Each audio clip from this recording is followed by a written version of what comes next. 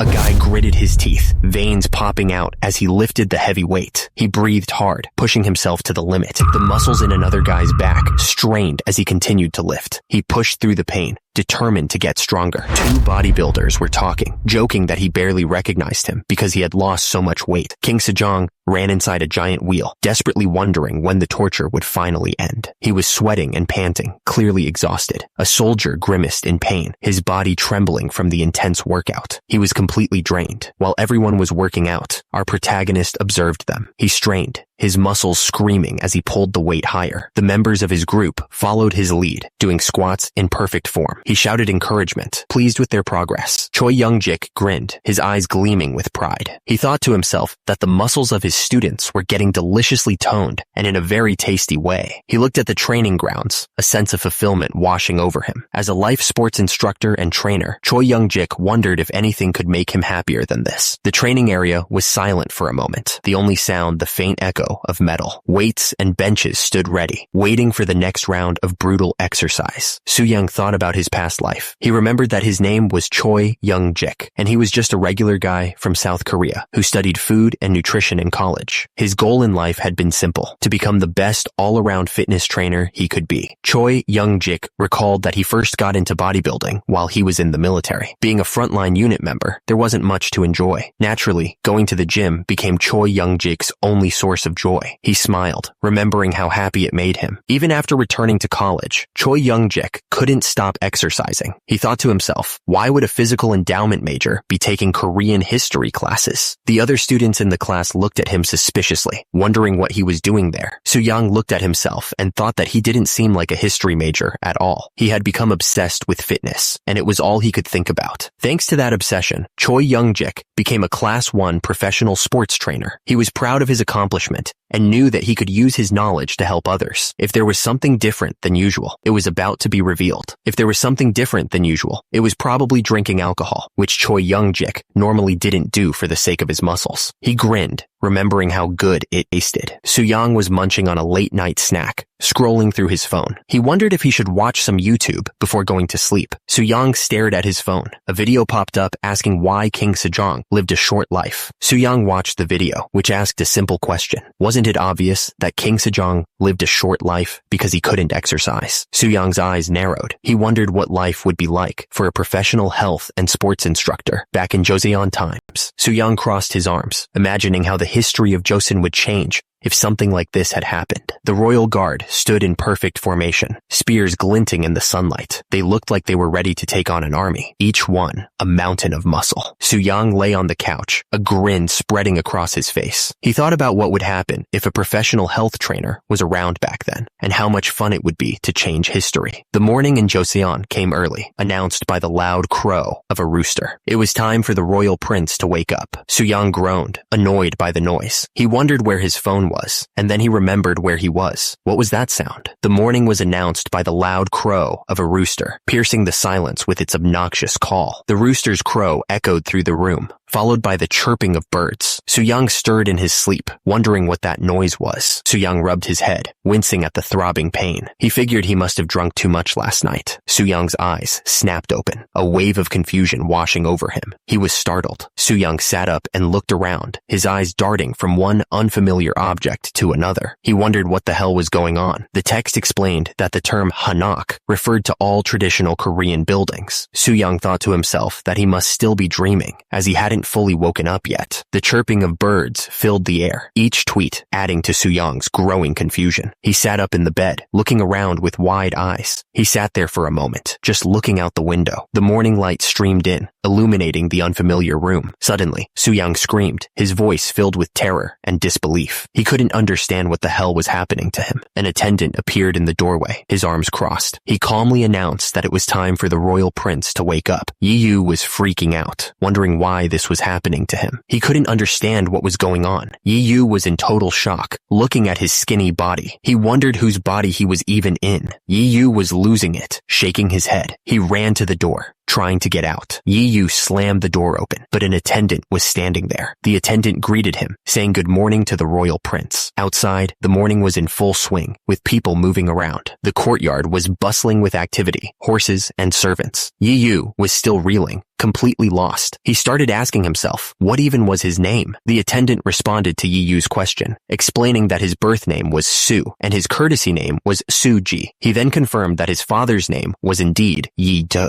Yi-do, a name with heavy significance. The fourth great king of Joseon, a legendary figure in history. It finally clicked for Yi Yu. If his father was King Sejong the Great, and his name was Yi Yu, that's insane. Yi Yu stared blankly, trying to process the information. Turns out, in history, he was known by a different name. Yi Yu's mind raced, trying to catch up with what was happening. He asked himself, why was he even here? Yi Yu looked up at the palace. The place felt so foreign. He wondered how he ended up in the Joseon time period. All my senses are too real. It seems like I really came to the Joseon era. Your Majesty, Grand Prince Jinyoung has arrived at court. Since I'm still called Grand Prince Jinyoung, this must be before 1445. It's obvious to be nervous as there is nothing familiar about this situation. But thinking about the man I'm about to meet right now, my heart is pounding like crazy. Historically greatest and popularly most revered figure of South Korea. To think I'm going to have an audience with the great King Sejong. As a history student, this is such an overwhelming moment. Right, you're here. Look how charismatic his voice and gasping are. I summoned you here because I had an order for you. Sejong demanded. What are you staring blankly at? Are you not awake yet? Suyang's eyes widened. Is this Sejong the Great? Sejong tilted his head in confusion. Huh? What is the matter? Suyang bowed slightly. I apologize. As father has shown a lot of insight in taking care of the national affairs. I was wondering what kind of decree you would bestow upon this dull son. That's why I failed to hold my manners. This automatic translation function is interesting. Sejong replied, don't call yourself dull. I adore your talent. So I'm going to assign you an appropriate task. We're going to rewrite the comprehensive reflections to aid in governance. Sejong commanded him to go to the Hall of Worthies and rewrite it in big letters. Suyang was shocked. The Hall of Worthies? I receive your command. The Hall of Worthies. Suyang mused. Who would have thought I'd come to the Hall of Worthies in my life? Someone commented, if the Grand Prince is the one who will fix the outline, you will be able to see words that are full of power. Suyang replied, please stop flattering me. Grand Prince Onpyeong's writing is better than mine. The other man chuckled. Ho ho, how humble of you. Suyang continued, by the way, it's not just words. I don't have any problem understanding words either, as if the memories of this body's original owner are still here. He flipped through the pages. He examined the text closely. Reading into this, the letters in this book aren't that small though, but the great King Sejong said that he couldn't see it well. Suddenly, Suyang's eyes locked onto a new target, the great King Sejong himself. According to the eyes of a 15-year trainer, he ran an ID index on the king. The results were less than ideal. Severely obese, BMI above 35. Not a good start. On top of that, his face looked too swollen. Even though it was a cool summer morning, he was forming sweat beads on his forehead. In summary, diabetes or impaired glucose tolerance, a previous stage of diabetes, is suspected. The history after this was as obvious as looking at fire. Not long after this, the great King Sejong would pass away. King Munjong would undergo 3 years of mourning twice in a row, then rapidly deteriorate and die. In the end, Donjong would rise to the throne, and after that, Suyang's mind raced, contemplating the grim future that awaited King Sejong. Number 1. I will never let it happen that way.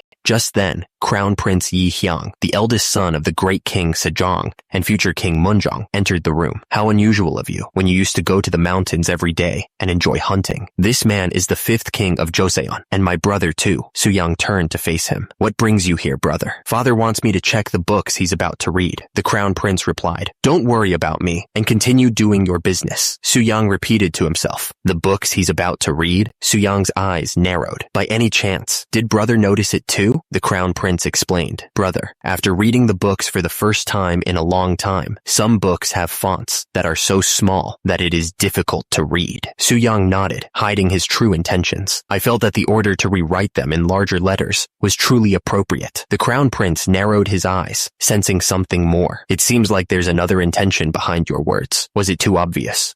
Were you aware of father's far-sighted vision too? Suyang played it cool. It was only a guess. The Crown Prince scrutinized him. You always acted like a know-it-all usually, but you changed a lot in a short period. Suyang pressed on. trying to gauge the severity of the situation. When did father's illness begin? I felt the signs appear since 1 year ago. The crown prince lowered his voice, concerned. But there's a difference with ordinary farsightedness. It doesn't seem like he simply can't see things close to him. No one knows about this yet, so keep your mouth shut. Suyang nodded in agreement. Yes, brother. Suyang smirked to himself, feeling like he'd gotten away with it. That went over naturally, right? As the crown prince left, Suyang was greeted by his attendants. Your Highness, have you been well? He simply answered, yeah. Suyang sat down, feeling the tension in his neck. Is it because I was too nervous while talking to him? The back of my neck feels pretty stiff. He began to stretch, tilting his head from side to side. He grimaced as he tried to work out the kinks.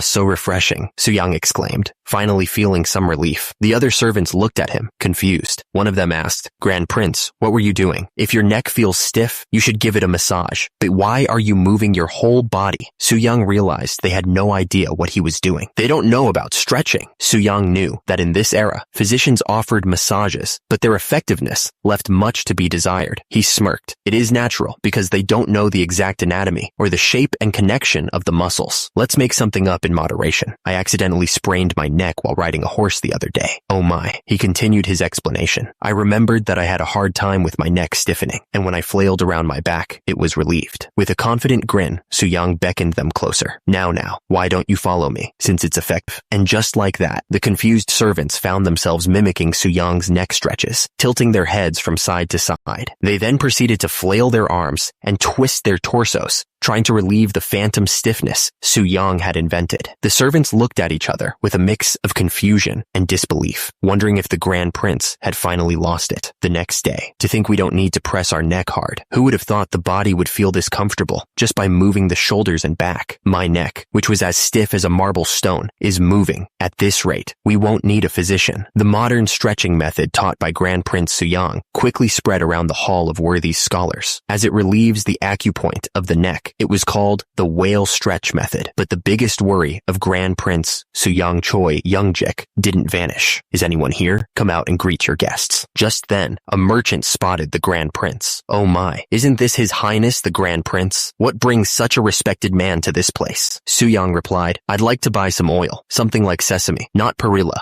or Paulownia tree oil. Other than sesame oil, we have beef tallow. I can even offer you some horse tallow right away. Suyang tossed him some coins. Collect 5 ml of the poorest quality oil and give it to me. One of the servants watched him, puzzled. Just now, he bought heartleaf, seaweed, and angelica root from the herbal medicine store. But why is he buying so much oil this time? I have no idea what he's thinking about at all. Suyang thought to himself, if my memory serves me right, Grand Prince Suhang would die after suffering from severe dermatitis. Until I find a way to go back to the modern time, I need a countermeasure. Even if it's a simple severe dermatitis, it's something fatal in this era. He clenched his fist. I must make it as soon as possible. Back at his residence, a servant announced, we have arrived at your abode, Your Highness. Suyang nodded. Yeah, great work. Suyang was thinking to himself, if I just resolve this problem, I can. Just then, a voice interrupted him. You have been visiting the streets very often recently. Suyang turned to face the speaker, a smile spreading across his face. That is correct, my wife. He was eager to test something out after looking at a book at the Hall of Worth. But wait, wife? His wife stared back, unimpressed. A few days ago, you were so focused on hunting, and now you are mingling with lowly people. It makes me wonder what you're thinking, dear. Right, he had a wife. He was looking for an object that was used to wash one's body during the Old Song dynasty. Calm down. He must be even calmer at times like this. His wife tilted her head. Is that so? Suyang nodded. Yeah, I thought it'd be worth a try. The thing he needs the most after coming to the Joseon era is soap. Even modern people suffer from various skin diseases if they exercise while wearing clothes that have not been washed properly. What if he did bodybuilding in this era, where soaps aren't around? Full of germs, he'd definitely suffer from various skin diseases. He remembered. He did make a soap in the gym where he used to work before. It was a poorly made soap because the building owner grandma said that she couldn't trust soaps in the mart, but for the most part, soap was soap. Youngjik realized that the production method of a soap is actually simple. You can make it by adding water mixed with ashes from burned rice straw to natural olive oil, mixing it with herbal powder and heating it. That's it. With this method, he thought, I should be able to create soap even in the Joseon era. Youngjik was confused. Your body gets dirty when you get oil on it. I never would have thought oil would be one of the ingredients to wash the body. He grinned. I plan to try out several things. In the book, it is said that all dirty water that has soaked into the clothes will leave, and that it removes old dirt too. So how good of an object would it be? His wife stared back at him, silent. Youngjik looked at her expectantly. I really hope that is the case. Huh, my wife? A small chibi version of Youngjik appeared in the corner of the panel, thinking to himself, what's with this couple? Are they not in a really good marital relationship? The sky over the Joseon Palace seemed to mock him with its cleanliness. Back in the kitchen, the soap-making process continued. The pot bubbled away, promising cleanliness in a world of grime. Youngjik watched the chemical reaction with satisfaction. I can see the saponification reaction, so it's a success for now. If I want to find the perfect ratio, I have no choice but to keep testing. He leaned in closer to inspect his concoction. It doesn't look visually pleasing at all, though. I wonder how good its cleaning power is. Youngjik turned to an attendant. I must test it out on me first. Later that night, the candles flickered, casting long shadows across the room. Youngjik lathered up his arm, giving the soap a try. It's still very lacking, but its cleaning is quite remarkable. He took a deep sniff. It smells savory, but there's sesame oil in it. The smell isn't really it. He stared intently at the bar of soap. If I just resolve the scent problem and make massive production possible, won't I be able to sell it in bulk to the Ming Empire too? The next problem is the great King Sejong's health. He recalled the king's sickly visage. Even King Taejong couldn't succeed in getting him to exercise.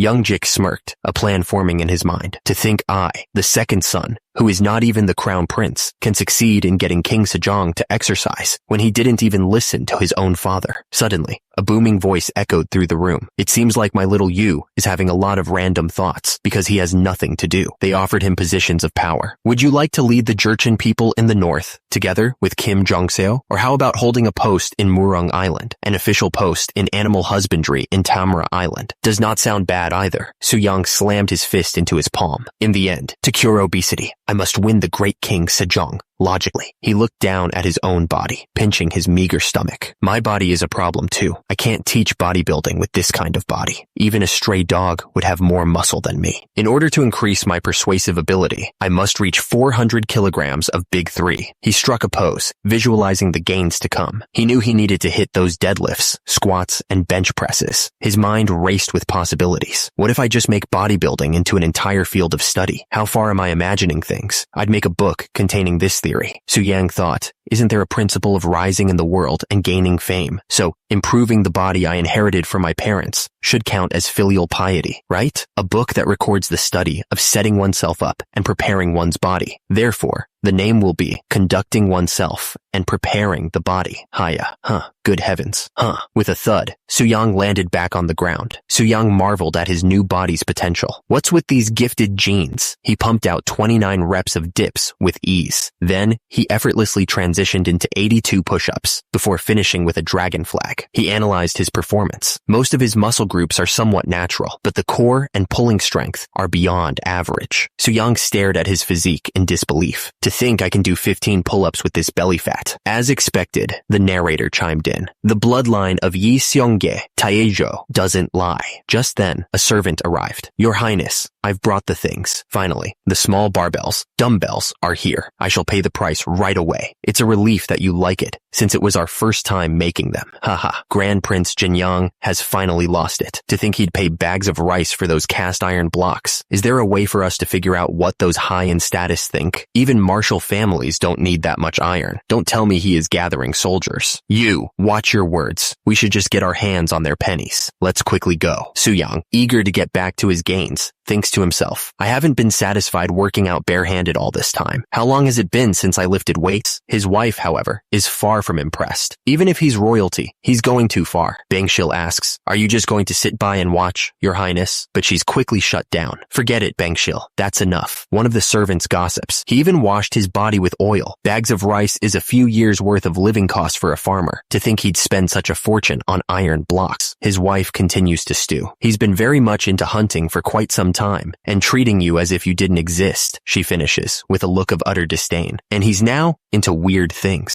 As the servants continued to whisper about Suyang's strange behavior, his wife finally snapped. What sin did our highness commit in her past life that but she was immediately cut off. I told you that's enough. The servant could only respond with a meek, ma'am. Meanwhile, Suyang continued his quest for gains, completely oblivious to the drama unfolding in his household. He admired a small flower, probably thinking about its protein content. He approached another man, holding the flower out to him. The man looked at him with a mix of confusion and curiosity. Back in her room, Suyang's wife was clearly not having a good day. I'd like to sleep early today. I don't need to be attended to. I'd like to be alone. Back in her room, Suyang's wife settled into a warm bath, the water filled with rose petals. Her eyes landed on a bar of soap sitting on a nearby table. Is that the thing he calls soap? She picked it up, examining it closely. He washes his body with this thing? She tilted her head, considering. But still, should I give it a try? Curiosity winning, she rubbed the soap against her skin. Bubbles instantly surrounded her. Her eyes widened in surprise. Wait, this? As expected, one must lift weights to feel like one has worked out. Who's there? Oh, it was you, my wife. It was nice to be able to remove grime with that thing called soap. Did you try it out too, my wife? But the problem is that the smell of sesame oil is pungent. I'd be mistaken for an oilman's wife if I washed myself with that every day. How about I use pig fat or beef tallow? But both of them are equally expensive. It had become a luxury enjoyed only by Joseon nobles, let alone something that can be sold to the Ming Empire. I thought about how to solve it easily. I think the scent will improve if you mix it with euodia tree oil or camellia oil. What do you think? Oh, that's it. Those definitely smell better than sesame oil and are easy to get too. Youngjik grinned, clearly pleased with himself. Thank you, my wife. His wife simply replied, it's nothing. Meanwhile, in a poor village in the Gyecheon area, a man watched Suyang's approach in disbelief. To think the Grand Prince Jinyang would visit this shabby place. Suyang approached him, a knowing look on his face. I remember your face clearly. You joined last year's autumn hunt as a chaser, didn't you? Wasn't your entire body covered in scars trying to drive the deer out of the bush? I remember how hard people worked at that time, so I'd like to reward you, at least now. I was going to give you silver tokens, but it seems wrong now. I have decided to provide your family with half 2 WE of sesame oil, 2 mel of rice, eggs, chicken, and other items twice a month. You must make sure to use them for your family. Good heavens, how would we repay this kindness? You don't have to, but you must report your children's height and weight twice a month. Absolutely, Your Highness. Over the next 2 days, Suyang promised to provide food to 20 children and ordered the children's weight and height to be recorded. Half of them were provided with an appropriate diet focused on protein, and the other half were provided with a diet focused on carbs and fat. Afterwards, he planned to record the changes in the children's body shape and exercise ability and use them as evidence. Little you are talking about that useless stuff again. He presented his findings with the zeal of a man who'd just discovered the secret to eternal youth. Father, please take a look at these records. Such perfect theory. These records would certainly be of great help in improving King Sejong's eating habits. Meanwhile, the blacksmith worked tirelessly, sparks flying as he hammered away at the metal. Suyang watched him work. Will it be possible? The blacksmith squinted at the diagram. I cannot read letters, but I can recognize figures. 30 chuk, 20 chuk, 10 chuk. Tell in 1 chuk is 30.3 centimeters. 1 round piece of iron weighs 30 gun, but isn't that the weight of 3 cauldron lids? The prince confirmed his calculations. Tell in 1 gun is 375 grams, 13.2 ounces. You want to put an iron bar on it, right? The blacksmith confirmed it. That's right. It should be good enough to put around 4 of them at each side. Got it? Suyang's request left the blacksmith bewildered. Pardon? Then 8 of them. Isn't that a total of 240 gun? Suyang nodded, already planning for future gains. To be honest, it needs to be able to withstand a bit heavier weight. The blacksmith looked up, his face a mask of confusion. I'd like it to withstand more than 300 gun of weight. Suyang, not finished with his requests, held out another diagram. I'd like to order one more thing. He grinned, presenting his next invention.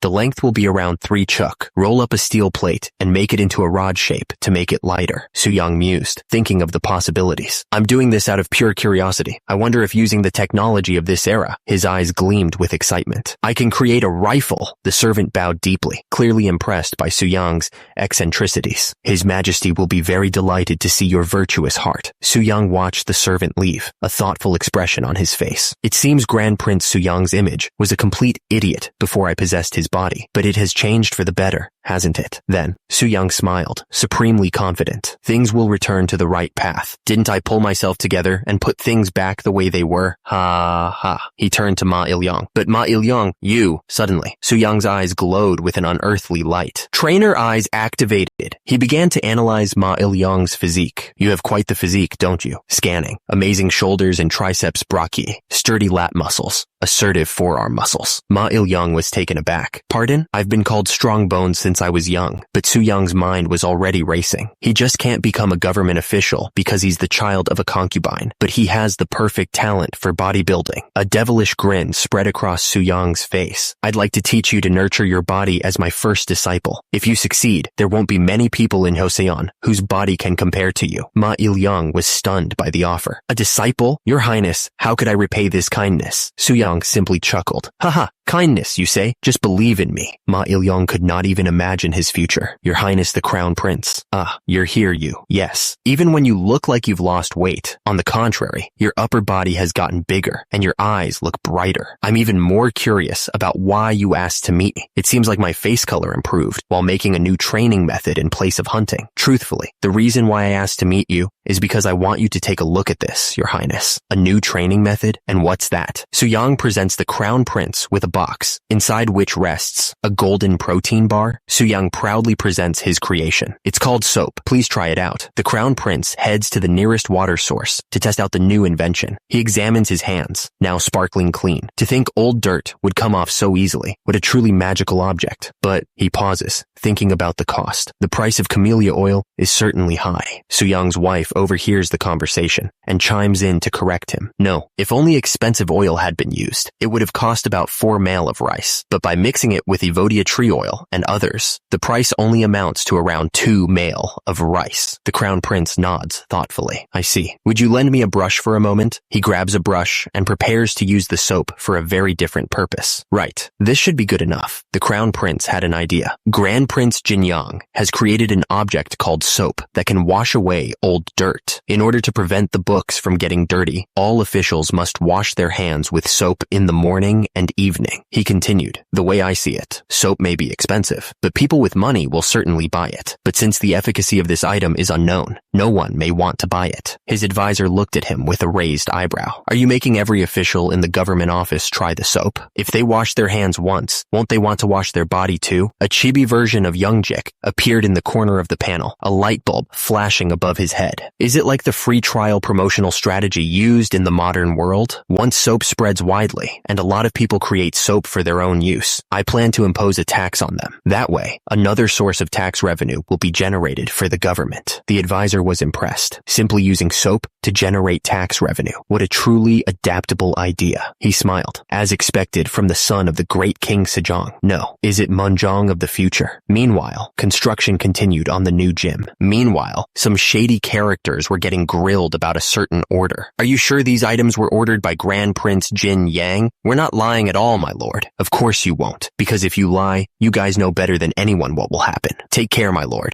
The order was clear. Melt away the items that Grand Prince Jin Yang ordered at once. Pardon, it's just right before the decided date, though. The damage we suffer will be indescribable. The man was furious. Are you saying that mere money is more important than our lives? Hurry and do it, will you? The men denied any involvement. We never met Grand Prince Jin Yang. Whispers began to spread throughout the court. The second prince who couldn't become the crown prince spent his wealth to gather a large amount of iron and was also busy training his body all day. The name on everyone's lips was clear. Grand Prince Jin Yang. A sinister smile spread across one of the court officials' face. You're finally revealing that dark. Have you heard that story? When I washed my hands with a thing called soap, the ink disappeared in an instant. Do you think it washes away only the ink? Even the facial grease disappeared right away. It's truly an odd item. However, do you know who created soap? Obviously, it's His Royal Highness the Crown Prince, isn't it? Hold on to your hat. It's none other than Grand Prince Jin Yang. What? But I thought he was only a troublemaker with a knack for miscellaneous matters. What an unbelievable story. Meanwhile, back in the gym, Su Yang pushed himself to the limit. 8, 9, 10 reps. 10 reps of bench press with 120 gun, or 45 kilograms. Soo-young mused that this progression made him feel like a bodybuilding deity who had descended to earth. One of his swole disciples watched in awe. "You increased the bench press weight again, Your Highness." Soo-young wiped the sweat from his brow. "How can I reduce the amount of effort I put in when training the body is an act of filial piety? Muscles are best. Muscles rock." He glanced over at his makeshift weights. "The current appearance of my weights reminds me of the rusty barbell in the army gym, but they are still quite usable. There were some issues in the making process, though." A blacksmith bowed apologetically. "The rest of the big barbells couldn't be completed due to urgent matters, Your Highness. I will return all the silver tokens you paid." Soo-young considered the blacksmith's words. "I heard he never misses deadlines. Was it difficult because of the new design?" He turned to another craftsman. "Now, it's your turn." The craftsman stammered nervously.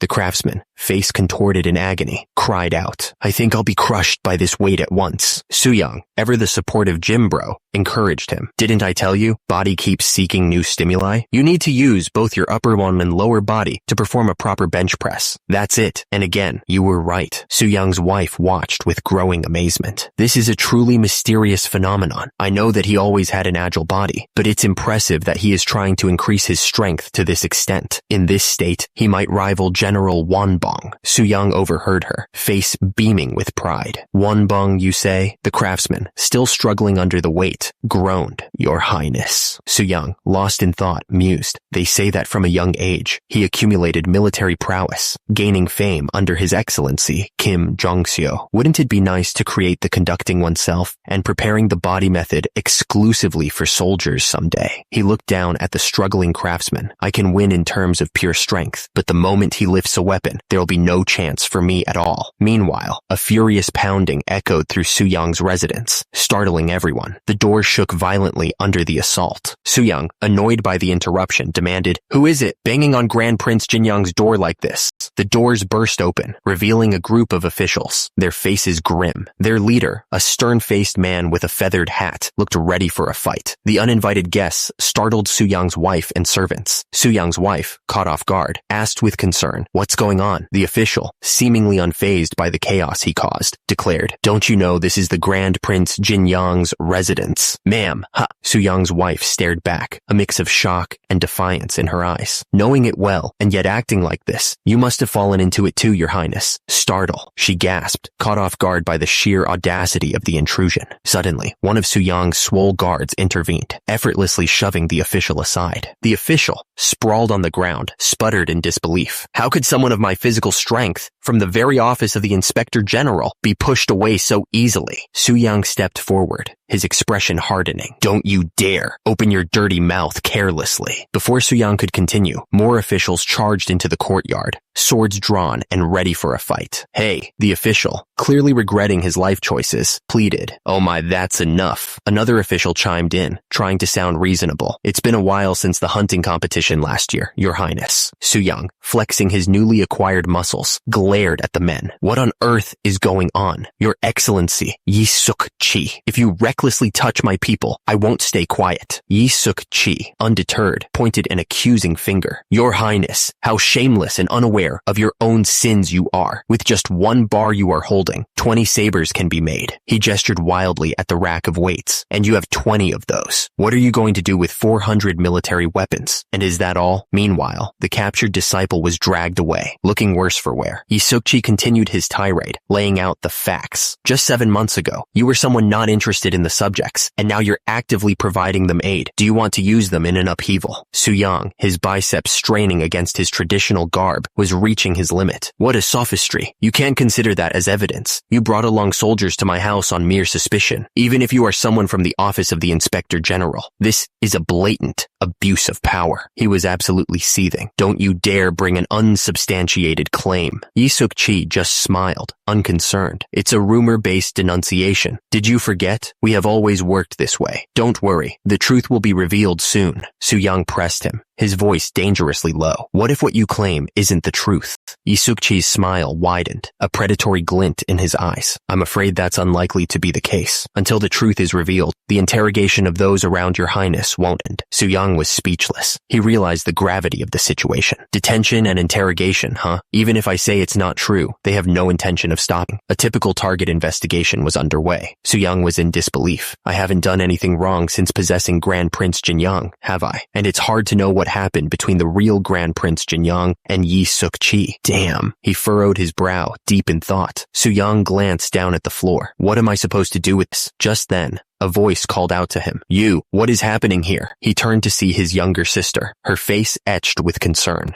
Elder brother! Just then, a voice booms out, interrupting the tension. I heard negative rumors about you, so I came by in person. Your Royal Highness, the Crown Prince. The Crown Prince eyes Su-young warily. Although I believed that you had figured out a method for training your body. Don't get too close. If that person dreams of an upheaval, who knows what he might do? Su-young looks back, confused. That person? The Crown Prince's advisor steps forward, his gaze sharp. Watch your words, Inspector General. He's not that person, but his younger brother. The Crown Prince turns his attention back to Su-young, gesturing towards the gym equipment. It's a common law for those who are unsatisfied with their relatives to use their wealth privately. You, try to convince me about these devices. Su-young's brow furrows as he responds, his voice firm. Even if one is family, the sin of going against it cannot be forgiven, and the same is true for someone who defames my sibling. The Crown Prince's threat hangs in the air. You too should risk your neck. The Crown Prince's threat hangs in the air. You too should risk your neck. With a resounding thud, Su-young's feet hit the ground. Su-young turns to the Crown Prince and his advisor. It's great that you are here. I needed to talk to you anyway. Su-young gestures to one of his attendants. Bring me the conducting oneself and preparing the body. Yes, master. Su-young explains his grand plan. The reason why I made and trained my body was to put it to use for something really important. He hands the book to the Crown Prince's advisor. First, please check my regimen. What is so important about it that you made a book? The advisor skims through the pages. So you have concluded that nurturing a good body shape is an act of filial piety. Well, that isn't wrong, but the Crown Prince eyed the gym equipment with suspicion. I don't understand why you need such huge devices. He continued, clearly not impressed. Why would you go through such an inconvenience just to make one regimen? Su-young turned to the Crown Prince, his expression serious. I think we should talk privately about it. As they walked, Su-young lowered his voice. You also know that our father's health is deteriorating with each passing day. I shouldn't say this, but I'm sure he has a disease. The Crown Prince scoffed. It's just his age. You are overthinking it. If you really have medical knowledge, tell me what his illness is. Su-young's advisor chimed in, equally concerned. Yes, your highness. You must have noticed that these days, his face looks feverish, and he sweats a lot, even when it isn't hot. I'm sorry to say this. Su-young's face darkened. I suspect he has high blood sugar. Su-young continued to explain his diagnosis. The cause of high blood sugar is excessive accumulation of yang qi. He elaborated. It's likely due to him consuming an excess of food beyond what is necessary. The Crown Prince listened intently as Su-young laid out the facts. He doesn't even indulge in physical activities, so there is no way to release the yang qi. What's more, the high body temperature has affected his eyes and worsened his eyesight. Is that why you have been out to help people? I heard you were making a record after distributing food to the children. Is that act also related to our father? Su-young confirmed his suspicions. Yes, I've concluded that a few bowls of rice and eggs are enough to make someone obese. What's going to happen to our father is quite obvious. That's why I am trying to make a record related to eating and working out, he added, and make our father see it himself. The Crown Prince, now understanding Su-young's motives, addressed the Inspector General. Inspector General, get your men to step back. It seems like Prince Jinyoung didn't have a bad intention.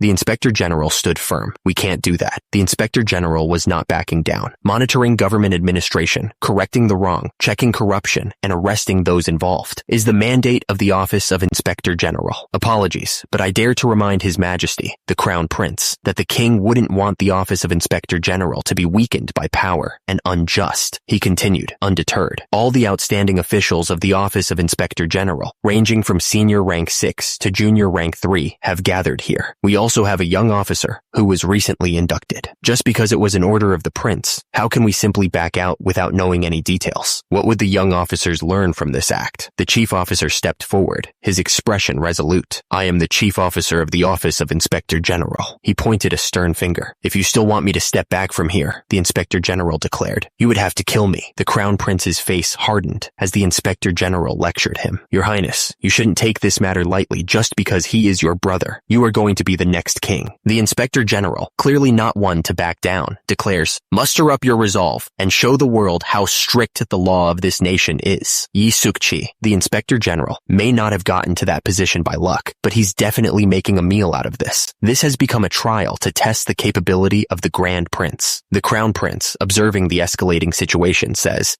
I don't know about other things, but I think you have to explain why you need so much iron and so many devices. Su-young, seeing no other way out, responds, since push has come to shove, yes, your highness, I will show you myself. He declares with unwavering resolve, I will prove it with my strength. Su-young explains his methods. Too much yang qi has accumulated in father's body and is now manifesting as the signs of aging. If we remove the excess qi through working out, he will get better, but we all know that he doesn't like moving. So what if we show him a strength he has never seen before? Don't you think it would motivate him? For example, showing the strength of Xiang Yu. If I can't convince them, it won't work for father either. So, I understand. Su-young, now with a clear goal, shouts out, listen, Prince Jin Yang was inventing a regimen for the people's health. Those irons are his inventions to help that. You mean he really uses those to train his body? Those lumps of iron that look heavier than most of the cauldron? Just then, an idea sparked in the Crown Prince's mind. I've got a great idea. The reason why he is being suspected is because we don't understand how all those are used. He continued, then, if he shows you how he trains himself with those, he can't be falsely accused anymore, right? What do you think? Anyone who would like to come forward? An official, face obscured by his hat, declared, let me challenge him. The man's eyes glinted with confidence. I have never lost to someone in strength. If he is found weaker than me, it'll prove that everything he said until now was a lie. Su-young cracked his knuckles. Stepping forward, the crowd murmured in anticipation, eyes glued to his bulging biceps. He flexed his arm, muscles straining against his white robes, as the officials looked on with a mix of apprehension and excitement. The challenger, gritting his teeth, struggled to bench press the weight. Su-young explained the exercise. This training is called bench press. He elaborated on its benefits. It's for training arm, and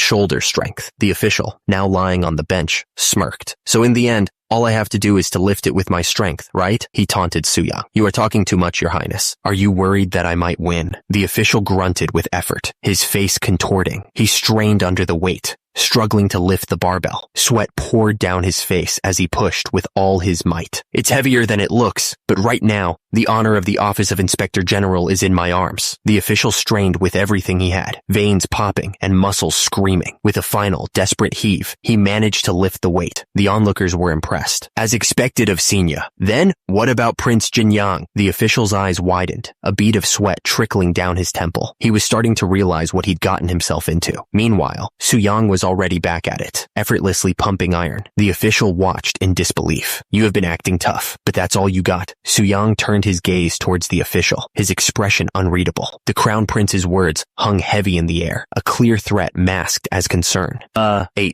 9. With a clap of his hands, Su-young was ready to drop some knowledge. That was a really great performance, Joel, your highness. This is absurd. The defeated official was beside himself. I, who is invincible in the Office of Inspector General, lost in a contest of strength. Su-young began to lecture the crowd on the finer points of fitness. In physical fitness training, the number of repetitions depends on the goal of the training, and I can lift up to 175 gun at once, which he helpfully translated. 105 kilograms. The crowd was shocked. What? The official scoffed, trying to regain some dignity. Nonsense. Even if you won the contest, you can't just say such nonsense. That's enough. Let's go. We are leaving for today, but that doesn't mean you are out of suspicion. I will keep doing my job with all my effort. Su-young watched them go. So, the Inspector General was going to keep his eyes on him. He narrowed his eyes, a spark of determination in them. I will do the same. Anyway, I'm out of the immediate danger. And now elder brother is aware of King Sejong's illness. The Crown Prince's advisor bowed respectfully. I will also take my leave. Okay, your highness. Take care. Elder brother said he is going to help me with the making of the conducting oneself and preparing the body. This is really making the best of a bad situation. Su-young sighed in relief. This could have ended up worse. I am glad it was resolved well. He turned to his wife, a gentle smile on his face. Sorry, it must have surprised you. I should have been careful and discussed this with you earlier. No, I'm ashamed for not realizing your good motive. He took a step, but his legs wobbled beneath him. I won't let this kind of a thing happen. My legs, like manga.io. Suddenly, Su-young pulled his wife into a tight embrace, his biceps practically crushing her. She yelped in surprise. Wait, dear! The royal servants were aghast at the public display of affection. You can't do this in the middle of the day. The crown prince's eyes narrowed with suspicion. How could you? Su-young's wife, cheeks flushed, stammered. Let's not do this here. We must go to the bedroom. Even the peanut gallery in the corner was shocked. What is this atmosphere? Don't tell me. This is probably... The scene cuts away, transitioning to a tranquil, peaceful village at sunset. Back in the palace, the Inspector General stood firm, unwavering in his resolve. I'm sorry about what happened. I will take full responsibility. Forget it. The Crown Prince, however, seemed unfazed by the whole ordeal. It's not like we didn't gain anything. What, among those devices, was an unusually thin and hollow item. It looked like a miniaturized and elongated chong-tong. I have observed that he is interested in weird objects, so I'm sure he has ulterior motives. What if he is improving Sei Chong-tong to develop a new form of artillery? A year ago, during the hunting contest, I clearly saw the true colors of that beast. That very grand prince Jin Yang is creating, conducting oneself, and preparing the body as an act of filial piety? Ludicrous. I will be watching you to uncover what you are hiding in that dark mind of yours. While Prince Jin Yang was going about his daily life as usual, after a few days, news came that the smithy had resumed the construction of the devices. 3 months after. What did you just say? I wasn't feeling well, so I went to see a physician, and he said I'm pregnant. I think I got pregnant that day. Pregnant? My kid is 3 years old. I don't have the time to work out. The official continued to rant about fitness. Trust me, bro. Your life will change if you exercise. Post-workout freshness is the ultimate nectar of life. It's all nonsense. I don't want to get nagged by a bastard who couldn't get married, even until the age of 40. Su-young was taken aback. What are you saying? Don't you know I am married? I even have 2 wives. Honey, dear Barbell, and Dumbbell, he reminisced. A few days ago, I had such a life, but now I'm a father? The woman beams, cradling her stomach with both hands. Su-young was stunned. Pregnant? Did you say pregnant? Dear. The official's eyes widened with excitement. We must inform His Majesty the King of such great news right away. The Crown Prince's advisor smiled serenely. It gives me immense pleasure to see you so happy, my dear. Let's go together and offer incense to deities. She declared, I have to be healthy in order to give birth to a healthy child. So I was also thinking about learning conducting oneself and preparing the body. We can start with simple posture to not wear you out. She instructs Su-young. Take in a slow and deep breathe.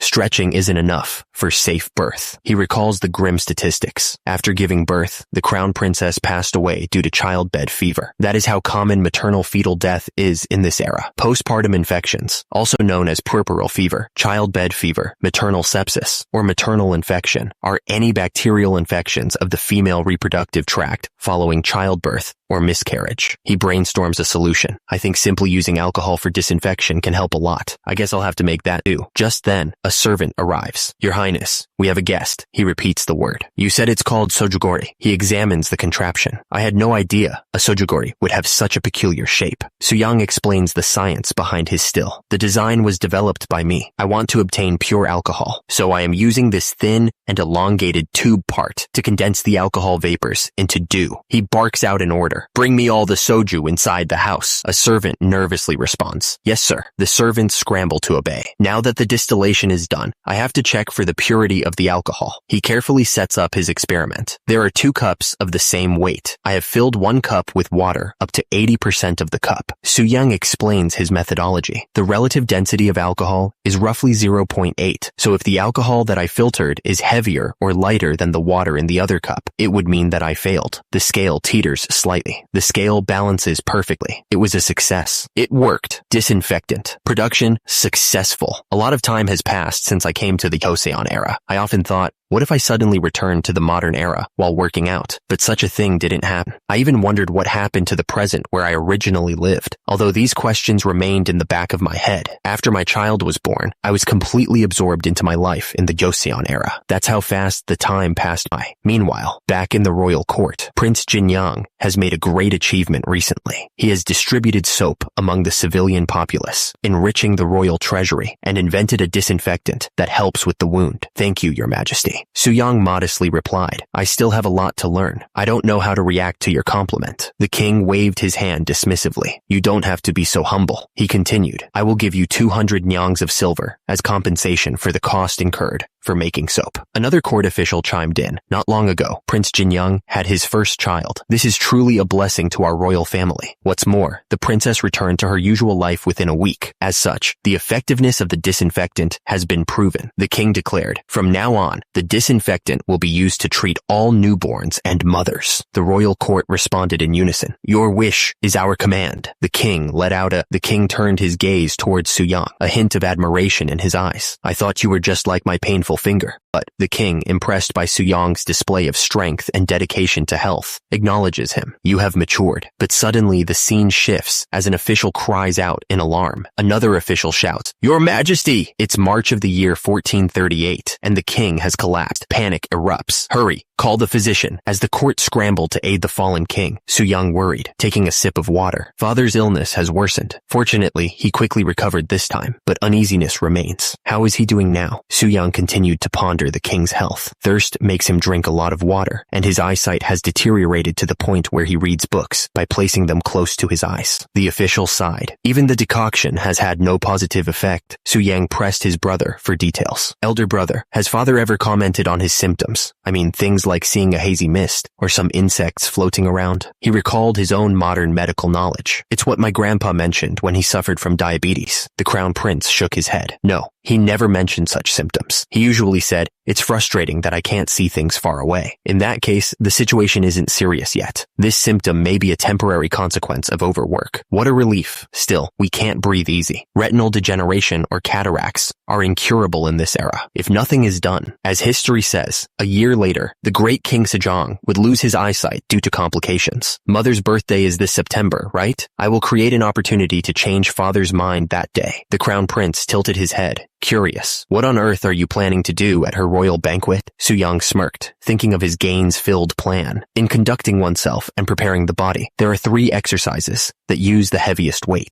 Suyang laid out his ambitious plan. The key to saving the king lay in mastering the fundamentals, like the deadlift. Together, they're called the Big 3 exercise. At our royal mother's birthday banquet, I will perform with a total of 1,000 gun in the Big 3 exercises. 1,000 gun in the Big 3 exercises? Doesn't this weight sound ridiculous? The palace guards, who were ordered to try it, failed to lift even 600 gun in the Big 3. Up.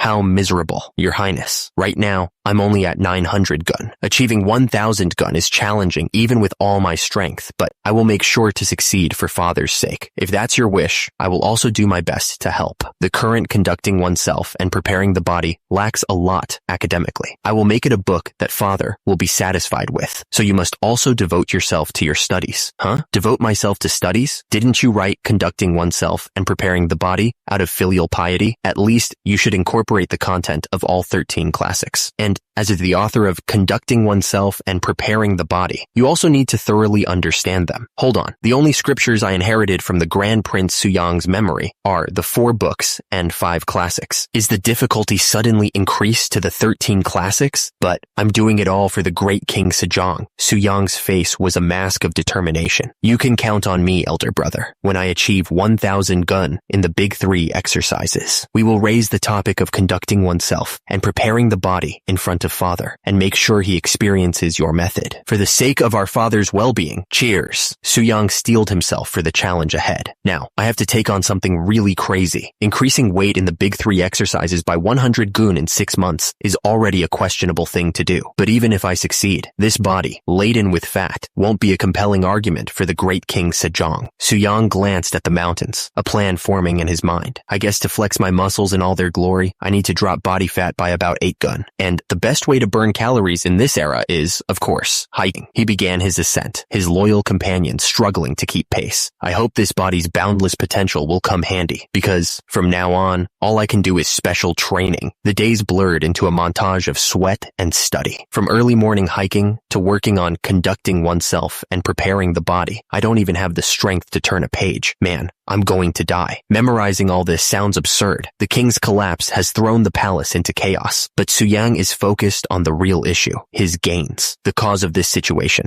Ha ha ha. Father's blood flows in your veins, doesn't it? I finished the 3 classics in just 2 weeks, so you, considering your remarkable talent, should do it in 1. He looms over you, a glint in his eye. Don't tell me. You have complaints, you. Meanwhile, the sun sets on another day of hard work. Back in the palace, the dinner menu is revealed. Napa cabbage, cucumbers, beef rump, rice oatmeal. Suyang stares at the less than optimal meal, his wife looking on nervously. Is this really acceptable for you? He sighs, knowing what he has to do. Oats are something eaten to unavoidably fill the stomach. I have to prove my filial piety through the conducting oneself and preparing the body at mother's birthday. He clenches his fist, thinking of his mother, how much she must be worried, seeing my extra flab. Suyang's eyes blaze with determination. I'll eat like this until my filial piety is proved. His wife, witnessing his dedication, feels a pang of guilt. I'm only ashamed for not understanding your great ambition, my dear. Fearing that the beef rump might be bland without seasoning, I salted it apparently. It was all for nothing. She calls out to the servants. Are you there, Bangshil? Take away the table that has been served for my dear now and bring a new one. Make sure never to add seasoning to the food my dear will eat in the future. Never. But the damage is done. Blur. Suyang stumbles outside, barely holding it together. Hugh. Despite the setback, Suyang is back at it, deadlifting with a vengeance. Undeterred by salty beef, Suyang decided to try some good old-fashioned rock climbing. Meanwhile, the crown prince was still plotting, poring over documents by candlelight. Back at the training grounds, Suyang and his men stood silhouetted against the sunset, their physiques more impressive than ever. His gains were undeniable, and time flew by quickly. Queen Sohaeon's birthday banquet. Suyang struck a pose, showing off. Look at the fast body of this humble me. The king watched Little Gu, showing off his horseback riding skills, and chuckled. Little Gu's horseback riding talent has reached a new level. How commendable. Zooming in through the king's eyes, we see Little Gu on horseback. The king watched with a smile. Meanwhile, the crown prince was still plotting. Your turn is the last. Even among the royalty, everyone thinks you're going to show off your body, like street performers. Elder brother, have you mentioned conducting oneself and preparing the body to anyone else? Suyang listened intently. When I told the crown princess in the morning that you carried 300 gun, she didn't believe it and even got angry. So, just make our plan work out. The crown prince continued. And then, father will surely show interest in conducting oneself and preparing the body. Suddenly, a gust of wind blew. A voice echoes out. A thing I ask of you, you, the hooded figure, you, stands before a high-ranking official, his expression unreadable as he listens to the request. The royal banquet is in full swing. Next is Grand Prince Jinyang. Suyang steps forward, ready to show off his hard-earned gains. Royal Mother, I sincerely offer you my congratulations on your birthday. The fact that I exist in this world is all thanks to the divine kindness of His Majesty, the King, and Your Majesty the Queen. With this in mind, I have created conducting oneself and preparing the body, which means a healthy discipline for self-establishment and development of a fit body. You, that huge iron object behind you, what exactly are you trying to show? I have prepared something small, just to repay your kindness. This humble me is overwhelmed with myriad emotions. What I show you today is something bestowed upon me by both of you, my royal parents. I present to you this outstanding body, Queen Sohyeon's birthday, in the year 1438. The ceremony that altered the entire course of Joseon's history unfolds right here and now. The courtiers gawk, completely bewildered. I've never seen such a body in my life. Is this person the same Grand Prince Jinyang we know of? Suyang steps up to the bench press, a predatory glint in his eye. Well then, let's begin. The peanut gallery whispers in confusion. Begin what? What is he trying to do? Suyang lowers the gargantuan weight, his muscles straining against the load. He pushes with all his might. The onlookers are astonished by the sheer size of the weights. Those plates, aren't they even larger than when I struggled with them? Suyang lowers the weight, his muscles screaming in protest. Huap! He pushes the weight back up, completing the rep. The courtiers are losing their minds. Wait, what? Where does he draw his strength from? His strength is incredible. The weight clatters back onto the rack. Sweat glistens on Su Yang's chest as he sits up, invigorated. He explains the exercise. One of the important activities in conducting oneself and preparing the body is this exercise I call bench press. Through this movement, you can train your chest, shoulders, and arms. The Queen Mother clasped her hands together, still reeling from the display. I don't know what I just saw. An official nervously calculated the weight. How much does it all weigh? The iron bar is 40 gun, and the cylindrical plates combined are 240 gun. Altogether, it's 280 gun. The king's eyes widened in disbelief.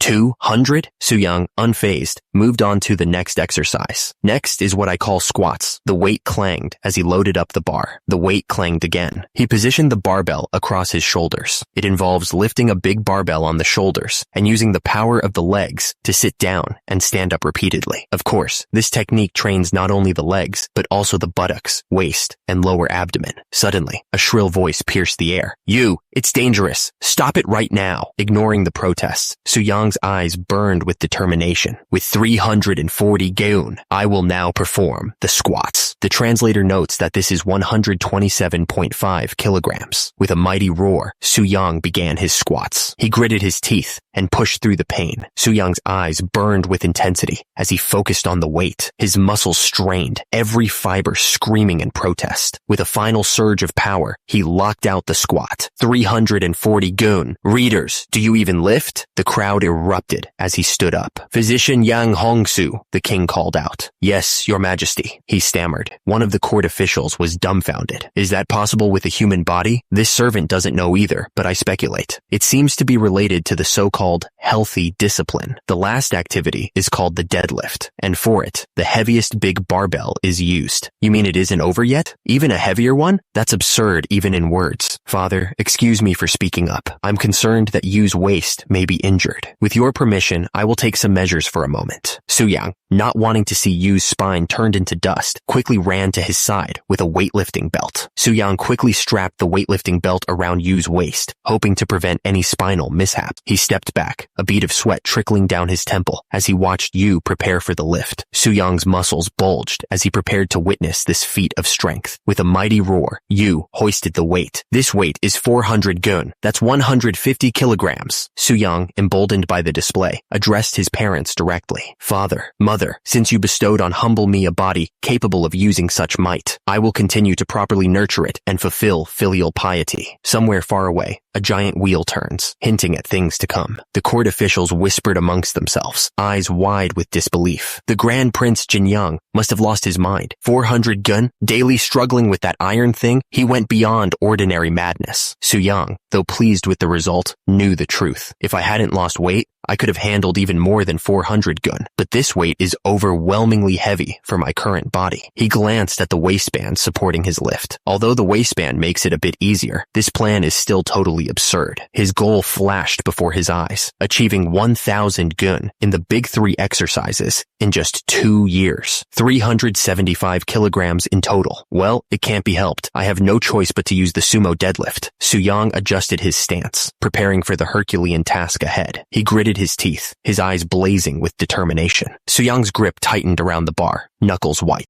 The weight strained against gravity, groaning under the pressure. It's going up. Is it really possible for that heavy mass of iron to be lifted solely with one person's strength? And with a final surge of power, the weight crashed back to the ground. Su Yang's hands, though victorious, dripped with the price of his ambition. The crowd was left in stunned silence. With the weight down, Su Yang stood tall, a monument of muscle against the Joseon skyline. The crowd was silent, unsure what to make of this display of strength. Su Yang's hands, however, were screaming in pain. Blood dripped from his torn palms. The queen, witnessing this madness, gasped, "Royal Mother!" The weight crashed to the ground with a resounding boom, shaking the very foundations of the palace. The force of the impact pulverized the stone floor. The court officials looked on in stunned disbelief. The queen's attendant looked like she was about to faint. The queen, utterly bewildered by the display of raw power, could only stammer, "My dear." Su Yang stood there, a mountain of muscle, the very embodiment of physical prowess. He turned to his mother, realizing she was inspecting wiping his torn hands. Royal Mother, the queen, holding his bloodied hands, began to speak. You've been using those irons daily for 2 years, so your hands are like this now. What do you mean by that talk of filial piety? But then, a surprising change of heart washed over her face. In all my life, I've never seen a greater manifestation of it than yours. Tears streamed down her face as she continued. Seeing you train your body to this extent makes my tears flow incessantly. Su-young, touched by his mother's unexpected reaction, responded softly, Mama. The queen's praise wasn't the only reaction. One of the onlookers was still reeling from the visual feast he had just witnessed. I know that those who have mastered martial arts may show visible muscles on their abdomen, but to have such distinct texture, look at how the muscles inside are moving. King Sejong, visibly impressed, chimed in. Indeed, you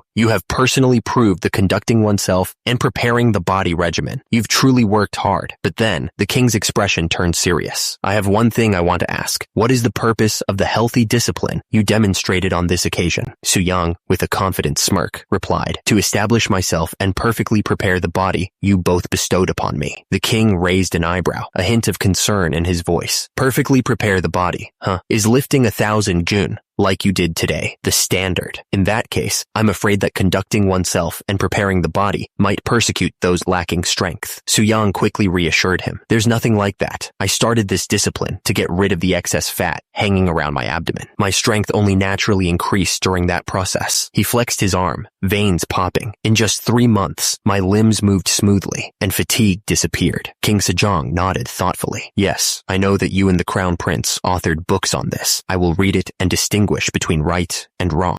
Let's discuss conducting oneself and preparing the body at the palace later. Su-young beamed, clearly pleased with the king's response. Your royal grace knows no bounds. The king continued. Besides, your royal title, the Grand Prince Jinyang, doesn't seem satisfactory. He gestured regally. Since you invented the healthy discipline and reached its peak, I suggest taking Su from Su-youngbu to name you. And with that, a new title was bestowed upon the swole prince, the Grand Prince Su-young. Under the silent gaze of the moon, the palace stood still, unaware of the seismic shift that had just occurred within its walls. The king picks up the book, clearly impressed. This book is truly extraordinary. He looks up at his son, a flicker of suspicion in his eyes. Even though you lend him a helping hand, since when did you read widely to become this knowledgeable? Su-young bows slightly, maintaining his innocent facade. This humble son of yours has also read this book and marveled many times. I simply compiled the regimen you've managed to create into these books. The king's eyes narrow as he flips through the pages. Unlike other books, there's a diagram he specifically put at the end of volume 1. Alright, today I'll check just this one. He begins to read. Changes in eating habits and body as seen through the growth records of children in Gaichen. Gathering and analyzing data when making policies is quite like me. The king continues to read, his brow furrowing in concentration. If you cook rice with 1 mal of grains, 17 liters, 6 kilograms, an adult can eat it for 10 days, while children can fill their stomachs for twice as long. On the other hand, overeating results in excess fat. A spoonful of sesame oil every day overflows children's bodies with strength. The king's eyes widen in horror as he finishes the passage. Meanwhile, a person with a full stomach gains over half a gun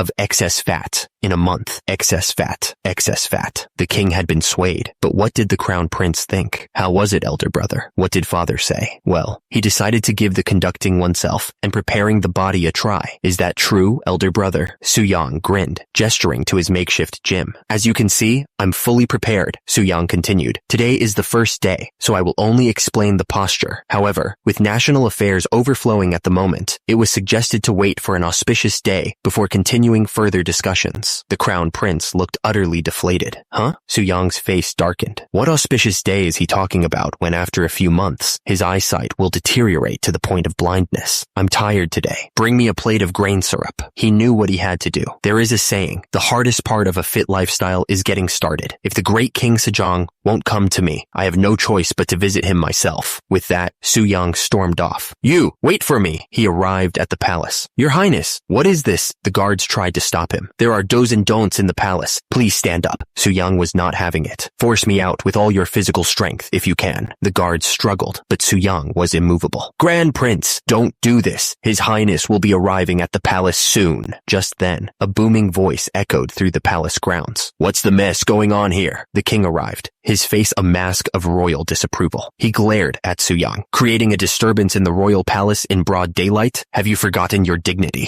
Su Yung wasn't deterred. Father, there is something that really needs to be discussed. The king sighed, already knowing where this was going. I'm certain it's about conducting oneself and preparing the body, isn't it? Besides, I've already read it, and I'm sure I express the will to experience it when I have time. I shed tears of gratitude for Father's immense generosity. However, Su Yung cut him off, undeterred. The right approach to conducting oneself and preparing the body is starting from today and doing it consistently. The king recoiled, sparks flying around him. Let's start exercising, he repeated, exasperated. I said I'm busy. The king narrowed his eyes. Tell me, Grand Prince Su Yung, did you write conducting oneself and preparing the body, suspecting that I had an illness? Su Yung stood his ground. I meddled because signs were appearing. It says in books that the most proper thing is to treat the illness in advance. The king immediately called upon the physician. Physician Yang Hongsu, what signs of illness do you see in me? Physician Yang Hongsu stammered. The only matter of concern is that your majesty the king perspires profusely and drinks a lot of water. Su Yung watched the exchange, knowing he had to push harder. It's obvious why the great King Sejong brought along the physician. Did you hear what he said? He says there are no special signs of illness. He thought to himself, he must have already read the annexure diagram in conducting dressing and preparing the body and have been seriously contemplating his illness. It's just that he hates exercising. Therefore, all we need is one final blow. Su Yung pressed on. Considering the symptoms, I guess that father's illness might be similar to high blood sugar, so I tried to put my body in a similar condition. One of the court officials was shocked by Su Yong's bold claim. What? Meanwhile, Su Yung stood tall, his muscular frame gleaming in the sunlight, a stark contrast to the frail scholars around him. The crown prince was taken aback. He stammered, huh? When? Declared, I've put my body into a condition similar to Sogul. The court official sputtered. What? Ignoring the outburst, Su Yung explained, Sogul is a disease where an excess of yang qi destroys the body. As we know, sugar is also used as a medicine to make up the yang qi. Eating too much grain syrup or taffy can cause temporary Sogul. As a result of experiencing Sogul this way, I often became extremely thirsty and drank up to a bucket of water. Moreover, my vision often went dark due to excessive fatigue, and I fell asleep on the spot. Su Yung turned to the king, his expression serious. These symptoms, are they the same as the ones you experienced, father? He thought to himself, of course, I was lying when I said I made myself fall into Sogul. I just recited the knowledge about diabetes from the modern world. To convince the great King Sejong, of course, I can lie this much. Unknown to him, he even got his brother deceived unintentionally. He thinks to himself, when did this bastard do that? 5 days. Very well. If I see no improvement in 5 days, I shall charge you with the crime of deceiving the king. Of course, father. At this rate, my whole insides will be twisted. Su Yung corrected the king's form. Father, you must not crouch your body. The crown prince watched in disbelief. That? He's saying that again. He'd nag at me if I got the position just a bit wrong. Please, straighten your body and strengthen your back. The king was starting to get fed up. How long do I have to keep doing this? Su Yung finally relented. Father, an hour has passed, so we can wrap up here. The king was overjoyed. Very well, that's the most delightful thing you've said. Su Yung crushed his hopes immediately. I was talking about the warm-up. The king groaned as he was forced to continue lifting. The king, though exhausted, was starting to see the light. Father, he grunted with effort. You must exhale when exerting your strength and inhale when relaxing. I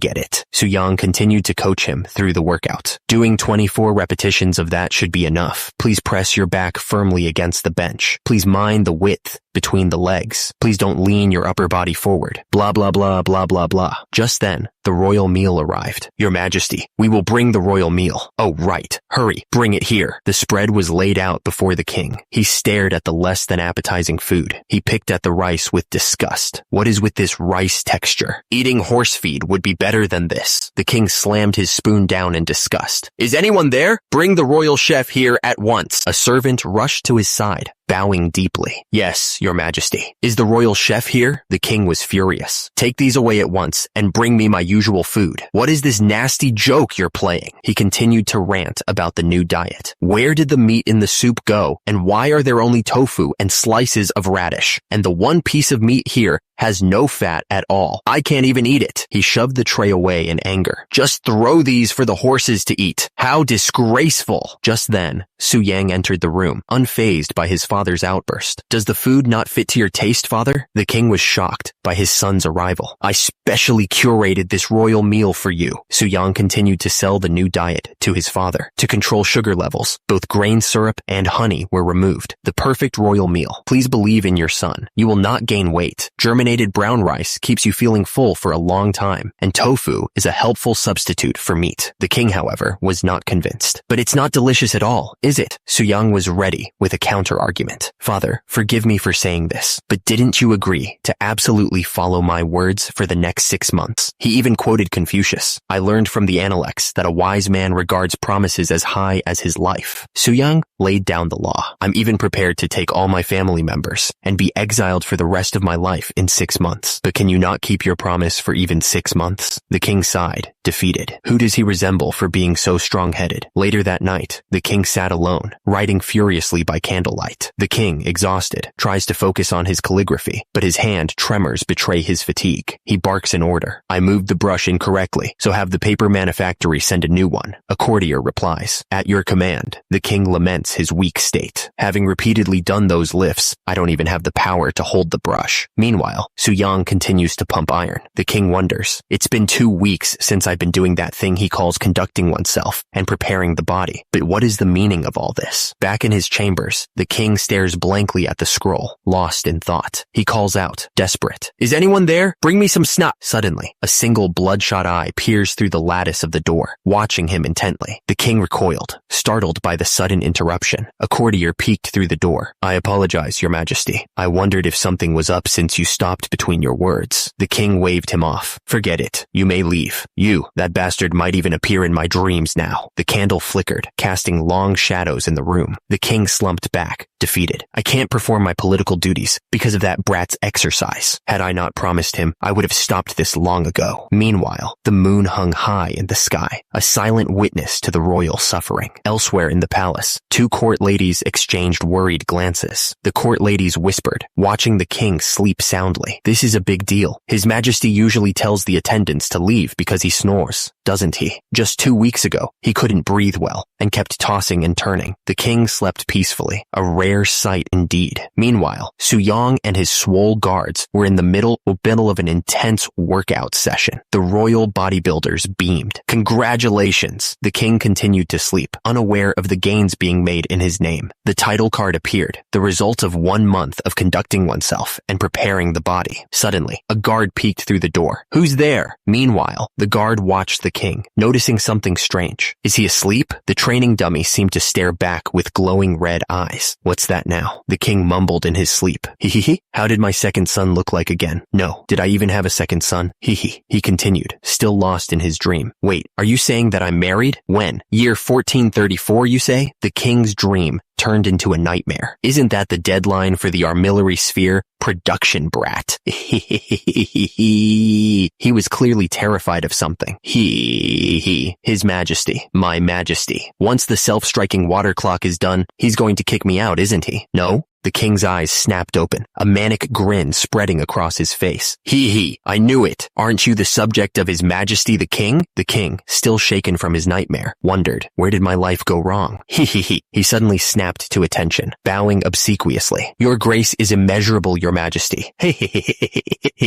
Second Deputy Commander Zhang Yongshil, a true genius who went from a slave to being promoted very quickly to the position of a third-rank official. As a royal engineer who contributed significantly to the development of Joseon, Sejong the Great. Even in modern times, He's often mentioned as an excellent scientist, but somehow his image looks different from what I imagined. Are scientists like this? POV of a history major. I'd like you to make something for me. This is a royal order by His Majesty the King. Royal order, royal order, royal order. Royal? Did I say something wrong? Calm down. I haven't even gotten to the main point. Who wouldn't? I clearly saw how your highness looked at that time. You were truly amazing. This will make the talking fast then. His Majesty is learning, conducting oneself, and preparing the body. But the problem is, days are getting colder, and he can't go outside. We must prepare for the upcoming winter too. Since he says he can't go outside, I'd like to request you to create something that can make it feel like he's running in a field, even when in the room. Jang Youngshil explained, it's a device that I've never made in my life, so I need some time to understand it. I have a mountain of backlog work, so I may only be able to make it after a few years. Even if it's Jang Youngshil, it will be hard for him to reenact the treadmill of the modern day. Suyang sighed. I guess I'll have to find a better way if it's going to take that long, because His Majesty is suffering greatly from conducting oneself and preparing the body. Suyang pictured the king collapsed on the floor, thinking about the pain that His Majesty is going through. It may still be too early for him to use the steps device. The pain? Jang Youngshil tilted his head. Isn't the regimen of conducting oneself and preparing the body a method of making the body healthy? Don't get me started. The weights increase the higher the level. Suyang shuddered, remembering his own training. There were many times when I felt excruciating pain in my arms and legs, and my stomach turning upside down and vomiting. Even now, thinking about back then makes me shudder. Jang Youngshil gulped, sweat beading on his forehead. Wait, is this thing called conducting oneself and preparing the body that agonizing? I'd like to refuse it if it were up to me. Jang Youngshil shrugs, a bead of sweat trickling down his temple. But ho, I have no choice but to get it done quickly because it's a royal command, don't I? He turns to Suyang with a determined look. I am going to draw the draft right away. Why don't you follow me? Suyang raises an eyebrow, surprised by the sudden change in pace. Huh? Didn't you just say it'd take a few years for you to start making it? Jang Youngshil explains the limitations of the materials. If we make it with a wooden board, like in the picture, it will break quickly. But if we make it with a steel board, it will be 10 times heavier. Unless it's someone as strong as you, it'll be difficult to even make it move. He presents his design. So this is the shape that I think. Suyang examines the drawing, a thoughtful expression on his face. As expected, Jang Youngshil confidently states, very well, it'll take around 1 month, won't it? Without fancy decorations, 10 days will be enough. Suyang is taken aback. It only takes 10 days? You said you had a mountain of work to do. Jang Youngshil, dripping with sweat, assures him, since a royal order is strict, I must work until my bones break. Just leave it to me. 10 days later, Suyang and the crown prince stand before a massive contraption. So this is that thing you call the steps device, the crown prince observes. He places a hand on the wood, testing its sturdiness. It's a relief to still be able to exercise inside the palace in the middle of winter, but I'm worried because father is the first one to use it. Suyang flexes, confident in his creation. You don't need to worry too much, brother. I've tested it in advance, and there's no problem with the device function at all. How long has it been? The crown prince sighs. It'd be nice if everyone was like you, but it hasn't been long since father started learning conducting oneself and preparing the body. It'd put my mind to rest if someone who usually does not train could try it in advance. Suyang grins, an idea forming. I happen to know someone perfect for that. The crown prince's eyes narrow suspiciously. Don't tell me. Are you talking about me? You should not make jokes like that. Jang Youngshil's face contorted in a mask of forced agreement. I don't know about anyone else, but I resemble father in the sense that I detest exercising. Time seemed to blur as Jang Youngshil continued his workout of doom, sweat pouring down his face. He cried out, is it enough now? It feels like 1 hour has passed since I'm using this. Suyang was unsympathetic. Only a quarter hour has passed. We still have another quarter left. Only that much time has passed. Jang Youngshil was then forced onto the bench press. Why do I have to do the bench press too? Suyang beamed, completely ignoring the man's suffering. To think someone with a good figure like yours isn't conducting oneself and preparing the body is such a pity. Just 3 more presses. Let's add 3 more! Jang Youngshil's face turned red with exertion and despair. Is this brat set on butchering me? 12 added with 3 makes 15. But how could you want me to add 3 more to that? Suyang loomed over Jang Youngshil, who was struggling with the bench press. Your muscles tell me you can do it 3 more times, brother. I'm going to send you to the teaching official and make him teach you how to count. The camera panned up to the palace roof as Jang Youngshil, utterly defeated, could only plead. Tell me honestly. Jang Youngshil, now doing squats with the barbell, questioned Su Young's motives. I did 12 repetitions of squats earlier, but you're planning to deceive me like during the bench press and keep increasing the number, aren't you? Su Young grinned, his eyes gleaming with maniacal fitness energy. My calculation method changes depending on how your muscles look, brother. If you maintain the right position, the number will never increase. There's no calculation method like that in this world. Suddenly, Zhang Yongshil's form faltered. Brother, your knees gave out. Again, Su Young continued to berate him. Your back is tilted too far forward. Again,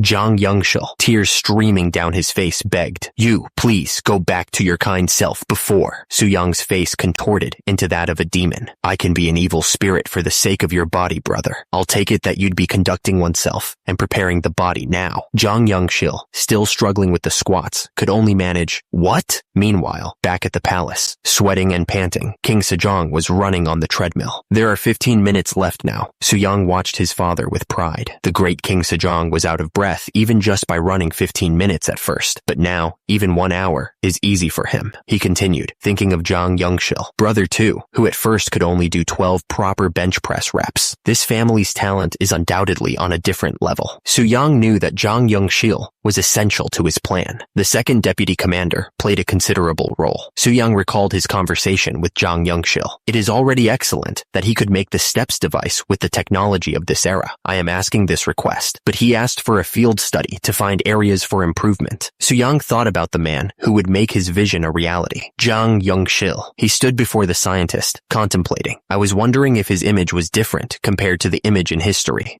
He watched Zhang Yongshil tinkering with the artillery sphere. But as expected from the best scientist of Joseon, Su Young observed Zhang Yongshil's dedication. He's got an extraordinary sense of responsibility. Meanwhile, two concerned court officials whispered among themselves. Didn't His Majesty lose a lot of weight recently? One of them continued, his brow furrowed with worry. I'm worried if he's sick or something. Is that all? Meanwhile, one of the court officials was getting worried. He thought he was so tired of exercising with Grand Prince Suyang that he didn't put the political affairs on the back burner. Another official chimed in. It is His Majesty's nature to learn any new subject of study so that he feels satisfied. Grand Prince Suyang is making good use of that trait. The Crown Prince overheard their conversation. Everyone is speaking that way, Your Highness the Crown Prince. I didn't tell Your Highness in case you'd be worried, but His Majesty may have progressed to Sogol. To think his body has become so emaciated even before 3 months have passed. The Crown Prince tried to reassure him. Please don't say things like that. Not only you, but I also lost some extra fat since I started exercising. Father is just going through the same thing. But the official was not convinced. But isn't the symptom of Sogol also rapid loss of fat? That's, the other official agreed. As expected, I can't believe this. To think the regimen for the body's health actually harms health, we must put up a remonstrance asking His Majesty to stop it at least today. Just then, a booming voice interrupted their plotting. What is all this fuss about? The two officials turned to see who was approaching.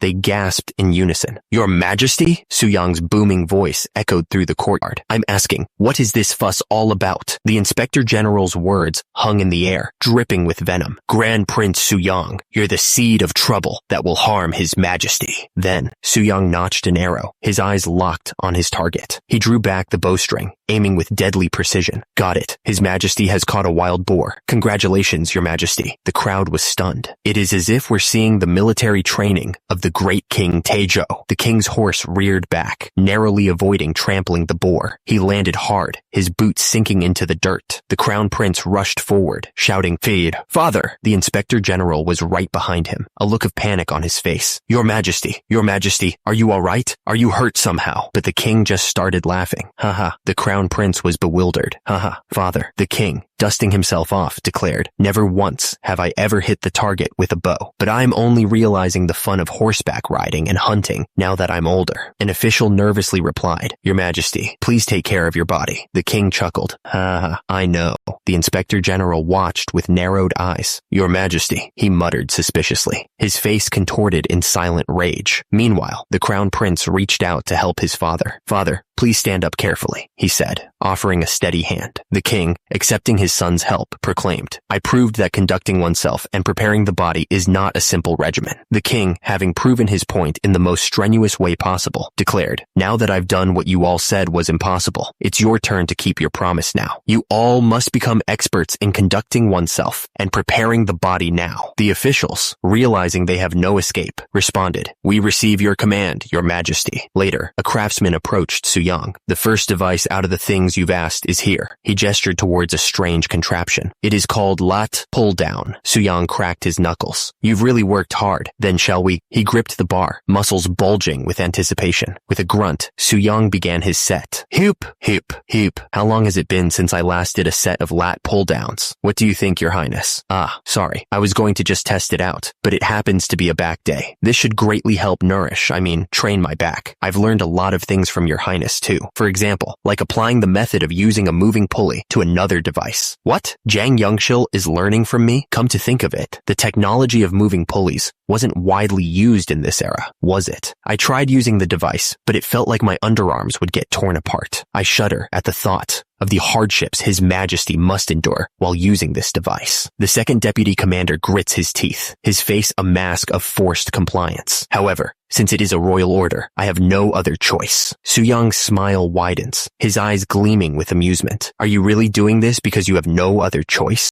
Suyang moves on, already thinking about the next torture device. The next device would be the leg curl. He assures the craftsman, leg curl is easy to make, so 1 month should be enough to create it. Suyang pats the second deputy commander on the shoulder. You are going through a lot of trouble, second deputy commander. I'll tell His Majesty to let you take a vacation once the leg curl production is complete. The deputy commander refuses. No, he launches into a speech declaring, I am greatly indebted for His Majesty's kindness in letting me hold a governmental post from being a lowly slave. How would I dare to enjoy the luxury? The deputy commander, still reeling from the intensity of the training, can only think about how fulfilling it is to see His Highness doing his exercises and recovering his health. Meanwhile, the leg curl machine is complete, looking suspiciously like a chair used when playing drums. The deputy commander is looking forward to how much health it'll bring His Majesty with that device, trying to calm himself down. He needs to ask His Majesty to let Zhang Yongshil take a vacation. Just then, an official rushes up, gasping, Your Highness the Grand Prince, how much longer are you going to keep His Majesty exercising? He's been exercising for 1 hour every day. Suyang turns to him, a dangerous glint in his eyes. If you do not follow the path I'm taking, you will be breaking your promise. Are you going to treat a promise with me as a piece of cake? The official is taken aback. That is such an unfair thing to say, Your Majesty. Another official runs up, pleading, Your Highness, please stop His Majesty, and not just keep watching. The official could only smile weakly, thinking, who would dare to stop His Majesty? Another official thinks to himself, there's no mistaking that he's taking revenge on the office of Inspector General for barging into his abode. If not that, the Inspector General collapses to the ground, exhausted. His subordinates rush to his side. My lord, are you all right? The Inspector General, utterly defeated, wheezes, I'm done for. You all should at least run and chase after His Majesty. His loyal or terrified subordinates respond, we'll go with you, even if we have to carry you on our back. My shoes are ripped apart. Please save us. One of the officials can only think. I can only hear their moans, as if they're going to fall over at any moment. Ow. Suyang, riding high on his horse, surveys the scene with satisfaction. Desirable to see this of Yoseon. A week after the military training, we find ourselves at Inspector General Yi Suk-chi's house. Do you really have to go? The Inspector General is clearly not happy about something. What is the meaning of it now? He continues, lamenting his age and the state of the court. Busybodies who don't even know what's going on are talking about demotion and exile as they please. I'm going to be 50 soon. It means it's hard for me to accept something new now. The Inspector General finally admits defeat. I must admit it now, that His Majesty really became healthy due to conducting oneself and preparing the body. The camera focuses on a darkened face, eyes gleaming with an unknown intention. Grand Prince Suyang too. The Inspector General realized that Suyang had become a completely different person, even from his eyes, unlike back then. Although it is not a part of primary affairs of the government, recently, the movements of the Jurchen people have been unusual. He plans to go to Hamgyal province as their provincial governor and watch over them. Meanwhile, back at the palace, tell Grand Prince Suyang to be careful about the Ming Empire's Ministry of Rites visit. The Ministry of Rites is an institution in charge of imperial affairs. I've heard that during their last visit, eunuch Chang Shang tried the soap and bought about 100 of them. Given the case, it is certain that those soaps have ended up in the hands of Wang Zhen. Rumors say that guy is raising a hungry ghost within his body. Someday, he will Was Grand Prince Suyang a time traveler? It's a question that's been on everyone's minds. Last mid-autumn, Harvest Festival holidays, the whole family gathered together to enjoy the traditional folk game of powerlifting. The grandfather was as happy as a child when his grandson lifted 20 kilograms more than last year. Conducting oneself and preparing the body took root in our country, starting from Grand Prince Suyang,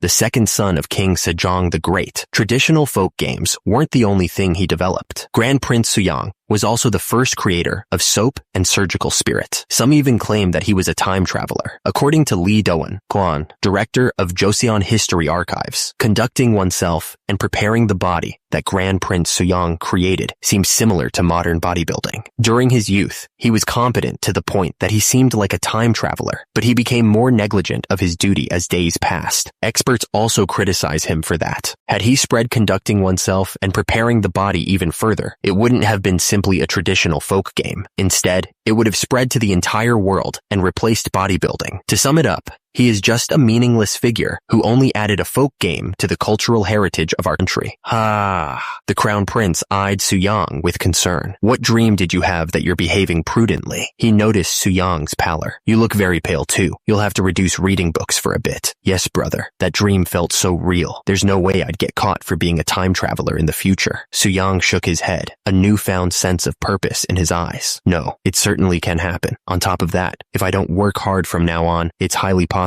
that I'll be criticized by future generations. The weight of responsibility seemed to crush him. I'm about to die under this pile of books. But then, a spark ignited within him. I'm going to make a new set of characters for our people starting tomorrow. He declared with renewed vigor. I can't say that you're excellent in simply but with the passion of conducting oneself and preparing the body. There's nothing you cannot do, is there? Let's gather our strength and make it. The Crown Prince smiled. You happens to know Sanskrit too, so it's a relief. We have a lot of books on phonetics, so it'll be of great help, aiding him in making proper sounds for the instruction of the people. I had a lot to prepare just for conducting oneself and preparing the body. Do you understand how I feel? He young prince now thinks that I'm someone who visits him only in the middle of the night. Your habit of sighing now resembles the second deputy commander, Zhang Yangshil. Suyang sighs deeply, contemplating the future. What do you think about looking into disciples? Didn't you say that you needed the roles of a trainer and assistant trainer? I think Ma Il-yong is suitable for that role. Since he's the son of a concubine, he couldn't rise to the governmental position, but his abilities are outstanding. It'd be great if it were him, but it'd be better if there were people of various identities. Why do we need people of various identities? Aren't filial piety and talent much more critical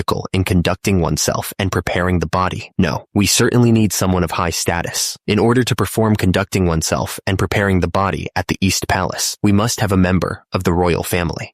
A disciple that is a member of the royal family. I can only think of one person, but I don't know if he'd want to perform conducting oneself and preparing the body. Prince Siosan, the third son of the deposed Crown Prince Yang Yong. He stood silently, lost in thought. Grand Prince Yang Yong, who was the original crown prince during King Taejo's reign, committed several acts of corruption and infidelity while riding on the backs of the royal family. In the end, he was deposed, and the great King Sejong rose to the throne. I heard that Prince Seosan grew up doing scoundrel-like deeds. What brings you here to see me, brother? Prince Seosan, personal name Yi Hye, third son of Grand Prince Yang Yong, asked. Suyang sized him up. He's more normal than I thought. Suyang thought back to what he knew of the prince. I know the reason Prince Seosan went crazy was because his father, Grand Prince Yang Yong, insulted his concubine. Is he still doing fine because that hasn't happened yet? Suyang decided to cut to the chase. Have you ever heard about conducting oneself and preparing the body? Seosan replied. Yes, I know it's a new discipline founded by you, brother. Even His Majesty recommended it to the office of Inspector General. Suyang extended an offer. I'd like to take you in as my disciple and transfer the knowledge of conducting oneself and preparing the body. What do you say? Seosan bowed slightly. I would just like to thank you for your consideration, brother.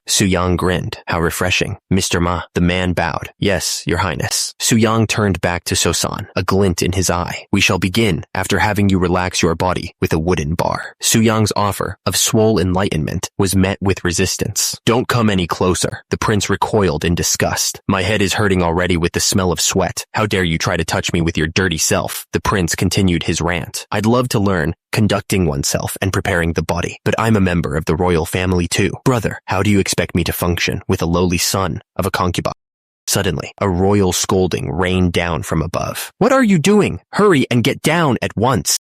The prince's legs gave out. I really can't do it this time. I can't feel my thighs anymore. Yang watched the prince struggle, unimpressed. You're making such a fuss. Isn't it easy for Mr. Ma to carry 60 gun and even more? The prince, face contorted in pain, could barely choke out. I was wrong. Please decrease the weight, he begged pathetically. Please, brother. Yang, however, was unmoved. As expected, the answer was right here. The prince collapsed to the ground, gasping for air, utterly defeated by the weight. An official watching the scene unfold couldn't help but speak up. Haven't you been mistreated all your life because you have the blood of a deposed crown prince? He continued, his voice laced with disapproval. How could you give him the same unfair treatment you experience regularly? The official berated the prince, questioning, when you know that such injustice would be compounded because Ma Il-young is a concubine's son. Tears streamed down the prince's face as he confessed. It's because, without doing such things, I can't bear the injustice done to me, he continued, lamenting his position. What can I possibly achieve by learning this discipline when elder brother and second elder brother are already more excellent than me in it? I've never been involved in government affairs, let alone held a government post. He sobbed. I've lived my entire life under the watchful eyes of others, with people worrying that I, with an impure heart, would threaten the throne. I can't do anything, and I am always frustrated. I remain anxious no matter what I try to do, he whimpered. The official remained stern, replying, even so, as a member of the royal family, you ought not to behave like that. Don't you know how scary the wrath of a royal family is to a commoner? Finally, the prince relented, tears still streaming down his face. Ma Il-young, I was wrong. I will behave well in the future. The prince seemed to be taking his words to heart, as Yang continued to plot his next move. Yang declared, learn the 3 basics of bench press, squats, and deadlift from Mr. Ma. Yang peered intently at the prince. Once you reach a combined weight of 650 jun, I'll consider putting you in charge of conducting oneself and preparing the body inside the palace. The prince was shocked. Me, conducting oneself and preparing the body in the palace? Hasn't His Majesty proved the effectiveness of conducting oneself and preparing the body himself? Yang began to lay out his vision. Someone who goes back and forth in the palace must master conducting oneself and preparing the body just like the 4 books and 5 classics. The person teaching, conducting oneself, and preparing the body will be called trainer. Yang continued, I need someone other than me who can perform the conducting oneself and preparing the body hall in the East Palace. What do you think it is, if not being the king's teacher? Yang finished his thought. If you rise to the position of the king's teacher, do you think the people around you can still point their fingers at you? The prince looked utterly defeated, sprawled on the floor after his workout. A single tear rolled down his cheek. Is there really hope for me? I'm embarrassed to say this, but I was so scared of the others' eyes that I haven't even learned the 13 classics. Yang and Mr. Ma stood side by side, a united front. Mr. Ma and I will help you, Yang continued, reassuring the prince. And His Majesty is creating a new set of characters, which will immensely help learning the scriptures. These new characters were called the proper sounds for the instruction of the people. Meanwhile, the newly buff royal guards bowed in unison, a testament to the effectiveness of Yang's training. King Sejong, ever the benevolent ruler, declared, our country's language is different from that of the Middle Kingdom, and many people cannot express their will. For this purpose, I am creating a set of 28 new characters out of compassion. He presented the new script with pride. This is a set of characters to teach the people correctly. With a flourish, he emphasized the importance of this new system, correctly engraving the voices of the people in itself. The king finished with a flourish. Will widely benefit the world. Just then, the young prince came running in, calling out, Father. King Sejong smiled. Young prince, what brings you here? The prince beamed, holding up a cat. Father, now I can carry the cat too. Sejong chuckled. Ho ho, how amazing. The prince tilted his head, a child's innocent curiosity shining in his eyes. But father, why is Uncle Jung-ho always lying down whenever I see him? The other day, he was begging to have his life spared. Is he sick? Meanwhile, on the training grounds, Ma Il-young was completely spent. He wheezed. There is no gain without pain. Muscles get sore while growing. Oh, back with the king. The young prince looked up to Hye, impressed. Uncle Hai, Why? You are amazing. Uncle Jung-ho is always lying down, but you're always sitting. Hye sighed, wiping sweat from his brow. It's nothing amazing. I'm starting later than the others, so I can't lie down even if I want to. Young prince, you should learn any discipline early.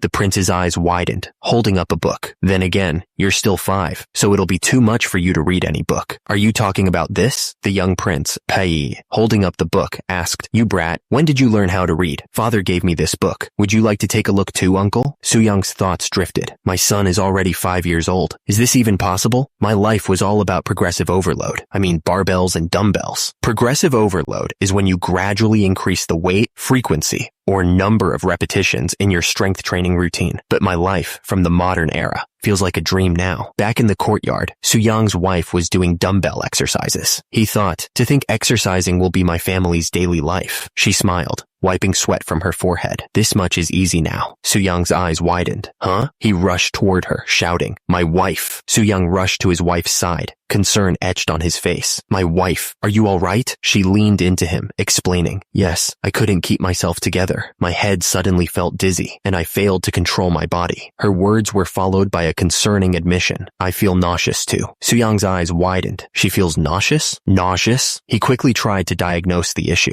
This must be a temporary symptom caused by shortness of breath, which caused a reduction of the flow of air to the head. Don't tell me? Take a deep breath slowly. He steadied her, relieved. Fortunately, I was right beside her. Otherwise, she could have been injured seriously. Soo-young's expression darkened. The more people exercise, the more people will get injured. He was clearly conflicted. What should I do? Soo-young's eyes gleamed with an almost maniacal intensity. It wasn't 250 gyun, but 150 gun. He approached the man, a predatory glint in his eye. So you're Woo Hyun-gyu. Let's have a talk with me, will you? Soo-young turned away, a thoughtful expression on his face. He began his diagnosis. This is more serious than I thought. It looks like frequent meals to nurture his injured back caused him to gain weight, scanning shoulders that keep getting hunched due to a weak core, protruding belly, even with a skinny body. I heard he didn't stop riding horses even after injury because his weight was increasing. It may no longer be possible to do anything about it. Woo Hyun-gyu looked up at Soo-young, desperate. It seems to me that your condition has worsened since you continued to train, despite being injured. Is there a way to cure this? Soo-young smiled, a hint of challenge in his voice. There is, but I can't assure you that you will be cured completely. Would you trust and follow me? Soo-young demonstrated the workout routine. First, lunges, hoop, back stretching Mackenzie exercises. Diligently train your body this way. Woo Hyun-gyu looked skeptical. Yes, I understand. But does this really train the body? Isn't it simply moving the body? About that. Unfortunately, I need to tell you this in advance. Soo-young paused, choosing his words carefully. Even if you perform conducting oneself and preparing the body, you won't be able to lift heavy weights. Of course, it'll get better from now. But since you said it has been more than 1 year since you hurt your back, the bad news hit him hard. It seems like it'll be difficult to make a complete recovery. Woo Hyun-gyu's face fell. No way.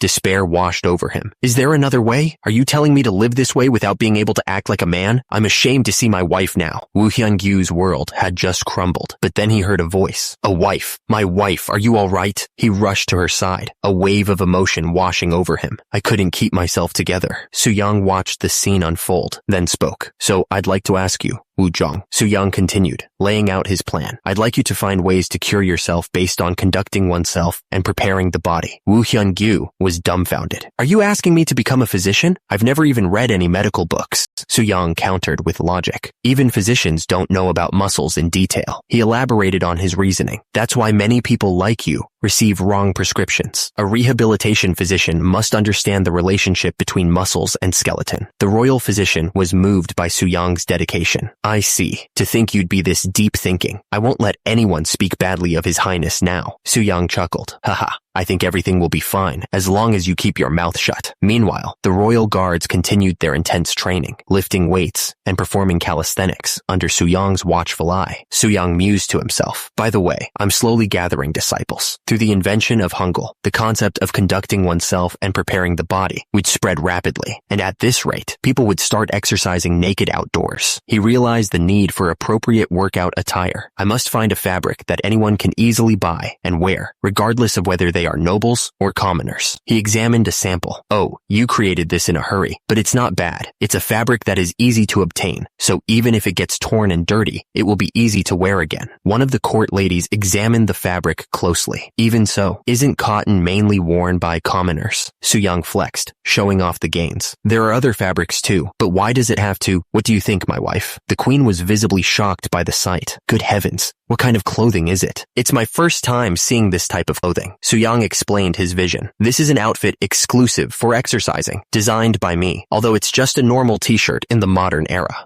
No matter what, I chose cotton because it'll be easy to obtain, and it's the most comfortable for athletic activities. He paused, considering the implications. But nobles might not want to wear it because they are unfamiliar with the texture. But the queen's expression changed, a spark of understanding in her eyes. I was wrong. Judging by how you're moving, it looks like the perfect fabric for exercising, as expected. So that's what you think, my wife. Very well, then make some extra pieces using this pattern. A court lady bowed. Yes, your highness. Like that, cotton, which was often used by commoners, was used to make exercise suits. Meanwhile, elsewhere in the palace, oh my, is this what conducting oneself and preparing the body is all about? The seeds of change were being sown, and not just in the palace. Elsewhere, at Jingwan Temple, under the dim light of a candle, a scholar was engrossed in his studies. Meijuk Heian, aren't you too absorbed in your studies? He stretched, joints popping. It's 11 p.m. now, so you should return now. I lost myself again in books. Is it midnight already? Xiang Sam Mun, scholar of Hall of Worthies, Shin Suk Ju, junior scholar, asked, You've been focusing more on your studies recently. Why is that? He replied, What do you think? A relative of the royal family is setting an example. We can't lose either, can we? Implying Grand Prince Suyang. He picked up the book. Is that the book of conducting oneself and preparing the body? I just read it briefly, but I like the content. By the way, what is Dan Guy doing? Ouiji's courtesy name. It's something called push-ups in the book. Come to think of it, you disappeared at dawn and came back after bathing. By any chance, were you taking a run on the mountain path according to the book? I'd like to do that, but the path in Mount Bukhan is steep, so it's hard to run. In return, I did rope skipping for warming up the body and driving away distracting thoughts. I don't think it's such an amazing book. Other than how to build a body, it's just a compilation of what we already know. You should not take lightly the book His Highness the Crown Prince sent us. Ouiji, junior scholar of the Hall of Worthies. The two scholars stared intensely at each other, the tension palpable. Now, you're both very hot-blooded. Why don't we stop here for the day and discuss the book tomorrow afternoon? The scholars continued their debate about Suyang's new training methods, the sun streaming through the trees outside. One of them suggested, would Dan Guy, the one who read the book the most, speak first? Dan Guy began. The discipline called conducting oneself and preparing the body believes that it is not enough to just cherish the body given to us by our parents, so it focuses on making it stronger. Another scholar chimed in. I still haven't done it, but hearing about it from Dan Guy, there's something I'm doubting about. A scripture contains the words of a wise sage, but was Grand Prince Suyang that kind of person? Another agreed. I think so too. And there's something else. The basic way to show filial piety is to rise in the world and gain fame. So what is the purpose of building the body? The first scholar continued. According to the first volume of Conducting Oneself and Preparing the Body, it is said that minor illnesses would disappear, and one would not get tired easily, even in extreme heat and cold. But I'm doubtful if it's correct. He concluded, while I do not think focusing on cause and effect is a bad thing, what bothers me more than anything is that it is a discipline that uses expensive hardware. The scholars continued to debate the merits of Suyang's fitness revolution. One asked, it is said that the body can change correctly, but how many people have been transformed? Another scholar responded,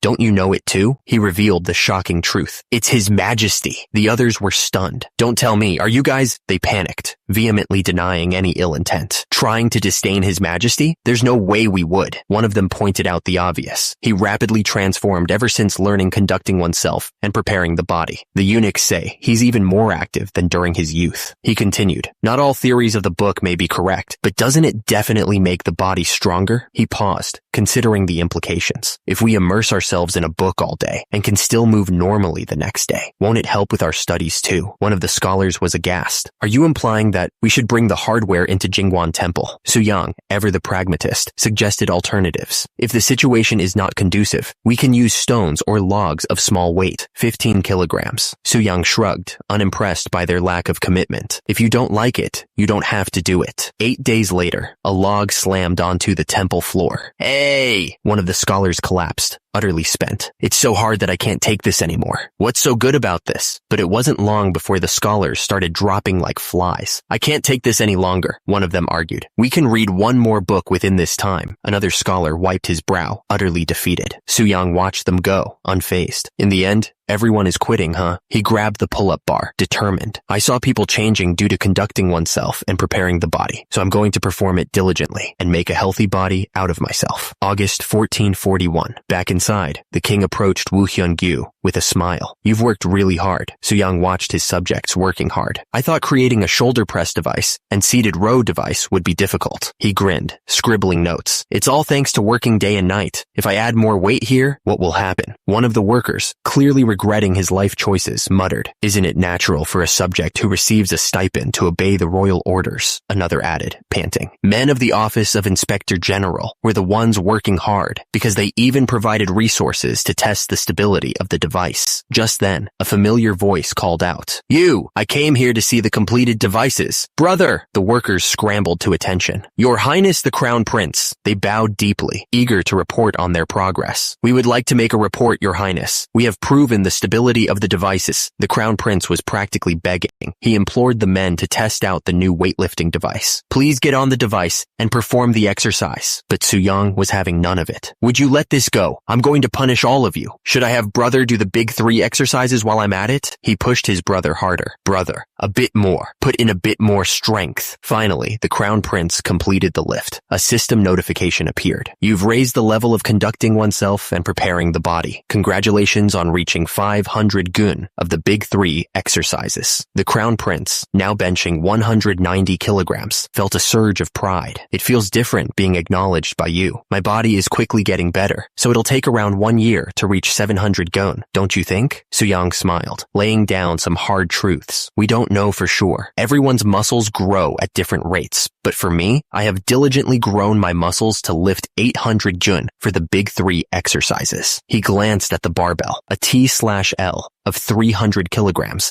displayed above it. Ever since then, my muscles haven't grown further. Suyang continued his fitness diagnosis. I possess the body of Grand Prince Suyang with tremendous talent and have already gained experience in the modern era. On the other hand, although brother is a descendant of the talented King Taejo, he lacks experience and skills. He turned to his brother, flexing his arm. It would probably take 2 years at the shortest or 5 years at the longest for brother to reach 700 gun. He grinned. Don't you think my arm has grown thicker? Suddenly, Suyang's expression turned serious. But is it important if it takes 2 years or 5? He loomed over the Crown Prince, a mischievous glint in his eye. The most important thing may be somewhere else. Brother, would you like to do another set? He chuckled darkly. Above them, the sky was clear and empty. The palace was quiet, but inside, the queen wasn't feeling so well. Suyang rushed to her side. My wife, are you all right? She replied weakly. I made you worry. I've been having morning sickness for a while and can't even eat. Suyang frowned, realizing her dietary needs weren't being met. I apologize, but there's meat I haven't had in a while. You're talking about pork. Come to think of it, you've only been eating beef and chicken that are not oily due to conducting oneself and preparing the body. He balled his fist, determined. I can't just stay still. Just wait. My wife. With newfound purpose, Suyang sprinted out of the room. I'm going to get you some pork right away. Oh my. He arrived at the butcher shop, ready to make a demand. It will be used as meat for consumption, so show me the biggest one here. The butcher beamed, presenting his finest specimen. Absolutely, Your Highness. Here it is. Suyang's face fell. Stop joking around and show it to me. The butcher, feigning innocence, replied. Oh my.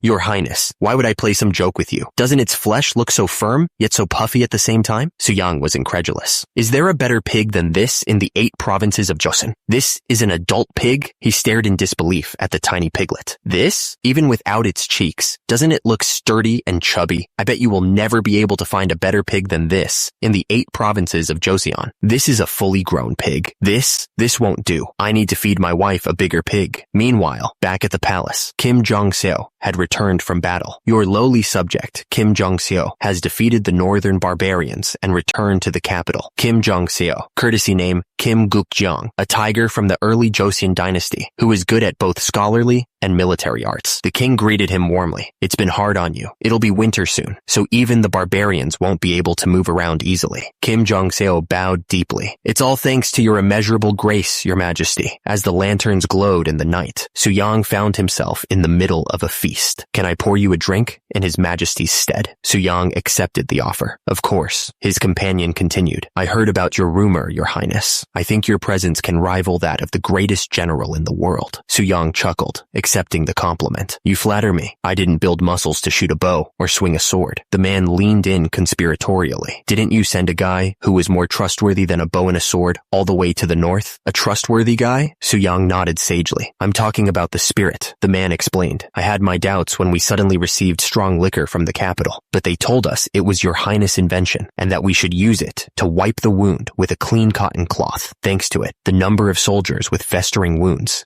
decreased. So that's why there was no rust in the distiller. I can't believe it's being used so well. However, the fact that you sent a spirit was not necessarily a good thing. Northern soldiers always drink to drive away the cold. There have been many times when they got in trouble for drinking spirit. Now that I think about it, you get alcohol if you mix spirit with water. In the first place, using soju as ingredients. How did you take care of it? We added motherwort, a bitter plant, to the spirit. After that, even if they tried to drink it secretly, they had no choice but to spit it out. Haha, oh ho, Lee Wanbong. Take a cup too, huh? Wanbong, with his incredible strength, Wanbong also played an important role in subjugating the barbarians. No, I simply use my strength for His Majesty the King. Yi Chingok, courtesy name Yi Wanbong, a famous general in the early Joseon dynasty who rose to fame under Kim Jong-seo. Now that two strong men have met, you two must have a lot to talk about. I have to go learn new writings from His Majesty. Trainer's eye activated. Scanning. Great overall muscle balance. Firm muscles. This is the first time since I came to Joseon that I have seen anyone whose physique can be compared to mine. This man was an incredible martial artist. As history tells it, when Soo-young ascended to the throne and was in danger of a purge, he attempted to raise the military by gathering the Jurchens from Hamgyal province. But according to the history books, he was killed by his subordinate generals. In the end, the rebellion failed, but he is said to be the most powerful person in history in terms of strength. What's this? Did he not come here because he had something to say? Soo-young thought to himself. This is so awkward. Well, I guess it's understandable,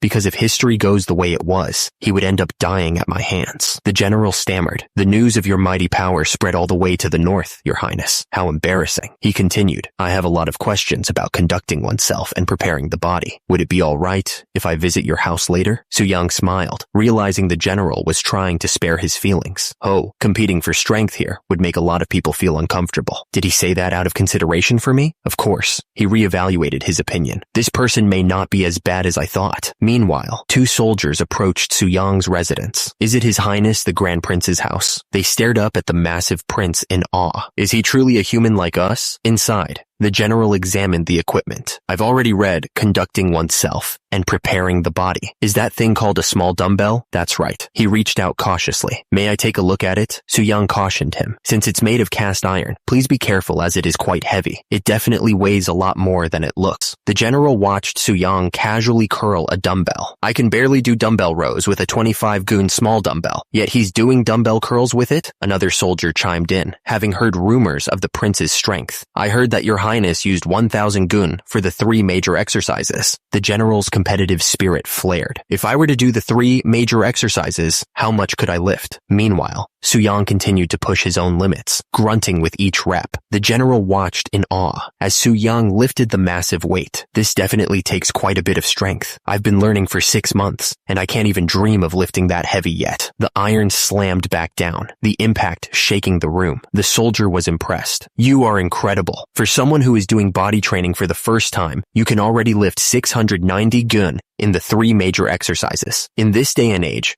It wouldn't be strange if someone called this divine power. What's wrong? Is there something you don't like about conducting oneself and preparing the body? No. Thanks to it, I learned a lot about how to train my body. Please be honest. Since I came up with this study on my own, I think it has some shortcomings. His Majesty the King said that Grand Prince Suyang invented a method to perfect the body, and it could be used in military art. However, you are thinking that it would be difficult to use the conducting oneself and preparing the body in the military, right? Suyang nodded, waiting for the general's honest opinion. When it comes to conducting oneself and preparing the body, the emphasis is on bulking up the muscles, but I don't think you need to be muscular to wield weapons. After all, you need a specific body type for using weapons. I've heard this a lot somewhere. Bodybuilding muscles are for decoration. That's some great insight. Please continue. Also, the book said to eat meat and get enough exercise. Would it be possible for average soldiers to eat meat daily? As military literature and academics have different paths, conducting oneself and preparing the body can only be applied to academics. It isn't practical. Suyang's face darkened, a dark aura emanating from him. So he's saying, I don't know anything about military literature. Grand Prince Suyang may not be a military man, but I, Choi Young-jik, was a former member of the Korean military and a reserve sergeant before I transmigrated. I first learned about bodybuilding in the military as well. Within 3 years, I will invent a new conducting oneself and preparing the body schedule for soldiers. Meanwhile, back at the palace, King Sejong sat on his throne, reading a letter. Just then, the crown prince entered. Is there something wrong, father? The king looked up. It is a letter from the Ming Empire that they want to purchase about 100 soap bars. That's great news. It's worth having grown alodia trees, the material used to make soap. He paused, his expression turning curious. But they also want to see Grand Prince Suyang, the one who created the soap. One of the court officials looked concerned. I don't understand why they would want to see him, considering Yu has no connection with the Ming Empire. From what I heard, it was an eunuch from the Ministry of Rights. The king smiled, pleased with how things were progressing. This has gone rather well. Among the royal members, Yu has a more open view than anyone else. His smile widened as he considered the possibilities. How about we send him to the Ming Empire as our envoy? The iron slammed back down, the impact shaking the room. Sweating and panting, the soldier wipes his brow, clearly impressed by Suyang's scenes. In just over a year, since you began studying conducting oneself and preparing the body, you've already achieved the feat of lifting over a total of 500 juns in the 3 major exercises. It seems quite achievable for you to become an assistant trainer by next year. Really? In my opinion, I don't think I will even be able to catch up to His Highness the Crown Prince, let alone become an assistant trainer. Suyang suddenly changes the topic. Brother, do you remember when I tried to take in a concubine before? I guess so. You wanted to bring in a concubine. However, you gave up, saying you wanted to focus on conducting oneself and preparing the body. Actually, I brought in a concubine again. People around me were apprehensive because I didn't have children. The crown prince looks shocked. What? I see. Suyang continues. Yes, that's why I ended up taking the daughter from the Yun family of Hamyang. In this era, people usually have children before age 20. It is a prevalent practice to have a concubine if you are childless, even after age 20. King Sejong the Great was also very concerned until Big Brother had his first child at 23. Is there a problem? About that. Suyang leans in with a devious grin. Would you believe me if I told you that soon your father would attack your wife? So, he raises a finger, a glint in his eye. I read your fortune based on the Book of Changes. It is said that if you take a second wife, a man-made disaster will befall her. The crown prince looks back, concerned. A man-made disaster? Not a natural disaster, but a man-made one. Suyang smirks, knowing he has his brother's attention. Do you know how to prevent a man-made disaster? Using your physical strength, of course. He flexed his bicep for emphasis. Oh, makes sense. Something like stopping a man-made disaster caused by a thief with your strength. But the method for a woman to develop her strength, there's one. Look carefully. This is the martial art that I will teach your concubine. Try grabbing my collar, brother. When you beat someone, don't you always try to grab them by the collar first? He adjusted his grip, ready to demonstrate the devastating power of his new martial art. The man grinned, completely unaware of the pain that was about to be unleashed. It's true that I've grabbed many people by the collar. I really didn't want to do this again, so let me apologize, brother. Suyang's fist clenched, muscles bulging as he prepared to strike. You're grabbing it well. The martial art I created saw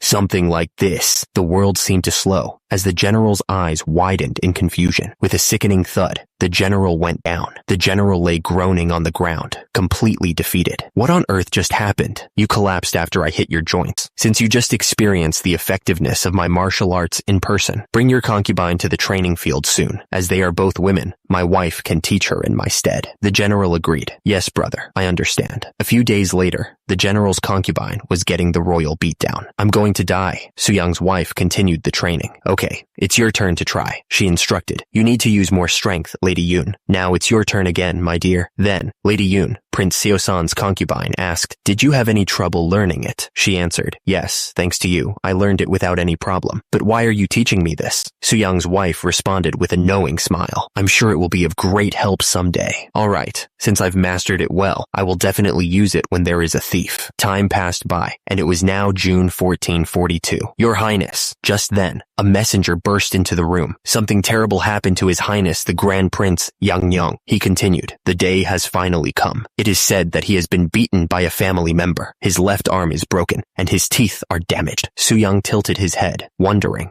Even though she learned only the elementary self-defense art, she still managed to injure that Grand Prince Yangyang. That seriously, what on earth happened? Meanwhile, Prince Seosan was relaxing in his room. To think Prince Seosan studies this hard. What a surprise. He called out, new child, are you there? Bring me some tea. A girl responded, yes, father. She entered the room with the tea. Father, your tea is hurt. Prince Seosan erupted in fury. You wench. The teacup goes flying. You only know how to take care of your husband, while you no longer feel the urge to take care of this old man anymore. Do you? Did you bring the tea here after growing the tea leaves yourself? How much time has passed since I told you to bring it to me? He continued his tirade. You mannerless wench. The girl looked up, tears streaming down her face. Just then, the king appeared, a lecherous grin on his face. Seosan has brought in quite a beautiful child. His taste in women is exactly like mine. Seosan grabbed her roughly. Kyarg! The girl cried out. No, don't do it, she pleaded. Please let go of me, father. The king's lecherous intentions were cut short as Seosan's nose exploded in a shower of blood. You bitch! The girl, surprisingly strong, had grabbed his arm and twisted it. Seosan screamed, I told you not to come closer to me. When did I come close? Have you gone out of your mind? With a sickening crack, his arm snapped. He howled in agony. Save me! Meanwhile, back in the forge, the metal continued to heat up. The king, now in a wheelchair and with his arm in a sling, sat surrounded by court officials, the girl kneeling before him. The chief inquisitor stepped forward. Tell me what the Royal Investigation Bureau has discovered. Yes, your majesty. We have concluded that Grand Prince Yangyang was beaten by a concubine. He has suffered severe injuries. There's something I'd like to ask. How can concubine Yoon beat Prince Yangyang, who knows martial arts? Hye and you have trained concubine Yoon. Their techniques are meant to kill others. Even though I knew martial arts, I still ended up in this state. Had I been an ordinary person, I might have died. Please punish not just this wench, but also those who recklessly taught her those lethal techniques, your majesty. He always said I was his favorite nephew, but now I'm just a stranger, huh? Is that true? Tell us in detail what has happened so far, Grand Prince Suyang. Your lowly subordinate, Grand Prince Suyang, only taught her self-defense art. I understand. First of all, rather than being a technique to kill people, it seems that the method invented by Grand Prince Suyang is a way to protect one's body. What do you all think? Who is at fault? I, your lowly subordinate, Chief State Counselor Huang Hui,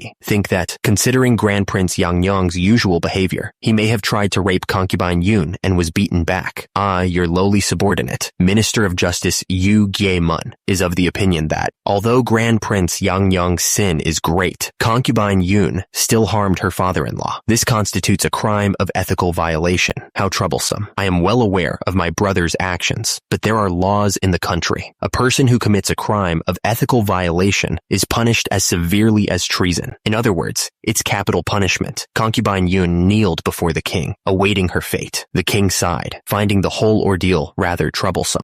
Concubine Yoon will be punished with 20 floggings, implemented immediately. The royal guard responded, Yes, your majesty. The scene cuts to concubine Yoon, tied to a wooden cross, awaiting her punishment. The executioner, looking grim, raises his instrument of pain. The first lash lands.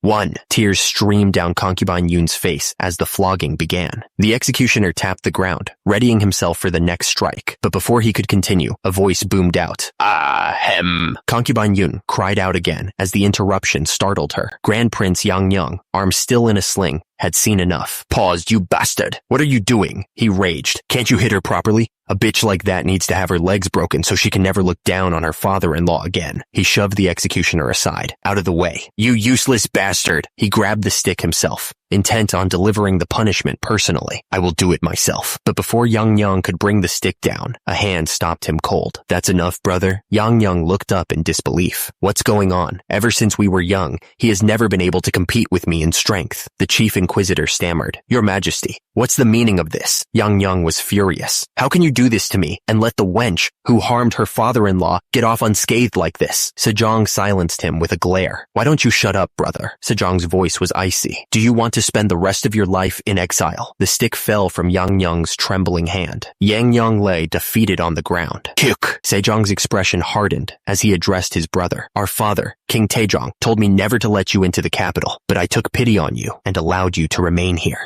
Even after you committed all kinds of evil deeds in Icheon City, I was the one who tried to dissuade the other subjects from sending you into further exile. This will be the last time I show mercy, brother. He turned to the guards. What are you doing? Quickly place Grand Prince Yang Yang under house arrest. The guards responded. Yes, Your Majesty. Yang Yang struggled against them. Let go of me, you bastards. Your Majesty, you can't do this to me. Yi Do, King Sejong the Great's personal name. How can you do this to me? The chief inquisitor bowed. Your Majesty, we will be continuing with the execution of the sentence. Sejong had heard enough. That's enough. You can untie her now. Prince Seosan bowed deeply, tears welling up in his eyes. Your Majesty, your lowly subject, Prince Seosan, really doesn't know how to repay you for your immeasurable kindness. Sejong sighed, trying to defuse the situation. It's truly an unfortunate incident. I will prepare a new residence, so move there quickly. And he gave the concubine a gentle look. You must have been going through a lot, so don't worry about anything now, and just relax. Concubine Yoon bowed, relieved. Thanks for your grace, Your Majesty. So, not long after the house arrest incident of Grand Prince Yang Yang, my second child, my daughter, Ju Hyun, was born safely. One day, as things were as peaceful as usual, Su Yang was informed, Your Highness, you have a guest. He says this is his first visit to this place. The visitor announced, Greetings, Your Highness. I'm Weiji, pen name Dan Gi, a member of the Jinju Ha lineage. Su Yang tilted his head, recognizing the face. Didn't we encounter each other often on the way to the Hall of Worthies? I heard you were doing temple study, so what are you doing here? Weiji grinned. What's more, your physique has changed so much that I almost didn't recognize you. Weiji explained, my body was weak when I first started my temple study. After sitting around reading books for a long time, my back would hurt so much to the point that I couldn't sit any longer. So I started doing the conducting oneself and preparing the body. He continued, I felt like collapsing at first, but I got used to it after a while, so I wanted to come to say thank you. Su Yang waved his hand dismissively. There's no need for that. It's not like I taught you anything. Weiji asked, on that note, would it be alright if I join you in conducting oneself and preparing the body? Su Yang could only respond with a confused, huh? Su Yang tapped his chin, deep in thought. I would have agreed in a heartbeat had it been somebody else. But Ha Weiji is one of the 6 martyred ministers. Ha Weiji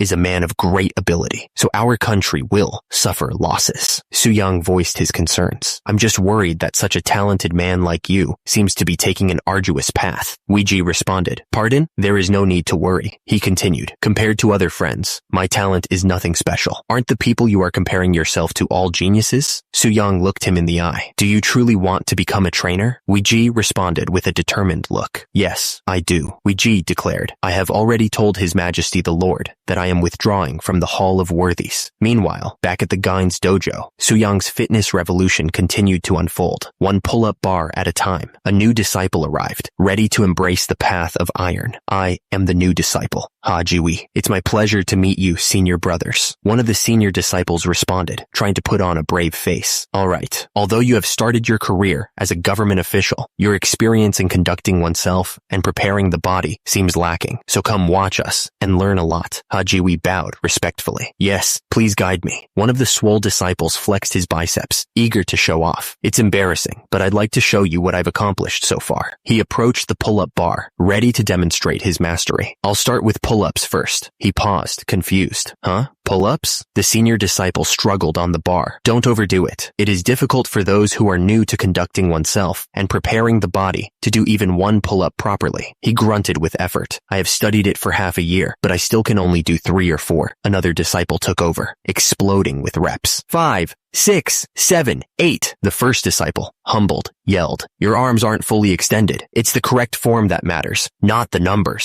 The disciple continued pumping out reps. 10, 11. Su-young watched with a smile. Now that we have a new disciple, everyone seems to be fired up with passion. It will be a good stimulus for everyone. Meanwhile, Su-young and the crown prince took a stroll, admiring the vast landscape. Su-young grinned. How spectacular. If we squeeze all those yuria trees, we can easily get about 20,000 June oil. Su-young grinned, already calculating the profits. We will be able to receive a lot of silver if we make soaps with that and sell them to the Ming Empire. I plan to acquire something more precious than silver on this trip to the Ming Empire. The crown prince looked at him, confused. Something more precious? Su-young's smile widened, a glint in his eye. Yes, it is, he declared. Our country's future. King Sejong praised Su-young. I heard that you cured the back of a man named Wu Zheng through conducting oneself and preparing the body not long ago. The fact that you were able to successfully treat Sogol, a condition that even stumped physicians, truly fills me with pride. Su-young bowed his head respectfully. Your grace is immeasurable, Your Majesty. He was about to get rewarded for his efforts. The king continued. The projection of conducting oneself and preparing the body is good, so I am going to give you a task. Before you depart to the Ming Empire as our envoy, is it possible for you to pay a visit to the chief state counselor, Wang Hui, who requested his resignation last month? The king explained the situation. He said he was asking for his resignation because of his hunched back and dim eyes. We can't do anything about it if it's reversible. The king finished his request. But I'd like you to take a look at the chief state counselor, regardless. Meanwhile, Su-young arrived at the chief state counselor's residence, where a servant spotted him and shouted, "Huh? Isn't this His Highness the Grand Prince? Hurry, come." Su-young arrived at the chief state counselor's residence, but something felt off. Huh? The atmosphere is strange, though. A frail voice spoke from inside. I would like to apologize for having to lie down even when an esteemed guest like His Highness has come. The chief state counselor, Wang Hui, was 79 years old. That's what he is saying. Wang Hui continued. I would like to serve His Majesty as he orders, but ever since I reached the age of 70, my back started to hunch and limbs deteriorated, so I had no other choice. Su-young frowned, unsure how to proceed. That's what he is saying. His Majesty has ordered me to care for your body, but seeing that you are having such a hard time, I don't know what to do either.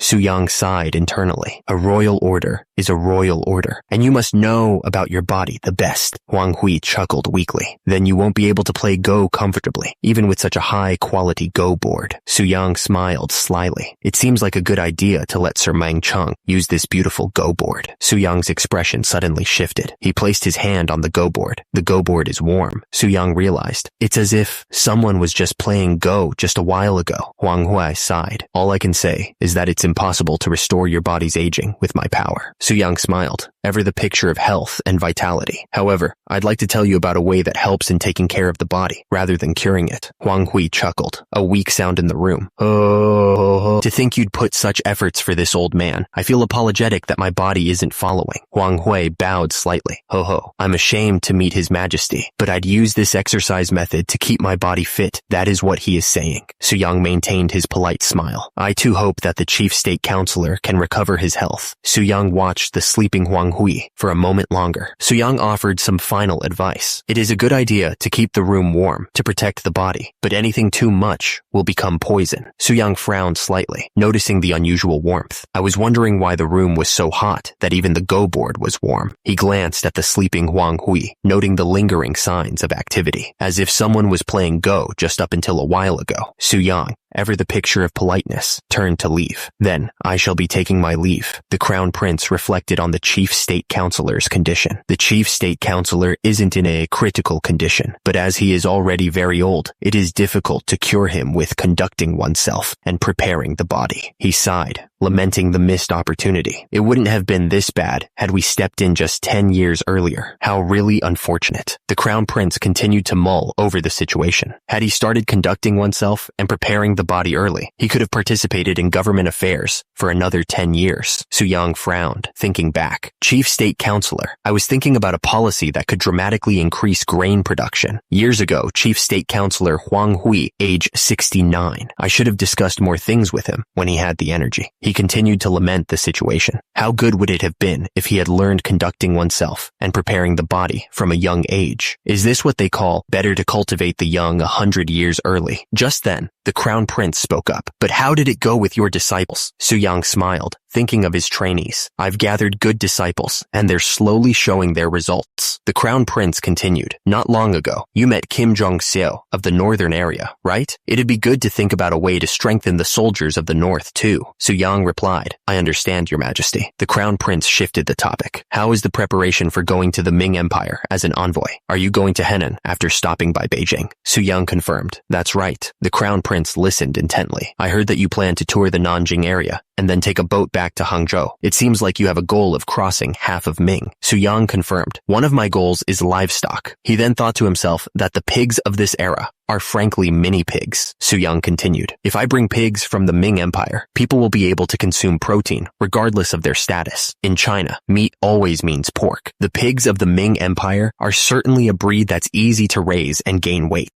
He knew that it's not enough if he's just trying to look for livestock. He must have another goal. Su Yang thought that, as per the king's perspective, he'd be away from his son for about 1 year, so he thought he'd be easy to convince. But was he mistaken? He continued, the Ming Empire has a vast land and a large number of people, so I'd like to grow countless grains and vegetables. With that, Su Yang added, he'd like to stop by Nanjing to pick up some books as well. The king replied, books, you say? Nanjing is a capital that has been passed down for generations from the southern Song dynasty, so there are probably many rare books. Su Yang asked him if he thought the chief eunuch of the Ministry of Rites who selected him would help him on his journey, and then answered his own question, I do. He explained that Wang Zhen is already someone who enjoys power to the extent that he is called father by the ministers. Su Yang explained that if it is an offer is harmful to the country, he will reject it. But if it is beneficial, he will gladly assist in our journey. The king warned, I haven't met him before, but he is a man of evil reputation. Be careful. Su Yang replied, yes, Your Majesty. The king then inquired, right, come to think of it, my granddaughter Ju Hyun was born not too long ago, right? Have you talked with your family members? Su Yang confirmed, yes, of course. The waves lapped against the pier. Su Yang turned to his wife and said, then I'll be back, my wife. Su Yang's son tugged at his robes, calling out, Father, father.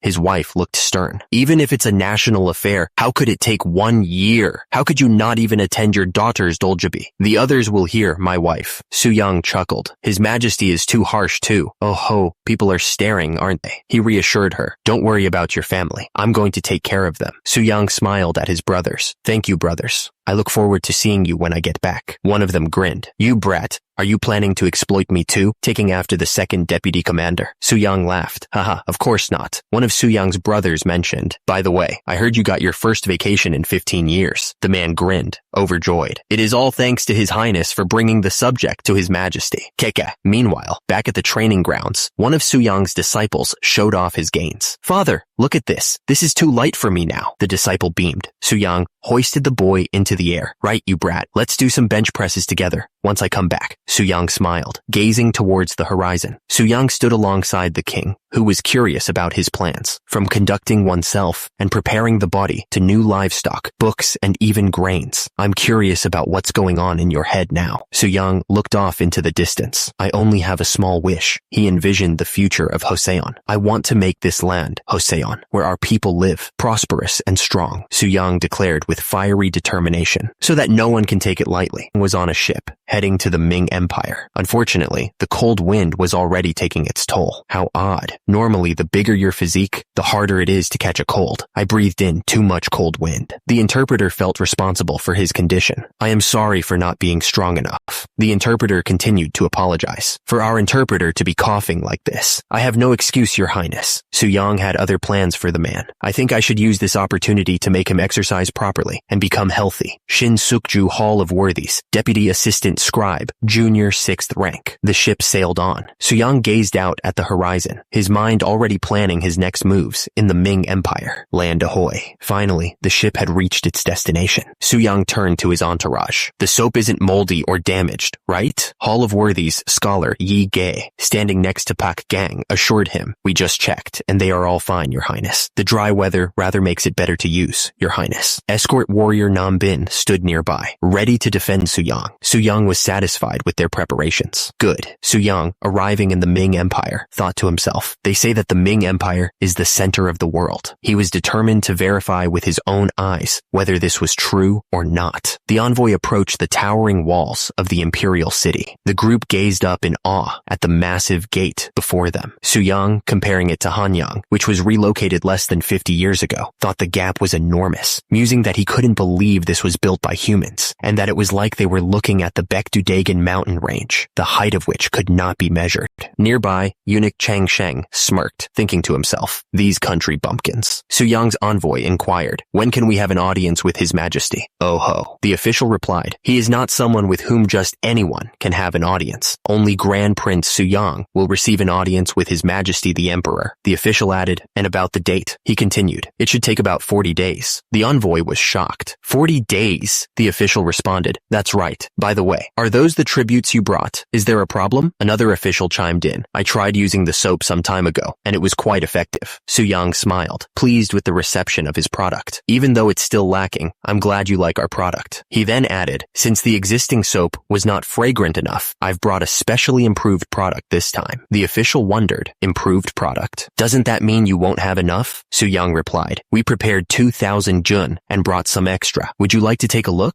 The official leaned in, inhaling deeply. The scent of flowers and ginseng is faintly present. Did you say you've brought 2,000 jun of this? The official smiled, taking the soap. It's great to see a not-so-well-off country set such a great example like this. Another official watched Su Yang intently, thinking to himself, I heard that the second son of the Joseon king has the appearance of a brave general. The official looked at Su Yang with admiration. Now that I see it, your wide-open shoulders and magnificent arms are just like Verhaka. Startled by the sudden praise, Su Yang's aide could only respond, Sir. The official continued, what's it about that? The aide, confused by the comparison, wondered, does that make any sense? Meanwhile, Su Yang kneeled before the emperor from the vassal country of Joseon. This lowly one, Yi Yu, greets you, your majesty. Su Yang kneeled before the Ming emperor, head bowed low. The world is at peace thanks to your immeasurable grace, and everything is singing your praise. My mouth hurts just from saying my greetings. The Ming emperor, Yingzong, responded, I heard that Yi Do, the king of Joseon, had several outstanding sons. Yingzong held out his hand, examining it closely. The other day, when eunuch Chang Sheng brought me the soap, all of the dirt on my body disappeared. The fact that you were the one who created this surprised me even more. He continued, it must have been hard to bring 2,000 jun of soap here. Let us discuss the future trade of soap in another place. Your grace is immeasurable. The officials behind Su Yang exchanged uneasy glances. The emperor dismissed Su Yang. Then you may take your leave. Su Yang bowed. Yes, your majesty. He felt the strange atmosphere.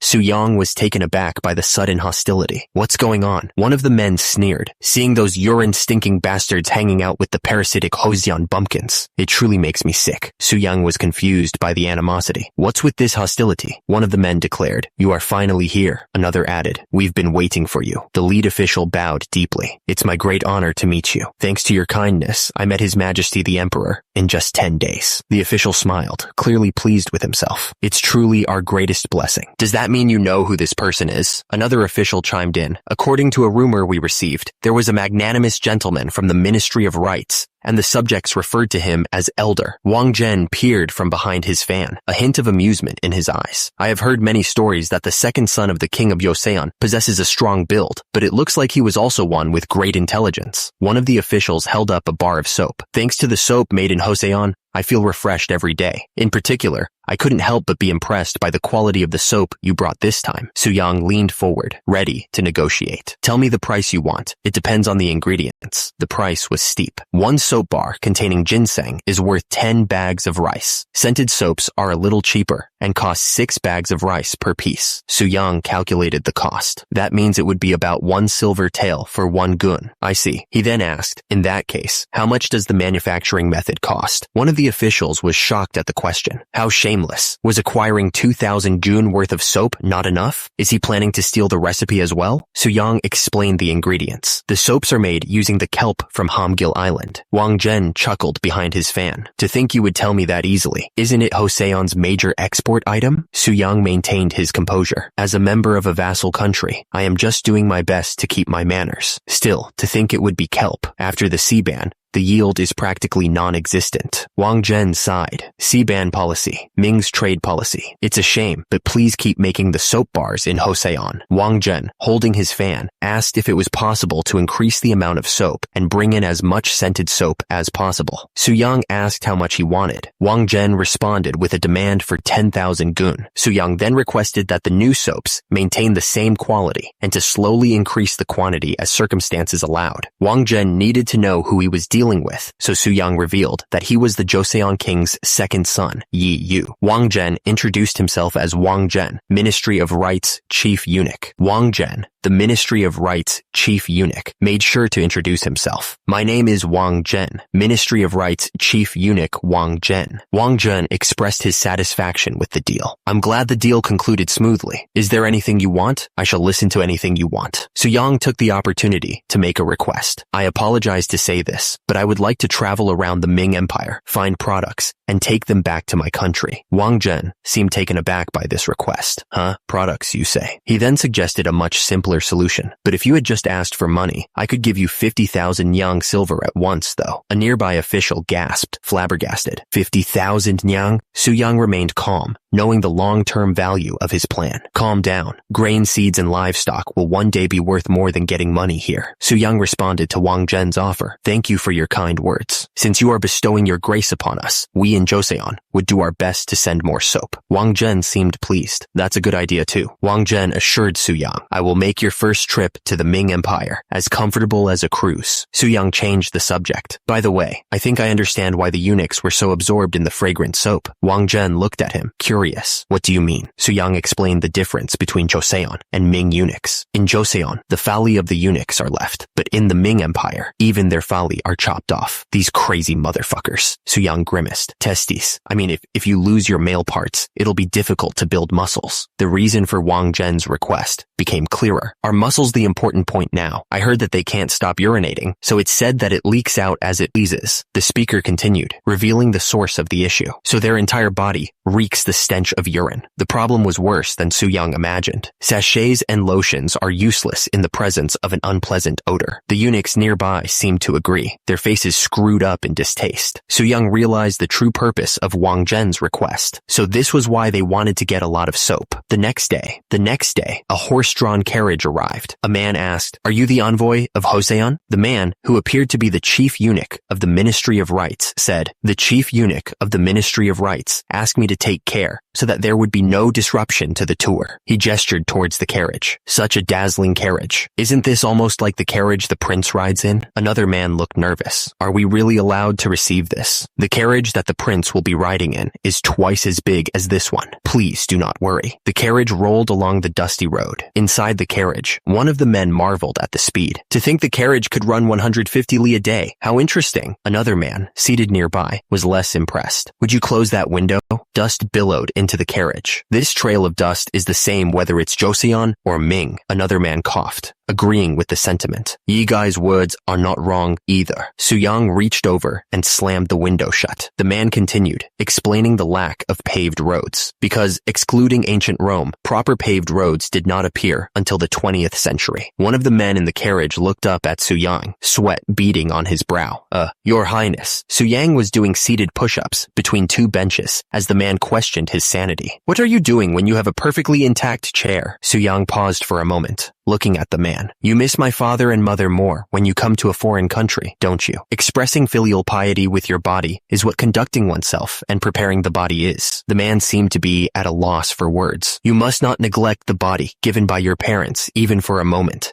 Yes. Suddenly, Su Yang's eyes widened. Come to think of it, you. He pointed an accusing finger. Your thick belly fat sticking out of the belt. Pardon? Su Yang berated the man, pointing out his flaws. You're still young, but you've already got 3 folds of chin fat, huh? Su Yang continued his tirade, listing the man's ailments. You were coughing a lot when we were on the sailing ship. Once we arrived at land, your knees started to hurt, and you couldn't even walk for a long time. You sweat and get out of breath, even with a bit of walking. Don't you think you need to improve your physique? The man collapsed under the weight of Su Yang's critique. Su Yang towered over the man, a glint in his eye. Now, I've prepared something for you. Su Yang smiled. thinking of the journey ahead. I heard we have to cover 1,500 li until our destination, Chang'an. Suyang clenched his fist, a determined look on his face. The 12-day body-shaping miracle. If it's you and me, we can definitely do it. The man could only scream in despair. No. 12 days later, they arrived in Chang'an. The man, looking considerably healthier, expressed his gratitude. You've worked hard. I don't know how to repay your kindness. Suyang waved his hand dismissively. It was nothing. I was just following the strict order of the chief eunuch. A figure in red robes approached. You are the envoys from Joseon, right? I received a message from the chief eunuch about your arrival. The governor general of Chang'an smiled warmly. You've come a long way, so let's begin with a meal. The governor general of Chang'an presented the meal. Enjoy your meal. The envoy examined the dishes with curiosity. I've never heard or seen these cuisines. Oh, the noodles look odd. The governor general explained the origin of the dish. It is called knife-sliced noodles. This dish was born during the reign of the Yuan dynasty.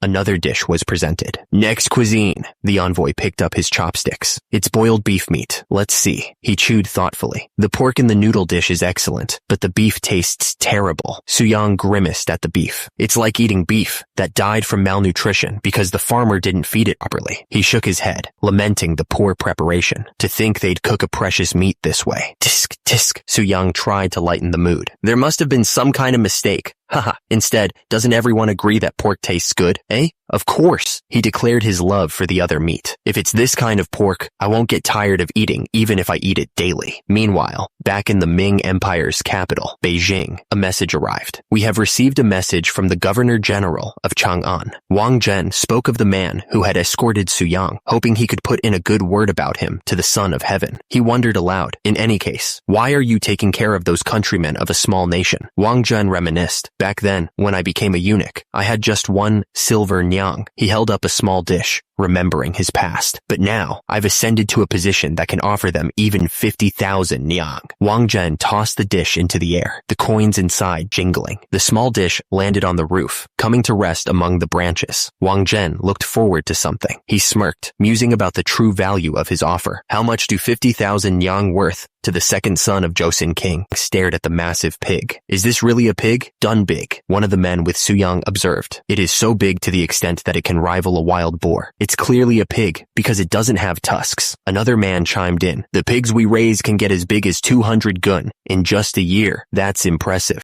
Another man suggested. Please cut off a piece of this big guy so that we can recognize its quality. Suyang stated. Even if we only bring in that pig, it seems there would still be enough to serve a nation. What are you still worrying about bringing in these good pigs? One of the men replied, we have to be careful about bringing in the pigs here into Joseon. We must look into other pigs and compare first. Suyang stressed the importance of carefully selecting the pigs they bring into Joseon. If we bring in all kinds of pigs without any hesitation, their blood will mix, and they will become a mixed-up mess. The group continued their journey. They arrived in Luoyang, a city in the Ming Empire. So Luoyang has as much crowd as Beijing, Suyang thought. Suyang observed the bustling crowds. In the capital, it's hard to find people engaging in such activities. As expected of the Ming Empire, he overheard snippets of conversation, but the way they speak is a bit strange. I heard someone saying something about Joseon, the savage country or something. Just what are they talking about? Suyang paused, overhearing something that piqued his interest. Huh? If you buy this in bulk, you can also have a body like Grand Prince Suyang. One of Suyang's men spotted something outrageous. Those bastards are selling off your name. He's saying that he's selling pills containing ginseng purchased from the Joseon prince. He says that if you eat just that, your body will become strong. Oh ho! Suyang was shocked. It's only been a month since we started our journey in the Ming Empire, but the rumor has spread to this place already? His subordinate cautioned him. Your Highness, it'll be troublesome if envoys cause any problems. Suyang scoffed. If I cause a problem here, won't it be the same as insulting father, right in his face? I'm just trying to show off real muscles. The man could only repeat himself, exasperated. Your Highness! Nearby, a merchant hawked his wares. Now, eating one of these pills will boost your energy, and eating 100 of these pills will make you the strongest person in the world. This is the highest grade medicine made using ginseng,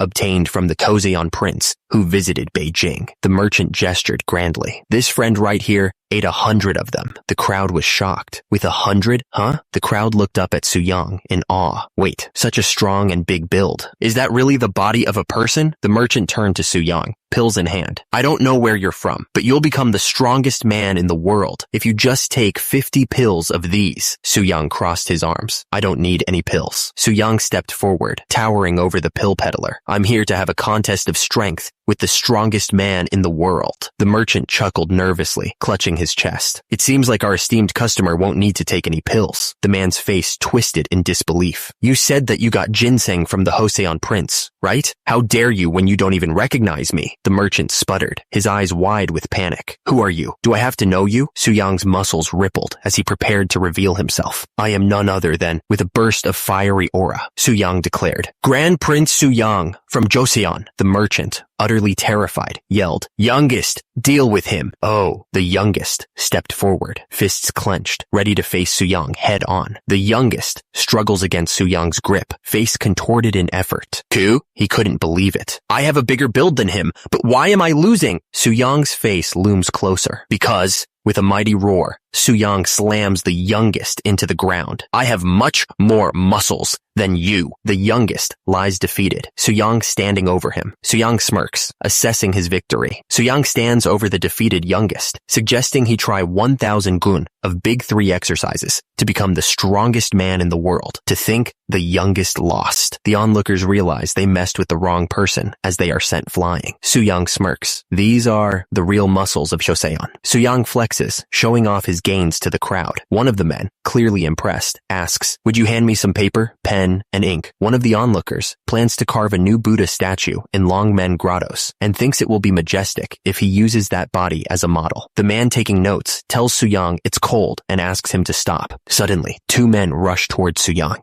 So here you were, Your Highness. Did you obtain anything? Su-yang replies, I think it's too early to decide on the pig breed. What about you people? Huh? One of the men explains, we found some old books, but they aren't in good condition, so we plan to send them back to the country first. Another man adds, we got a lot of seeds, but we don't know how they will adapt to our country. You've all worked hard. Wait? Su-yang looks at a book and asks, isn't this the new writings of Baekje? One of the men happily declares, you got your hands on a really satisfying item. You even got the inscription of Chu Sui-liang. Su-yang rolls his eyes, muttering, is that true? Make sure to show them to me. Is this the difference between an art god and a martial god? They're nerding out too much. Another man exclaims, oh, isn't this the book about the life of Han Xin, the general of the Zhou dynasty? Someone else calls out, please show me too. The narration states, the harvest of Luoyang was pretty good, and we moved to the next location. It's March 11th, 1443. The group arrives at Jinghang Waterway, Entreport Hongzhe Lake, where Su-yang marvels at the size of a massive ship. Is this a ship or a city? The turtle ship is one of the world's largest ships, but this huge ship makes it look like a little child. One of the men explains, this must be the only ship in this world like this. It was used when Emperor Yongle created a large-scale expedition with the eunuch Zheng He as the commander. Su-yang nods, commenting, if we visit Nanjing, we really need to go to the shipyard that built this ship. He reflects, come to think of it, it has been 3 months since we arrived at the Ming Empire by ship. Has that much time passed already? Su-yang sighs, homesickness washing over him. It makes me miss my family in Tosen. Meanwhile, back in Joseon, the crown prince reports to the king about the newly researched Huapo, a small fire gourd. Yes, your majesty, he confirms. The king wonders if they are wasting their time. Doesn't such a small Huapo just serve to scare off the enemies? I wonder if we're wasting our time. The crown prince explains the advantage of the new weapon. No, in return for being small, it is made long and can be moved while firing. He continues, so if each soldier carries a Huapo, he can fire at the enemy freely. However, the crown prince informs the king of a report from the northern area. There was a report from the northern area that a countryman who shot with a Seichongtong woke up fine. The report also said that he killed the person who shot him. The crown prince clarifies the details of the report. That's because the countryman was dressed in leather and a small arrow was used against him. Had he been shot hard using a wax-coated pill, his leather clothes would have been pierced and he would have died. Su-yang, still in Ming, ponders the gifts he received. Therefore, I tried to find a breakthrough in the counterweight sticks that you gave us. He stares intently at the counterweight stick, his mind racing with possibilities. Su-yang raises the counterweight stick, a glint of inspiration in his eye, and took a sip of his drink, lost in thought. He was enjoying a long-awaited vacation, but he still couldn't stop thinking about His Majesty. He muttered to himself, tell me, what should I do to satisfy His Majesty? A servant overheard Su-yang's soliloquy and wondered if he was losing his mind. What? Is he self-talking? Suddenly, a strange mannequin appeared, offering a drink. Your jokes are going too far. Ha ha ha ha. Su-yang grabbed a bottle. Here, let's stop talking. You should drink a glass too. Su-yang looked up, surprised by the sudden arrival. Huh? Aren't you Second Deputy Commander Zhang? What brings you here? The Second Deputy Commander Zhang brushed off the formality. There's no need to address me formally. Would you grill me one herring? Ho ho. It'll come out in no time. He presented the grilled herring. Here it is. Let's see. The Second Deputy Commander Zhang took a bite, his face twisting in displeasure. It seems like this herring has gone bad.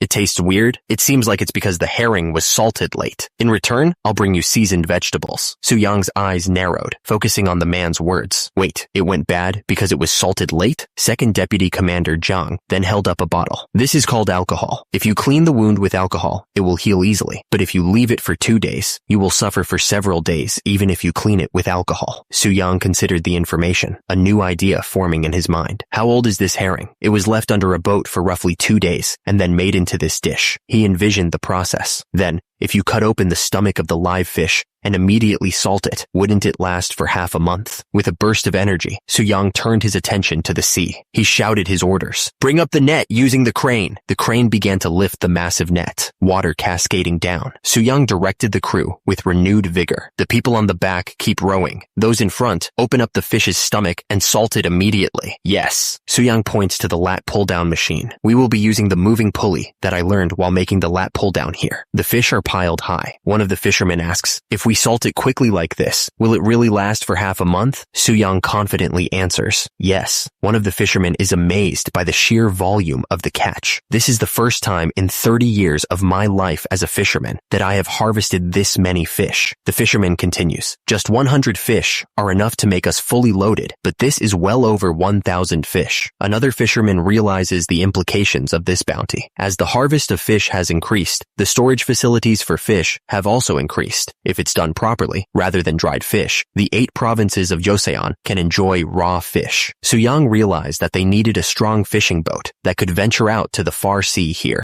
He knew what he had to do next. I need to send a letter to His Highness. Suddenly, a voice boomed. A royal order. The royal order was delivered to Su-yang's disciple, Ma Il-yong. Grand Prince Su-yang's disciple, Ma Il-yong, carry out this order. Ma Il-yong reads the order aloud. I'm planning to make a big haul for conducting oneself and preparing the body soon. Ma Il-yong continues, reading the royal order, his eyes widening in disbelief. Therefore, as the first disciple of Grand Prince Su-yangguo, gather 20 children of powerful and rich families who were eliminated during the examination of country magistrates. He pauses, shocked. 20. Ma Il-yong had a royal order to fulfill, to gather 20 children of powerful and rich families and teach them how to conduct oneself and prepare the body. 1 month later, Ma Il-yong reminisced. It was good times when I exercised together with His Highness. When will I gather 20 people? He turned to one of his students. Do you understand the hard work brother went through to teach you? The student replied, yes, but the disciple's eyes light up every time Prince Seosan teaches them. Ma Il-yong was frustrated. But when I carry the book and teach them, they don't even meet my eyes. Shockingly, no one gave any attention to him. Those little, Ma Il-yong pondered. It is said that those who do not pass the annual exam by next year will be sent to Hamgil province. They still haven't got themselves together. The courtier seemed shocked at the news. To Hamgil province? Yes? Ma Il-yong's face fell. Su-yang looked at the courtier. Ah, really? So, all the disciples went to Hamgil province. Ma Il-yong looked concerned. Hamsil province, you say? Isn't it cold there? Just imagining it makes me shiver, Your Highness. Su-yang, ever the enthusiast, grabbed a dumbbell. Let's warm up together. Ma Il-yong's face crumpled in dismay. Su-yang declared, I can't bear to see disciples living with the countrymen. Then, a thought bubble appeared. As expected, for someone who lacks learning, the scene shifted to a shot of weights. Wouldn't weightlifting be the answer? A distant scream echoed. Su-yang, struggling with a barbell, demanded, what have you learned all this time? Are you still unable to answer the question? Sweat dripped from his brow as he stared intensely. This won't do. Su-yang, arms crossed, demands, add 1 more plate. The disciple, struggling with the weight, shouts, I know. Su-yang observes the disciple's struggle. Judging by how you're saying the correct things every time I add the plate, it seems like I must add more. Another plate is added to the barbell. The disciple grits his teeth, barely holding the weight. Get yourself together. We can't lose in weightlifting. I can't. Sweat pours from the disciple's face as he strains. I can't be the only one to suffer, Su-yang declares. I shall let those coming after me answer with weightlifting too. This way, the answer provided by weightlifting began to spread throughout the 8 provinces provinces of Joseon. Meanwhile, Suyang's travels take him to Nanjing in the Ming Empire. Lunar calendar 4th month, Nanjing, Ming Empire. Isn't Beijing the capital of Ming? On the contrary, Nanjing looks more like the capital, he muses. He continues his observations, noticing the agricultural practices. I mean, it's only the 4th month of the lunar calendar, but there are already cucumbers here. They should grow rice while they grow these cucumbers. How could they? The answer, it seems, is economics. It must be because it's possible to make more money by farming vegetables other than rice, he realizes. Suyang reflects on the differences between Ming and his own kingdom. Joseon's farming is rice farming because survival is its first and foremost priority, he thinks. He knows that Joseon's agricultural focus is rooted in its tumultuous past. Joseon was a country founded on a kingdom devastated by invasions by the Red Turbans, rebellion, and Japanese pirates, he remembers. Suyang continues his work in the fields, knowing that Joseon had no choice but to pursue state-led food production. However, Suyang declares, "We must move forward like this from now on. Everyone, follow me," he announces to his group. "We'd like to have a feast with this, so take care of it and bring us the food." The group stares in stunned silence. The two men look at each other, their faces a mixture of shock and disbelief. Suddenly, a dish is presented. This is a fried carp that is still alive and kicking. If you touch its head, it will flap around, so please be careful. The feast continued with a roasted whole piglet, deboned and stir-fried for easy eating. Roasted whole piglet. It has been deboned and stir-fried, so you can eat as much as you like. Next up was a sea turtle soup. We had a great sea turtle, so we made some soup out of it. The men looked on, stunned by the sheer volume of food. Suyang savored the flavors. Hiya, so this is the taste of the Ming Empire. There were a lot of interesting ingredients. Suyang then asked the people of Joseon if they were experiencing the true flavor of the mainland. Is this the true flavor of the mainland? Did you see that, people of Joseon? With the feast concluded, Suyang prepared to move on. Now that we all are full. With the feast concluded, Suyang prepared to move on, stating, "Now that we all are full," Suyang announces, "There's someone I'd like you to meet." The scene shifts to the Nanjing shipyard. Suyang approaches a man with a muscular build. "Are you here? I came to ask something." The man eyes Suyang up and down. "A new porter. With that physique, you could probably move an entire keel." Suyang replies, "I am Grand Prince Suyang, a member of the envoy from Joseon." The man responds, "Oh, I see." Suyang waves off the almost faux pas, then asks, "I heard you designed the ship for court eunuch Zheng He's expedition." The muscular man beams, "I did." The sight of that massive ship setting sail was truly impressive. He introduces himself as shipbuilder Fang Jiju. Fang Jiju continues, "We built a 2000 Rio 1 specifically designed to escort the flagship. I didn't know then that it would be my last achievement. There were no more expeditions, and the flagships I built one by one also reached the end of their lifespan." He sighs. "After that, I made a living by building simple merchant ships." Miserable. Fang Jiju's face scrunches up in frustration. Isn't building massive ships a natural matter, of course, for a man? Suyang leans in, intrigued. "Have you ever built other types of ships? I learned a lot by living and being obsessed with them." Fang Jiju boasts, "I had a hand in the Fuchuan Fujian province's ship, the Guangchuan Guangdong province's ship, and naturally, I am familiar with the Niaochuan Zhejiang province's ship in the vicinity." "Oh, ahem." Suyang looks thoughtful. "You seem to like shipbuilding. Do you have any plans to build a new ship again? It's a pity to let your skills go to waste." Fang Jiju's eyebrows furrow. "You're suggesting moving to Joseon and building ships there, aren't you?" The shipbuilder scoffs. "I appreciate the offer, but the life of a true man is about building a large ship to conquer the ocean." Fang Jiju's voice rises in disbelief. "How can I go to Joseon to build a smaller ship?" Suyang sighs, knowing that some things are universal. Engineers never change wherever you go. Suyang presented Fang Jiju with a draft, saying, "Well, would you take a look at this draft? Isn't this just a small fishing boat with only one sail and oars for rowing?" He pointed to a specific part of the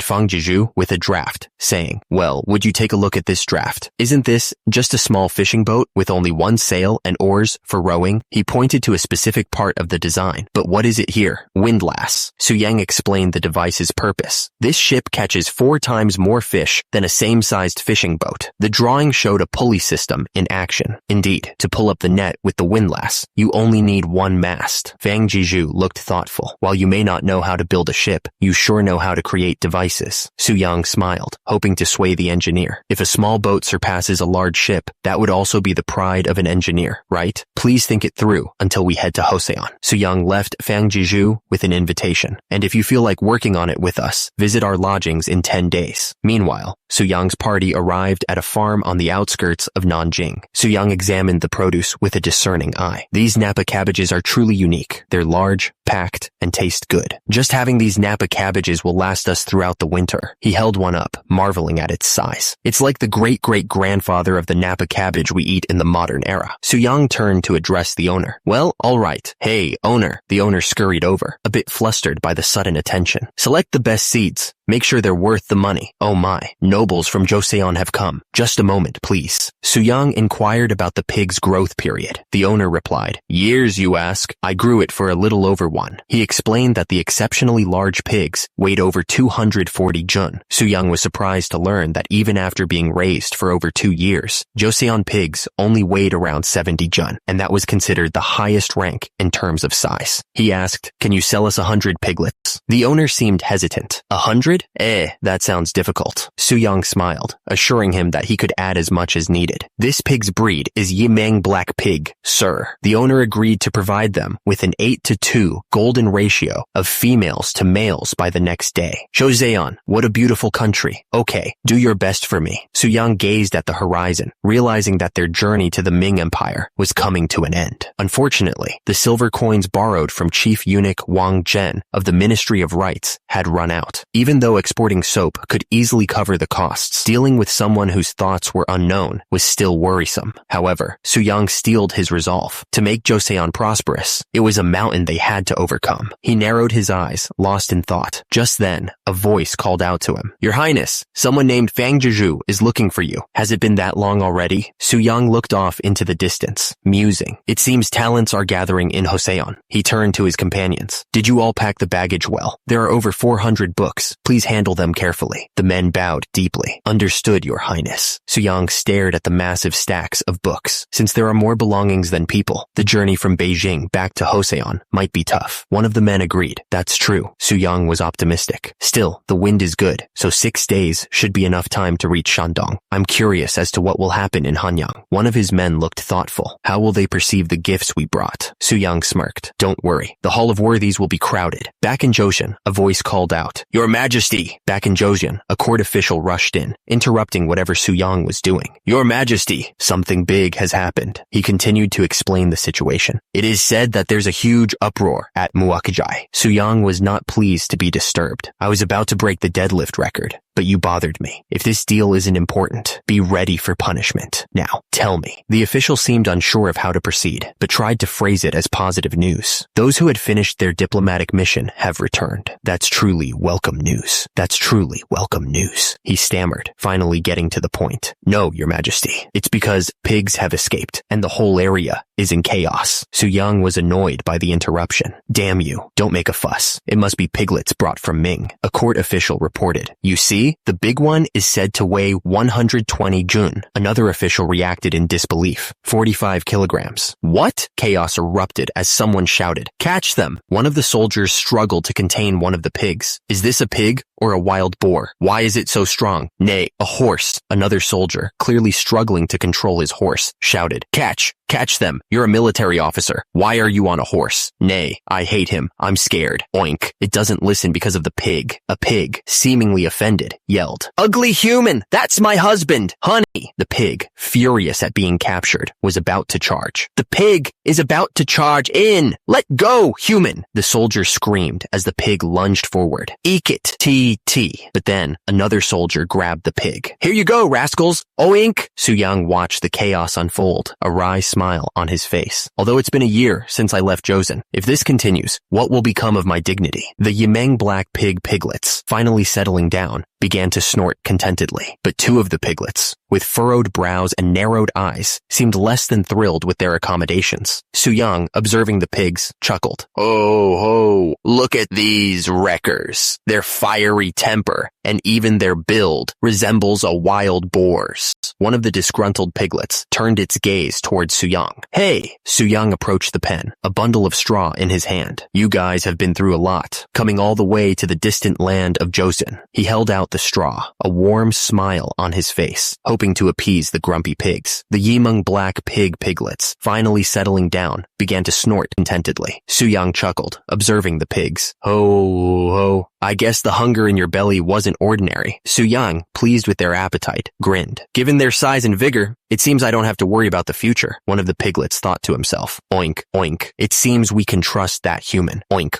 oink. That human. Something's different about him. Su-young, his eyes gleaming with anticipation, declared, "Present the fattest pig among them for the celebration." Su-young walked away, flanked by an attendant. "Considering that many books were lost during the Goryeo dynasty, I have brought some of them. Most likely, the majority of them are about farming and commerce, so the public works and taxation ministries are going to be busy." The attendant bowed his head respectfully. "You've worked really hard. Is there anything you wish for?" Su-young replied, "I do. I've learned a lot during this visit to the Ming Empire." Su-young, ever the visionary, knew that the key to a stronger Joseon lay not just in military might, but also in the bounty of the land. If Ming's agricultural methods are applied to Joseon, he continued his train of thought, envisioning fields overflowing with crops. Our dietary life will surely undergo a change. It can help address nutritional imbalance. He shifted his focus to another crucial element for Joseon's advancement. Next is the talent. Su-young addressed the assembled craftsmen, singling out one by name. "Fang Jiju, was it?" The craftsman, visibly nervous, replied, "Yes, Your Majesty." Su-young acknowledged the sacrifices made by those who had left their homes to serve him, leaving the Ming Empire and coming to the distant land of Joseon. You all must have endured a lot. I will ensure that separate places are prepared for each of you. The craftsman, deeply moved, exclaimed, "Your royal grace knows no bounds, Your Majesty." Su-young knew that skilled artisans were invaluable assets to his kingdom. An enthusiastic craftsman is sure to be useful. The newly trained men expressed their gratitude to Su-young, acknowledging the difficulty of the training they've endured. "It's our pleasure to have an audience with you, Grand Prince Su-young. MHM, it seems everyone here has gone through hardship to keep up with the training." Su-young turns his attention to Ma Jung-ho, praising his efforts. "And Ma Jung-ho, you've done a great job as well." Ma Jung-ho modestly replies that teaching is different from learning, hinting at some difficulties he's been facing. "Ah, it's nothing. Being in a teaching position vastly differs from being a learner. I've had reports of that as well." Ma Jung-ho explains that he hasn't been distinguishing between the children based on their social class, or whether they are from common or servant families. There's nothing about distinguishing a child of a concubine from the common or servant class in conducting oneself and preparing the body. It's just a study thoroughly focused on filial piety. Su-young's expression hardens slightly as he asks if Ma Jung-ho, a concubine's child, has been disrespected. "Even so, did they disrespect Mr. Ma, who is a concubine's child? I think I know how to handle it." Su-young declares that he will teach them in a new way. "All right, from here on, I'll teach you in a new way." Su-young decided to introduce a new training method. It's called CrossFit. I've been told that people are bored with repetitive movements. He held up a kettlebell, ready to demonstrate. "So, we'll perform various exercises to clear away our idle thoughts. Watch closely and follow suit." Su-young then demonstrated a series of movements. "This is called burpee, which I invented during my stay in Ming." The soldiers looked relieved at the prospect of a new routine. "Whoa, it doesn't involve carrying heavy weights, right? Count me in. I'll do it 100 times. Hopeful expectations were finally free from that boring barbell. Su-young grinned, pleased with their enthusiasm. "Haha, that's the spirit. Then, try to copy me." Su-young began the demonstration. First is 20 reps of burpee. Second, 20 jumps over a waist-height log stack box jump. Su-young continued to push the soldiers, demonstrating the next exercise. Third is 20 swings with a 20 Jun weight kettlebell swing. That's about 7.5 kilograms. He moved on to the final exercise. And finally, 20 squats without weights. Do this twice, take a break, and then repeat it twice. One of the soldiers asked hopefully, "Will today's training really be over with this?" Su-young grinned ominously. "Of course. It approaches with the force like a storm." After the silence, the soldier blinked in confusion. "Excuse me? What storm?" Suddenly, a screech echoed through the training grounds. The soldiers collapsed, utterly defeated. I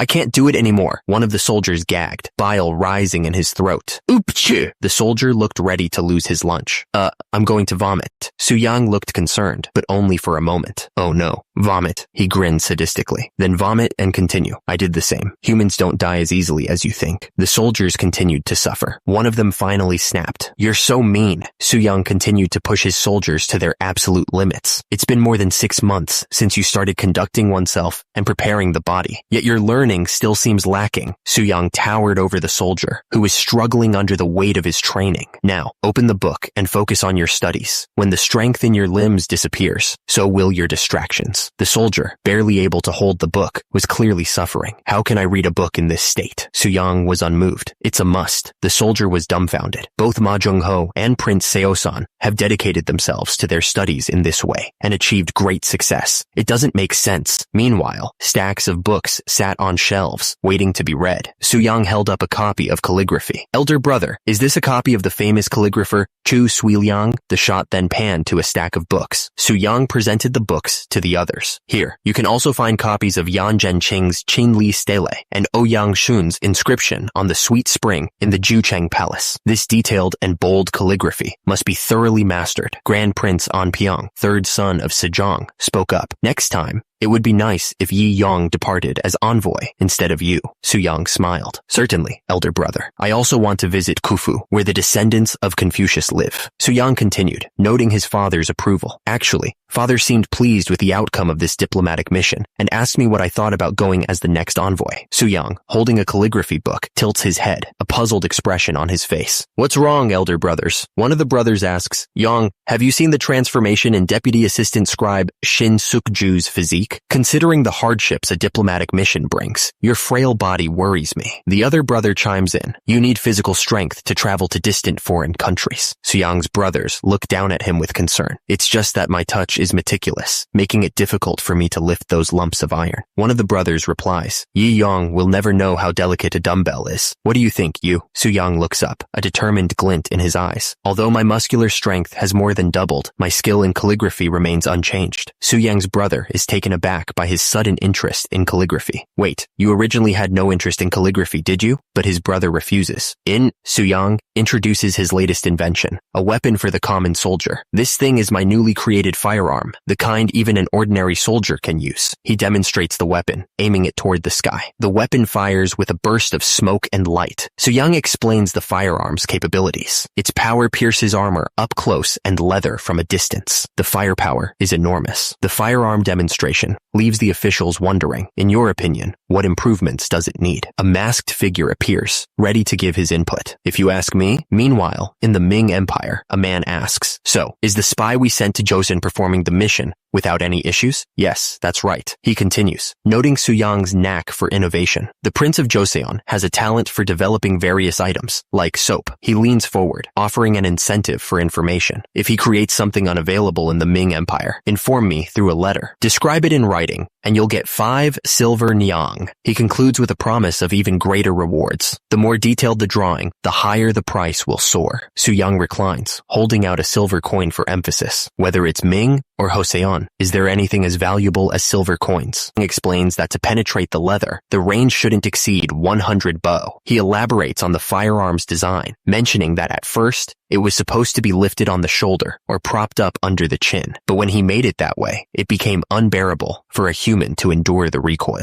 Therefore, Su-yang devised a shooting method where you wedge this firearm between your side and arm. One of the soldiers notes that it's very similar to the Seongja Chongtong from the Goryeo dynasty, and that a revolutionary item has appeared. The man in the orange-trimmed uniform states that the way he sees it, this weapon might be vital during a siege or defending the city. Su-yang tilts his head, questioning why they are discussing siege or defense when it is designed to be carried by foot soldiers. Su-yang points out the firearm's limitations in close quarters combat, stating that's because it cannot aim in situations where enemy troops are attacking. I will demonstrate by firing it myself. The weapon fires with a loud bang, scattering a flock of birds. The soldier peers through the hole in the target. Did it make its way through both the iron plate and wooden board? That's a lot of power. Suyang notes the need for improvements, saying, since the bullets are missing the target, the accuracy needs improvement. Also, the aiming method is somewhat inconvenient. Suyang strokes his chin thoughtfully. I agree. Ordinary soldiers may dislocate their shoulders after the first shot. I should try reducing the size, even if it means sacrificing the power. The soldier in the blue-trimmed uniform asks, and regarding the inconvenience with the aiming method you mentioned, is there any alternative? Suyang was about to suggest a solution when a rustling sound came from nearby. The soldier with the scar on his eyebrow asked, was it just me, or was there a rustling sound? Suyang waved it off. It's nothing. You asked about a solution to this firearms aiming method, right? Just then, a voice called out. Hello, is Pak Gang here? A soldier replied. Yes, Your Highness. Suyang turned to Pak Gang. Weren't you the one who drew the blueprint of the Ming Empire's crossbow and disassembled the actual ones several times? Do you think you can recreate the crossbow's structure? Suyang was on a roll. Of course. As a matter of fact, I've also been improving the previous design. Let me show me right away. Suyang gestured enthusiastically. Elder brother, I'll shoot the crossbow myself to showcase the issue with this firearm. He took aim, his expression serious. The crossbow fired with a snap. The arrow struck the target dead center. Suyang turned back to the group. As one would have guessed, Suyang explained that high accuracy requires the eye and huapo to be in a straight line. He then described another challenge. 2 hands are not enough, and losing the aim when the huapo is held with one hand and lit with the other. Another man agreed, stating that it may not be apparent if the enemy is passive, but when both sides are in motion, everyone will face difficulties handling such a weapon. Suyang had an idea. In that case, combining the frame of the crossbow and huapo would solve the problem. Suyang then ordered Pak Gang to stop what he was doing and make this first. Pak Gang was surprised, but agreed. Suyang noted that with each shot, ordinary soldiers lose strength and may get injured on their faces. Suyang considered the design. How about extending the wooden board to the back and attaching it to the shoulder? It might burn the head. So change the place so that the smoke comes out to the side. And what do you think of attaching a dagger to the end as a precaution? Not bad. It would be even better if a huapo could be used as a short spear. 3 months later, on March 2nd, 1444, today was the day the Crown Prince and Yu would present the new huapo. The military officials had been gathered inside the royal palace. They seemed to have prepared very thoroughly. One of the men worried that although the Crown Prince and Yu didn't do anything lightly, huapos had been prone to malfunctions. Prepare for the firing of an infantry cannon, Suyang shouted. Suyang instructed the soldiers to fill the firearm with gunpowder. The soldier loaded the gunpowder, but the huapo backfired in his face. Suyang ignored the mishap and ordered the next soldier to insert the pellet into the muzzle. The military officials watched the demonstration with concern. What's going on? That huapo is making so much noise. One of the military officials scoffed at the display. As expected, it can't be helped for those without any battle experience. Tisk tisk, Suyang shouted. Fire! Suyang shouted. Fire! The huapo discharged. The military officials erupted in laughter.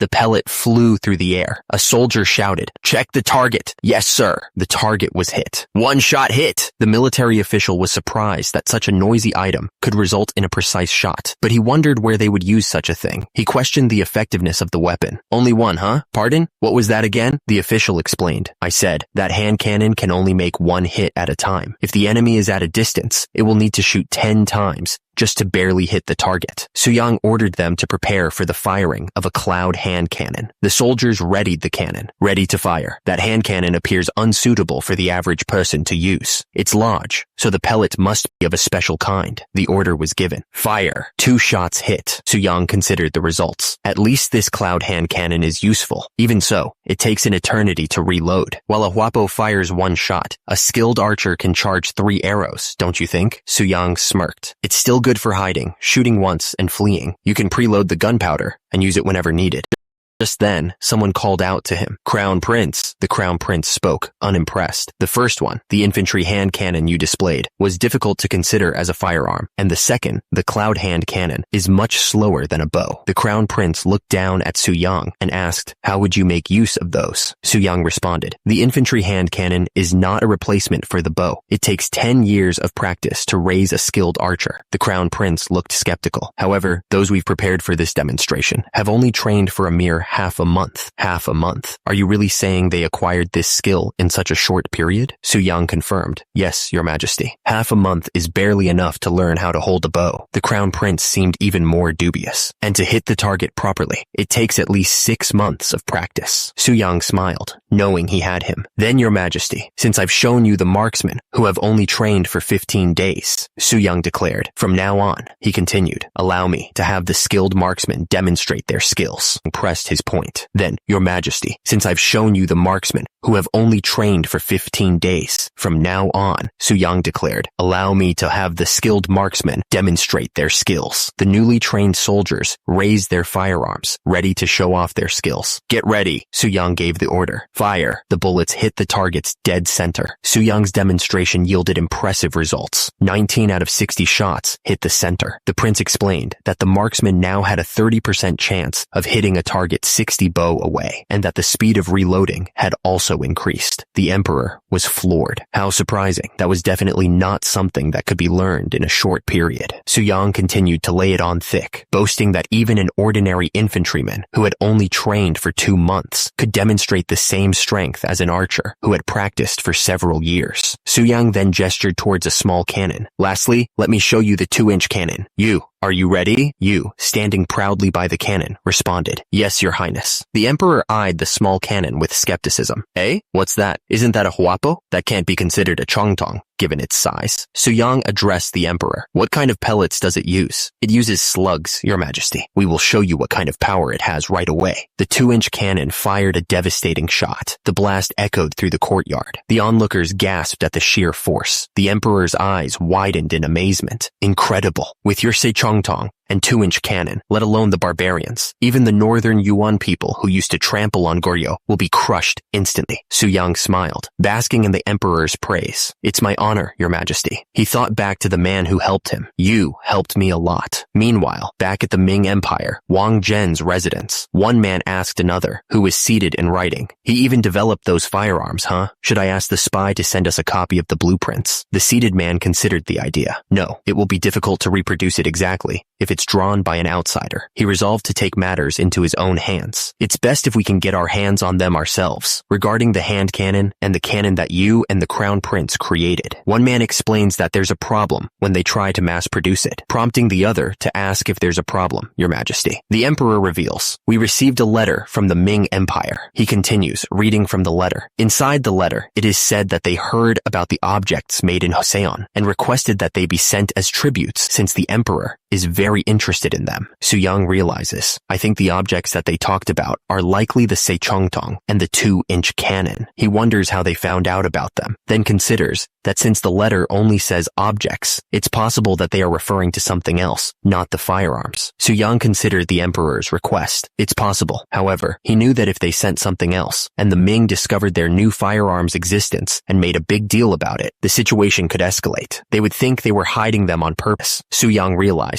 to think they called them objects, even though they already knew about their existence. He deduced that no one but Wang Zhen could think of a plan like this. In that case, please send 2,000 pieces as tribute. The other man was taken aback. 2,000. That's too many. Sending 500 per year seems more appropriate, though. Su Yang was firm. No, please send 2,000. Meanwhile, inside the Ming Dynasty Forbidden Palace, the emperor considered the tribute. Oh ho, 2,000 pieces. An advisor spoke up. It is said that the third prince of Joseon will personally bring 500 pieces himself within this year. There's no way a small country on the border can go against the Great Ming. Another official inquired, but may I ask why you wrote objects in the letter? The first advisor replied, if Joseon sends another object, it means they must have another plan. He continued, if that happens, we can pressure them to receive more tribute. The emperor mused, well, since Yido, the king of Joseon, is a smart person, that wouldn't happen. The emperor smirked, thinking about how to squeeze more tribute from Joseon. Had they said it'd be hard to pay tribute, I would have used that as an excuse to obtain something even greater. Something even greater. His eyes narrowed with greed. We can have the second prince of Joseon as hostage. The scene shifted to a burning village, a symbol of the emperor's ruthlessness. Or if they don't listen to us, we can make them understand with force. The sound of wood chopping echoed through the village. Meanwhile, back in Joseon, one of Su Yang's men approached approached him. Hey, Young-hae, did you see the announcement a while ago? What did it say? I couldn't read it properly because it was written in proper sounds, or whatever it is. News spread among the common folk. I heard that on February 5th next year, the government will recruit a new unit called the Military Training Command. One man looked concerned. Military Training Command? That sounds sketchy. If things go wrong, won't they send us to the far north? Another man hammered wood nearby. Since they are recruiting in the capital, won't the training also be done there? Rumor has it that the person who founded this command was Grand Prince Su-young. The first man pondered. If they are recruiting in the capital, they must be looking for cavalrymen. He looked down at his own 2 feet. Since I don't even have a horse, something like that is impossible for me. But then, a glimmer of hope. The announcement didn't even mention anything about horseback riding. It even said that a bow and arrow aren't needed. The common folk buzzed with excitement at the prospect of joining the Military Training Command. One man's reaction was disbelief.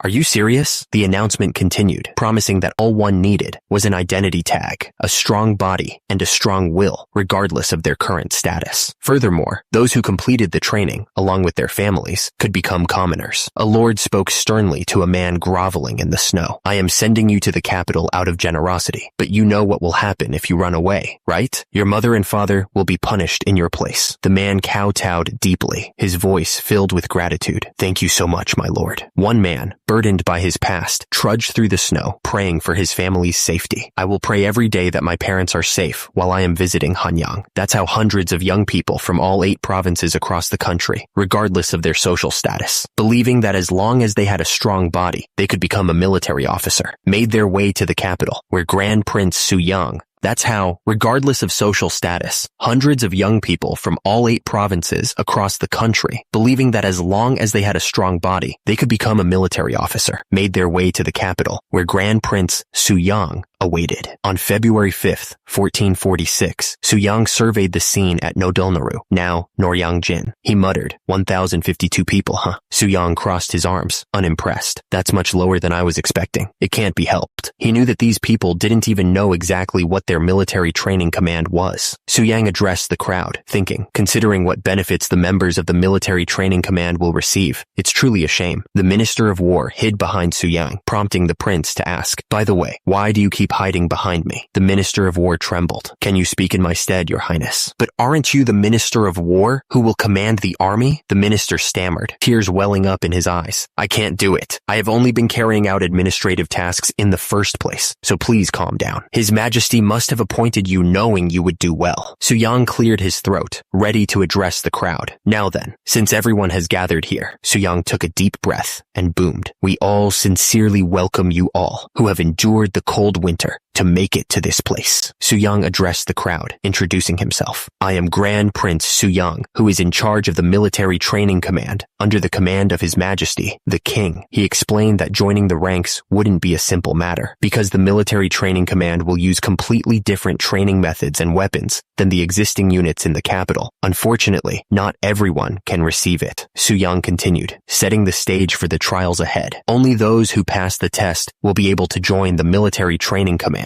In return, the first test will be easy. The first test is, he revealed the first challenge with a smirk. Running, Su-young continued, his voice booming across the training grounds. Since you all made your way to the capital, your legs must be strong, right? A soldier's life and death depends on his lower body, and that is even more the case for members of the Military Training Command. He finished his speech with a declaration. Without a strong lower body, you are not worthy to be called a man. Su-young announced, I will guide you to the test site, so follow me. He gestured forward, declaring, from now on, you have to run from here to the training center in the rear. Su-young continued, your destination is Tancheon. Everyone, get ready. With a commanding presence, Su-young yelled, now then, the quick march starts now. Think that the enemies are encamped before you, and run. Yes, sir. The recruits surged forward as Su-young warned, if you are tired, move out of the way. Otherwise, you will be stepped on. The grueling pace immediately took its toll. People failed the first test. People remain, the text at the bottom of the image read. Su-young began to explain the next stage of the trials. You may have heard of conducting oneself and preparing the body. This is an exercise method I created, and it is a way to be filial to your parents by managing your body effectively. He continued, the second test is to verify your filial piety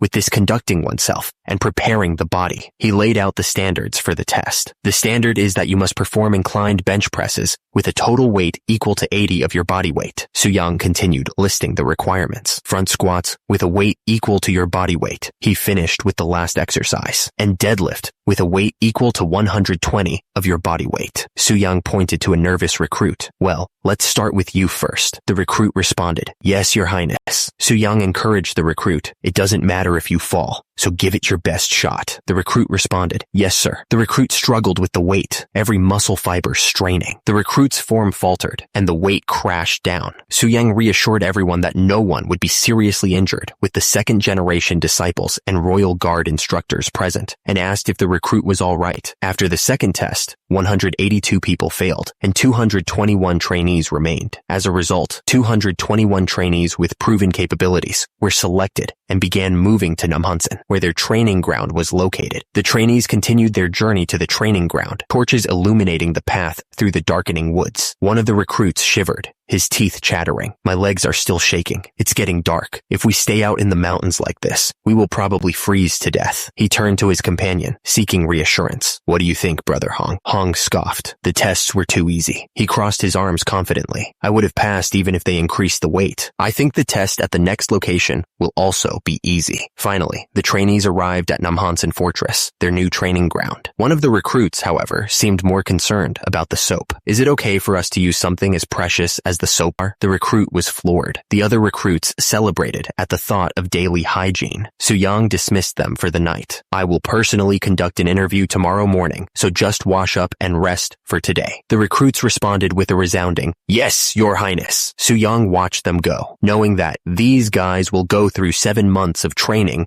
before becoming a junior, third-rank officer. Soo-young's attendant informed him that the next candidate was ready. Your highness, I will tell the next person to come in. Soo-young responded. All right, let him in. Soo-young grimaced, the interview process dragging on. The interview is almost over. There are only 2 left from the Hong family. Soo-young learned that the first of the Hong family was named Hong San. The first one must be Hong San. He was a slave in Gangwon-do and came here to upgrade his lowest class. The young man explained his motivations. Why did you apply for the military training command? Hong San answered, our lord said that if I became a military officer, my parents would also acquire a higher status, so I applied. Soo-young considered the applicant. He is short and weighs too little, and Hong San continued, I thought it was my duty as a child to free my parents from slavery, so I worked hard in training to practice filial piety, and Soo-young mused to himself, oh, the training so far must have been quite arduous for him. Soo-young considered that the military training command's training would be tough. However, if someone with such a strong will, like Hong San, participated, Soo-young thought about how much Hong San would change. The young man bowed deeply. Thank you so much, your highness. Soo-young nodded. I understand you may leave now. Soo-young turned the page in his book, ready for the next candidate. Let's look at the next person. Soo-young read the file. Hong Yoon-seong, nicknamed Young Hae, born in 1425. Year of the Snake? Soo-young's eyes widened slightly as he recognized the name. Wait a moment. That human butcher Hong Yoon-seong? The next applicant stated, I am from Hoin District, Chungcheong Province. I have a healthy body, but because my family wasn't well off, I couldn't learn horseback riding. The next applicant stepped forward, stating, I applied because I want to be successful. Soo-young considered the man before him. They say people can't be changed, so can I change the 22-year-old Hong Yoon-seong? Do you know what you are doing here? I was told to become the infantry leader and take care of them. Soo-young replied, those who lead people should know how to handle their men without using harsh tactics. It's not about beating and suppressing people to make them listen. He challenged Hong Yoon-seong. Can you lead your subordinates like that? Hong Yoon-seong paused for a moment. He stated with conviction, if they can't use harsh tactics, why do soldiers exist in the first place? Hong Yoon-seong stood firm, arguing, if they can't use harsh tactics, why do soldiers exist in the first place? Soo-young paused, considering his words. Soo-young responded with a slight smile. I hope you find that answer by the time you finish the training. With that, Soo-young dismissed him. You may leave now. The door slid shut. Soo-young was confident that even the stubborn great king King Sejong changed, so Hong Yun-seong, who is even younger than him, will definitely change. Meanwhile, the training at the military training command was underway. Left turn, march, left, left, a loud voice barked. Stop chit-chatting. Two soldiers watched the training. One of them asked, what an interesting way of training. What do you think, Brother Hong? Hong-san replied, it is a training of adaptation to make the team perfect. There is nothing more important than loyally carrying out orders on the battlefield. The scene faded to black, with a question hanging in the air. Isn't this the place where people who were just alive turn into lumps of meat? Soo-young declared that from now on, all command systems used in the military would use the proper sounds. He emphasized that those who would lead the soldiers must also master the proper sounds.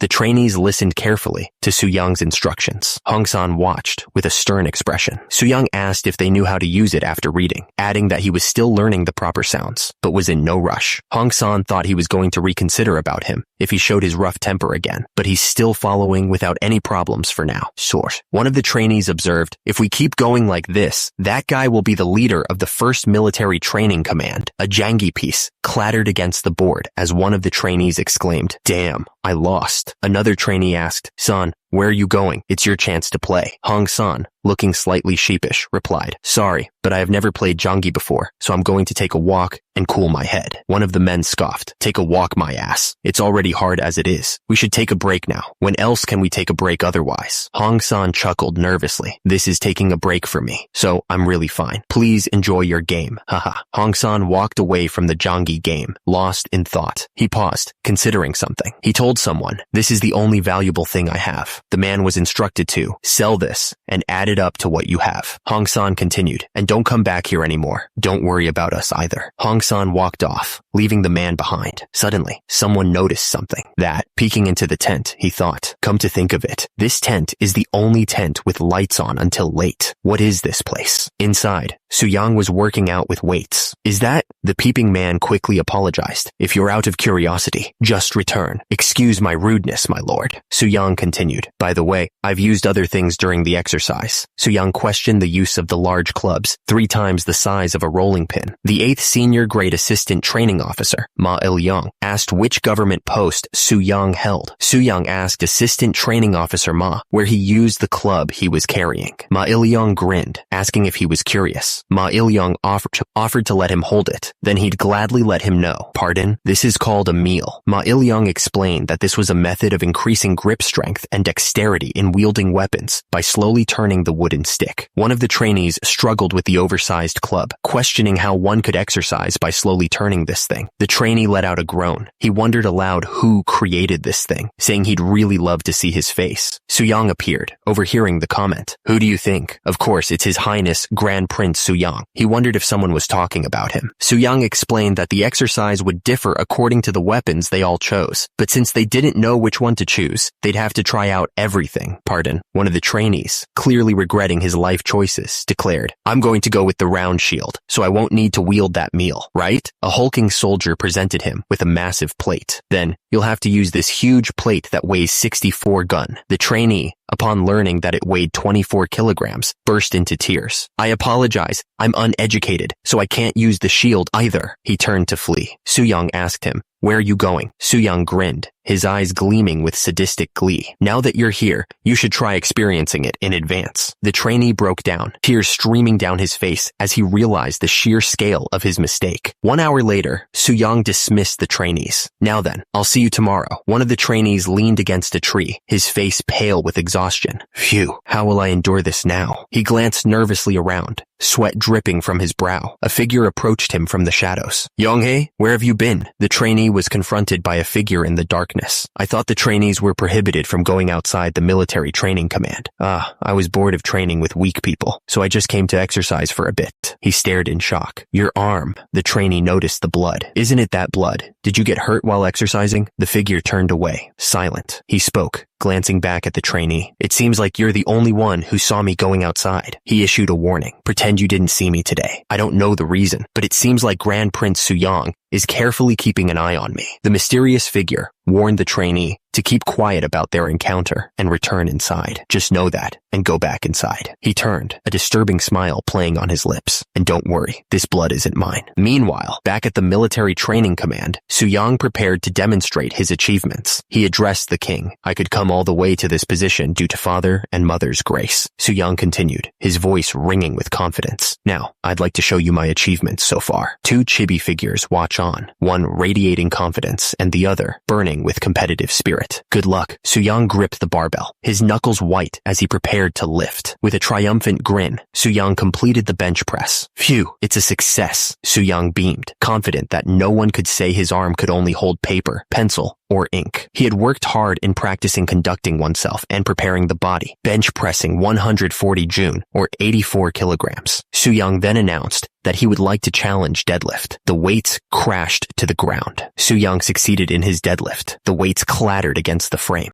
The king and his advisor looked on as Suyang totaled his squat, bench press, and deadlift. With 180 gun, it made a total of 500 gun. Suyang beamed. You may have started late, but you're quick in learning, so I'm very satisfied. Thanks to both brothers, I could make a trip to the Ming Empire with a healthy body. King Sejong replied, but you can't be satisfied yet. The king continued, you still have a long way to go, so you must never stop moving forward. Now, he can no longer be satisfied with goon of Big 3 exercise. Then again, even the great King Sejong can handle that much weight now. Sejong added, right, while we're at it, I'd like to see Yu's further achievements in conducting oneself and preparing the body. Suyang's face fell slightly. I heard that you recently raised your level of conducting oneself and preparing the body by a lot. I'm screwed. I've been busy with the military training command. He trailed off. Suyang finished. So I've only done it 6 times a week. Suyang continued to train, his back muscles rippling with each movement. Meanwhile, King Sejong watched with a smile. It's always greatly rewarding no matter when I see that body. Suyang steeled himself. I'm always working hard with filial piety in mind. Then I shall begin squatting with 440 gon of weight, 264 kilograms. Suyang began his squat, the weight pressing down on him. He strained under the load.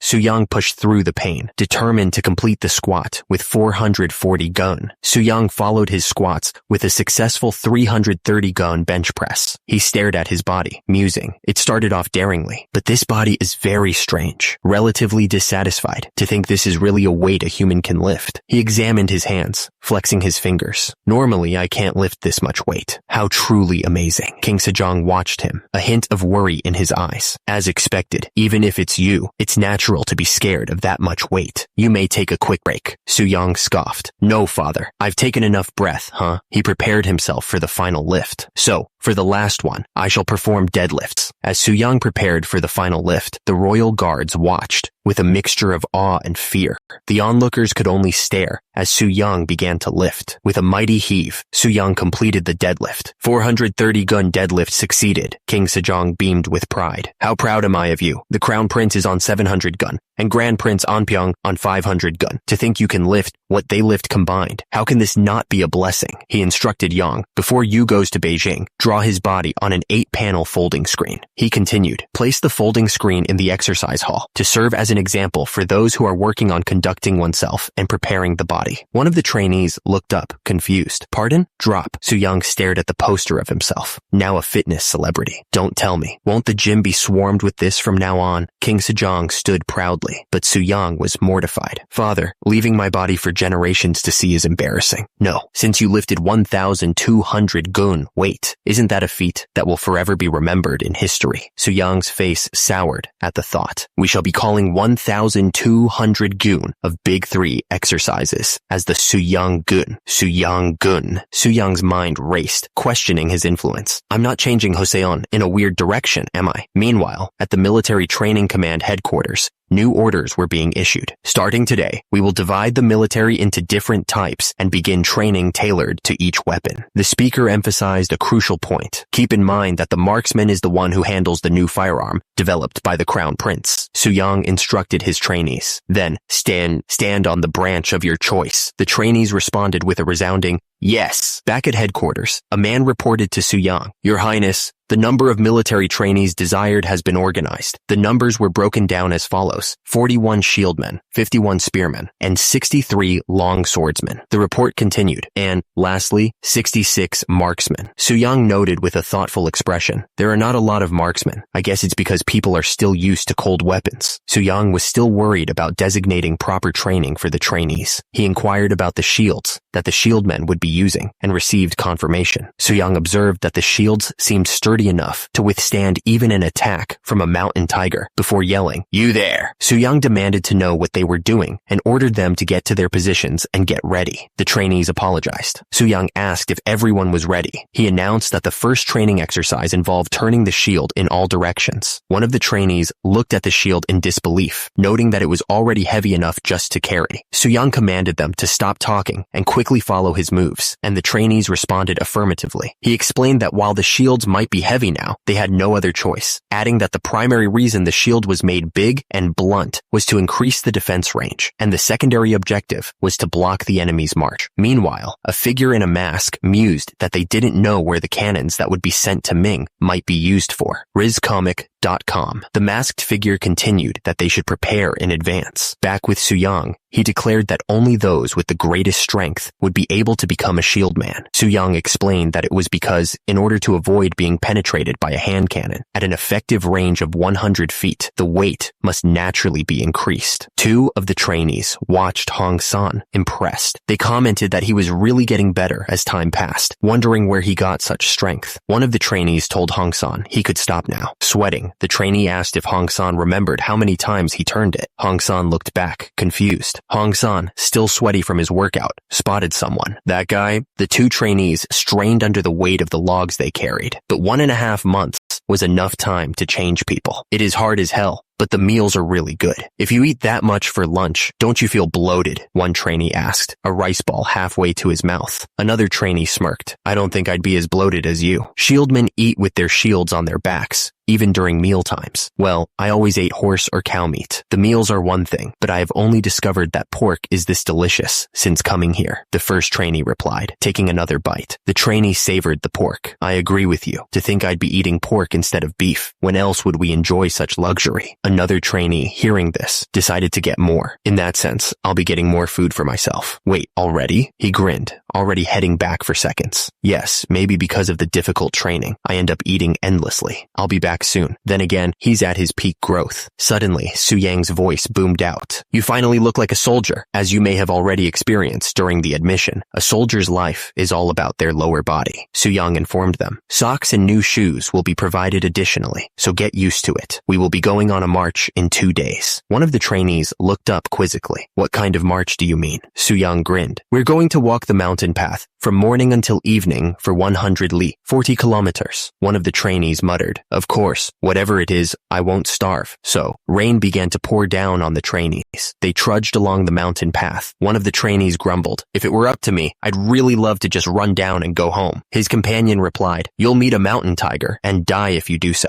Soo-young announced, Let's take a short break. Replenish your stamina here. The trainees cheered. Soo-young had already run out of taffy. Here, take a sip of water at least. Everyone, eat a grain of salt when you drink water, he added. Soo-young continued, and those who ran out of water should not worry either. You'll be provided with water once we arrive at the next hill. One of the trainees smiled. At least, it's worth fighting when we have someone like that as our superior. His companion agreed. You're right. The rain continued to pour. Now, let's begin the match again. Get in a row, Soo-young shouted. There was around 1 month left for the military training command. The rain continued to soak the trainees as they trudged along. Hong Yun-sung was an extraordinary man from the beginning, but Hong San, that guy may have looked weak, but when did he grow that fast? Not only those two, the others, who were all over the place at first, changed too. Soo-young smirked, pleased with the progress. He thought to himself, I want to quickly show these strong figures to father. It was September of 1445 in Beijing of the Ming Empire. A man on a throne welcomed, Welcome,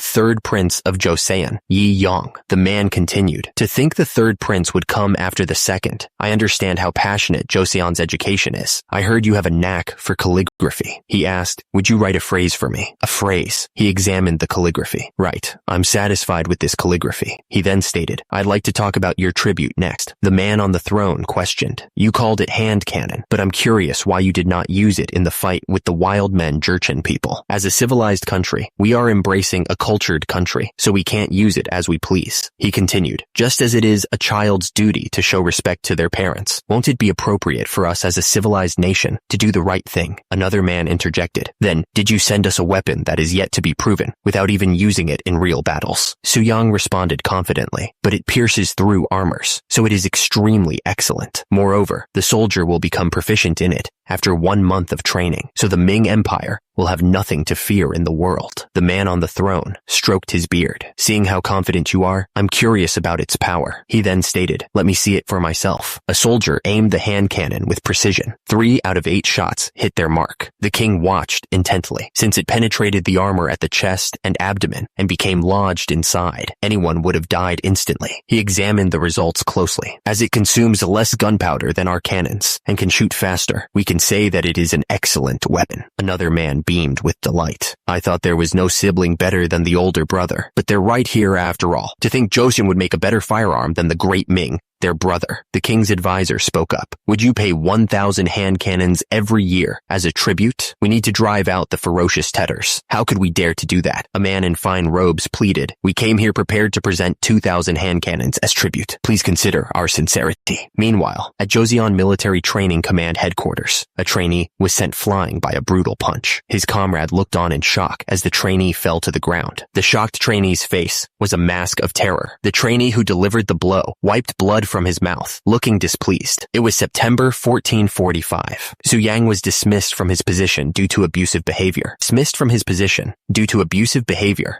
legacy was already being carved in stone, literally. The Luoyang attraction, Longmen Grottos, stood as a testament to art and history, and Gyeon, an early Joseon dynasty painter, was clearly impressed. What a sight. There are stone caves and thousands of Buddha statues along the cliff, he remarked. Grand Prince Anpyeong pointed towards a new addition. Grand Prince Anpyeong, there is a newly carved stone Buddha over there. He examined the statue closely. Maybe because it is new, it seems slightly different from other stone Buddhas. It seems like a bold attempt to express another aspect of the 4 heavenly kings. Anpyeong gestured further into the grottos. As you go further back, there are more stone Buddhas like this. He squinted, noticing a peculiar detail. But why do their faces resemble that of Grand Prince Suyang? As the group admired the stone Buddhas, one man turned to his companion, asking, Hey, do you know who carved these stone Buddhas? The scene cuts to a flashback, revealing the reason behind the question. 2 years ago, there were con men who sold fake drugs to people. The flashback intensifies with a brutal display of justice. Please refer to chapter 25. The narrator explains the divine intervention. It's said that Virudaka, who could not bear to witness such a scene, came directly from heaven and punished them. The explanation continues, clarifying the deity's significance. One of the 4 heavenly kings and a major deity in Buddhism, the style of the stone Buddha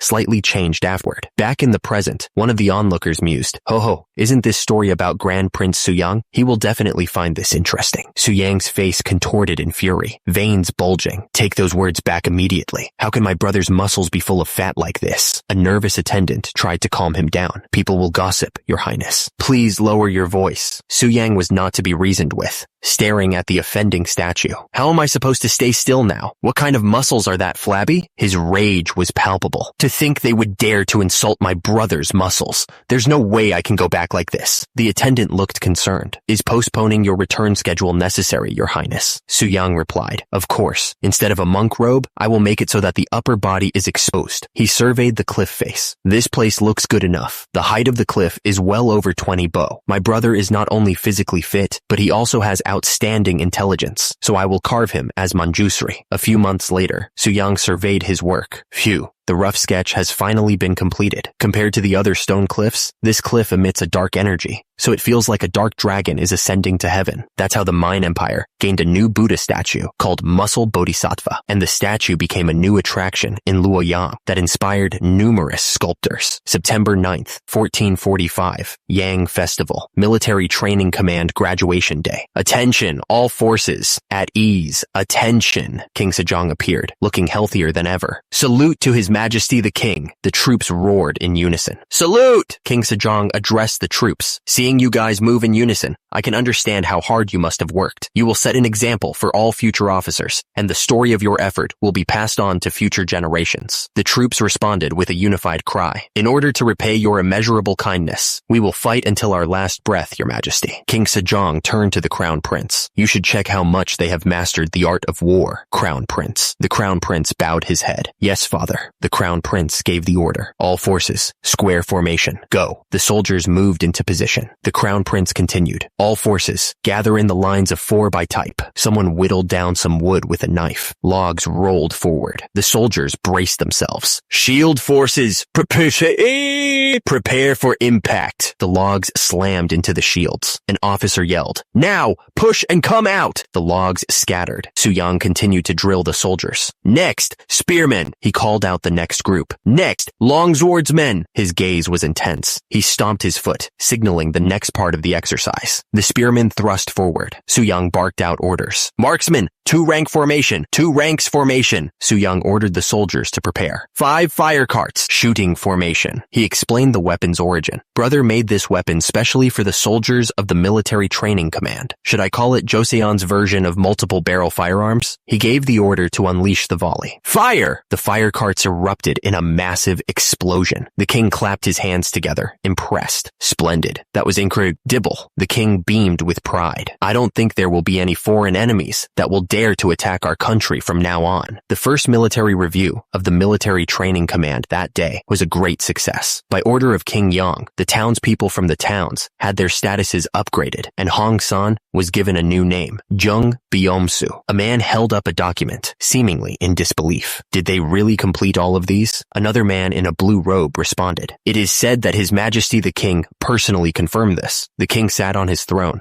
looking over the report. If everything in this letter is correct, they are truly talented people. Normal soldiers won't even be able to compare to them. However, a voice echoed in the room. They must all be greenhorns with no combat experience. Yes, my lord. No matter how strong and agile those soldiers are in training, some of them might still run away during a real war. The man mused over the mountain range. They have never trained in the middle of winter, right? They might have climbed the mountain quite a lot, but there is no way they'd know how cold the mountains can be during the winters. He lowered his gaze, lost in thought. The military training command must have been created to stand at the forefront of the war. Another voice broke the silence. Then shouldn't we get ourselves some experience as well? Another man warned. Mount Bakdobong is dangerous in winter. Not only is it high, but it is also full of hungry tigers. The first man responded, I think we can send about 30 people. Not all of them. Since they have sufficiently trained their bodies, what they need right now is real experience. He continued, but I'll dispatch a local soldier with them so they won't get lost and freeze to death. The man spoke with concern, his back to the viewer. If a soldier were to lose his life, how would we be able to face His Majesty? The speaker grimaced. Then that's all the military training command amounts to. He glared into the distance, his expression hardening. We can't entrust the northern region to such soldiers. It was November 1st at the Hamhung provincial office. A man shouted, Attention! Greet the general commander! The soldiers saluted as Suyang applied the modern army's greeting method to the military training command and made them say, Salute. Suyang addressed the troops. Welcome to the northern area. I'm aware that you all went through a rough training. He continued. However, Hamhung is a harsh land filled with fierce cold and groups of bandits. One of the men spoke up, scars crisscrossing his face. I fought with 3 horse thieves and lost one of my ears. The stab wound on my back is still numb. Suyang looked over his troops, a glint in his eye. I'm curious if you all will be able to endure it too in the end. Of course, the most important thing is to overcome the cold of the north. He paused, a dramatic flourish building. Then, I shall give you your first mission. A majestic mountain range filled the view. From now on, climb to the summit of Bakdalbong and leave your mark there. Suyang addressed the assembled soldiers. Select 30 men with nimble bodies and get moving. I shall assign 2 guides. He continued, his expression stern. The time limit will be 8 days. Suyang concluded with a challenge. Prove to me the abilities of the military training command. The local soldier, looking terrified, volunteers. Who will be the guide? It's me. One of the soldiers holds up a map. Now that we're going to move together, let's make a plan. Are you really going to do it? We'll be in big trouble if something goes wrong. The local guide looks up at the soldiers. Is there a law saying that bandits must not barge in during winter? Soldiers must carry out orders given to them. One of the soldiers replies, That's true, but the view shifts to the mountain range. All this time, you would have spent a day on the mountain near the capital city at most, but this place will really be different. The soldier holding the map expresses his concern. It's common for even seasoned hunters to cut off their fingers and toes there. Have you prepared a solution to that? A hand reaches out to grab a bag, presumably containing the solution. Soo-young's face darkens. Are you going to just keep babbling about? You can join if you want to go. Otherwise, forget it. One of the soldiers speaks up. One of the instructors who taught us in Mount Namhan was from Kapsan. We learned a lot of hiking thanks to him, so it'll be of help to us. The soldier's face tightens. There is no time to waste. Those who have packed their equipment should go first. The soldiers murmur amongst themselves as they watch the group head out. He's tall and has a good physique. But what? One person leads 15? Another soldier scoffs at the departing group. I don't know about the general commander. How funny. Do those guys even know how to fight? Shall we have a bet on how many toes they'll lose off in total? I'll bet on 20. As the group set off, one of the soldiers eyed the hand cannon strapped to Soo-young's back. By the way, what's that iron bar? Another soldier noticed the load he was carrying. Shields and even weapons. Aren't you carrying too much weight? Soo-young smiled confidently. Don't worry too much about me. The local soldier adjusted his earmuffs, looking uncomfortable. Rather than that, aren't your earmuffs too tight? It'll be better to loosen it up a bit. He loosened them slightly. No wonder my head hurts. Thank you. The camera focuses on the chains attached to the boots, meant to provide traction on the ice. These chains aren't much help when walking on the ice road either. Soo-young frowned, clearly regretting the decision to wear them. What kind of person suggested wearing this? Suddenly, a soldier falls to the ground, clutching his leg in pain, and the others rush to his aid. Soo-young's expression hardens, his fist clenching at his side. He silences any further questions with a stern declaration. Grand Prince Soo-young, don't ask any further. As dusk settles, Soo-young surveys the area. We shall camp in this place. Everyone, grab a site and set up the tent. The soldiers quickly set up camp, their movements efficient and practiced. One of the soldiers marvels at their progress, a crackling campfire illuminating his face. Just how much training did you do that everyone is adapting so quickly in this winter mountain? Grand Prince Soo-young originally wanted to train us in a winter mountain, but we couldn't because we had no time. He explains the reason for their preparedness. In return, we went through 2 mountain-based training sessions. The stew is ready, and one of the soldiers peers into the pot, curious. I think it's done now. What did you put in? Is it like steamed rice? The cook offers him a bowl. It's an assorted stew that we eat in the military training camp. It's not that delicious, but it'll give you energy. Thank you. He takes a tentative sip, his expression thoughtful. He chews slowly, savoring the unexpected flavors. It tastes unique, and the fruit scent is unique. How did you make this? After roasting the pig, it is dried well and ground. Then I added dried and chopped cherries, seaweed, and apples. Just then, a soldier approaches Soo-young. Officer Hong-san, we've installed the tents. Soo-young replies, Oh, already? Soo-young nods in satisfaction. Very well. 6 people for night watch should be enough. Soo-young barks out orders. Stand by in groups of 2 at a time on 3 sides, and be sure to carry a whistle. Understood. The night deepens. A soldier sits by the bonfire. Soo-young approaches him. Is the bonfire all right? It's not your turn yet, is it? The soldier smiles, looking up at Soo-young. That's true, but I'd like to talk with you. Won't it be a good idea if you can speak more kindly to the other soldiers? Soo-young looks back at the fire, his expression hardening. We may be comrades, but I'm the one who leads them. Humans will seize any given opportunity. Soo-young's face is stern as he confronts the soldier. If you're dissatisfied that I'm the same junior 3rd rank officer as you, you should have told me directly. Junior 3rd rank officer leader of a 15-people squad. The soldier's eyes widen, sweat beading on his brow. What are you talking about? Never once did I have that kind of thought. Soo-young's expression hardens, his gaze piercing. Haven't I always been a thorn in your eyes? Soo-young continues his accusations, his voice low and dangerous. That's why you secretly went to Grand Prince Soo-young to talk about leaving the camp. Do you sleep comfortably talking behind your comrade? The soldier stumbles back, his face a mask of panic.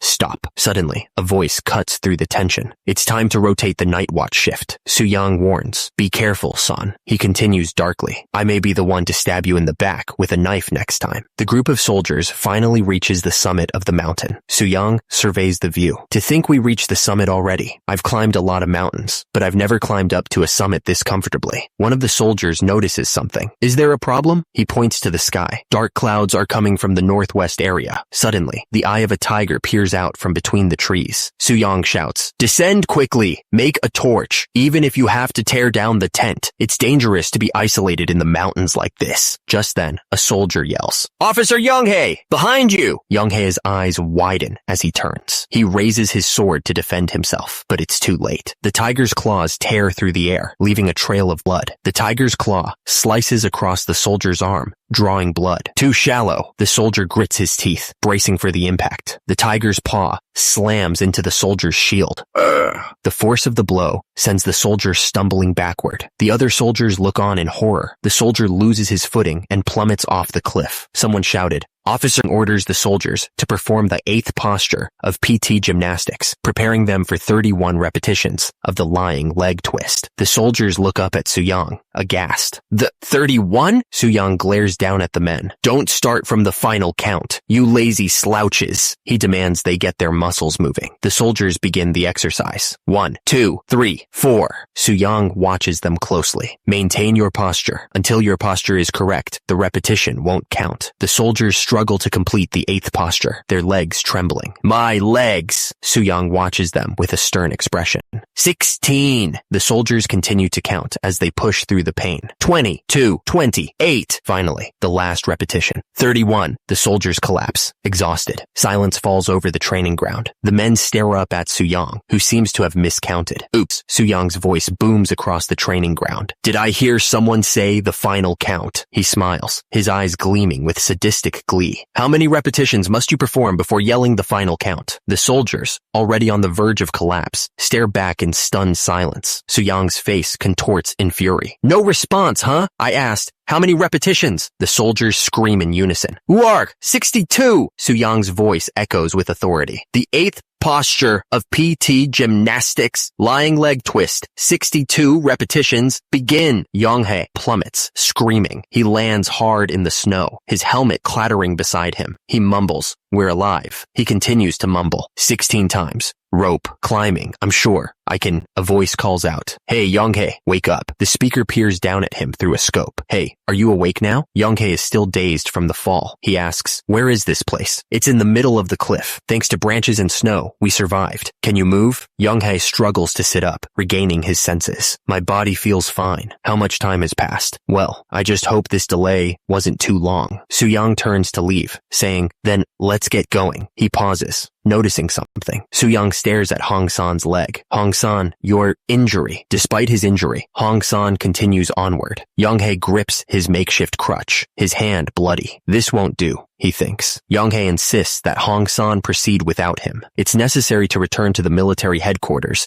within 8 days for the path to a government post to be opened. You go ahead. I'll rest for a while and follow. Hong-san stares at Young-hae, unconvinced. He points out the obvious. The tiger is still nearby, yet you plan to rest and follow, huh? Young-hae smiles weakly, trying to reassure him. "I'm fine, really. You may go first." Hong-san glances back at the injured Young-hae, deciding that with that injury, he's just a burden anyway. He turns and replies, "Then do as you please. As you say, I'll go ahead." Hong-san continues on his path through the snow-covered forest. He thinks to himself, "I did the right thing, sending Young-hae first." Hong-san pauses, noticing footprints in the snow. Those footprints were quite recent. My decision to wait was right, but suddenly, a tiger emerges from the trees, stalking him. To think we would meet like this? This beast, having starved all winter, will chase Young-hae the moment it takes my life. Hong-san knows there's no turning back now. He aims his rifle, realizing that his shot will barely make the tiger flinch. The tiger's face is marred by a wound, possibly obscuring its vision, and Hong-san sees this as his only chance. He thinks, "Come closer. A headshot is my only way to survive." The tiger lunges. Its massive paws crash down through the snow. The tiger's fangs close around Hong-san. Indeed, it was impractical to deal with it all alone from the very beginning. Soo-young finishes the tiger off. He looks down at Hong-san, whose face is marred with blood. "Hey, don't get me wrong. I didn't come back because of you." He explains his true motivation. Any dropouts will raise doubts about the competence of the military training command. That's all. Soo-young looks down at Hong-san, a thought thoughtful expression on his face. I see. Hong San looks up in confusion. And do you still hate his highness? What? Suddenly, a voice booms out from the darkness. Where have you been? I thought the trainees were prohibited from going outside the military training command. The speaker pauses, searching for the right words. Like. The man's eyes widen as he takes in the scene. Hong San, and is that Hong Yun-song? Covered in blood, the man's accusation rings out. We must expel Hong Yun-song now. He leaves the camp at will, pretends to be a military officer, and fights with the subjects. Su-yang is told that his behavior will only tarnish the military training command's reputation. Meanwhile, Hong Yun-seong is still feeling the effects of his earlier fight. Su-yang looks off to the side. One of the men questions Su-yang's actions. Did you really have to do it, Your Highness? Your act shocked everyone at the military training command. Su-yang explains his reasoning. With this, the voices blaming Hong Yun-song will likely diminish for the time being. This may also serve as an opportunity for him to come to his senses, and I didn't want to draw public attention here either. The man suggests that a verbal punishment would have been sufficient. It would have been better if you only gave him a verbal punishment, don't you think?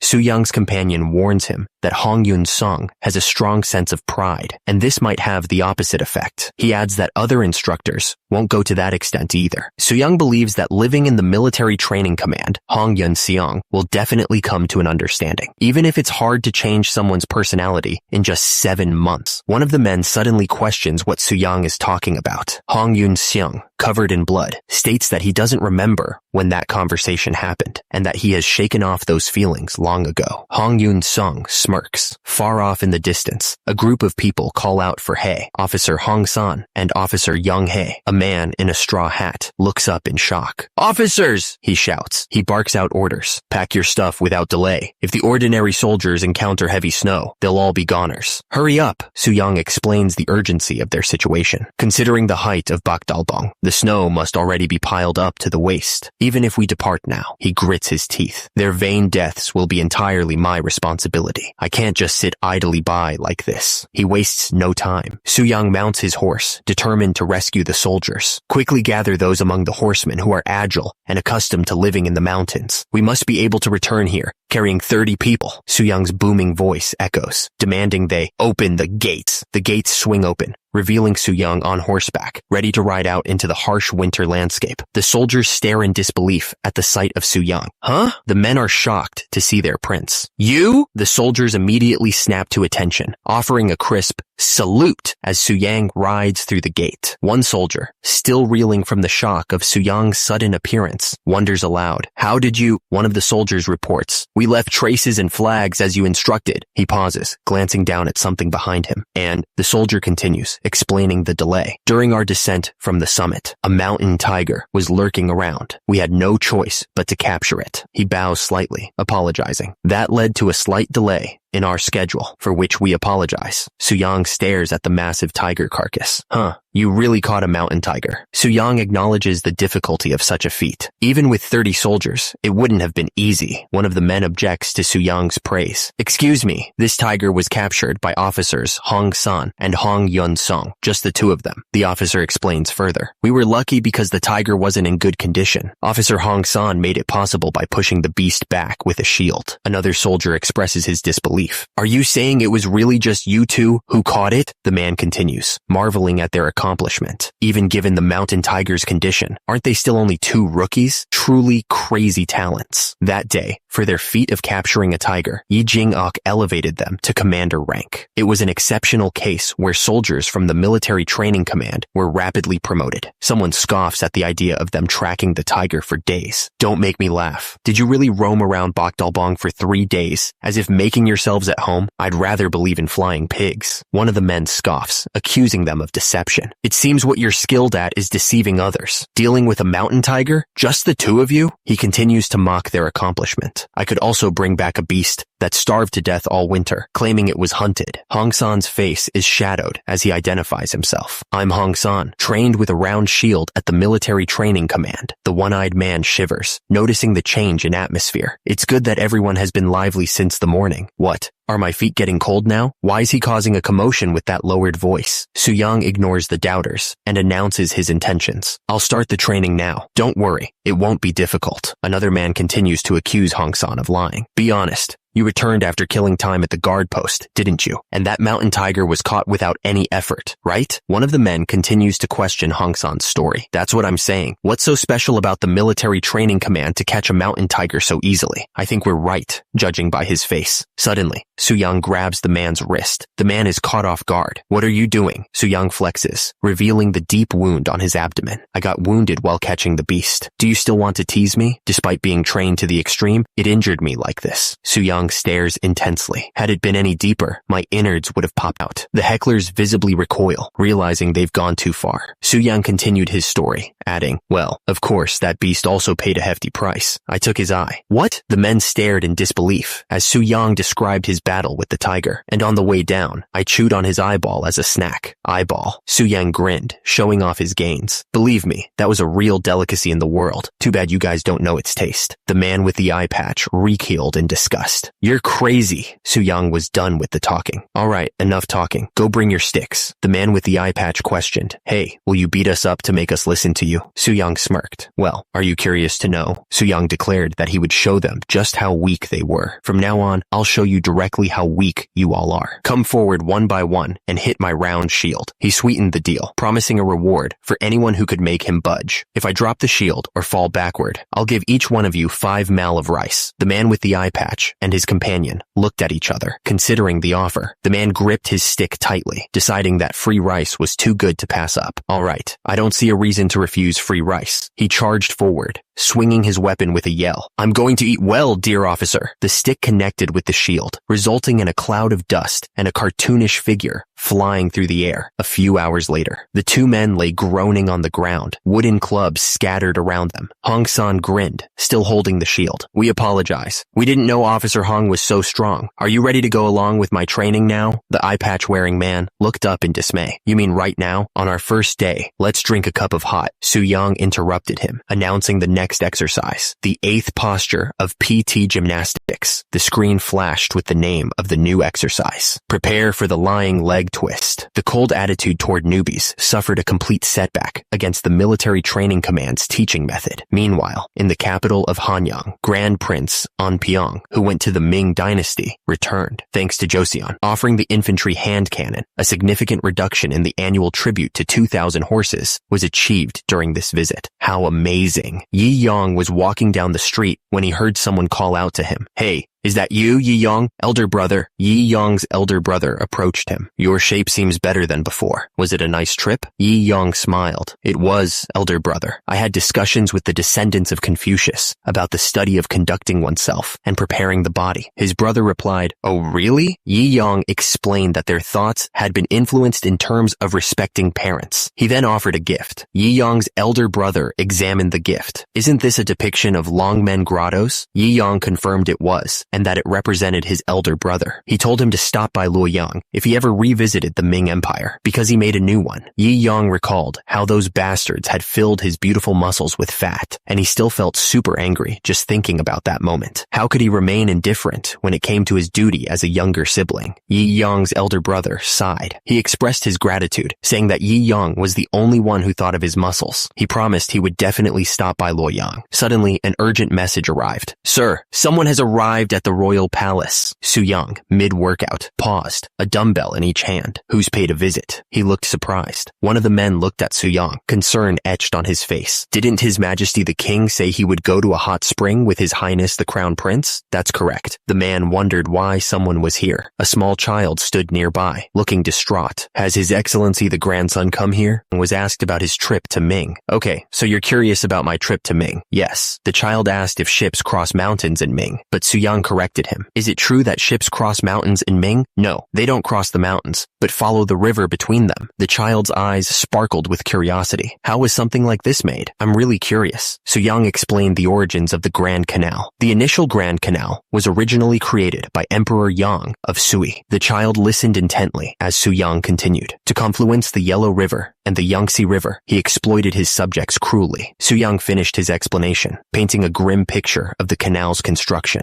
to the point where a lot of people broke their limbs just to avoid forced drudgery. Your Excellency the grandson, scholar of the Hall of Worthies, Li Ha-jip, announced, it's time for the evening study, so please hurry. and get ready. Soo-young stood before the child and the scholar. The scholar's face was tense, a bead of sweat trickling down his cheek. The child looked devastated. Oh dear. Soo-young grinned, thinking, did you say the evening study? I wonder if I could teach him a little. The scholar relented. All right, just for an hour. He sighed in relief. Sure. Thanks. Soo-young declared he would be right back with something. As the child called out, uncle, the scholar sighed, reminding the child to mind his dignity. Soo-young returned, holding a badminton racket and shuttlecock. So, this is called badminton. The child on the court looked up at Soo-young, who explained, do you know that His Highness the Crown Prince practices conducting oneself and preparing the body to refine both body and mind? He added, yes. The child responded, conducting oneself and preparing the body should be done after celebrating one's coming-of-age ceremony when the bones have become firm. It's not right for young children to exert too much force, so I developed a new exercise. Soo-young grinned, ready to demonstrate his new form of learning. It's also a form of learning, right? Soo-young put all his weight behind the swing. The shuttlecock rockets towards its target. The child's eyes widened as the shuttlecock pierced through the paper window. The child cried out, I don't think I can do this, uncle. Soo-young grimaced, realizing his error. Oops, he thought to himself that after practicing the test version of badminton with Mr. Ma, he had put too much strength into his swing. Soo-young cleared his throat, trying to recover from his previous blunder. Just look at your clumsy uncle. Let's try again. He wound up for another shot. Here we go.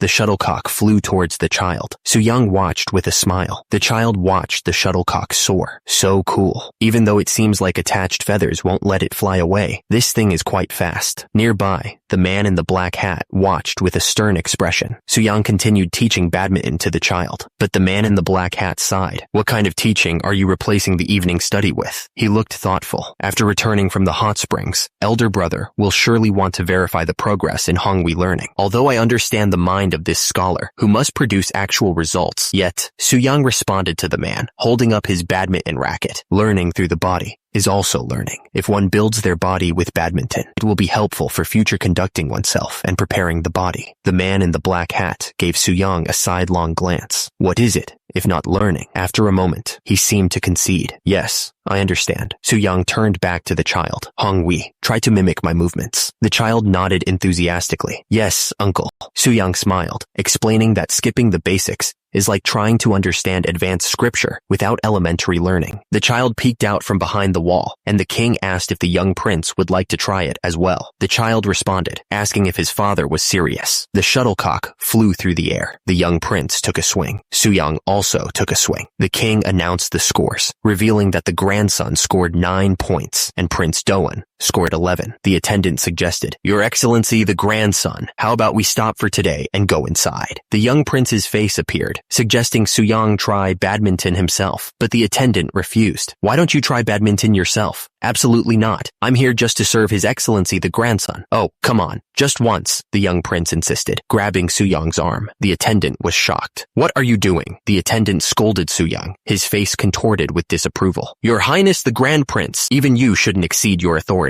His Highness the Crown Prince will also be greatly disappointed that the grandson skipped the evening study. After a while, Your Excellency the grandson, Soo-young called out, a touch of sweat glistening on his brow. Please move your feet more diligently, all right? The young prince suggested it was time to return to the palace. Soo-young agreed, noting the young prince's exhaustion. I think now's the time to go back to the palace. That's right. He seems exhausted, so it's better to continue tomorrow. My dear young prince, go have your dinner. Soo-young suggested that his wife should also try exercising with badminton, stating it's good for everyone, including women, but conceded it was getting late and they should have dinner. After a while, Soo-young declared he'd hit the line, claiming a point for himself and stating he saw it clearly. Soo-young, with a touch of awkwardness, told his wife that they may now go have dinner. However, the question remained, did the popularity of badminton end there? Meanwhile, it was mentioned that the young prince often visited his uncle's place. His companion pointed out that missing so much of the evening study meant he must have known his father would scold him severely. Suddenly, the young prince appeared, demanding more badminton. Father, it's evening study time. I haven't tested all the learning yet. Hurry up and hit. Another prince watched from afar, growing envious of the attention Soo-young was receiving. You, damn you! When you develop a new exercise, you naturally should present it to me, your elder brother, first, out of our brotherly bond. It seemed that badminton was taking over the royal court. Has badminton become the only authorized drug in Joseon? And just like that, with the gentry at the center of the trend. Badminton spread even among the common subjects, and thus, Joseon acquired a new traditional game. Back at the palace, the king was ready to put the cannons to good use. He addressed his minister. Excellent. I will ask Kwang Ye from the Ministry of War. How many infantry hand cannons have been produced so far? Kwang Ye bowed low. We have received 3,000 pieces of those from Joseon, while the current mold production amounts to 8,000 units. The king stroked his beard, considering the report. How are the molded infantry hand cannons? The performance is similar, but being much heavier, they cause fatigue in ordinary soldiers more quickly. He grinned, a solution already forming in his mind. If weight is an issue, let the sturdy soldiers carry them. The king nodded, pleased with his own genius. Ah, that's right. When subjugating the northern Yuan, use the infantry hand cannons. The king declared, I'll follow the imperial order to produce far more of them. What? Kwang Ye looked up, startled. Your Majesty, did you say subjugate? The king confirmed, I did. His face hardened with resolve. I will take this opportunity to wipe out those infinitely arrogant northern Yuan bastards. Meanwhile, Su Yang's influence was being felt in unexpected places, starting with the military supplies department. The king addressed the department head. So, after several failures, you finally managed to improve the infantry hand cannon? The official bowed deeply. Yes, Your Majesty. He continued, it's all thanks to His Highness the Grand Prince. Without his inventions, I wouldn't have been able to make it. Su Yang looked surprised. My inventions? The official elaborated. Do you remember when the axis in the steps device I was using recently bent and had to be remade? He marveled at Su Yang's impact. With that kind of strength, Su Yang had an idea. I thought, why not peel the barrel as well? He demonstrated his idea with a burst of strength. Just like this, the apprentice inside the barrel peeling device was sent flying. Sparks flew as the blade spun, carving away the metal. Su Yang asked, what do you think? This is the way to make infantry hand can. Nons. In a short time. He explained the original method. At first, the apprentices rotated the blade to create a narrow hole using the strength of their forearms. However, no matter how hard they tried, the strength of their arms was limited, causing the blades to often go off course. Su Yang elaborated, that's absolutely right. Continuously repeating the same motion is bound to gradually weaken the strength, isn't it? So, in compensation for leaving 1 hour earlier, we had them use the steps device. One of the officials looked skeptical. Were they swayed into exercising by the offer of leaving work early? Su Yang's man confirmed that they were. Then, everyone was eager to use the steps device. Another official questioned, are you not using the methods of wrapping soft iron or two mutual wrapping that I taught you before? Su Yang's man explained the problem. Yes, they couldn't withstand 100 shots and kept breaking, so we resorted to the narrow hole method. His Highness the Grand Prince Gumseong came. He came up with many ideas. Grand Prince Gumseong? That fellow is clever, but Su Yang continued, just judging by the military supplies department alone, we'll easily produce 2,000 infantry hand cannons annually. Does that mean infantry hand cannons, made by rolling up steel plates, will soon disappear? He confirmed, that's the plan. He elaborated on the cannon designs. While the cloud hand cannon offers superior range and power, it requires grooves to be carved. On the other hand, it's a precious item that must inevitably be made by rolling a steel plate. Su Yang explained further, since the infantry hand cannon has a low unit price and a good production rate, once the craftsmen become skilled, we intend to spread this narrow hole method. The king tilted his head, listening intently. I see. But father,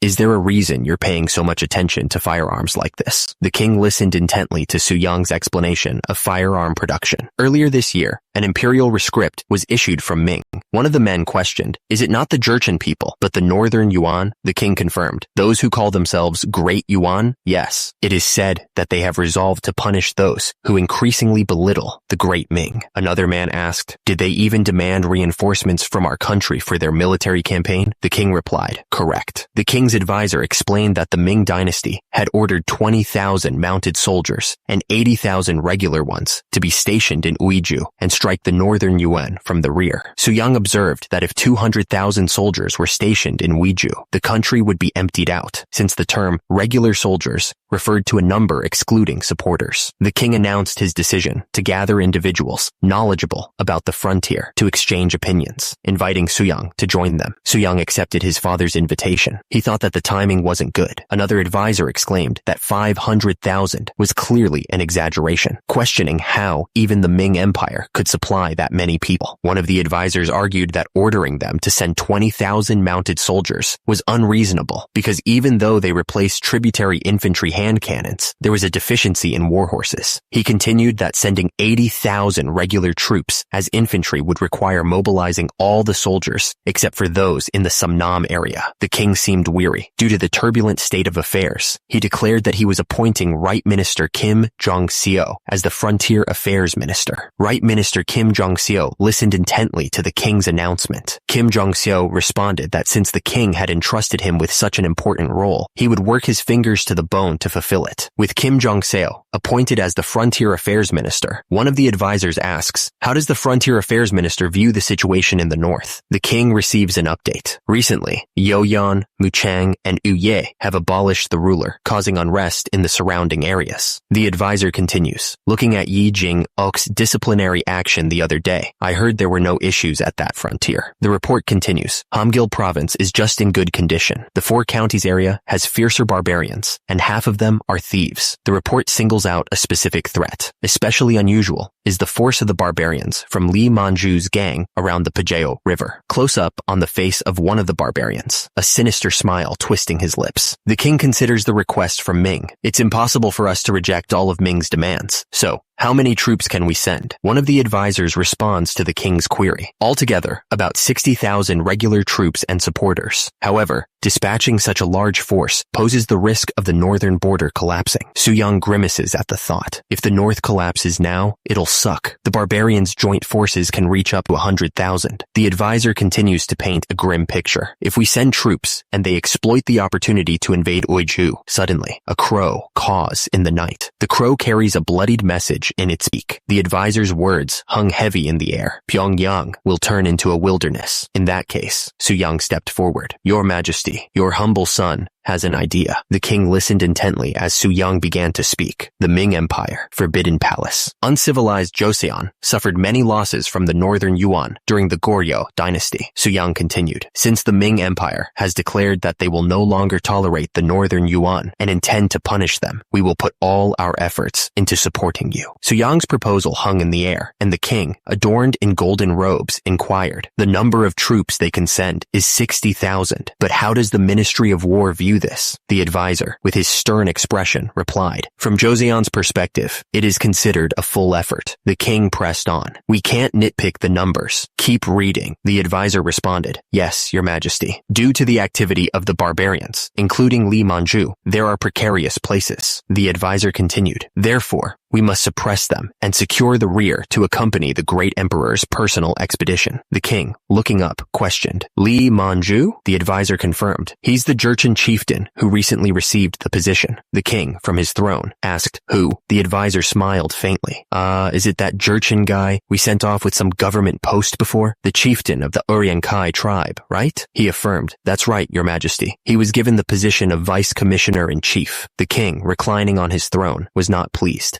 He received an official position bestowed upon him, yet trades in robbery. Pitiful bastard. Tell them to get rid of him right away. A servant stepped forward, eager to offer his opinion. Please allow this servant, Kwang Ye, to speak up to the emperor. Kwang Ye, dressed in formal robes, explained the situation. Although it's a formality, that person received the position from Ming. The king listened intently as Kwang Ye continued. If you have him subdued by Joseon, other Jurchen people may rise against Ming. Another advisor looked concerned, worried about the potential consequences.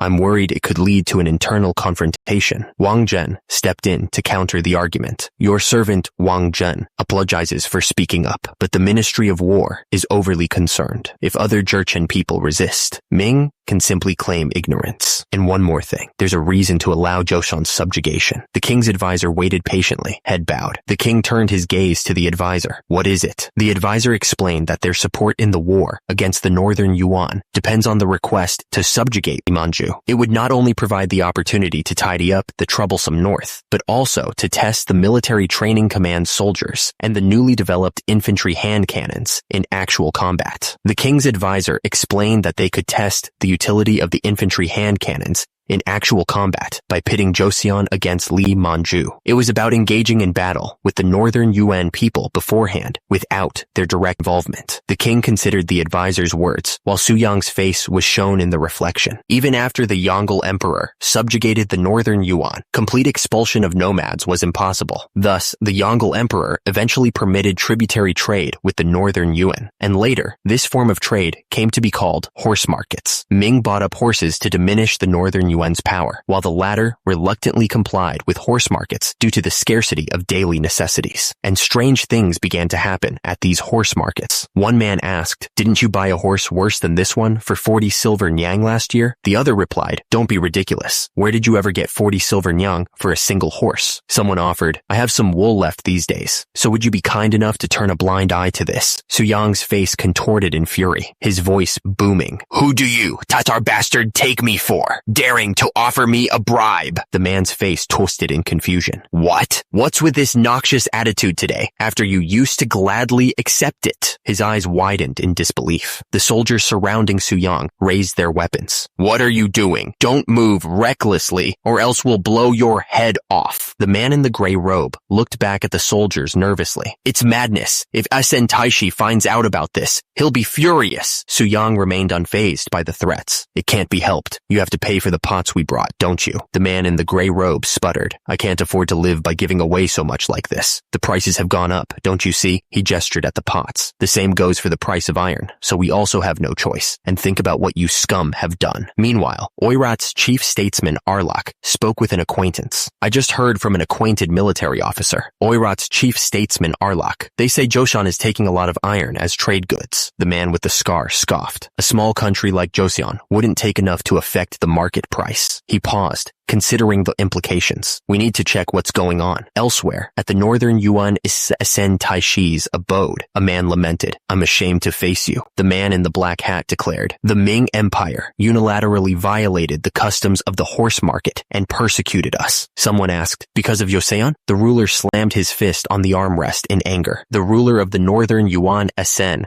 Taishi shouted, "What kind of nonsense is it to use the excuse of Joseon, the successor of Goryeo, which was sucking up to us from below?" A man with a shaved head pleaded, "Please calm down, Taishi." He relented. "All right, I suppose we should send an envoy to Joseon." The man in the black hat continued his train of thought. "In case they kill or force out our messenger, it will seem like a scheme with Ming." He continued, "But hospitable treatment, on the contrary, will be a sign of their estranged relationship." A few days later, in Hanyang, Joseon, an envoy from the Northern Yuan declared, "Our Orient Northern Yuan is the successor of the former Great Yuan, and Joseon has also established itself as the successor of Goryeo." He continued reading from the scroll. "Since our former countries made a marital pact, why not make a new brotherly one?" Someone muttered in disbelief. "What?" Su Yang's face twisted in disbelief at the envoy's words. "A new brotherly pact?" It hadn't even been a century since the Yuan dynasty was driven out of the Korean peninsula. Every year, hundreds of princesses were taken away, and thousands of subjects were enslaved. Forced conscription led to countless deaths in distant foreign lands. Was turning the entire country into such a slave-like state what they meant by brotherly? The court officials exchanged uneasy glances, wondering just how far this brotherly love would extend. The envoy explained that the Ming Empire had been reducing trade and attempting to cut back on essential iron items, leaving their subjects to starve and eat light meals from leather pots. In short, they wanted to establish a new trade route with Joseon. The man with the gray beard seethed with rage. "I should tear his dirty mouth apart right now. My 4 daughters were dragged away by those bastards and became lonely souls." He wanted to beat that trash to death and calm his resentment. Su Yang urged him to stay composed, reminding him that recklessly killing the envoy would only bring trouble. The king, from his throne, considered the situation. His Majesty likely has the envoy would only bring trouble.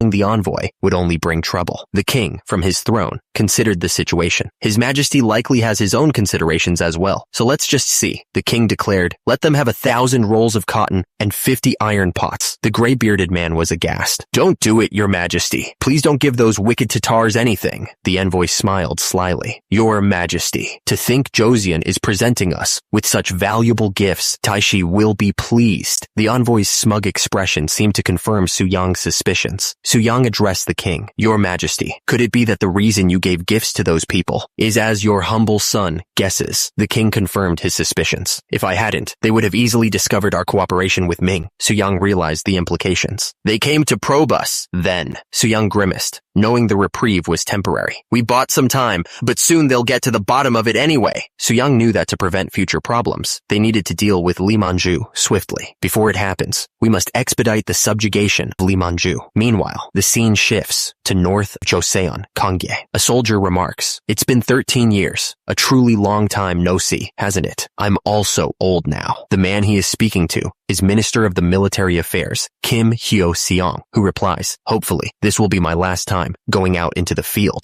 The soldier continues, "I heard that Wonbong added common soldiers from the so-called Military Training Command." Magistrate of the Privy Council, Yi Jing-seok, responds, "When dealing with barbarians, we rely on the cavalry, right? It's beyond the strength of the infantry." The soldier remarks that mounted troops are best in less rough terrain. He adds that those passing through the 4 counties might appear like beggars. Map. The man in the helmet thinks it's unusual to finish one campaign and immediately embark on another. The other soldier calls someone a naughty noble. Someone asks why he is making that face, since it's been a while since he has seen his younger brother, and if they are still not getting along. He replies that he just has no affection for a narrow-minded brat. The man on horseback is introduced as Wonbong, who even after traveling a long distance and defeating bandits, still exudes strong military power. The battle plans are being finalized. The decision is made. We'll move troops on the first day of the 6th month in the lunar calendar. The man with the beard speaks with conviction. Despite the slaughter of thousands of barbarians, should Li Manju escape alive, it will only fuel his morale, enticing more barbarians. Suyang proposes a strategy. In that case, why not split our forces into right and left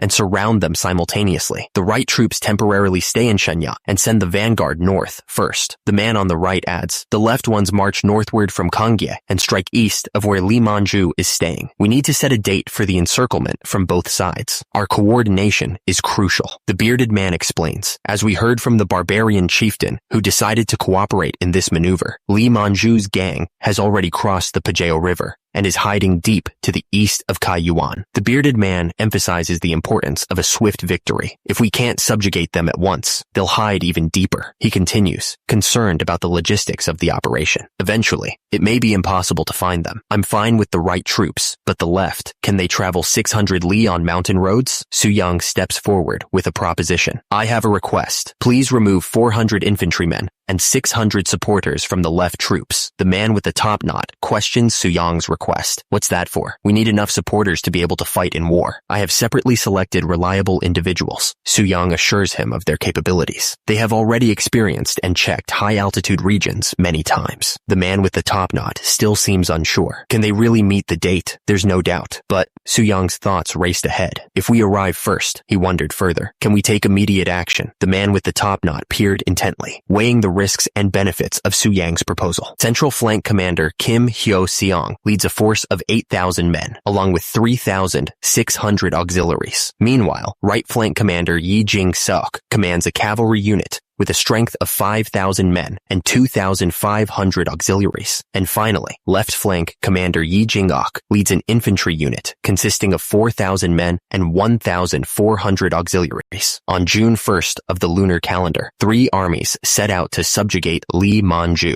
It's reported that Joseon's soldiers have set out from Uiju. One of the men asks, set out? Does that mean they've crossed the river? The other confirms, that's correct. The man in the fur-lined coat reports, we heard the news 4 days ago, so by now, they've probably advanced quite a bit. The scarred man grits his teeth, listening intently. The report continues. One cavalry unit is heading towards Shenyang. Another is departing from Uiju, while the soldiers are marching northward from Joseon's Kangye area. The news hits like a punch to the gut. What? The scarred man's expression darkens. Despite how many times we've killed and plundered those Joseon bastards, shoot, never before have they moved a unit on such a large scale. He seems to be deep in thought. The man in the yellow tunic arithmetic hears some terrible news. It seems the Ming dynasty has abandoned us. He is met with a shocked response. Pardon? The man listening to the report is clearly shaken. Then shouldn't we flee immediately? The man in the yellow tunic explodes in anger. And what face will we have left by doing so? If word gets out that we fled from a small fry like Joseon, even our already unsubstantial position will be lost. He regains his composure, a sinister plan forming in his mind. Even if we flee, we must fake holding out for a short while. Before the Joseon army finds me, I need to absorb the scattered Jurchen people. He believes that he can turn things around. After that, even one success in battle, he is confident that he can regain his power. Only one successful halt of the Chosen army can build up my military power. The man panics, his voice rising in desperation. So what should we do? Staying like this will only lead to us being surrounded. His superior barks back, gesturing towards the landscape. You moron, what do you see before you? From Kangye to here, it's all rugged mountain valleys. The subordinate is quickly reassured. Sending troops that way? We don't need to worry about those infantry idiots. He marvels at his chief's insight. That's our chief. The chief continues his strategy session. Now, our concern shouldn't be the freaks climbing the mountains from Kangye, but the cavalry unit. Yes, chief. Meanwhile, the Joseon soldiers march onward. One of the soldiers, sporting an eye patch, expresses his frustration. Lee Manju, that son of a bitch, has us trekking through these mountains for 8 days straight. I'll cut him into 256 pieces. The soldier with the eye patch declares. 256? He grins maniacally. The arithmetic you taught me last time was fascinating. I'll split him in half 8 times.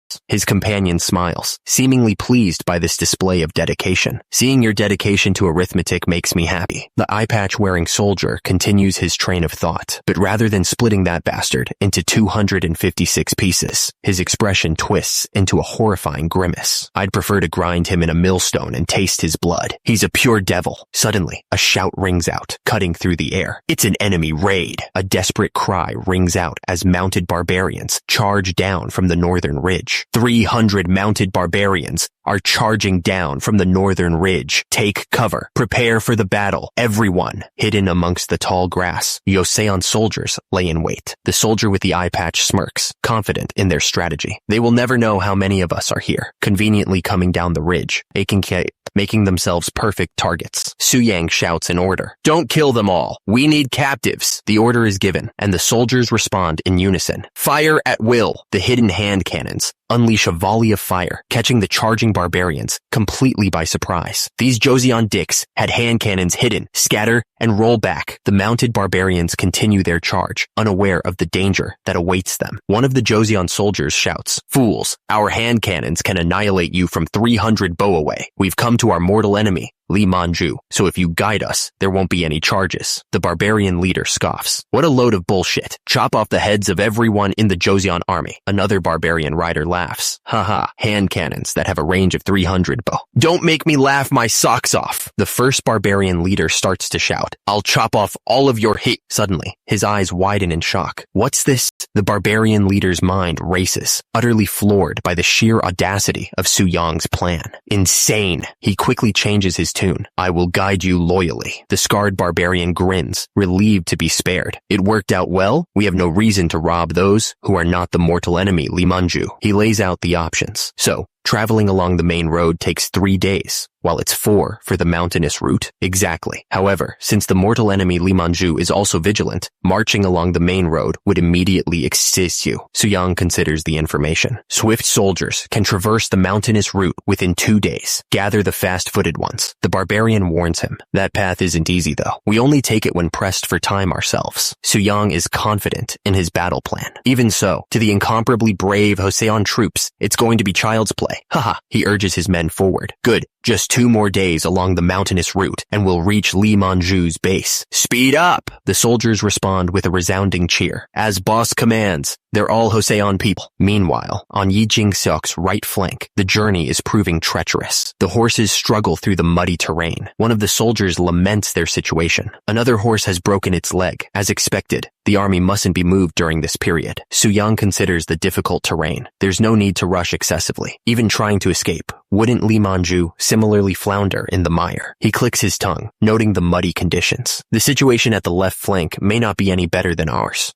Then why go through unnecessary hardships, brother? Su Yang's expression hardens. He scoffs at the situation. That's not stupid perseverance. It's pure foolishness. 2 days later, the scene shifts to the southern mountains, Shifang. Su Yang addresses his troops. You've all followed me very well. Isn't it tough? I'm dying. The soldiers look around, clearly confused. Su Yang addresses the troops. Since the schedule has been prolonged, I'll provide each of you with 5 mail of rice. Don't worry. One of the soldiers expresses his gratitude. One soldier asks, but what should we do now? His companion responds, first, wait until the right flank arrives. One of the soldiers panics. The guard isn't usually strict, so those bastards might not notice us for a while. We have a big problem. The soldier shouts, the barbarian we brought along as a guide has gone missing. Suddenly, the barbarian grins, revealing his treachery. What? You fell for my perfect acting, didn't you? The treacherous guide has clearly rushed to Li Manju, making it too dangerous to stay still. Su Yang realizes they have no other choice. He draws his sword. Su Yang commands his troops to get ready to attack, and grimly declares, so, we have no other choice. He draws his sword, the polished steel glinting in the sunlight. Sword in hand, Su Yang commands, everyone, prepare to attack. The army moves out, traversing the snowy mountain terrain. The scarred commander barks orders. Feed the horses until they're full, and pack your stuff, so you're ready to leave at a moment's notice. Another soldier confirms, it's a pity, but the sorghum and barley have to be dumped. He receives an affirmative response. Yes, Chief. Chief, those Joshin assholes are on the mountain. Hey, you scared me. Another man, with a shaved head and wearing a fur-lined coat, demands, what are you talking about? How could their cavalry bastards get up to that high summit? Well, the scarred man repeats the information. It's Josian bastards. What? Meanwhile, Su Yang's army advances through the snowy mountain pass. The soldiers march forward, their faces grim and determined. The scarred man is shocked to see the approaching Joseon army. How the hell? He shouts orders to his men. Shit! Mount your horses, y'all! Yes! The scarred man observes the approaching army. They must be tired after the climb. Move! But their formation seems a bit unusual. He wonders about their strategy. Why have they put an extra line of soldiers behind? He speculates. They are probably archers. Joseon bows are weak against rain, and it seems the glue has softened during their march. He realizes the danger a moment too late. So, they're standing in the back as a reser. The cannons roared, and the barbarian troops were blown away. That's oof. The scarred man surveyed the scene, his eyes widening in disbelief. Gosh, were those not bows, but real hand cannons? His face contorted in a mixture of shock and frustration. A Joseon soldier reloaded his cannon with practiced efficiency. Again, load the cannons. Load. The order to fire echoed across the battlefield. Now!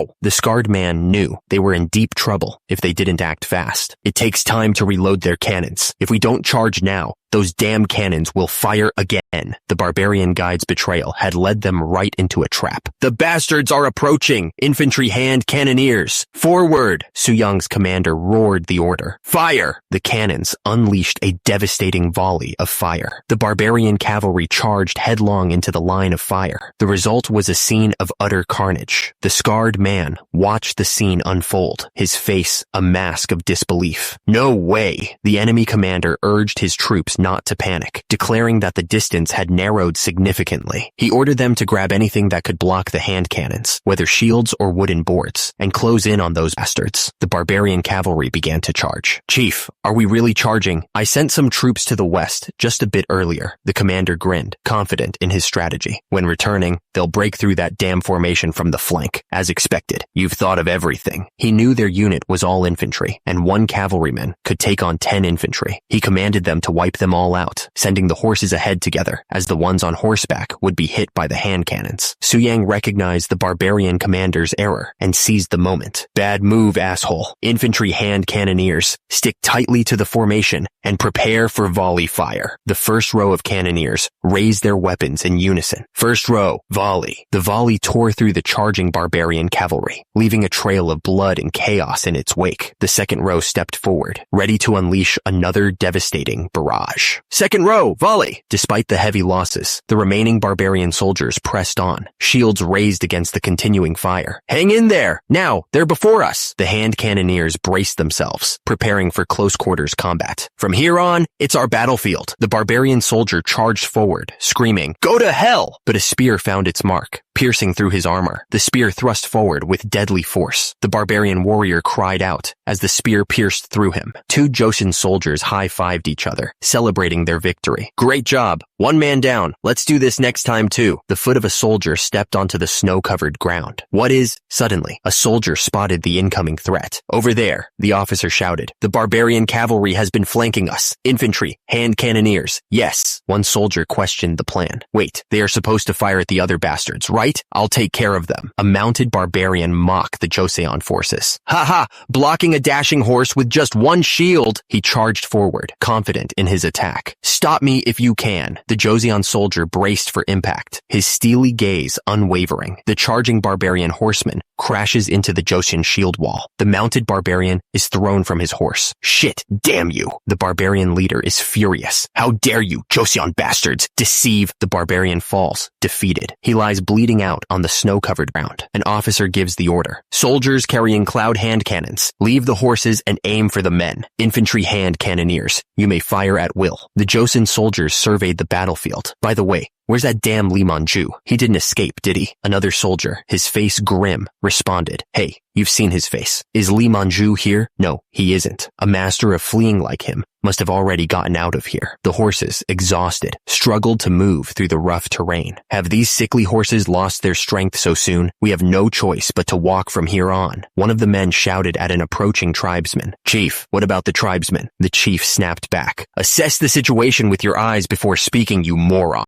Soo-young listened intently. Soo-young declared, generally, it's the leader of foot soldiers who must take responsibility for the consequences of their actions. The bald tribesman, his face contorted with fury, roared, "You bastard!" But Soo-young was unmoved. Don't beg for your life, Soo-young continued, his voice steady and resolute. Or if you are going to do it for your soldiers who are dying. The soldiers urged each other forward through the carnage. Move, move, one of the armored soldiers exclaimed. At this rate, we may be ambushed again. If the left flank gets to Lee Man-ju first, my dignity will be nowhere near fine. From behind the trees, a voice questioned. Is that even possible? The soldiers on horseback turned to face the newcomer. Who the hell are you? Soo-young's face appeared, a look of slight surprise on his face. Oh, the soldier recognized him. Aren't you the right flank commander? The soldiers eyed the newcomers warily. You guys, are you from the Joseon army? From the left flank, to be exact. We're messengers on our way to the right flank. The armored soldier's eyes narrowed. Messengers, he stammered, realizing who they were. This is really... The soldier's eyes widened in disbelief. Really, Lee Man-ju. Just then, the real Lee Man-ju appeared, wiping his hands. What happened here? Have you arrived, elder brother? My apologies for not greeting you earlier. I was washing up. Lee Man-ju smirked, revealing his strategy. Thanks to Lee Man-ju sending troops to handle the right flank, the left flank got its chance. Soo-young questioned the soldier, his tone laced with disbelief. So, while I wasted time dealing with at most 200 people, the infantry alone finished off Lee Man-ju. The soldier stood firm, unfazed by Soo-young's skepticism. Your contribution is truly remarkable. Where are the horses those bastards were using? The scene shifts to the aftermath of the battle, showing the fallen horses amidst the carnage. Since the left flank doesn't have cavalry, riding them is a pain in the bottom. Thus, we concentrated fire to kill them from the first seconds of the battle. The soldier's expression turned gleeful as he spoke of the spoils of war. For the surviving horses, yum! 2 soldiers are now feasting on horse meat around a campfire. The drink sucks, but damn, this meat got me hooked. Where else would we taste such precious horse meat? The armored soldier's face contorted with a sinister glee. Some were allocated as rations, with the rest given to the cooperative barbarians. Well, as a monk general, you can do as you please. What about the Jurchen captives? The soldier explained that most of the captives had been handed over to the hamlets that helped guide them, which caused Soo-young to exclaim, What? Soo-young's face contorted in rage as he roared. Isn't 100 captives enough? Listen, do you even realize the value of them and their horses? Another soldier, also in armor, approached. Is there a problem, elder brother? The camera zooms in on the armored soldier's teeth, clenched in what seems to be suppressed anger. Soo-young responded, trying to control his temper. temper. No,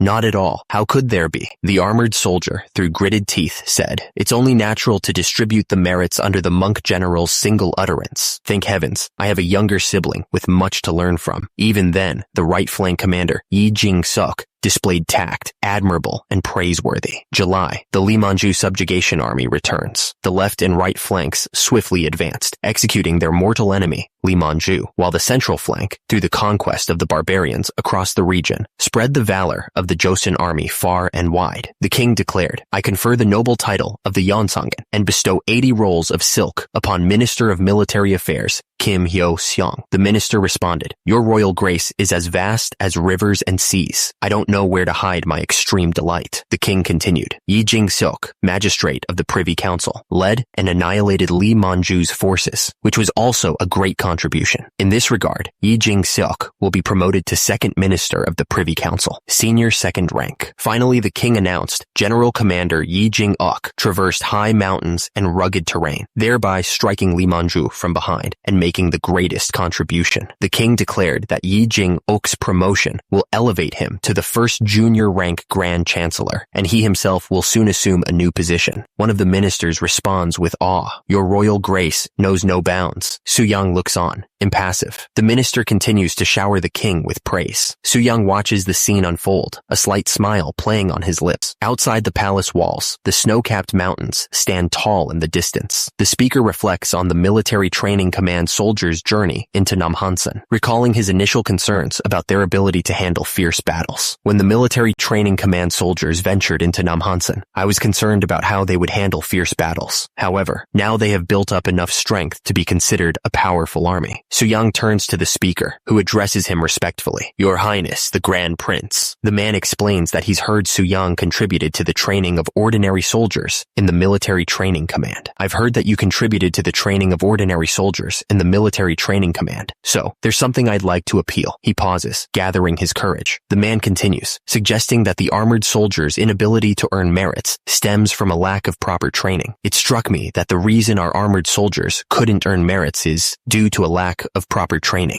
Su-young's face contorts into a look of annoyance. No, this preamble. Su-young's eyes narrow as he realizes what the man is implying. Surely you're not telling me to train them too. The man explains how the cavalry is suffering, and the armored soldiers may soon be cut off from treatment. He makes a desperate request to Su-young. Su-young replies that he understands. Since the tributary amount of warhorses offered to the Ming has decreased, more people may become armored soldiers. He muses that cavalry units have made their names in history, citing the dragoons, hussars, and chasseurs used in Europe. Su-young considers making a cavalry pistol or another suitable weapon. Meanwhile, in the Ming Dynasty Forbidden Palace, someone orders the disposal of a body, and another responds in agreement. Back in the Ming Dynasty, someone comments that Joseon has indeed accomplished something impressively challenging. Another responds, they surely have. An official report has also come up regarding the utility of infantry hand cannons. The report states, when deadly shot by them, even the brave barbarian cavalry was startled and scattered. 5 can severely injure one if they aim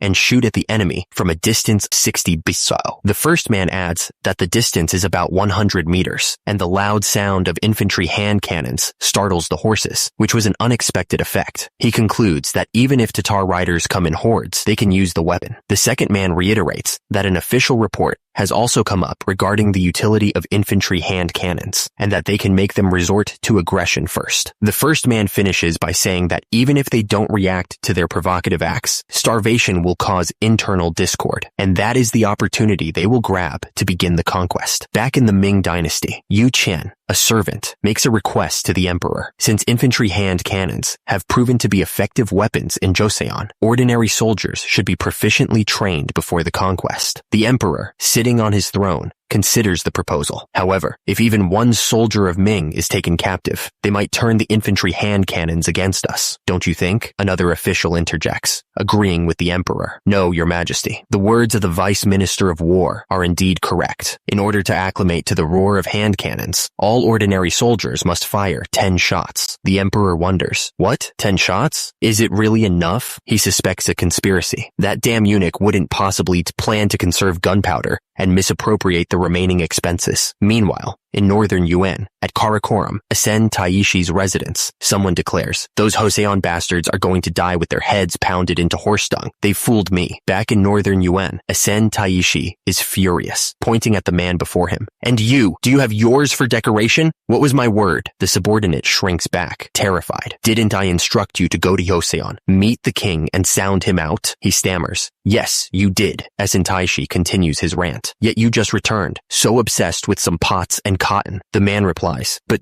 during my visit, they didn't seem particularly close with Ming at all. Another man with a shaved head attempts to calm him down. Please calm down, Taishi. Asen Taishi sighs. He might die. What do you mean, Buyan? He draws his sword, the blade glinting ominously. When did I ever accidentally kill anyone? Asen Taishi turns to Arlok, promising to postpone his punishment based on his performance in the war. He warns Arlok that one more mistake will result in his blood staining the ground before the Joseon bastards, declaring he'll wash away his guilt with their blood. Asen Taishi comments that the king of Joseon seems to have some brains in his head. He notes that they've sided with the Ming and subdued Li Manju, realizing that they are now the target. He vows not to leave those filthy bastards alone and orders everyone to get ready. Asen Taishi announces his intention to see the Khan. He declares that they must join forces with the Golden Horde of Kublai. Asen Taishi's envoy has arrived at the Golden Horde, seeking an audience with the Khan. He asks if the Khan has received any other news. The Khan, lounging with his concubines, replies that he has received none at all. One of the Khan's men stands nearby, ready to deliver a report. The Khan says he'd like to see them wiping out those Ming bastards. The envoy replies that if the world operated solely on thoughts, the Ming emperor would have been torn apart 1,000 times. He adds that they don't even know the true nature of the metal rods the Ming bastards have been consistently using against them. The Khan pauses, mid-bite, and asks what he means by metal rods. The envoy confirms that the Khan doesn't know, explaining that they've been using strange weapons for several years. The envoy from Asen Taishi orders Arlok to draw what he witnessed. Arlok quickly sketches the weapon. The Khan asks if the soldiers carrying these weapons have a matchlock, or rather, straw rope, to ignite the fire. One of his men confirms that they do, explaining that it's extended and attached to the iron on top of the weapon. He states that this must be the answer. The Khan slams his hand on the table, realizing that this must be a firearm. He recalls that this weapon was used to massacre the dregs of the Jin dynasty, the Jurchen tribe, and conquer every nation. The Khan is astonished by the weapon Arlok sketched, stating he's never heard of a portable hand cannon before, and that, according to the elders, a small iron bead exceeds a crossbow in terms of power. Power aside, he continues, those refined hand cannons fire with an explosive sound. He recalls that during the conquest of the Song dynasty, it was said to be as loud as thunder, frightening the horses to the point where they fell sideways. One of his men asks how such a small hand cannon could produce that sound. The Khan thinks aloud that while one person's voice may be weak, when thousands gather to shout, it shakes the plains, and asks what would happen to the horses if thousands of hand cannons were fired in unison. He tells them to imagine thunder striking right beside you. The Khan scoffs, suggesting, what about waiting for gale force winds or rainy weather? He continues, you must know why those bastards don't come to attack first. On windy or rainy days, they're determined to stay inside the fortress. One of his men proposes a solution. If the explosive sound startles the horses, couldn't we simply plug their ears? Then they wouldn't focus on commands and might get even more nervous. Su-young suddenly shouts, that damn explosive sound. I feel like I'm going to explode first. She looks around, confused by the sudden outburst. Huh? Suddenly, a massive explosion erupts nearby, sending her flying backward. Su-young suddenly shouts, hey, bonehead, don't you know that putting wet charcoal in the brazier leads to an explosion? The Khan's eyes widen in surprise. Su-young realizes something. Right. Why didn't I think of that? He recalls the history books. The soldiers of Kublai Khan, intending to punish the Tron family, burst bamboo to drive away the surrounding mountain animals. The Khan looks puzzled. Bamboo? Is there a tree that explodes when put on fire? Su-young nods. That's what I'm talking about. The Khan's face contorts with a sudden realization. He barks an order. Arlok, do whatever it takes to find bamboo at the next horse market. Arlok bows deeply. Your order is a law. The Khan turns to Su-young. Then, is it just a matter of attacking the Ming? Su-young shakes his head. No, Khan. While I face the Ming, please deal with Joseon. The narrator states, the number of active armored soldiers in the whole Hanyang area reaches 3,000. Of those soldiers, 1,000 serve 10 days a month and are called on duty, while 2,000 off duty don't, instead performing household chores or engaging in various businesses to make money. Su-young surveys the pitiful gathering of soldiers. Is this really all? Even after gathering all the armored soldiers of the entire capital city, it seems there are just around 400 people. The official next to him shrinks under his gaze. Despite not convening all of them, a significant number left with excuses. Given the state of the armored soldiers, I'm concerned how the hell the country functions. The official bows deeply. I'm very sorry the armored soldiers have shown themselves in such a form. Another voice calls out in shock. Your Highness, the Grand Prince? The soldier stammers in disbelief. Pardon? Do you mean me? Just a moment, Your Highness, the Grand Prince. I'm not ready yet. The soldier shakily draws his weapon. He examines the blade with a critical eye. How ancient is this relic? Is it from the Three Kingdoms period? Have you brought your family heirloom? Based on my investigation, the blade must be at least 1.5 chuk long. Suyang is clearly unimpressed. Where did you get this knife from? That's... The soldier squirms under his gaze. Actually, an elongated kitchen knife from home. A kitchen knife, gosh. He explains his predicament. I was pressed by the sudden general convening. The soldier grips his makeshift weapon, trembling. My ass. The general's face contorts in rage. Are you kidding me? Which bastard told you to bring these toys? His eyes burn with fury. I absolutely cannot tolerate this situation. I'll shave off the allowance of those who lack munitions and equipment, the general continues, his voice booming with intensity. Additionally, in agreement with Grand Prince Suyang, here I will rejuvenate your severely rotten minds and bodies. Those unable to keep up don't even hope to avoid quartering. One of the soldiers looks up aghast. To that extent? The next day, the troops assemble at the white sand beach of the Yanghua Quay. The military minister, riding alongside Suyang, eyed the approaching figures with suspicion. Military minister, who are those barbarians? The military minister explained the situation. North tribes that were hostile to Li Manju have come to express their gratitude. His Majesty, the king, instructed us to show them our strength. Suyang watched the soldiers with a critical eye, unimpressed by their form. What can be gained by observing the training of inadequate armored soldiers? Is this the right way to hold a sword? It's been a while, so I'm not sure either. The military minister reassured him. Please don't worry. After all, some untrained barbarians like them can be easily slaughtered. The approaching group was led by a bald man with a piercing gaze. They would find even basic training highly threatening. Uriankai faction brigade commander, Kungsan of the Odoli tribe. Kungsan exchanged a knowing glance with the man beside him, a sinister smile spreading across his face. I knew that the king of Joseon would offer generous hospitality and gifts, but even showing the training of cavalry. Don't worry. Unless Joseon loses its mind, is there any possibility they would invade us dwelling on the Liudong? Kungsan, still mounted, couldn't hide his irritation. It's just a brag to warn us against plundering recklessly. Talking to those bastards makes my blood boil. Another man, riding alongside, commented on the display. By the way, the general who looks like a chief seems quite convincing. He pointed to the general. King Yi Seong-ge, who founded Joseon, was known to be the greatest archer and a remarkable general himself. But doesn't that person resemble him? Suyang listened, his expression unreadable. Perhaps. Well, let's wait and see. Then we'll know. Announced that Grand Prince Im Young would personally demonstrate the level they all must achieve in the future. Im Young, the fourth son of King Sejong and Queen Sohyun, grinned. I won't bring my horseback riding talent. He addressed the soldiers, mounted on their horses. Let's start with something easy. If you can't repeat even this, you're not qualified to be mounted armored soldiers. He prepared to show them how it was done. Now everyone, watch closely. With a shout of, Heya! Im Young drew his bow and notched an arrow. He urged his horse forward, clearing a low wooden fence with a cry of, Hup! With practiced ease, Im Young drew back his bowstring, aiming at the target. The arrows flew, finding their mark with deadly precision. The arrows slammed into the target. Im Young addressed the soldiers, confident in his display. All right, everyone should be able to follow, right? That's the most accurate demonstration. How's that easy? He cleared his throat, a mischievous glint in his eyes. Forget about any allowance if you fail even at this. The order was given. Then, proceed in order.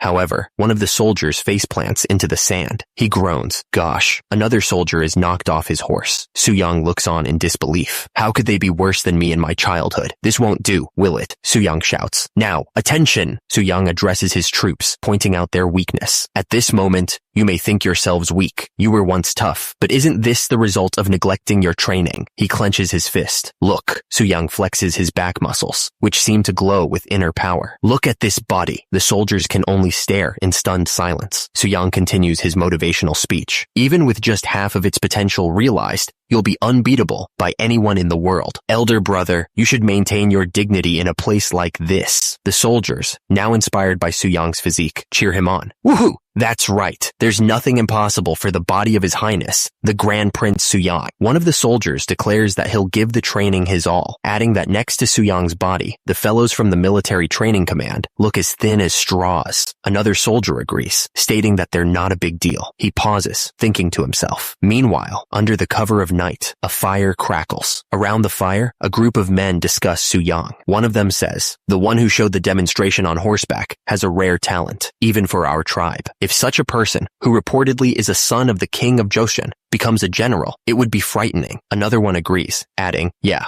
that body was really grand and magnificent." One of the men around the fire observes, "This is serious, and I wouldn't be surprised if he could easily even pull the bow used by Yi Seongye." The fire crackles as they consider the implications. He continues, "Do you remember Gabiolcho?" The man elaborates, "Those ferocious guys led by Yi Seongye, many chieftains, including Mengtamu, became his blood brothers or subordinates and acted together." He furrows his brow. "If soldiers like those in Gabiolcho arise in Joseon soon, they may once again exert their strength against us." There was clearly an intention behind showing us the training, too. Just then, one of the men notices someone approaching.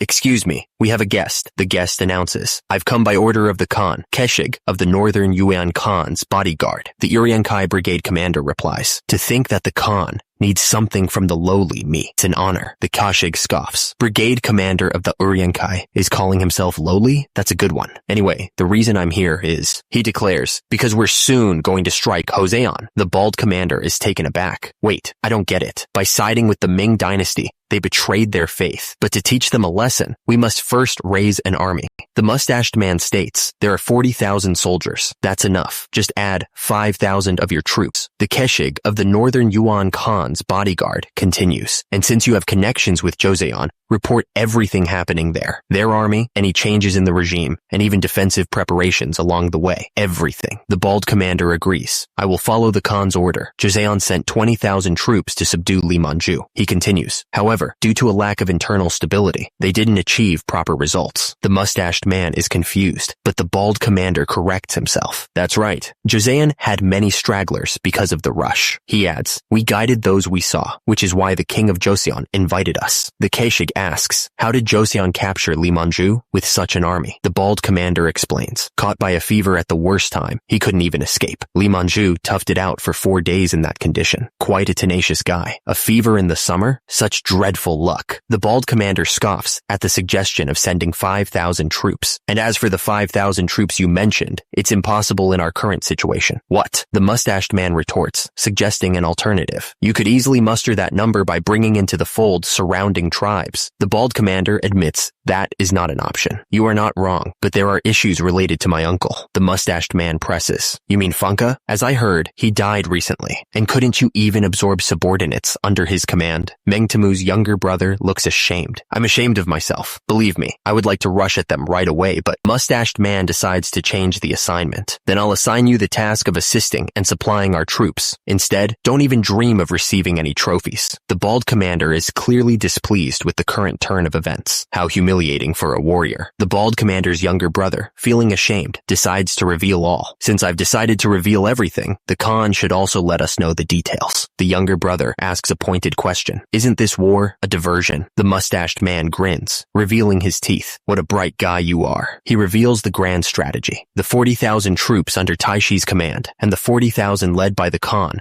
will launch simultaneous strikes on Joseon and Ming. The mustached man turns away, confident in their victory. "You can look forward to it." He rises, his face contorted with rage. "Those bastards are trying to oppress us again." The bald commander's eyes widen with urgency. "Prepare the horses. We need to go to Joseon immediately." Inside the palace, another man speaks. "Keshig from the Northern Yuan paid us a visit not long ago." He continues, relaying the dire news. "He's going to conquer Joseon and is forcing us to help. According to him, they also plan to to invade the Ming dynasty at the same time. The bald commander glares intensely. Tatars told you about this, meaning you must have agreed to cooperate as well. I bowed my head to the Northern Yuan to survive, so please forgive me, the man says. He continues, relaying the ultimatum, and refusal to comply, they said, would lead to Joseon's complete extinction, similar to the Western Shias. He warned that if the barbarians were to come under the Northern Yuan's command, it would lead to a massive uprising. He continued, saying that even the Ming general would find it challenging to quell the high-spirited Northern Yuan. The man explained that the reason for sharing this information was because he wanted them to engage in battle with the Northern Yuan for his protection, asking them to understand that he must lead his kin just as the king of Joseon governs the country. The man with the beard declared that it was settled, stating they would discuss the details later, and ordered him to go back and feign compliance with the Northern Yuan's compulsion. Then he requested Crown Prince, Grand Prince Suyang, and Frontier Affairs Minister Kim Jong-seo to enter. The man in the red robes stated that if the Northern Yuan had involved the barbarians, it wouldn't be an easy war to end, questioning if it meant they'd figured out a way to defeat Ming.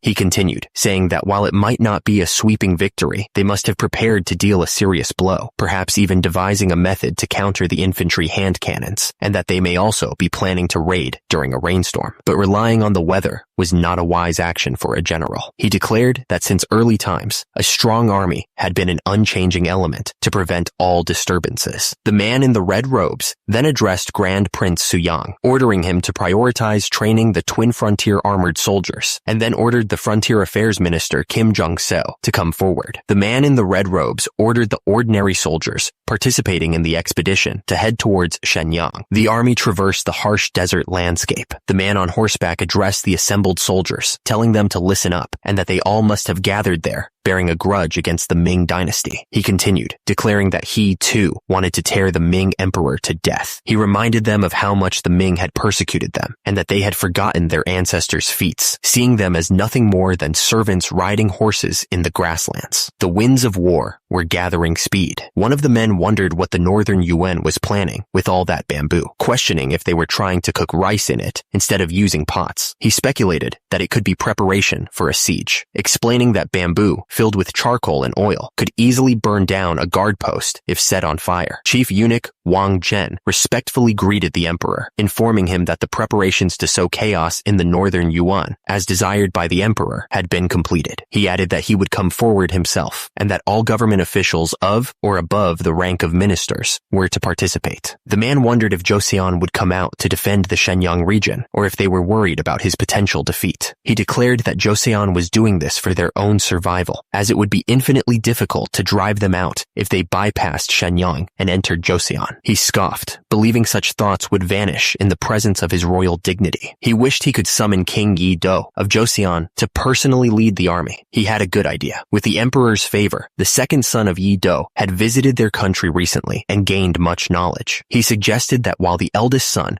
must inherit the throne, the second-born could participate in the war. Yi Qian apologized to the emperor, explaining that he might be a royalty from an uncivilized country, but it was still not logical to compel him to participate in another country's war. The emperor slammed his fist on the table, declaring that even if the will of heaven aligned with his, he determined what was logical. He ordered his servant to quickly write down his words, stating that Joseon had received Ming's letter of credence, and that Grand Prince Suyang, representing the uncivilized country, would participate in his campaign to witness his royal dignity. The emperor was sending him with such a ridiculous pretext. Yi Qian apologized to the emperor, stating that it was greatly out of line with etiquette, and that he was only concerned about whether there was a horse that could bear his weight. The emperor assured him that he wouldn't actually be on the battlefield, so he should stay quietly inside the military curtain, adding that he shouldn't worry too much, as he would devote himself to avoiding mistakes. The emperor gripped Yi Qian's hands tightly, telling him to make sure to come back alive. At Namhansan Fortress headquarters of the Military Training Command, the general was climbing the net. Suyang continued to climb the net, showing off his strength to the soldiers. He remarked on the excellent device, noting that it had everything ordinary soldiers soldiers could do. An official informed him that they were set to deploy in a week. The official admitted he couldn't believe that His Highness, the Grand Prince, would personally appear at the battlefront, adding that he would prefer to stay quietly behind the military curtain. Soo-young told him that the battlefield was not as funny as he may think, and told him not to beat around the bush. Suddenly, a muscular man stepped forward, declaring that he wanted to cross swords with His Highness, the Grand Prince. Soo-young looked visibly surprised at the sudden challenge. The crowd began to murmur. They noted that even if the general looked 50 years old, he was a remarkable general who had been chopping the thoroughly skillful barbarian chieftains. The crowd speculated that perhaps the general would go easy on him, because otherwise, how could they even exchange 10 blows? They said to His Highness the Grand Prince that the state of affairs was getting crazy. The muscular man stepped forward, acknowledging that in this crazy world, anything could happen. He declared that he would go at His Highness the Grand Prince with all his might and main. Soo-young looked shocked and questioned why he would go at him with might and main. He didn't wait for the general to make the first move. He charged forward,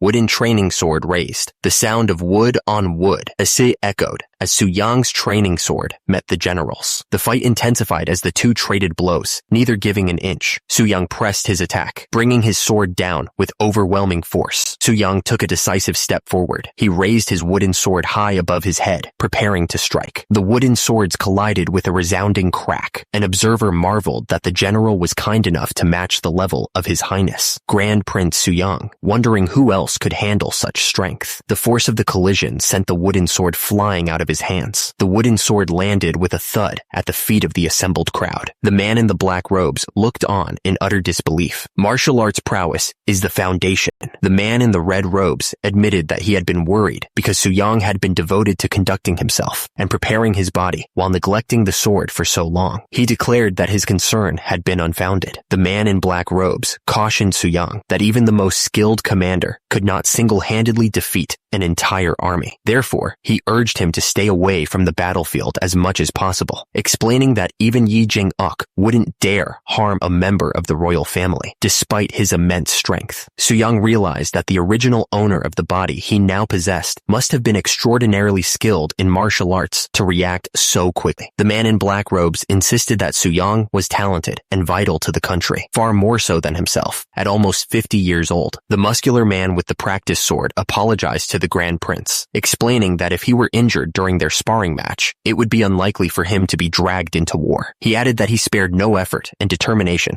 to land a breaking blow. Soo-young smiled, realizing that the man might be made of sterner stuff than he originally thought. Meanwhile, on July 14th at Yanheku, Ming's military base, General Wu Kejong had already died and Datong had fallen. The man with the white beard asked what had happened, incredulous that they were attacked unarmed or if they had any infantry hand cannons. He then demanded to know the enemy's situation. The man in the red helmet explained that while the enemy's military forces were said to reach about 40,000, the actual number on the front lines was only half that. He suggested luring and striking the enemy, pointing out that they couldn't even match half their numbers. He added that those who fled from Datong were exhausted and demoralized and assured them not to worry. Just then, a shout rang out. The enemy was attacking. The soldiers were ordered to prepare spears and infantry hand cannons. However, one of the soldiers was confused, wondering if they had put gunpowder in the cannons. He suggested the other try first, and he would follow. The commanding officer bellowed at his troops, demanding that they get their cannons ready at once. The soldiers on horseback were ordered to shoot arrows, to force the enemy to fire their hand cannons. A hail of arrows rained down upon them. They shouted a warning to avoid the incoming fire. The order to fire the hand cannons was given. One soldier questioned if that was how much gunpowder they were supposed to use, but he was told there was no time to measure and to just fire. The soldier cried out in pain. He called out to Buyan. He wondered if the order to fire the grand cannons meant they were supposed to use these toys, asking if Buyan was okay. He realized it was a lead pellet that had gotten stuck in the leather armor and stopped. The soldiers noticed that their enemies were not stopping their dash, and they needed to act quickly. They shouted for gunpowder to be poured into the ignition hole, ready to pull the trigger. Suddenly, one of the soldiers looked at the hand cannon in his hands, confused. The hand cannon exploded exploded, leaving the soldier injured. Another hand cannon went off as well. The order was given to withdraw the infantry hand cannoneers to the rear, as the casualties were already too high. The enemy was charging. The man with braided hair commanded his soldiers not to spare any sword, but to trample and kill their enemies. He demanded that they calm down and questioned what the rear archers were doing. The man with braided hair pointed and declared that one of the enemy soldiers was the leader. The bearded man ordered his troops to capture him. The man in golden armor noted that the vanguard unit had arrived at Datong, but it had been over 2 weeks without a single messenger. He wondered if his dignity alone had compelled the enemy to retreat. He declared that there were signs that the enemy had temporarily stayed 20 li ahead and demanded why they hadn't met him at the drop of a hat, given they knew he was coming. One of the men began to speak, but before he could, the scene shifted to a sky filled with birds. 2 men stood atop poles, overlooking a landscape bathed in a fiery red glow. He declared that it was now on the horizon, but the person who had to become a governmental eunuch for just 1 silver nyang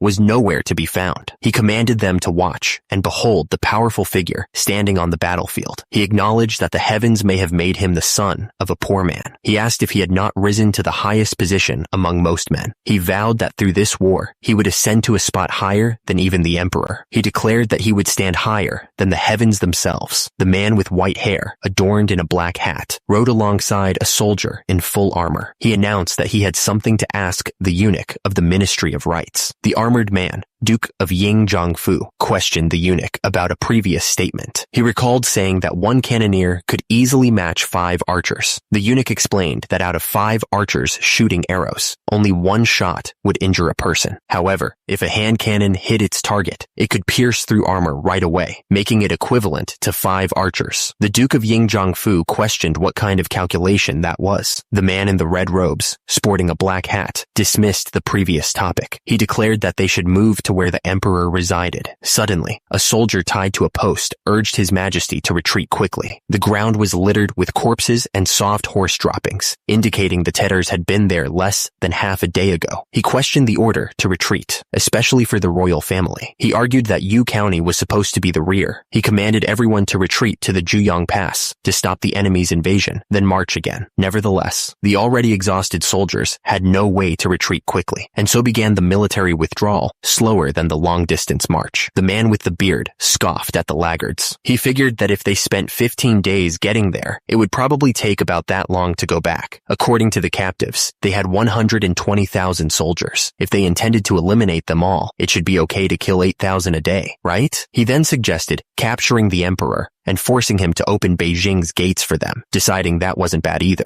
He commanded that the tribal chiefs be told to repeat nightly raids to exhaust those bastards. The man with braided hair ordered his soldiers to aim at the Ming bastards' hand cannons. Arrows rained down, striking their targets with deadly force. A Ming soldier was struck, the force of the arrow sending battle marks splattering. The Ming soldier shouted for his comrades to fire back with a volley of fire. A horse reared up, neighing loudly as the man struggled to control it. He calmed the horse, noting that it was becoming desensitized to the sound of explosions. He added that they had sent bamboo to the Khan as well, so their horses could respond in the same way. Suddenly, a voice boomed out, declaring that their boasted hand cannons posed no threat and demanded they throw down their weapons and flee. One of the attendants declared that he was done with the situation. The soldiers were all dead, and they were commanding the attendants to carry spears and swords, so he was going to seize the chance to escape rather than die there. Another voice agreed, saying that bringing those dirty creatures who were neither men nor women was a bad sign. They reported that at Tumu Fortress, their army had been halved, and their losses were about 4,000 dead. They believed this was their last stand, so they were resisting fiercely. They planned to launch a full attack starting tomorrow, believing it must be over here. The man on horseback observed that many soldiers had been dying from hand cannons, likely because only the troops safeguarding the Ming emperor were left. He realized that this situation wouldn't last much longer either. Desperate, the man offered 100 silver nyangs to whoever could bring him water. When someone questioned if money could conjure water from thin air, the noble snapped at him for speaking to him in such a manner. Suddenly, a soldier exclaimed that the enemies were fleeing from the path leading to the Juyong Pass, and he was certain that reinforcements had arrived. The man in the golden helmet insisted that he was still there, everywhere, and that the enemy's retreat was a trap, asserting that reinforcements couldn't have arrived so soon. Another man chimed in, claiming that it was clearly the palace guards pushing back the enemy, and that the emperor should hasten to the Juyong Pass for safety. The man in the golden helmet interjected, telling him that he shouldn't go, as it was obviously a trap set by the Tatars, and demanded that he shut up. The man with long gray hair sneered, asking how a rotten scholar dared to speak about military matters, and threatened to rip out his tongue if he spoke another word of nonsense. The man with the red beard agreed with the eunuch of the Ministry of Rights, urging everyone to retreat to the Juyong Pass without delay. The Juyong Pass was only 10 more li away. The men were urged to push on. The soldiers spotted the enemy's detached corps. One of them warned that going any further would be dangerous. He screamed at the man on horseback to move ahead and shield the emperor from arrows, cursing Wang Zhen for ruining everything.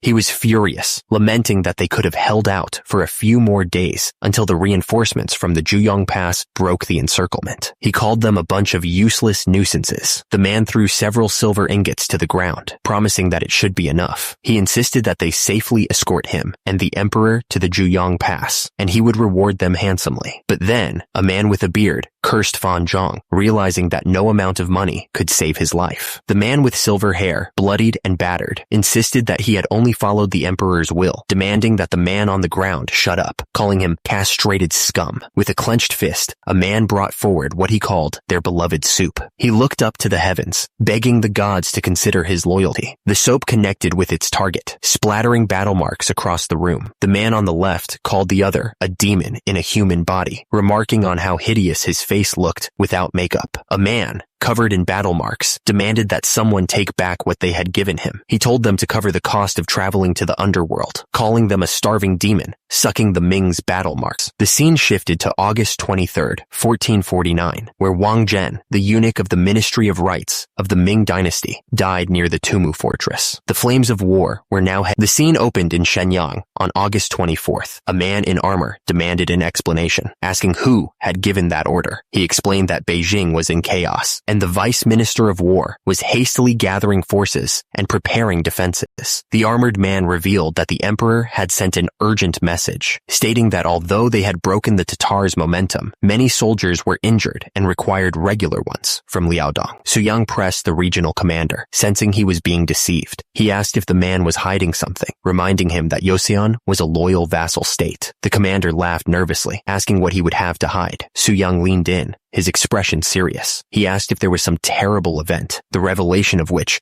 would cause even the Liaodong soldiers to flee. He swore upon his status as a grand prince to keep it confidential if the commander spoke honestly. The armored soldier finally relented, revealing the devastating news. He reported that 200,000 soldiers, led by the emperor himself, were trampled and shattered by Tatars. He added that all officials above the minister rank were massacred. The soldier grimly revealed that his majesty had been captured by the enemy. The armored soldier explained that 100,000 soldiers from Central and South China were already advancing northward to defend Beijing, so they simply had to protect the city until they arrived. He warned that it would be a grave problem if the enemy shared the tactics that broke down the emperor's army. The man with the helmet leaned forward, demanding to know if they could defend the Shenyang region or not. He reminded them that it would take about 10 days for the news to reach the Liaodong region. He added that if they couldn't drive the enemy out before then, even the friendly Jurchens would turn against them. The man with a mustache insisted that their ordinary soldiers must step up to sweep away the Tatars. He exclaimed that they were ferocious enemies who had crushed the emperor's army, and asked if they were really going to wage a full-scale war against them. One of the men argued that staying in Shenyang would only ensure their survival, while the entire northern part fell into chaos. He pointed out that historically, during the Tumu crisis, the Liaodong army remained in place, and Joseon did not suffer direct damage. But Su Yang wondered how things could have turned out worse than in history, especially since they had provided the Ming soldiers with hand cannons. The Liaodong regional commander, Gao Yi, seemed dissatisfied, and who could blame him? The extermination of a 200,000-strong army was incomprehensible. The sound of gunfire echoed. A man approached, asking to see the cannon. He identified it as a hand cannon,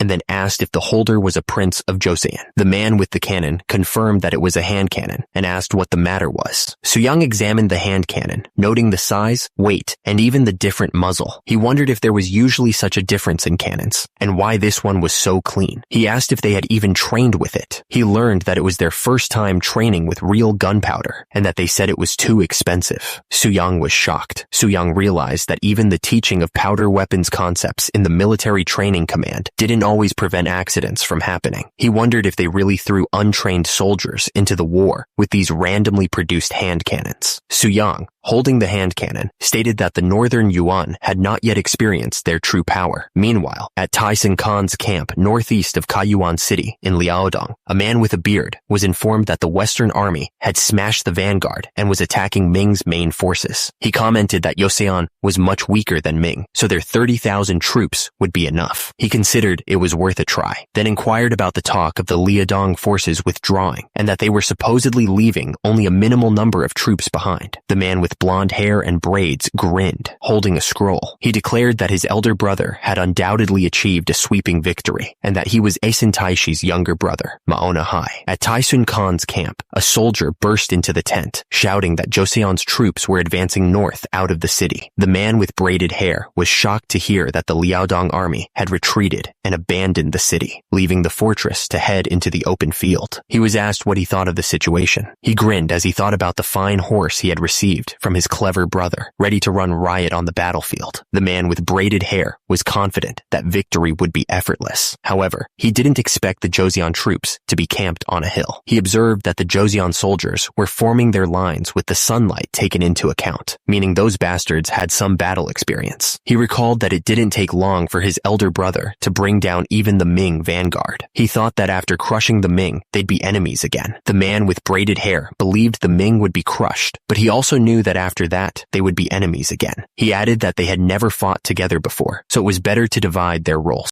He stated that he understood and asked the Khan to charge, promising that his soldiers would step forward and open fire. A bald man with a topknot prepared to fire an arrow. A soldier arrived, announcing that he had brought the bow and arrows for His Highness, the Grand Prince. Soo-young thanked him. Soo-young was asked if he could really shoot those arrows. He responded that it was just a matter of overflowing strength. He drew back the bow, aiming at the distant Ming army. The Ming soldiers raised their shields just in time, bracing for the attack. "Shield yourselves," they shouted. The man with the beard, observing the shield wall, was impressed by their swift movements, but he thought it was nothing special. He declared they could advance without much worry. Suddenly, his eyes widened, and he stammered, wondering what he was seeing. An arrow pierced through the soldier's armor, causing him to cry out in pain as he collapsed from the devastating blow. The Ming soldiers realized even their cannons couldn't deal significant damage, and they were in big trouble. The casualties among their soldiers were severe, with commanders ranking centurion or above dead. Controlling even small squads was becoming increasingly difficult. They decided to pull back for now, fearing the entire formation could collapse. The Ming commander reasoned that since the Joseon soldiers shot arrows well, they must be good with cannons too. He ordered the troops to divide in half and prepare for unmounted archery. The Ming soldiers raised their bows and released their arrows, hoping to turn the tide. The Ming soldiers continued to fire their hand cannons, but the results were devastating for their own troops. The Joseon soldiers urged each other to hold the line, warning that any retreat would cause their entire army to crumble. Another soldier shouted for everyone to remain calm and continue fighting. The battlefield was shrouded in smoke, making it difficult for the Ming soldiers to aim accurately. The commander saw an opportunity and ordered his troops to strike now, then immediately commanded a full retreat. The Khan's Iron Riders were now moving forward, ready to engage the enemy. The commander declared that when Joseon fired twice, that would be the moment to charge straight into their lines. Suddenly, the sky rained fire arrows. One of the soldiers cried out, but the commander insisted that fire arrows just made a lot of noise. The fire arrows exploded on impact. The soldiers raised their shields for protection, but one of them cried out in pain, his arm burning. The soldier realized the fire arrows were filled with gunpowder. One of the soldiers declared that the enemy relied too much on cannons. He added that hand-to-hand combat was where they would break up the enemy's line and ordered them to charge. The soldiers noticed that the enemy had switched to stormtroops with longswords. They were ordered to step forward into formation. The soldiers were instructed that after volley firing, they should fall back to the rear trench on a signal. The soldiers stared at the approaching enemy, estimating that around 5,000 Iron Riders were charging towards them, divided into two groups, front and rear. One of the soldiers expressed his concern that their cavalry should be dealing with the incoming threat, as infantry would be trampled to death. Another soldier declared that he trusted in the Grand Prince, and there must be a reason for digging the trap, adding that if the Grand Prince lacked confidence in victory, he wouldn't have led their forces. As the enemy drew closer, the order was given to the cannoneers to volley fire. The armored soldiers spurred their horses onward, ignoring the fallen. The soldier yelled that they would tear the Joseon soldiers to shreds, but his expression suddenly turned to shock. The horses and riders began to sink into the muddy ground. The soldiers frantically commanded their troops to halt, realizing they were stuck in the mud and unable to advance on the Joseon forces. The Joseon forces unleashed a volley of cannon fire. The soldier on horseback was shocked, finding the situation impossible. He commanded his troops not to panic, reminding them that splitting into two groups was their plan for this situation.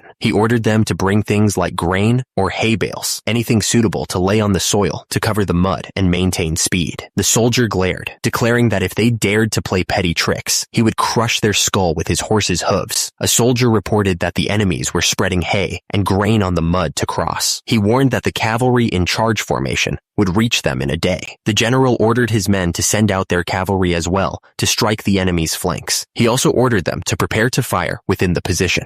The general roared, ordering everyone to get ready for hand-to-hand combat. The soldiers pressed on, their legs burning as they scaled the cliff face. The soldiers braced themselves, shields raised in anticipation of the coming impact. The enemy cavalry crashed into their lines, sending men flying with savage force. Despite the brutal assault, the general encouraged his troops, urging them to hold their ground. One of the soldiers yelled, accusing them of hiding behind their shields and using cannons. The mounted soldier roared, declaring that it was now their turn. The soldier winced in pain. The battle raged on with a ferocious intensity. The soldier gritted his teeth, determined to endure. "Endure! We have to!" One of the soldiers spoke with urgency, explaining that they had to endure until those bastards were lured in far enough. Meanwhile, another soldier prepared to strike with his spear. An arrow pierced through the officer's head. Someone desperately called out to the fallen officer, urging him to wake up. They anxiously asked how he was. The desperate soldier continued to try and rouse the officer, shouting his name and begging him to come around. A soldier groaned, struggling to stay conscious amidst the chaos of battle. He screamed in defiance as he charged forward, determined to avenge his fallen comrade. The sword gleamed ominously, ready to strike. With a fierce battle cry, the soldier lunged, his sword aimed at the enemy. A soldier urged Jung Byung-soo to get up, insisting that there was no way he could have lost his senses. Jung Byung-soo insisted that he hadn't lost his senses and had only been startled for a moment. He ordered them to quickly prepare for battle. The soldiers knew that they needed to kill the intruders to survive. The order to fire within the position could come at any time, so the soldiers were ordered to defend the fortifications and trenches with their lives and to not let the formation break. A soldier urged His Highness, Grand Prince Suyang, to stay back, warning him that he might get hit by a stray arrow. Suyang asked how he could stay back when his soldiers were dying and demanded that they give him the arrows. Suyang declared that he would personally make things hot for those bastards. One of the soldiers exclaimed that he was sick of those Joseon jerks, saying that they had gotten cocky just because a few shallow tricks had worked. He angrily ordered them to kill them all. A soldier cried out in disbelief, realizing that someone on the hill was throwing spears. One of the soldiers noticed that 3 cavalrymen were charging up the hill. He pointed out that the attire of the lead rider indicated that he was a high-ranking general, declaring that whoever took his head would achieve the greatest merit that day. Suddenly, the soldiers realized that what they thought was a spear was actually an arrow. Suyang, riding toward them, drew his bow and aimed. One of the soldiers recognized him and shouted his name. The arrow struck true, and the soldier fell from his horse, impaled. The soldiers' faces were a mixture of fear and determination. One of the soldiers shouted that there was fire within their position. He urged everyone to take shelter in the trenches. The cannon was primed and ready to fire. The cannons roared to life, unleashing a devastating barrage. The order to fire echoed across the battlefield. The man in the helmet stared in disbelief. He stammered that this was impossible. The order to fire echoed, and the cannons roared to life again, unleashing another devastating barrage. The man in the helmet was struck by the cannon fire. The order to cease fire was given, and the soldiers began to reorganize their formation amidst the fallen. The soldiers announced that the remaining enemies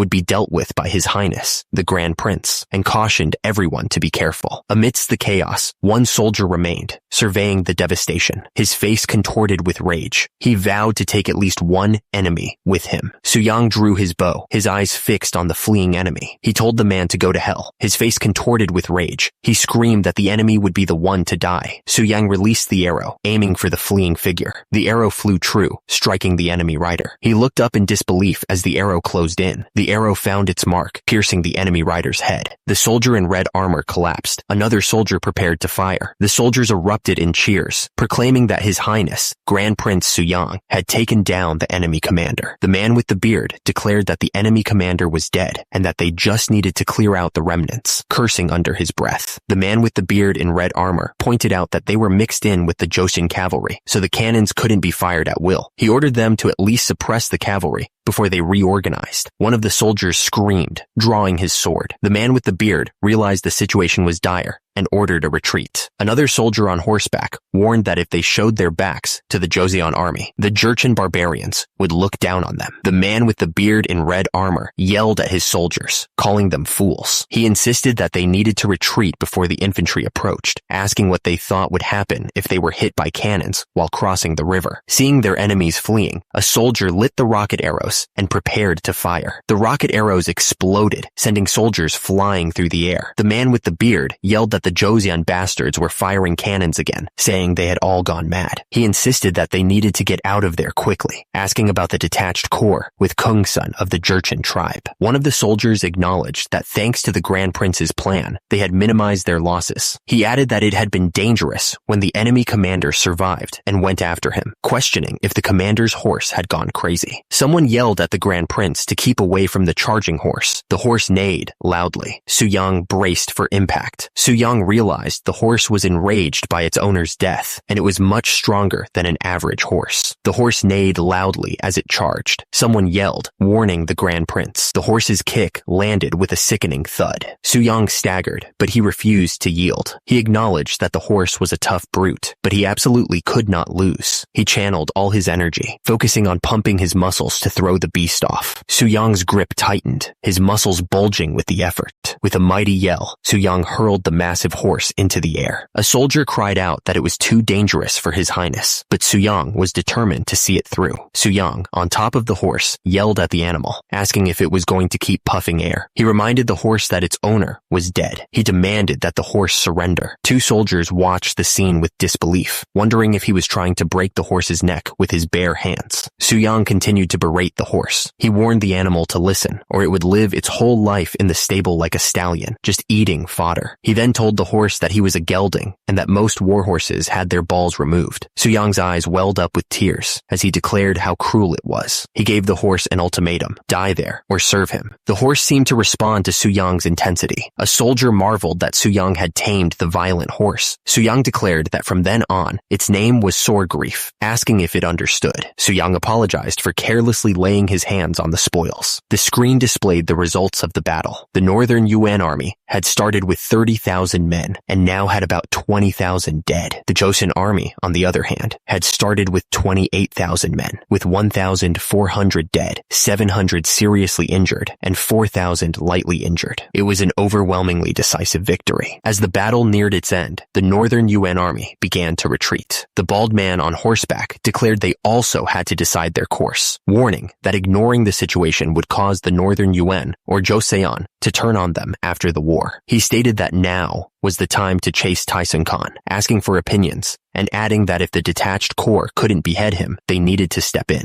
Another man began to speak, addressing him as Your Excellency. The man in the orange robe grinned, announcing that he had a good idea. He explained that according to history, Taesun Khan was killed by Essen. The bearded man on horseback looked enraged. The smiling man wondered aloud, but what if the man in the orange robe wondered if Taesun Khan's end would come from someone else's hand? Meanwhile, soldiers raced through the forest on horseback. The man in the helmet asked if these were the only soldiers who got away, realizing that those who hadn't joined them by now were probably dead. He noticed that his horse was tired and losing speed. The soldiers explained that as soon as they retreated, the Jurchen scum turned into thieves and charged at them. The man in the golden helmet seethed, declaring that those Jin leftovers knew no honor and that the Iron Riders were doomed to massacre, with Maonahai becoming a piece of meat. Something felt off to the man, wondering if Asen Taishi deliberately sent them false information, or perhaps those Joseon bastards just fought well. He decided that they were to quickly join forces with Asen and strike the Ming, and handling Joseon next wouldn't be too late. The Khan was informed that the Jurchen scum stole horses and fled, and he angrily asked if they were just saying that now. The man in the orange armor stated that Asen, not being of the Golden Horde, would not be recognized, and thus they had to use the Khan. A soldier in orange armor reported to the general. The soldier announced that the detached corps had driven Tyson Khan into the forest, adding that they had finally made it. One of the soldiers suggested that His Highness, the Grand Prince, demonstrate his strength when capturing the Khan, but the other soldier seemed unsure. The man in the orange armor reported that the barbarians recognized Su Yang, calling out the name of Grand King Taijo. They even recognized the bow he was using. Su Yang dismissed the comparison, saying that he was just big and didn't match him in any way. The soldier insisted that His Highness was underestimating himself, and the important thing was that they saw him as a valiant general. The soldier imagined His Highness subduing Tyson Khan in barehanded combat. One of the soldiers declared that the rest would all surrender, making it easier to insist on favorable terms for their country. They would pave the way with all their strength. The soldier urged the Khan to find a way to survive, explaining that they weren't firing cannons in the forest, but as soon as they got out, they'd be covered with fire. The order was given to prepare for the final battle, but something was off. The Joshin bastards were acting strange. The Khan demanded that the disgrace of the Golden Horde show themselves. He wanted to see the face of the one who dared to covet their country with such careless ambitions, claiming to be descendants of the mighty Yeke Mongiol Ulus, yet acting so pitifully. One of the soldiers questioned how they dared to mouth off about the Yek Mongiol Ulus, calling them the Dross of Goryo. He urged the Khan to muster all their strength and charge, declaring that they must take that bastard's head.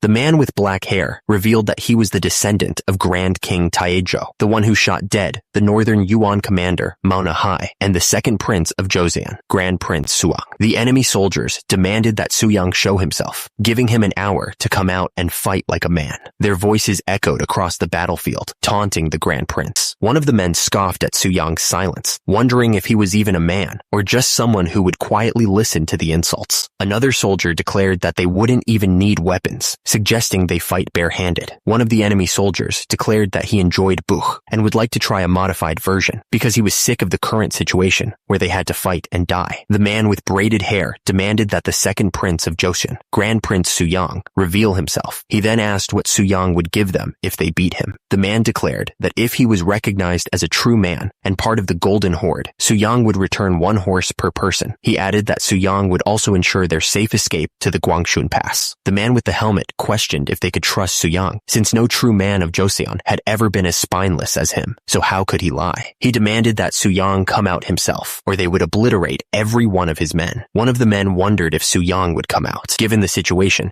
he thought that keeping the troops intact and returning would be a success, and so he would accept. One of the men asked how Suyang had come up with that wrestling. Suyang explained that he had developed it with Mr. Ma as a pastime while inventing conducting oneself and preparing the body. The man with the helmet explained that Buch or Sirium ends when one is on the ground, so there's room for tricks, but this was purely a contest of strength. The soldiers watched from horseback. He smirked, finally seeing the face of the ringleader. Suyang stood ready. He revealed that he had been waiting. Suyang declared that he would end this war. The man lunged forward, ready to strike. He slammed his opponent to the ground. He questioned if that was what they called using strength. The man strained, his face contorted with effort. He let out a battle cry. With a mighty yell, the man with black hair prepared to unleash his devastating move. He announced that he was about to perform the storm throw. He slammed Tyson into the ground with incredible force. He demanded that Tyson get up and show him his strength, asking if he wanted to be dragged to Joseon like that. The Khan begged someone to fold that lump in half, groaning in pain. Suyang declared that this was a chokeslam. The Khan grunted as he hit the ground hard. Suyang demanded that the Khan get up, sneering as he asked if all his strength was just about collapsing. The Khan writhed in pain, struggling to breathe. Suddenly, a fist clenched tight, ready to strike. The Khan looked up at Suyang, who was standing over him. He accused Suyang of breaking the rules by by daring to use his fists, calling him a petty coward. Suyang's face contorted in rage. He declared that the Khan deserved to die. Suyang declared that next was the giant swing, leaving the soldiers looking shocked and terrified. The Khan, battered and exhausted, could barely speak. He questioned if Suyang was up for more struggle, thinking to himself what the hell this brat was. Suyang stood over him, flexing his massive muscles. The Khan admitted defeat, and the Joseon soldiers cheered. Suyang declared that his body had won, all thanks to the meticulous care bestowed upon him by his father, proving his filial piety once again. He then announced that he would now perform the Black Dragon's pose to celebrate the triumph. The soldiers exclaimed that from the front or the back, he truly was the Black Dragon himself, chanting Grand Prince Suyang's name. The commander-in-chief reported that together with Kungsan, they had conquered the enemy remnants, to which he was told,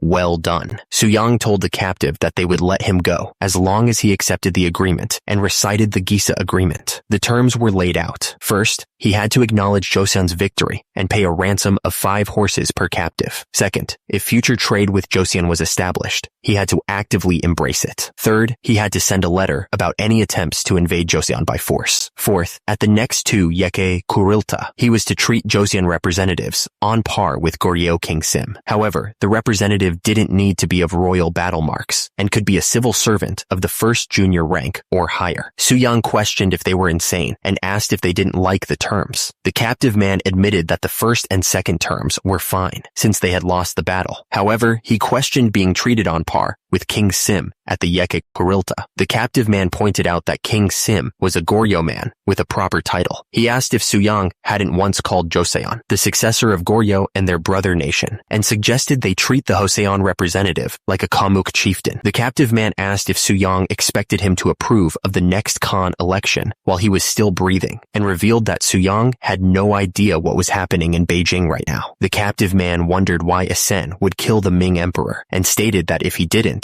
he could never have his eye on his place. The scene shifted to a burning city. He continued, explaining that Asen had defeated the Ming's 200,000-strong Great Army, taken the emperor hostage, and was breaking through the passes, attacking Beijing. The captive man was told that had he not been taken captive, he would have likely heard the news around that time that day. He looked shocked and muttered Asen's name in disbelief. The first man stated that if the battle had started just 3 days later, the Jurchens would all be on his side. The second man looked surprised as he heard that Aiten's failure was also inevitable. The man in armor stated that he gave Ming too much time, and by now, they've probably been reinforced with hundreds of thousands from the Nanjing region. He wondered why he would propose these terms, then asked if he had thrown and slammed the captive man so much that his brain had stopped working. The captive man, tied up and helpless, was told that right now, Asen must be wishing for his death. The man with the beard decided to add one more clause, stating that he could send troops to assist him in dealing with the Oirat at any time. The other man agreed to add it. The captive man asked when he was going to release him. The man with black hair, Grand Prince Suyang, replied that it would be after 15 days. The captive man was shocked and said that they needed to find a way to counter Asen right now. The man with black hair declared that the situation was up to them, questioning why the captive was complaining when they were sparing his life and backing his country. The captive man, tied up and visibly frustrated, shouted that the other man was a bastard, stating that news of Tyson's death must reach Asen by September 14th. The man with black hair looked towards the sky, wondering what would happen if Tyson, presumed dead, returned on September 30th. He reasoned that Asen would think he had negotiated with Joseon, and regardless of his Golden Horde bloodline, Asen wouldn't let that slide. The man with black hair stated that things may seem calm for now, but that wouldn't last. The date was September 17th, 1449.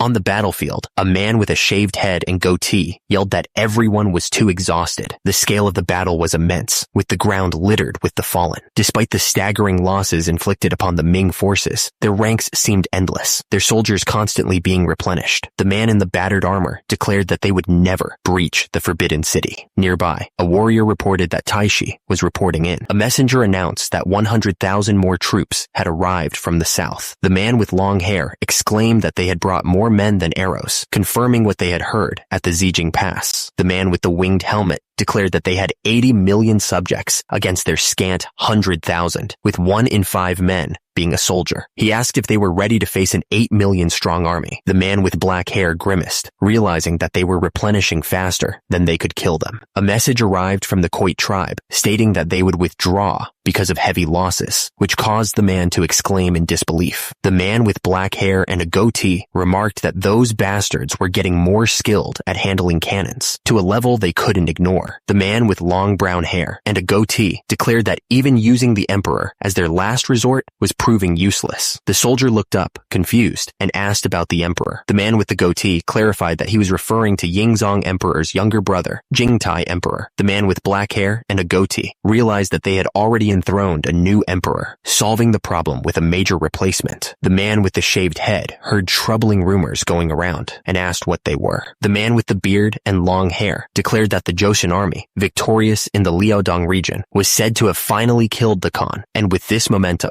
they were going to march on Karakoram, the capital of the Mongol Empire. One of the men grabbed the other's shoulder and urged him to avenge the Khan and defend the Karakoram first. He argued that if they declared revenge for the Khan, all the tribes would unite, and not even Ming could withstand an invasion by an army of 300,000. At the Ming capital, one of the soldiers rushed to report to the chief eunuch with urgent news. He added that although the soldiers had taken quite a toll, they could still support the 20,000 regular ones left in Liaodong. The man in the red helmet then asked if the Joseon commander was the first junior rank official, Kim Jong-seo, and the other confirmed that he was. The man in the red helmet informed him that the enemy was preparing to retreat. Joseon had truly achieved something great. It was November 4th, 1449, in Hanyang, and the streets were packed. The people marveled at the cavalry's horses, noting that some of them were the fine steeds the enemy had ridden. One man wondered if they had captured over 10,000 of them. Back in the palace, the king smiled serenely as he heard that his people had prayed day and night for his safety. The king announced that Central Flank Commander Kim Hyo-seong would be promoted to the first junior rank right minister. Right Flank Commander Yi Jing-ok would keep his current position as his merits and faults balanced out. Tyson Khan was officially missed. Yi Jing-ok, who took the blame, was a truly loyal man. For subduing the enemy leader and gaining the Jurchen's cooperation in the area, the king declared he would grant Grand Prince Suyang 1,000 gil sikyup. Suyang responded that his royal grace knew no bounds, and that he owed everything to the body bestowed upon him by His Majesty the King. The king replied that he did great. King Sejong, in high spirits, exclaimed, "My boy."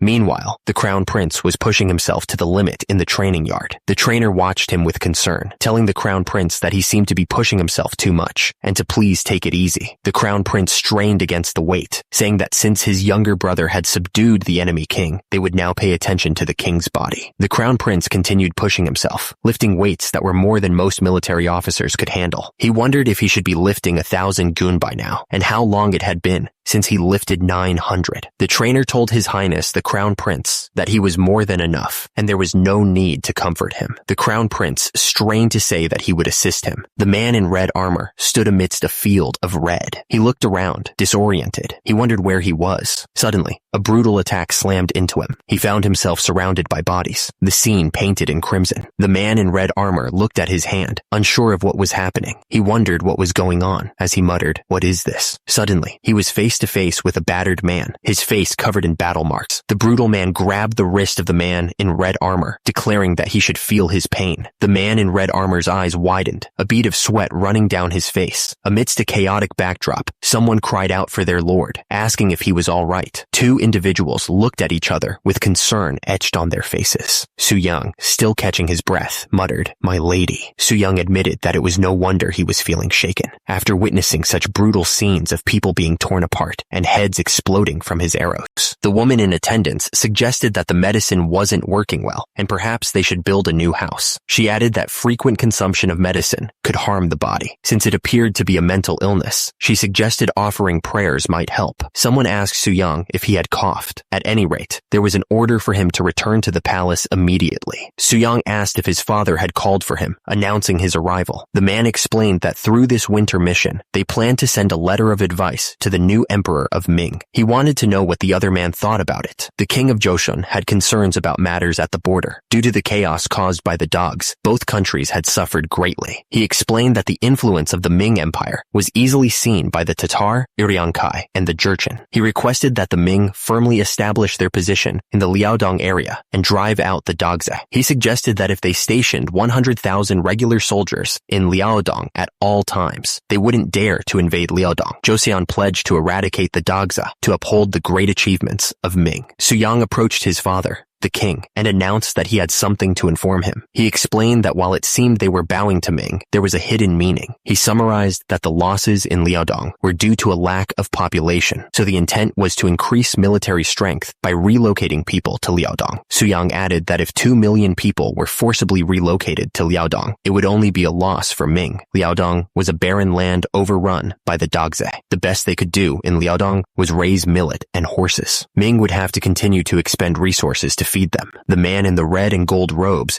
agreed with Suyang's assessment. If 1 million people migrated, they would have to provide at least 4 million seoka of grain annually. He pointed out that 4 million seoka was an enormous amount, equivalent to Joseon's entire annual budget. Furthermore, stationing such a large force in Liaodong was like aiming a knife at the throat of the northern Yuan, who would constantly launch invasions. Suyang concluded that Ming could not gain anything from Liaodong, and if they suffered such losses, they would certainly try to shift the burden onto Joseon. The man in the red and gold robes agreed with Suyang's assessment and insisted that if Ming exerted effort, Joseon would also have to do the same. He stated that Yu's words made sense and that he understood his opinion. The man in the red and gold robes paused, then revealed he had something to tell them in advance. He looked down, admitting that now that he was over 50, he was old and weary and could no longer govern the country. He declared that on March 30th of the following year, he would pass the throne to the crown prince. The man in the red and gold robes acknowledged that Suyang's help had been significant. Suyang responded that he had only fulfilled his filial duty and revealed that he had a favor to ask of him. He requested that for a year, Buddhist services be held in the temples of all 8 provinces, deep in the mountains and valleys, for the fallen soldiers. Suyang emphasized that this was a very important matter and suggested that his uncle, Grand Prince Hyeoryong, who was deeply pious, should accompany him. The man in the red and gold robes acknowledged that Suyang's help had been significant, and Suyang responded that he had only fulfilled his filial duty. He revealed that he also had a favor to ask of him, hoping it would help calm his restless mind after the battlefield. The men expressed that they were deeply grateful to His Majesty. The palace stood tall and imposing. The man on the golden throne considered the situation. Joseon was now demanding to be paid for their fighting. The man in the red robes wondered if they were asking for help because they couldn't handle becoming enemies with the northern Yuan. He thought King Yi-do of Joseon must think this was an inevitable proposal. The man on the throne sighed, thinking about sending people to station 100,000 regular soldiers in Liaodong. He considered sending 1 million, no, 2 million people, but knew that would incur significant losses. The cost of the relocation was an issue. He knew they would have to extend the Great Wall to where the people were relocating in Liaodong, and their national treasury was already running low due to the war. He asked them all for their input. The man on the golden throne considered the situation in Liaodong. He wondered if Joseon could handle the Jurchen, who survived by plundering. He knew that the late King Yi Songye had handled them well, but now they continued to fight. He realized that their intention was to solidify Liaodong and shift all the responsibilities, giving King Yi-do of Joseon all the land, 80 ari east of Tieling. The kneeling man in red robes looked up, shocked by the proposal. "Your Majesty," he exclaimed. The man on the throne explained that upon dealing with numerous northern tribes, including the Jurchen, they would eventually be exhausted. The man on the golden throne ordered that a reply be prepared to send to Joseon. Thus, a new wind began to blow again. On March 1st, 1450, a grand ceremony was held. The 4th king of the Joseon dynasty, Munjong, ascended to the throne. While everyone was celebrating, there was one person who wasn't happy. The elderly man, Wang Hui, was barely able to stand. He lamented that despite the change of kings, he, at the age of 80, was still not allowed to resign. He wondered if he should ask the retired king once again for permission. The next day, Wang Hui requested retirement from King Sejong, who had become the retired king, but his request was denied once again. Deep in the forest, a man wearing a traditional hat seemed to be observing something. The man muttered that the king was using him as a counterweight and that he had a wicked heart. Suyang asked if it wasn't good to make the body strong, which caused the other man to call him an insolent brat. He retorted that if if he kept getting stronger, he'd claim he could deflect blades with his abs, which Su-young thought was a bit excessive. The man in the traditional hat claimed there was something similar to deflecting blades with abs. He explained that some people train their abs by hitting their bellies with a rolling pin. The scene shifted. The other man retorted that saying something like hitting with a rolling pin out of nowhere made it seem like his mental illness was cured. He recalled spending enjoyable times visiting famous temples with Grand Prince Hyoryong. Su-young revealed that he had donated new millstones to the temples. Since temples made a lot of tofu,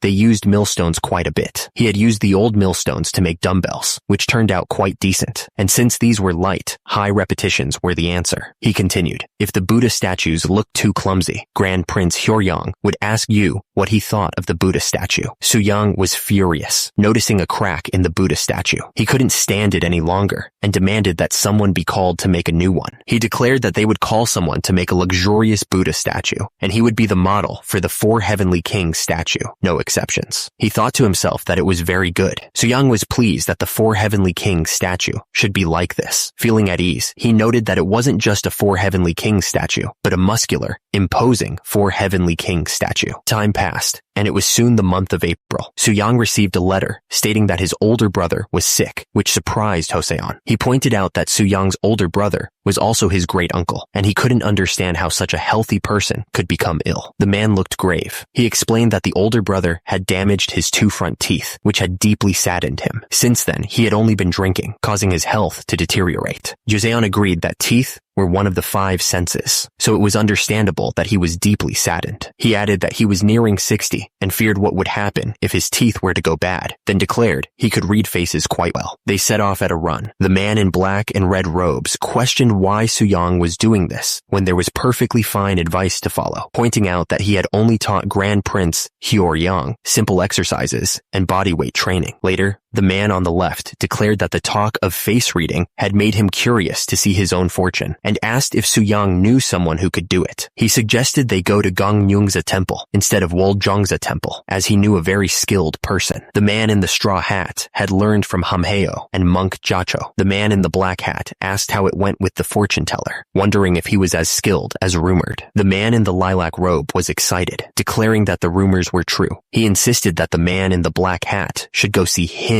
as well, as he was incredibly skilled. He added that this was the first time he'd seen Grand Prince Hyoryong so excited. Someone peeked through a wooden door and asked if anyone was there. A man in a brown robe sat in front of a golden statue. He said it was truly an honor to have such a distinguished guest, but he wasn't supposed to come at this time. Su-young wondered if it would have been better if he had come about 15 years later, because by then, the fortune teller wouldn't have the luxury to see fortunes. He continued, saying that in actual history, Saho Su-young visited Mount Ode around 1465, about 15 years later. At that time, he was already suffering from leprosy or a severe skin disease, and he wondered if the man knew something. Su-young remarked that the fortune teller took jest as a jest, which was a talent in itself. He mentioned that the fortune teller had seen his uncle's fortune and asked if he could read his now. The fortune teller responded that he wasn't sure if he should say. Su-young urged him to continue, saying that fortune reading was connected to one's life. The fortune teller revealed that Su-young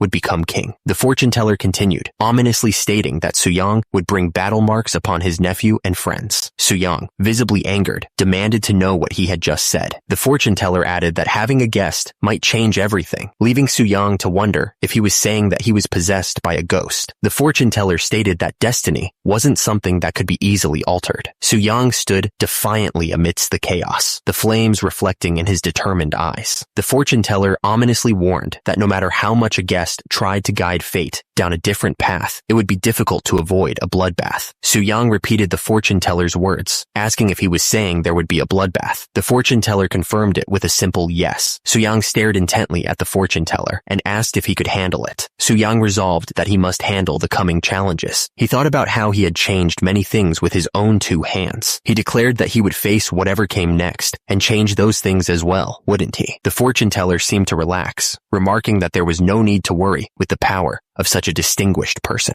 The man in the red and gold robes stared intensely. Soo-young knew that he must do everything in his power to change the future. He thought of all the things he had changed with his own 2 hands. He knew that he would surely create a new future, different from before. He clenched his fist, ready to face whatever came next. Yang walked down the path, his physique dwarfing the men in front of him. One of them asked if he came from the north. The man's eyes widened, recognizing him. He realized that this person was Grand Prince Soo-young. The bald man kneeled before Soo-young, stating that it was an honor to meet him, and asking what would become of him if he kneeled here. The man thought that Soo-young was like a divine general, a warrior of the heavens. Soo-young stood in the courtyard, the elderly man beside him, looking up in awe. The bald man commented on Soo-young's remarkable physique, then asked if he was one of the disciples. He clarified that those who had properly learned the immortal body training exceeded 2,000, and that there were also so-called Taoists, but they wouldn't call them disciples. The man clasped his hands together, thinking that if he could learn under someone like Soo-young, and if those individuals passed on their teachings to others, he imagined that soon all Koreans would begin to grow stronger. The bald man looked up at Soo-young, declaring that in the north, strength was the only answer. He added that even if it was too late for him, his son must not have any regrets. He asked Soo-young if he would consider taking his son as a disciple, offering to make his sacred preparation that autumn and report to His Majesty, who he was sure would approve. The bald man was overjoyed at the prospect of his son becoming a disciple of the king's brother, thanking Soo-young profusely. Soo-young thought to himself that the chief might not be worth teaching, but his children certainly were. He revealed that he had already discussed this matter with his elder brother. He wondered if they would be able to understand the martial body training, since they didn't even know how to read or study Confucian classics. Soo-young reasoned that even if they didn't teach the Juchin chief, if they took in his children and taught them, their tribe's successor would, in essence, become one of their own.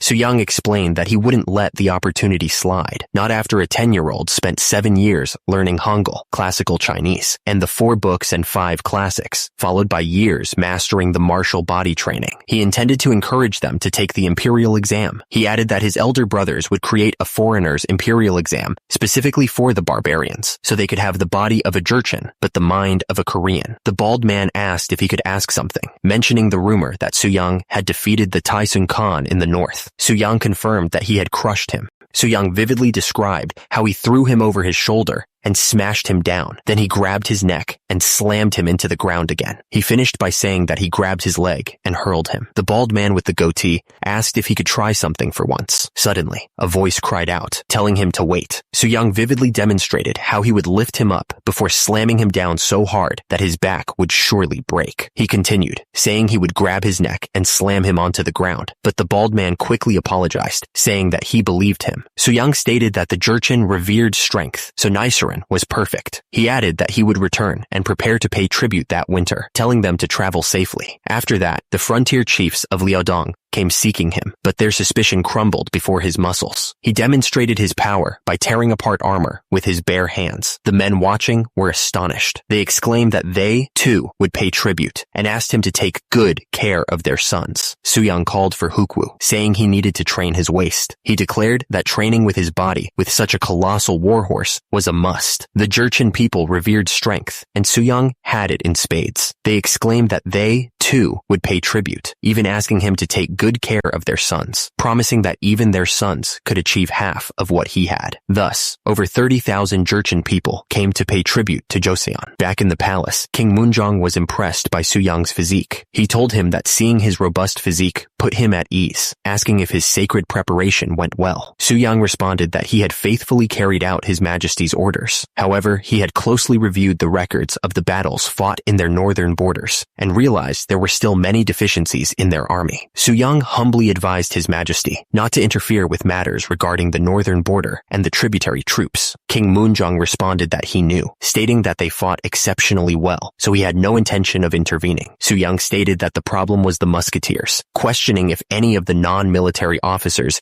knew how to use them, adding that firearms were meant for soldiers. One official vehemently disagreed. The officials explained that muskets were to be used alongside cannons, but no one knew how to do that. They pointed out the 7 steps required just to prepare them for use, asking if he could teach them easily. Soo-young declared that they would separate the musketeers into a new unit, the Bureau of Firearms, stating that he had a good feeling about this. Soo-young asked how many members the Bureau of Firearms would have, thinking about 5 500. He saw the potential. As the firearms enthusiast, King Munjong was awakening. King Munjong humbly suggested setting a larger goal. He explained that with the compensation received from Ming in the national treasury, expanding from 500 to 1,000 might be reasonable. The king agreed that it was right to increase it. He added that the stallions, promised by the driven, had also adapted, so the number of military horses would surely increase. The official then asked if his total for the 3 lifts was really 850 gun, pointing out that just 2 years ago, it was 700 jun. Suyang was pleased to hear that listening to him had inspired the king to change his diet and work harder. He told him that he may simply call him Hyung instead of addressing him formally, although he knew that wouldn't be proper etiquette. King Munjong countered that if Suyang wished to be called Your Majesty, he would first need to lift 1,350 gun, or even 1,500, and then he could do so. He pointed out that the sum of his 3 minor lifts was 1,350 jun. The king laughed, calling Suyang a monstrous younger brother. But with so many Jurchen people coming, he wondered if they would have enough teachers. Among those fit to teach the Jurchen heirs, King Munjong recommended someone from Gangseohyun. He described him as a man of deep knowledge, with no greed and no official posts. In Gangseohyun, a messenger stood before a man with a long white beard, sitting at his desk. He told the man, who he addressed as teacher, that His Majesty had issued an edict. He urged him to read it, even if he was reluctant. The messenger's arrival was about to bring change, but elsewhere, children exclaimed in wonder. A muscular man carried them effortlessly on a bamboo pole. He told them that once they were done washing up, he would play a high throwing game with them. A woman told everyone to settle down, noting that their hair was in a Q hairstyle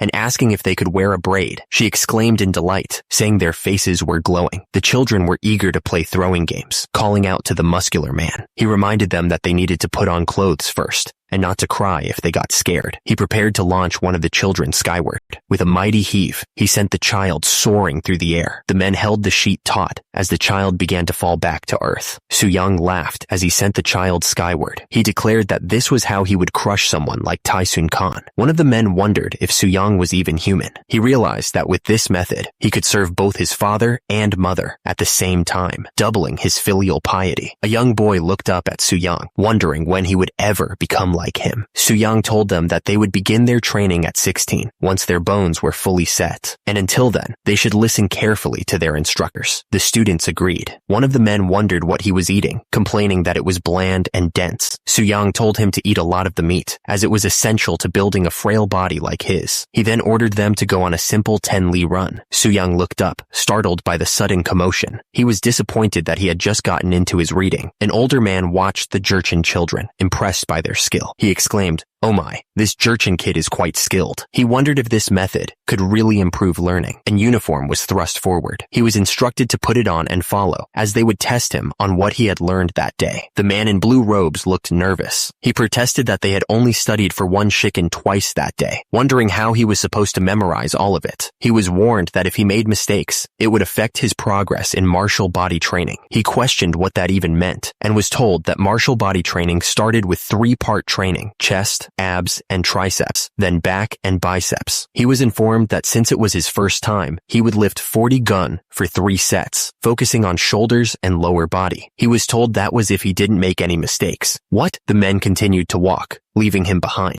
One of the men read aloud, stating that Zilu asked about governing, and Confucius said that he would definitely correct his name, calling a gentleman someone who, wait, the man realized that they had memorized all of that. The more shocking thing was that he remembered it too. A man called out to the king, Huang Hui, now nearing 90 years old, begged for pardon for his grave sin against the former king. King Munjong told him to stand up, saying he was worried about his health. Huang Hui explained that when the king was still the crown prince, he had presented his illegitimate son, Huang Jinho, to the palace and asked if he recalled. The king responded that it had been 11 years ago. The gold that King Yi Do received from the man on the golden throne was being moved. A man in red robes towered over Huang Zhongseng, calling him a sinner. He demanded to know where the rest of the gold had gone. Huang Zhongseng appeared utterly shocked, looked completely stunned. He stammered, demanding to know what was going on. The man in pink robes pointed an accusing finger. He shouted that the sinner had stolen golden goblets and treasures from the eastern palace. The man in pink robes leaned forward, his face red with anger. He demanded that Huang Zhongseng admit to the crime. Huang Zhongseng's eyes darted around nervously. He denied the accusation, claiming he hadn't acted alone. Huang Zhongseng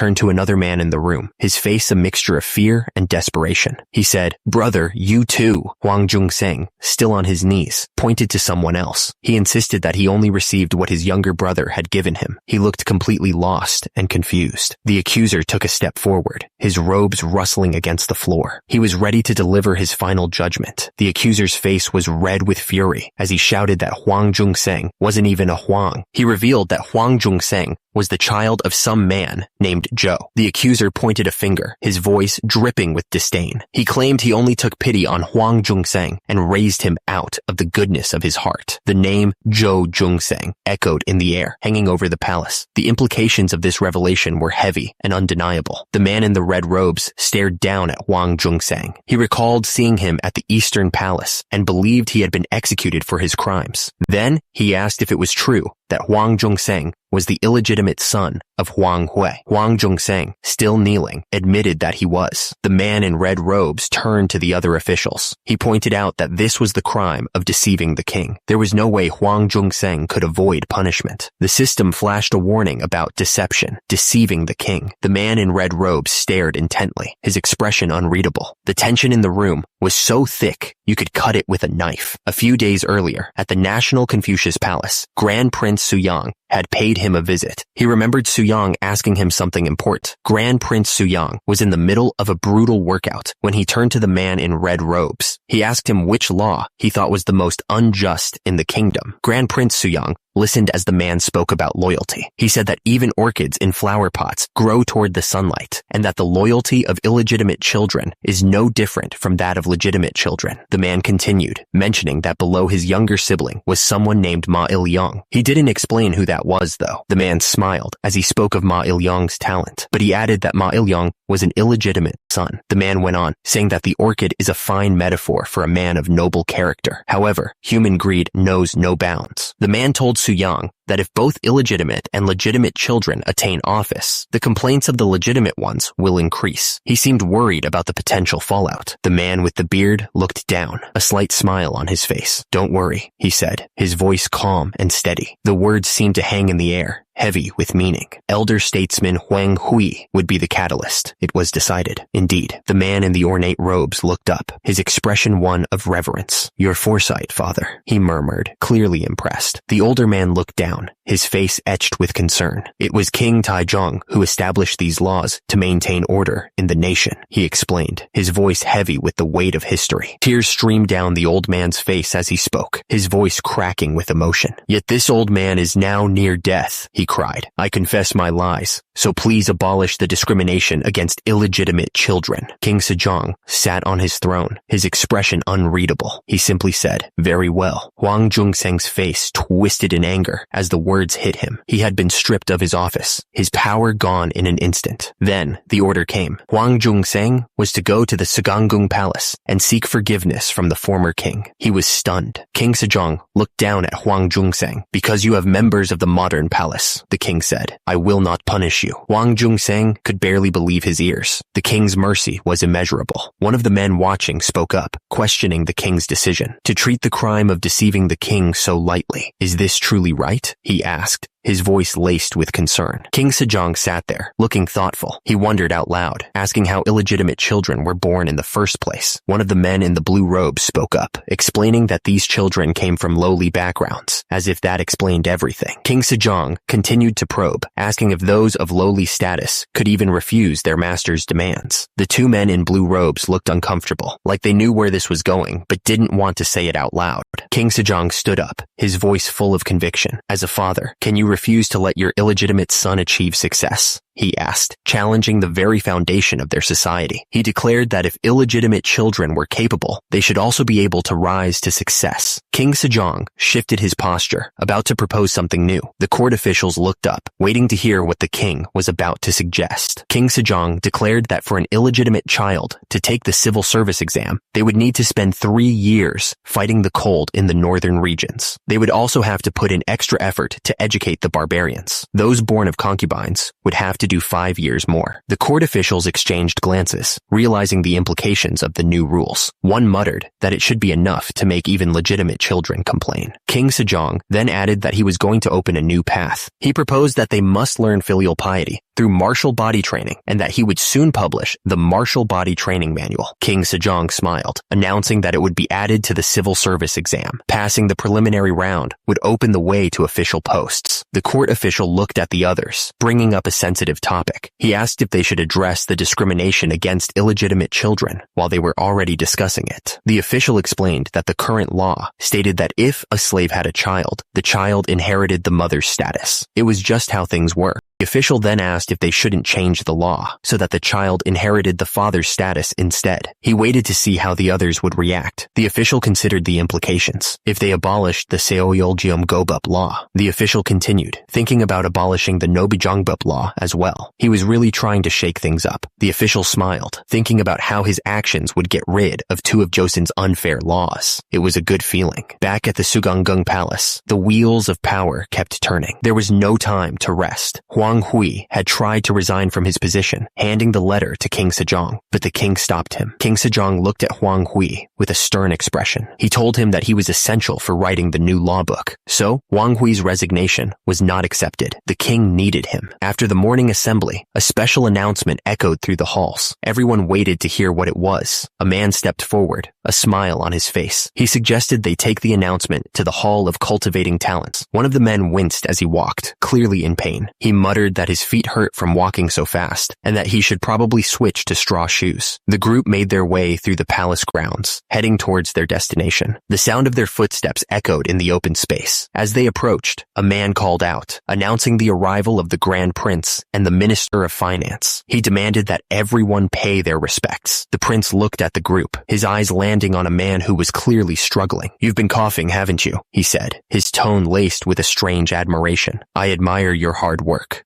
The prince didn't stop there. He gestured towards another man in the group. "Even that friend over there seems dazed," he pointed out, his eyes gleaming with a strange satisfaction. The man stared back, his face a mask of disbelief. He couldn't believe what he was hearing. The prince's smile widened as he watched the man struggle. "Sissy-up, stay strong," he said, though it sounded more like a taunt than encouragement. He seemed to relish in their pain. Even after leaving the Hall of Cultivating Talent, the man couldn't catch a break. "Even after leaving the Hall of Cultivating Talent, I still have to complete the martial body training, Sess," he thought, his mind reeling in disbelief. It was too much. A man stood on a platform, his face red with fury. He bellowed, "Bring in the sinners!" The guards wasted no time. They dragged the accused through the courtyard, the rough ropes biting into their skin. The men fell to their knees, begging for mercy. "Spare us," one cried. "It wasn't us. We've been wronged." The man on the platform leaned forward, his voice booming with anger. "Are you the ones who sullied the training corps exam?" he demanded. The accused men looked up, their faces etched with panic. "No," one of them stammered. "It's a misunderstanding." The man in red robes, his voice echoing through the courtyard, shouted, "Call in the witnesses." His command hung in the air, heavy with anticipation. Hwang Jung-seng looked absolutely shocked. "Witnesses?" he stammered, sweat beading on his forehead. "Who?" Su-young stood tall, his gaze fixed and unyielding. He looked like he was ready for a fight, his muscles bulging even under his... The man on the platform pointed at one of the accused, his face red with fury. "Former scholar of Yeomjuk County, report in detail about everything that has happened so far. You scoundrel!" he yelled. The man looked up, his expression unreadable. He seemed to be thinking hard about what he was going to say. Turns out, it all started some time ago. An agent of the Choi family, who were local gentry in Yeomjuk, had come to visit. The man in pink robes approached a muscular man who was stretching with weights. "Are you a disciple of Grand Prince Suyang?" he asked. The muscular man looked up, sweat glistening on his brow. "Yes, I am. What's the matter?" The man in pink robes leaned in, lowering his voice. "You have a knack for physical movements, so could you teach a servant?" The man with the headband looked absolutely floored. He couldn't believe what he was hearing. "A servant? Are you serious?" he asked, his voice laced with disbelief. The man with the hat just smiled back. Turns out, it was the servant of the Choi family, named Chongguk. He looked pretty pleased with himself, but the man pointing knew better. It was only later that they learned that the man wasn't the servant Chongguk at all. He was about to drop a bombshell. The man pointing continued. He revealed that the so-called servant was actually a farmer from the neighboring area. The tied-up men looked stunned. The man with the headband's eyes widened. "No, Your Majesty! I have no connection to the former scholar," he shouted, clearly trying to distance himself from the situation.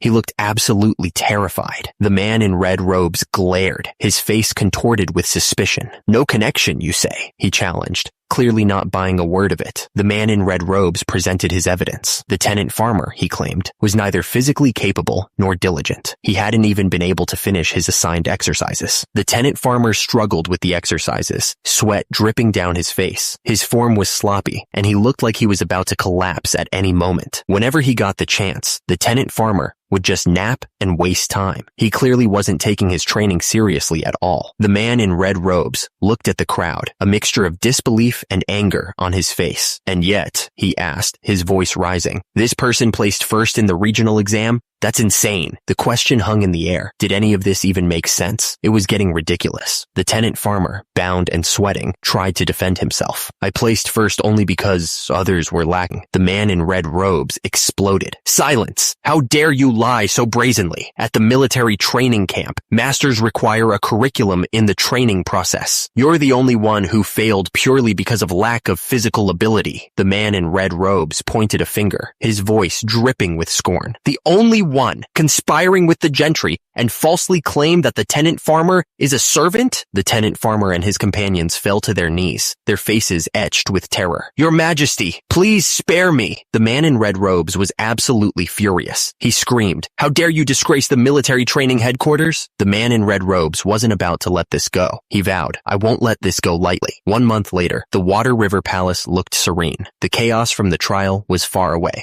Suyang sat with some officials at the table. He said, "Everyone thinks I raised the salaries for the household registry survey because of that incident." Suyang smiled, holding up his cup. "But actually, it's groundwork to prevent misconduct through the Nobyongbup law." Suyang paused mid-meal, looking completely caught off guard. He wondered what he had just heard. Suyang smiled, clearly pleased with himself. He thought to himself that if even you didn't know his plan, he must have done a good job concealing it. Suyang began to explain the history. He went back to the reign of King Taejong, when the Nobyongbup law was first put in place. Back then, female servants would have children with any free man. They then tried to send their children to other households, which nearly depleted the government-owned slaves. Those who sought to increase the numbers of slaves used their servants to assault free women. It caused unimaginable chaos. The men below begged the king to step in with his wisdom. They were desperate for him to make a decision. Eventually, King Taejong had no choice but to enforce the Nobyongbup law. It was a law ensuring a child's status as a slave was determined by the mother's status. But if this happens, what then? Someone poured a drink into a cup. It was a quiet moment, a brief pause in the tension.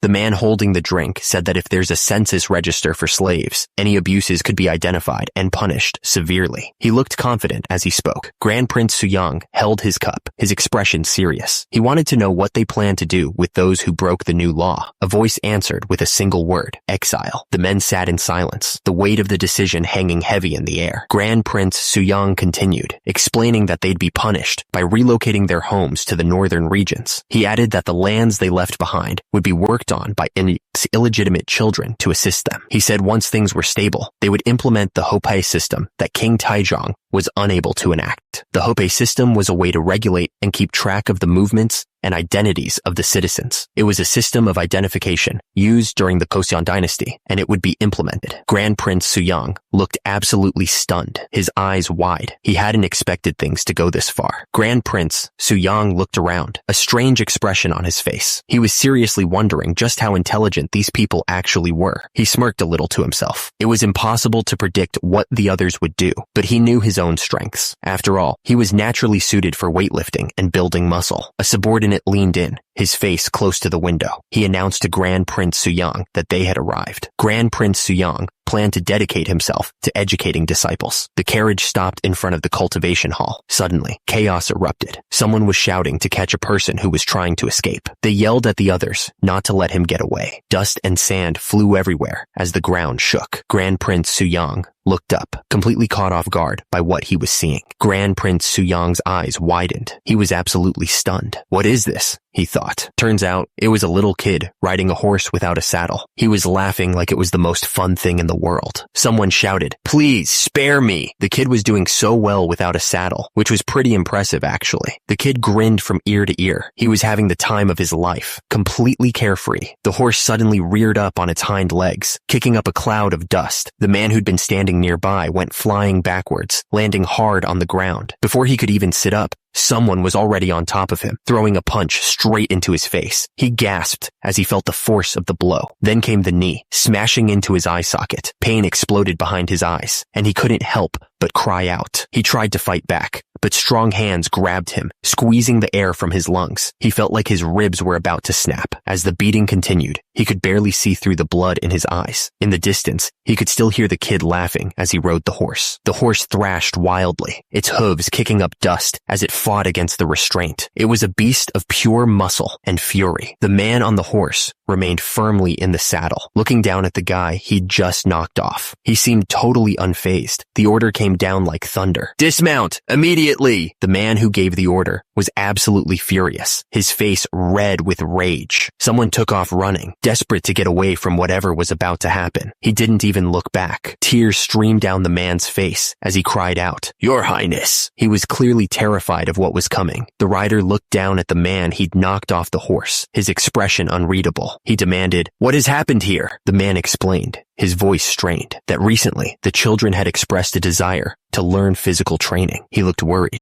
Turns out they'd rebelled, throwing their books to the ground. They were sick of studying, apparently. And suddenly, a few of them stole horses and ran away. The man looked helpless as he watched them go. The horses trampled the fields, leaving a trail of destruction in their wake. The crops were ruined. The damage was done. An accident had occurred, leaving a man injured on the ground. He looked like he was in a lot of pain. The man holding the child looked absolutely furious. He shouted that it was impossible to reform them. He really seemed to have lost his patience. The kid being held up was defiant, though. He demanded that he be taught physical training, yelling that books were boring and useless. The man looked down at the kid, lecturing him about how his bones weren't even fully developed yet, so he shouldn't be doing physical training. The kid wasn't listening, though. He kept begging to be taught, spinning around like a top. He insisted he was faster than the others. The man holding the child looked like he was about to lose it. He declared that they couldn't be reformed. He sighed heavily, wondering what to do with these kids, but the child didn't care. He kept begging to be taught. The heavy wooden doors of the building loomed before them. The air was thick with anticipation as they prepared to enter. Suddenly, a voice boomed from inside the building, the sound echoing through the wood. A desperate voice cried out, begging to be released, admitting he was wrong. The man frowned, stroking his chin thoughtfully. He muttered that the future talents seemed to be under a lot of stress, and they needed something to lift their spirits. One of the men turned to him, asking if he had a solution. Another chimed in, asking if he remembered something called Nesurin. The man simply smiled serenely, offering a single word of advice: patience. With muscles bulging, the man positioned himself to shield someone from harm. He declared it was for their protection. Another man was sent flying through the air, clearly defeated. The man who had won grinned, reveling in the moment, declaring he was crushing them. The crowd murmured, wondering if this was the same technique that had humbled even the mighty General Han. The legend of the technique hung heavy in the air. The narrator explained that Nesurin was originally nothing more than a way to show off a strong body and muscles. It was a boast made physical. He went on to say that it was a kind of traditional acrobatic performance. The masked man watched with an intense focus. The man in the yellow robes looked suspiciously at the other man, his expression doubtful. He asked if the whole thing was a setup,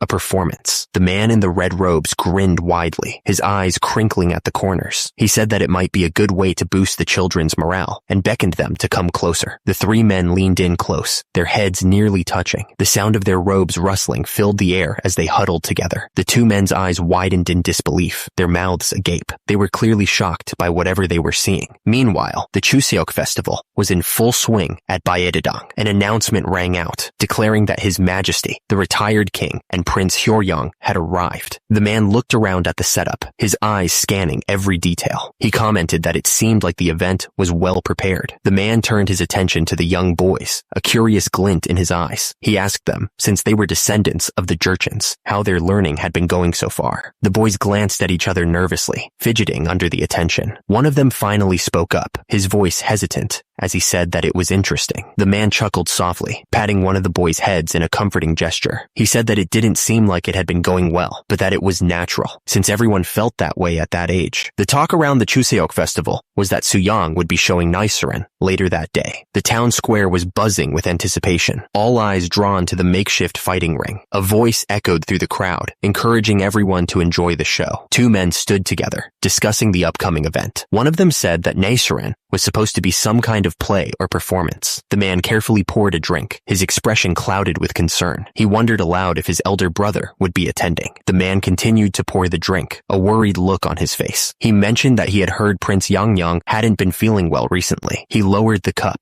thinking it would be good for Prince Yangyang to practice some self-discipline as well. Maybe that would help him feel better. From high above, the layout of the building was clear. People bustled around inside, unaware of the spectacle about to unfold. The man pouring the drink froze, his eyes wide with disbelief. What in the world is that? He gasped. The other man stared in equal shock. A Maitreya? Buddha? Gunjie? On a raised platform, a man sat calmly, a faint smile playing on his lips. He seemed to be enjoying the moment. The man suddenly stood up, his voice booming across the square. People of the world, I am the Buddha! Gunjie looked down at the children gathered before him. How many of you have been waiting for me, the Maitreya? He asked. He paused dramatically. Indeed, the theme of this Nasurin. The man looked down at the group of children. He declared with certainty that this was the downfall of Gunjie. He admitted that he'd gotten hooked on the drama King Taijo at one point. The man's face was shown in extreme detail. He stared intently, his expression unreadable. The man was sprawled on the couch, glued to the TV. He mentioned that he'd watched the drama twice and was now fully knowledgeable about it. He then confessed that he had even planted extras here and there, whatever that meant. The man wearing the hat looked around at the kids. He seemed to be judging them, sizing them up. Suddenly, a voice echoed out, demanding to know who had coughed. The speaker had a metal eye patch.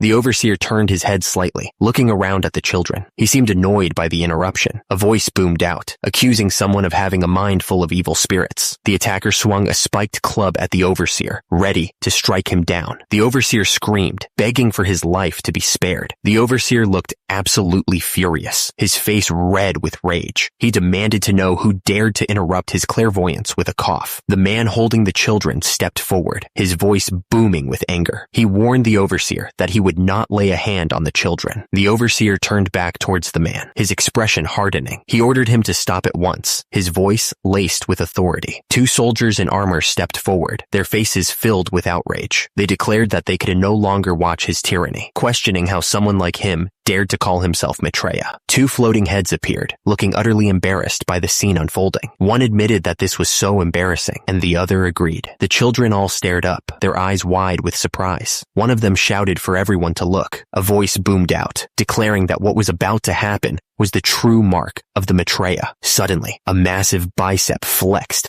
bulging with power. The crowd was stunned as Gunye shouted, "Haya!" The chest muscles rippled, catching the light. Gunye shouted that this was compassion. The voice declared that this was overflowing grace, leaving everyone confused. Gunye struck another pose, his muscles bulging. He was really trying to impress everyone. The children stared up at Gunje, their eyes shining like stars. They were completely mesmerized by his strength. Armor pieces lay scattered on the ground, ripped apart. The force of the impact must have been insane. One of the men scoffed, declaring that they weren't pushovers. They seemed pretty confident, even after what happened. Two old men were watching, one of them laughing quietly. They seemed to be enjoying the show. The man in the red robes cleared his throat, looking at the group. He asked if one of them was Park Kyung-hui, the famous judge. A man with a long white beard stepped forward, looking a little embarrassed. He confirmed that he was, in fact, Park Kyung-hui, all the way from Shorable, here to judge the fight. Gunye grinned, looking at Park Kyung-hui. He declared that he would leave the fight to the judge, then stepped back. A heavy wooden mallet was raised high, ready to strike. The air crackled with anticipation. Gunji got into a fighting stance, muscles tense and ready. He was a coiled spring, waiting to be unleashed. Gunji tensed every muscle, ready to unleash a brutal strike. He was about to show Park Kyung-hui just how serious he was. Gunji shouted at Park Kyung-hui to come and defeat him with his so-called clairvoyance. He looked absolutely confident. Gunje lunged forward, his muscles straining. He was about to deliver a crushing blow. Gunje pinned Park Kyung-hui to the ground, laughing. He declared that Park Kyung-hui was so weak that he didn't even need clairvoyance for this. Gunje raised his fist, ready to strike. He sneered that he would teach Park Kyung-hui a spell to escape suffering. Gunye crashed hard against the wooden floor, the air knocked out of him. He was completely helpless. A powerful chant echoed through the arena, filling the air with its ancient sound. It was a mantra of immense power. Park Kyung-hui slammed Gungi down with incredible force, driving him even deeper into the ground. The impact sent splinters flying. Two of the kids watching the fight started yelling, their voices filled with worry. They begged their master not to lose. Park Kyung-hui stood tall over the defeated Gunge. Gunjae, his chest heaving. Gunjae was lying on the ground, groaning in pain. A powerful chant filled the air, resonating with an ancient energy. It was Gunjae, speaking a mantra of immense power. Gunjae's muscles bulged, straining against his clothes as he focused his energy. He looked absolutely furious. With a sudden burst of strength, Gunjae struck Park Kyung-hui with a powerful blow. Park Kyung-hui groaned, clearly hurt by the attack. Two of the kids watching the fight started yelling, their voices filled with desperation. They begged their master not to lose, urging him to win. Gunjae roared, his voice echoing through the arena. He declared that he could never lose. The man slammed his opponent onto the blanket with full force. He remembered the instructor saying, "During practice, we did it on blankets." The man's face contorted in pain as he was slammed into the ground. He thought, it hurts a lot more when you get slammed into the floor. The man sat on the edge of the arena, looking down at his defeated opponent. The air was still, the only sound the wind whistling through the trees. Gunji stood tall, his muscles bulging as he glared down. He shouted that his tyranny ended here. Gunji's eyes burned with rage as he looked down at his opponent. Every muscle in his body was tense, ready to strike. The Chuseok festival was about to begin, and the judges were seated. The mood was calm, but a storm was definitely brewing. Park Kyung-hui shouted for Yuya. The challenge had been issued. Was sent flying through the air from the force of the punch. He shouted for his opponent to wait a second. Gunjae landed hard on the ground, looking up at Park Kyung-hui in shock. He couldn't believe how much power Park Kyung-hui had. A voice echoed through the arena, realizing that something had gone wrong. The speaker said that this wasn't in the script. Maitreya watched with a sinister smile. He seemed to be enjoying the unexpected turn of events. Park Kyung-hui didn't hesitate and delivered another punch. The force of the blow echoed through the arena as Gunjae crashed to the ground.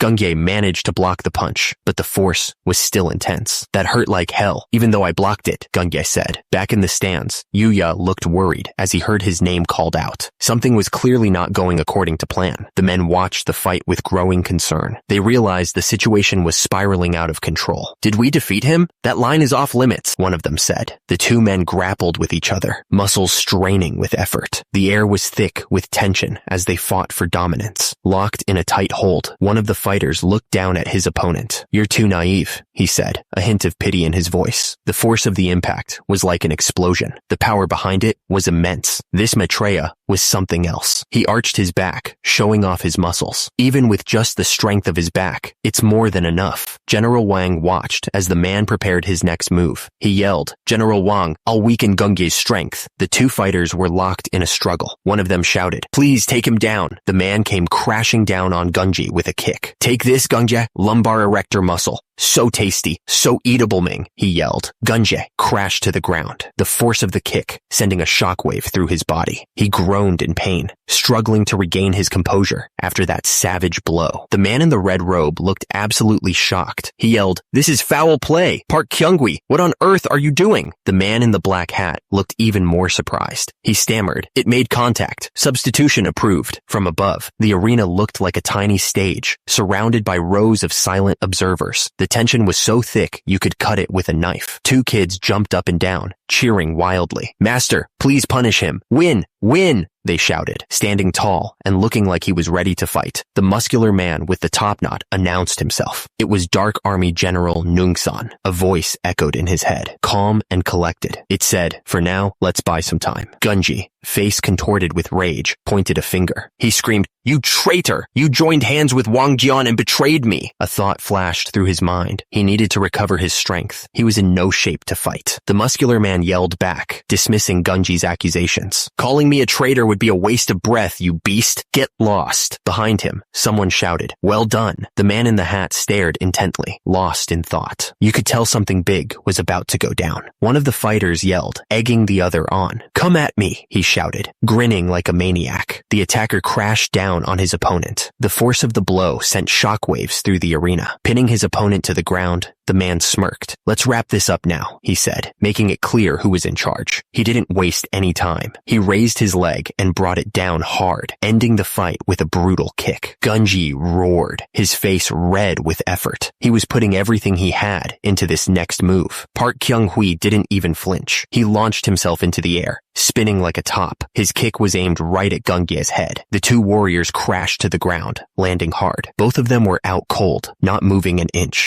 Park Kyung-hui slowly got back on his feet, flexing his muscles. "Gunjae has been defeated," His tyranny is over, he announced to the crowd. The crowd went wild, cheering at the top of their lungs. They had been waiting a long time for this moment, and the end of Gunje's reign. Gunje glared at Park Kyung-hui, his face twisted with rage. "You demonic scum," he spat, his voice full of hatred. Gunje struggled to maintain his grip, yelling, "I am Maitreya, Gunje strained against Park Kyung-hui's hold, shouting, "The one and only Maitreya in this world." An attendant rushed forward, clearly worried. "My lord, please calm down," he begged, his voice shaking. The grip tightened, knuckles turning white. The crowd held its breath, waiting to see what would happen next. Gunje exploded in fury, his voice booming across the arena. "Silence. What kind of tone is that to use with Maitreya?" Gunje's eyes were wild, his gaze intense and unsettling. He was clearly losing it. A strange sense of destiny seemed to hang in the air. The prophecy was clear. According to the script, Gunje must rise in tyranny. Gunje's face was a mask of grim determination. His eyes narrowed and focused. He was ready for what was to come. The end was already written. Gunje was destined to rise, but he was also destined to fall, and then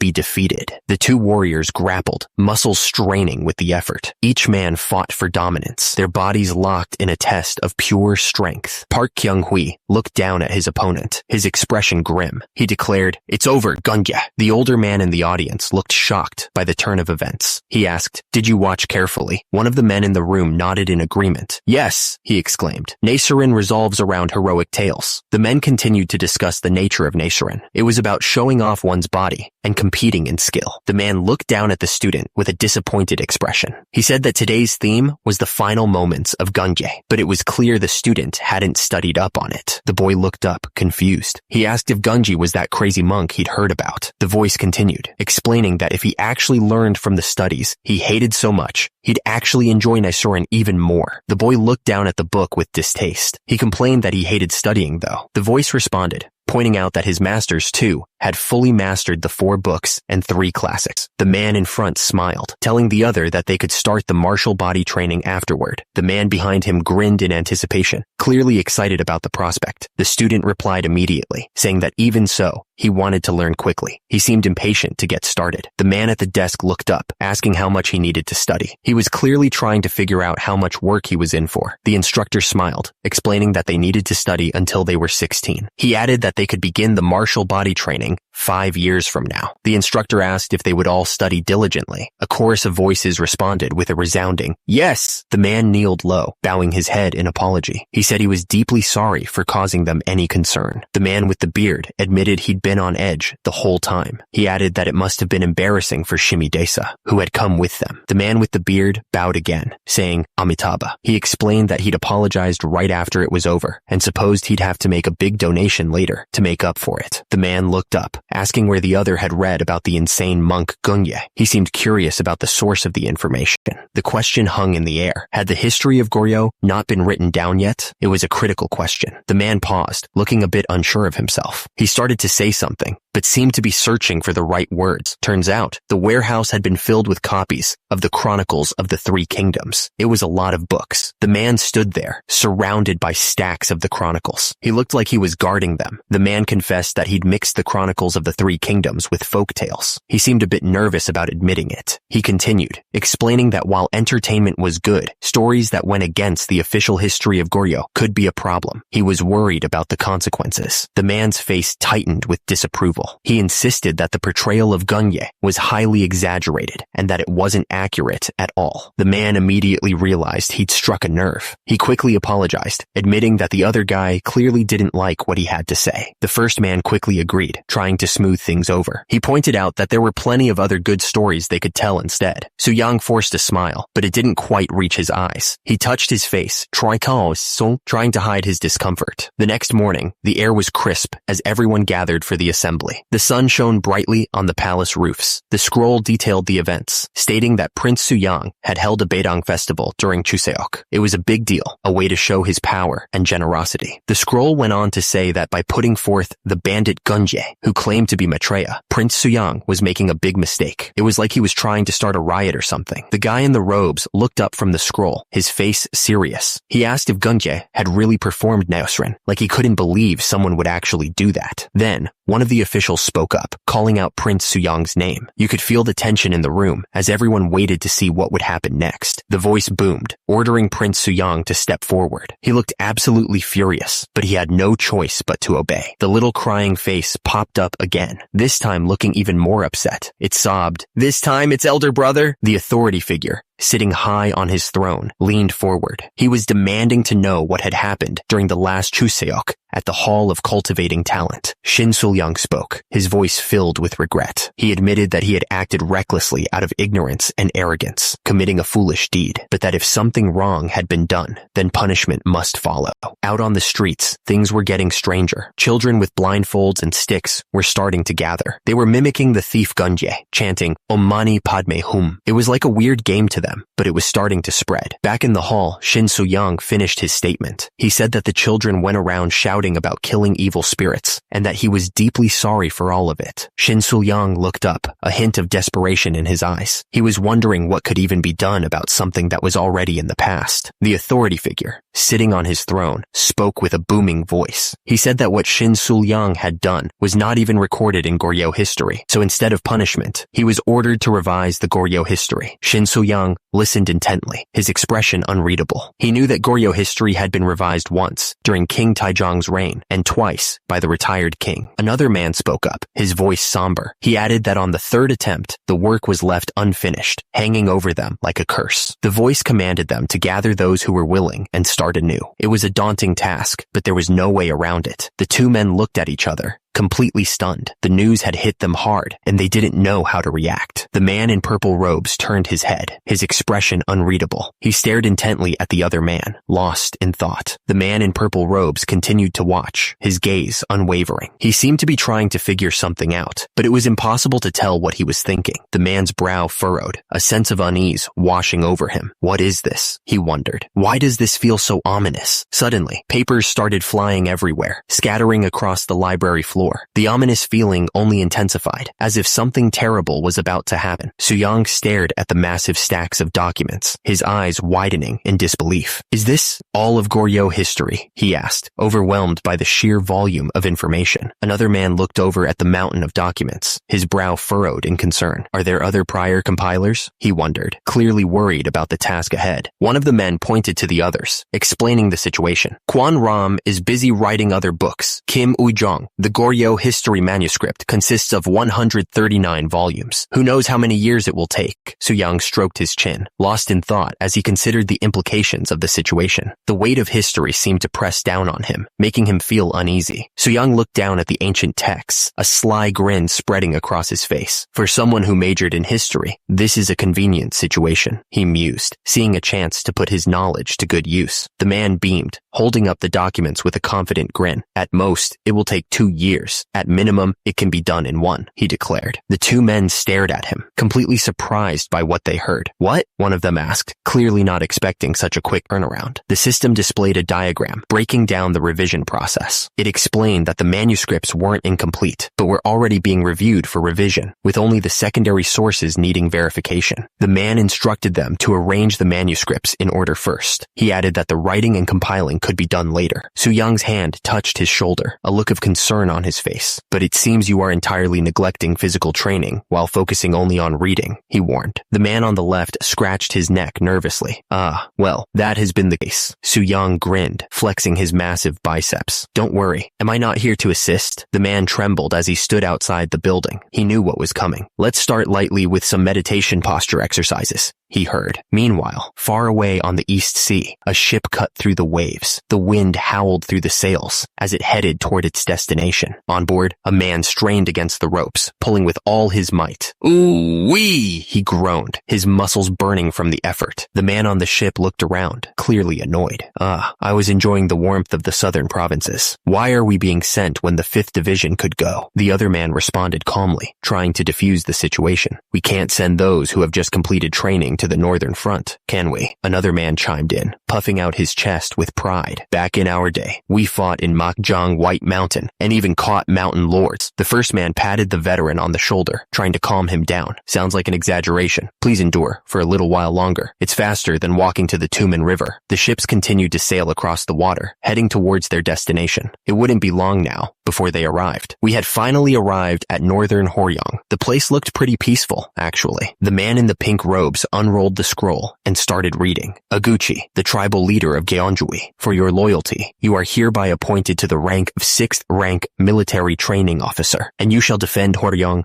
and follow the orders of His Majesty. Aguchi looked a little nervous, like he wasn't quite sure what to say. He stammered, The man in the pink robes seemed pleased with Aguchi's response. He repeated, I will honor His Majesty's command. Aguchi repeated himself, this time with more conviction. I will honor His Majesty's command. The man in the pink robes gestured towards the wagons, making their way down the road. He reminded Aguchi, His Majesty has bestowed this upon you, so use it wisely. The wagons were packed to the brim, and Aguchi started listing off the supplies. 9 in total. Grains, pots, even cattle. Is that correct? One of the men looked concerned, asking, don't we need to farm? The other man put a hand on his shoulder, reassuring him, I will send more supplies again in 2 months. The man speaking gave a word of advice. Organize everything step by step carefully. Aguchi looked surprised by the amount of support they were receiving. He couldn't help but wonder, they're providing this much support? One of the men looked at the list and asked, 300 iron pots? Can you even count? The other man looked absolutely furious. He shouted back, do you think I don't know how to count? The man with the paper corrected him. It's not 300. It says 400 here. He held up one of the pots, marveling at how well made it was. The quality is so good. It looks like it could last 10 years without breaking. The man continued to examine the pot, noting the superior craftsmanship. The ones given by the Ming fell apart after just 2 years. One of the men exclaimed that there were 40 bundles of arrowheads. The other man corrected him, saying there were actually 50. One of the men picked up a brick-shaped object, looking at it with curiosity. He wondered aloud if it was edible. He brought the strange brick to his lips, ready to taste it. He immediately spat it out, making a face. What is this taste? He asked, wondering if it was medicinal. One of the men stepped forward, looking around at the group. Is there someone in charge here? He asked. We are here to build a house. I am Aguchi, the 6th rank military training officer. The 2 men stood there, looking in the same direction. They were waiting to see what would happen next. Aguchi couldn't believe it. What? He wondered. They gave me an official position, but is it a low one? The man approached Aguchi, greeting him as the training officer. Aguchi replied that they needed more manpower to build the house, so he requested a few laborers. The other man assured him not to worry. They had plenty of people. Aguchi turned to another man. Hey, he said, gather up some strong workers. Aguchi pointed towards the trees. Help with cutting and carrying the wood, he ordered. There are good trees over there. Aguchi stared ahead, a thoughtful look on his face. He was starting to think this wasn't just some fake title they gave him. A few weeks later, Aguchi arrived at the construction site. He looked around, checking on the progress. Is everything going well? He asked. One of the workers looked at Aguchi with a smile. The wood has dried and is sturdy, he replied. We're building it solidly, so don't worry. Suddenly, the worker screamed in terror. The worker pointed up in horror. Mountain Lord! He yelled as a giant tiger paw crashed down. The worker screamed, pointing up at the enormous tiger. The Mountain Lord had arrived, and he looked absolutely massive. The worker pointed in terror at the enormous tiger. It's the Mountain Lord, he yelled. The other workers scattered, shouting, why has the Mountain Lord come all the way here? Someone noticed the arrows sticking out of the Mountain Lord's fur. It's been shot by an arrow? He shouted. The men realized the Mountain Lord had been running from someone. It seems it was attacked and chased down here, one of them said. Quickly, get to safety. Aguchi, the 6th rank military training officer, watched the chaos unfold. He looked a little surprised. One of the workers grinned, flexing his arms. Well, he said, today must be the day we eat Mountain Lord meat. The feeder tore into the meat like a wild animal, teeth bared. Drool dripped from his mouth as he devoured the chunk of flesh. The 6th rank military training officer held up a piece of roasted meat, smiling. The Mountain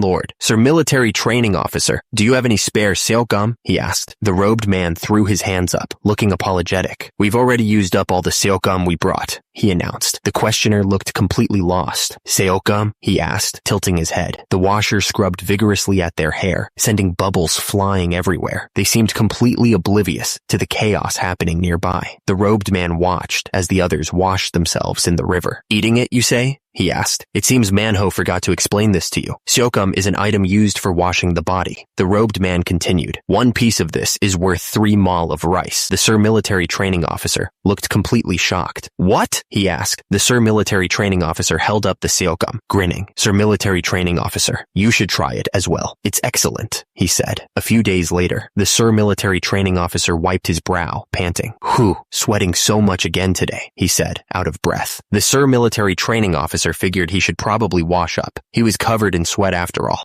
He stepped into the river, ready to cool off. But then he noticed the water was changing color, like something was mixing into it. Manhwa was already in the river, smiling like an idiot. Ah, so refreshing, he said, sounding like he was having the time of his life. The system chimed in with a weird message. It was like the stream water had been through some serious stuff. Manhwa and the Sir Military Training Officer were scrubbing themselves with the seokgum, sending bubbles everywhere. They looked like they didn't have a care in the world. 2 months went by. Then, the man in pink robes announced to everyone, there's a letter from the Hall of Cultivating Talent. The man in pink robes held up the letter. Since you can't read, let me read it for you, he said, before reading the letter aloud. Mother, Father, I'm doing well. The words hit home. A man and woman, listening to the letter, started to tear up, clearly missing their family. The letter continued. Since I'm not yet 16 years old, I haven't started learning martial body training. Far from the letter's writer, 2 people were playing badminton. It was a simple game, but it was a good way to pass the time. He reflected on his training, thinking, I either hit the feather or watch my teacher's internal meditation. The badminton player had tensed his body, preparing for the next move. He looked like he was putting all his energy into it. Nearby, his teacher focused intently, his muscles bulging. He looked ready to explode with energy. The student watched his teacher, thinking, someday, I hope to become like my teachers. The 2 men clashed, their bodies slamming together with a loud thud. The children watching cheered wildly, enjoying the display of strength. The 2 boys bumped fists, screaming in excitement. They were clearly celebrating a win, savoring the moment. The man looked up, admiring the sheer power of Grand Prince Suyang. He wanted to become just like him. The supplies from Gwangsonggon on Administrative District were late as hell, one of the men complained. He held a letter in his hands, remarking on how precious it was that someone was writing letters. Someone mentioned Jungwon, Administrative District. The name hung in the air. The man's eyes widened slightly, his expression shifting to concern. Something had just clicked in his mind. I overheard that Gyeongwon Administrative District was a place you could reach by traveling along a mountain path. It was good information to have, in case we needed to go there. Turns out, on horseback, it would take 3 days to get there. That was good to know, since time was of the essence. I also heard that recently, the usage of seokgum had been increasing. I wondered why that was. The man in pink robes spoke up, explaining that they couldn't just wait for supplies to come from Joseon. He asked if it was possible for them to exchange supplies there as well. The man in pink robes agreed, but warned them not to cause any disturbances. He didn't want any trouble. We finally made it to Gyeongwon Administrative District. The market was full of people trying to buy and sell all sorts of things. They were shouting, trying to get people to come take a look and telling them that they could bargain. 2 men were checking out a pelt, but it was in bad shape. One of them pointed out that it had way too many arrow marks on it. Another man was trying to sell a different pelt. He said it was half price and the leopard skin was 3/5. It sounded like he was trying to make a deal. The man grimaced, complaining that whether it was the Joseon people or the Ming people, they all knew how to rip them off. He muttered something about 750 seok. Turns out, seok was a traditional Korean way to measure grains or rice. It was a common unit of measurement back then. The man proposed a price of 750 seok, even including deer antlers. The man in the purple robes argued that the Ming dynasty only paid about 150 seok. The man in the blue robes insisted that no one would offer a better price. The man in the purple robes threatened to find someone else. The man in the blue robes quickly tried to stop him. The man in the blue robes smiled, finally agreeing to the deal. Either way, the money would just be used to buy seokgum and iron goods. The man in the purple robes grinned, a sinister look on his face. He offered to sell his goods at double the price, his eyes gleaming with greed. The man in the blue robes gestured impatiently. He demanded the other man bring the goods over immediately. The books were placed on the table. He looked at them closely, wondering what they were. The man in the purple robes held up a stack of papers. He explained that these could be taken to the government office and exchanged for rice, or used to buy other goods at nearby shops. The papers were handed over. The man receiving them said that he he understood, but this place was so unstable, you see. The 6th rank military training officer stared down at the stack of papers in his hands. He couldn't believe they were using these scraps of paper as currency. The 6th rank military training officer looked up from the papers. There were a lot of soldiers around. The 6th rank military training officer turned to a soldier standing nearby.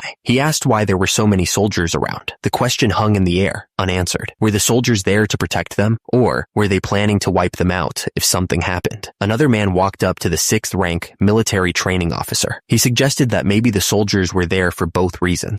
The man shared a disturbing rumor. He said that a settlement of 300 households had been completely wiped out recently. Suddenly, there was a loud crash. The man was sent flying through the air, hitting the ground hard. The smell of alcohol filled the air. 2 men were trying to hold down a drunk who was slurring that he didn't break the sword and that it was made like that originally. The drunk man clutched his head, looking completely out of it. He mumbled, asking for help. Meanwhile, on one side of Aguchi's village, the landscape was peaceful. The trees were green, and the river flowed calmly. The hooves kicked up dirt as the creature missed its target. He shouted in frustration that he missed it. The hunter pointed after the fleeing deer, yelling at the others to hurry and chase after them. The deer were already leaping away, further out of reach. One of the men sat down, refusing to chase after the deer. He complained that he couldn't do it, telling the others to go catch them quickly, annoyed that they even followed him. The hunter turned and told the lazy man to go back to his tribe. He was clearly furious at being slowed down. The man explained that he had to check the place he saw during the hunt a few days ago. He seemed determined to go there, despite the failed hunt. The 6th rank military training officer squinted, his brow furrowed in confusion. Something about this place was bothering him. He walked further down the mountain path, a strange feeling washing over him. Somehow, the terrain felt familiar, as if he'd walked this way before. The 6th rank military training officer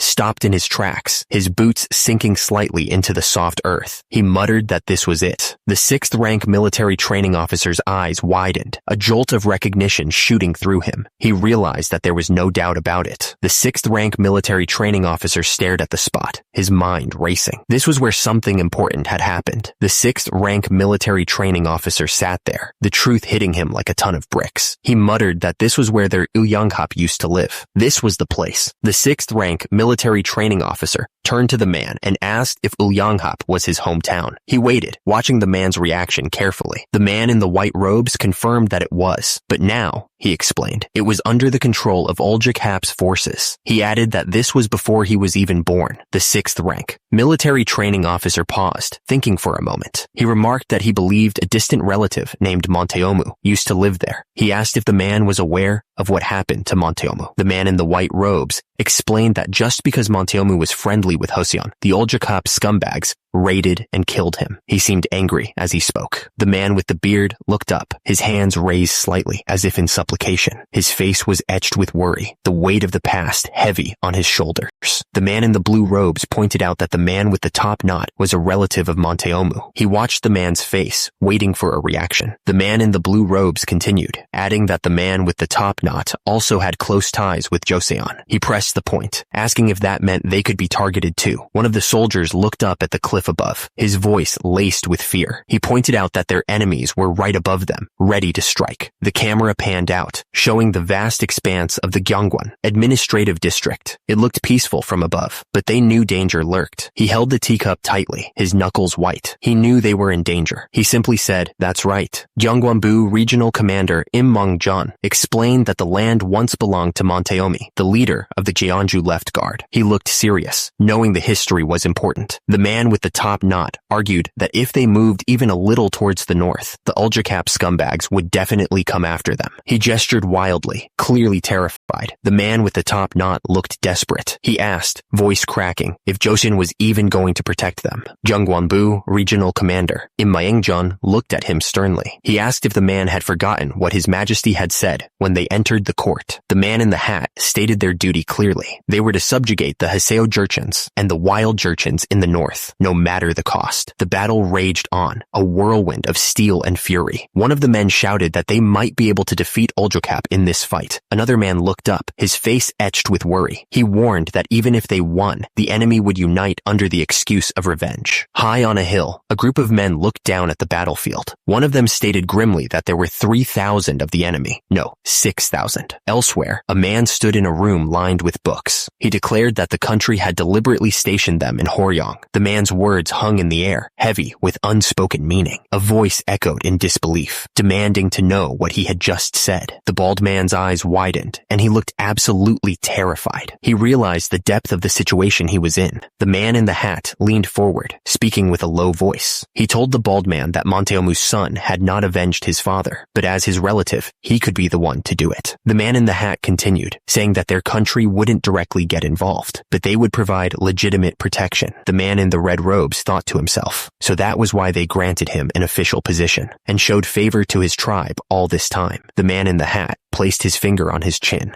looking up. He wondered just how many steps ahead the king of Joseon was thinking. The man in the robes explained that the king had ordered the movement of 1,000 soldiers from the military training command. They were going up against the army of Daijong Han, which was no small thing. And not just any soldiers, but the first group to graduate from the military training command. Joseon's finest were on their way to the front lines. Was all of this enough? The question hung in the air, unanswered. The man stammered, "No, He seemed unsure of himself, but then he straightened his shoulders and said with conviction, "Pledging allegiance to Joseon was the best decision of my life." The soldiers were preparing for war, but life went on as usual back at the Joseon Hall of Worthies. Debates and discussions continued within those walls. One of the scholars looked over the documents with a frown. He asked suspiciously, "Are you really going to compile it this way?" He continued, arguing that even though King Chungnyeol was obsessed with women and didn't care about the country, he still built Sungkyunkwan, which was the base of Confucianism. The scholar didn't think they could just ignore that. Another scholar held up a hand, ready to argue back. But the thing is, a third scholar, sitting with a book, seemed distracted. One of the others told him, "Can you really focus like this? Don't worry." The scholar stood there for a moment, thinking about what to say next. He was clearly trying to figure out the best way to make his point. The scholar looked at the document again, a frown forming on his face. He pointed at the writing and said, "More than that, isn't Myochiang being emphasized too much?" Another scholar chimed in, explaining that Myochiang was a Buddhist monk who had shaken up the ruling class of Goryeo and led the movement to relocate the capital. He added, "It's probably because he was a Buddhist." The first scholar's eyes widened as he processed the information. He realized something important had to be done. He slammed his hand on the table, startling the others. "It must be corrected," he shouted, his voice full of conviction. The voice was demanding a complete overhaul, not just of the text, but of the very way they carried themselves. It was a correction from top to toe, inside and out. The scholar in the red robes looked absolutely floored, his eyes wide with surprise. He shouted, "Yuya!" clearly caught off guard by something. The voice dripped with disdain, questioning the other person's ability to even grasp the meaning of the book. It was a harsh challenge to their intellect. The discussion ended as abruptly as it began, with a hand slamming down on the book. The sound echoed through the room, leaving no room for argument. The man in purple robes sighed, a hint of regret in his voice. "Well, I can read it well," he admitted, then added, "It was my mistake to make you focus only on reading books." The man in purple robes smiled, mentioning that assigning Monteomu's relative to Hoeryong was quite the move. He seemed pleased with the decision, as if it was a clever chess play. Grand Prince Suyang looked down, but his lips curved into a smile. He said that it was nothing compared to the strategies of his father, King Sejong. Turns out, even the seeds that Suyang brought had taken root. The grain harvest was increasing, which was good news for everyone. Someone mentioned that iron production had also increased significantly. It seemed like things were improving across the board. The number of war horses had also risen in the northern frontier. It was a sign that Joseon was getting stronger. The man in purple robes laughed, saying that at this rate, he should change his posthumous title from Moonjong to Mujong. He seemed to find the idea genuinely funny. But then, the man in purple robes turned serious, pointing out that in Gyeongsang-do, the distribution of iron wasn't keeping up with production. It seemed like a serious problem.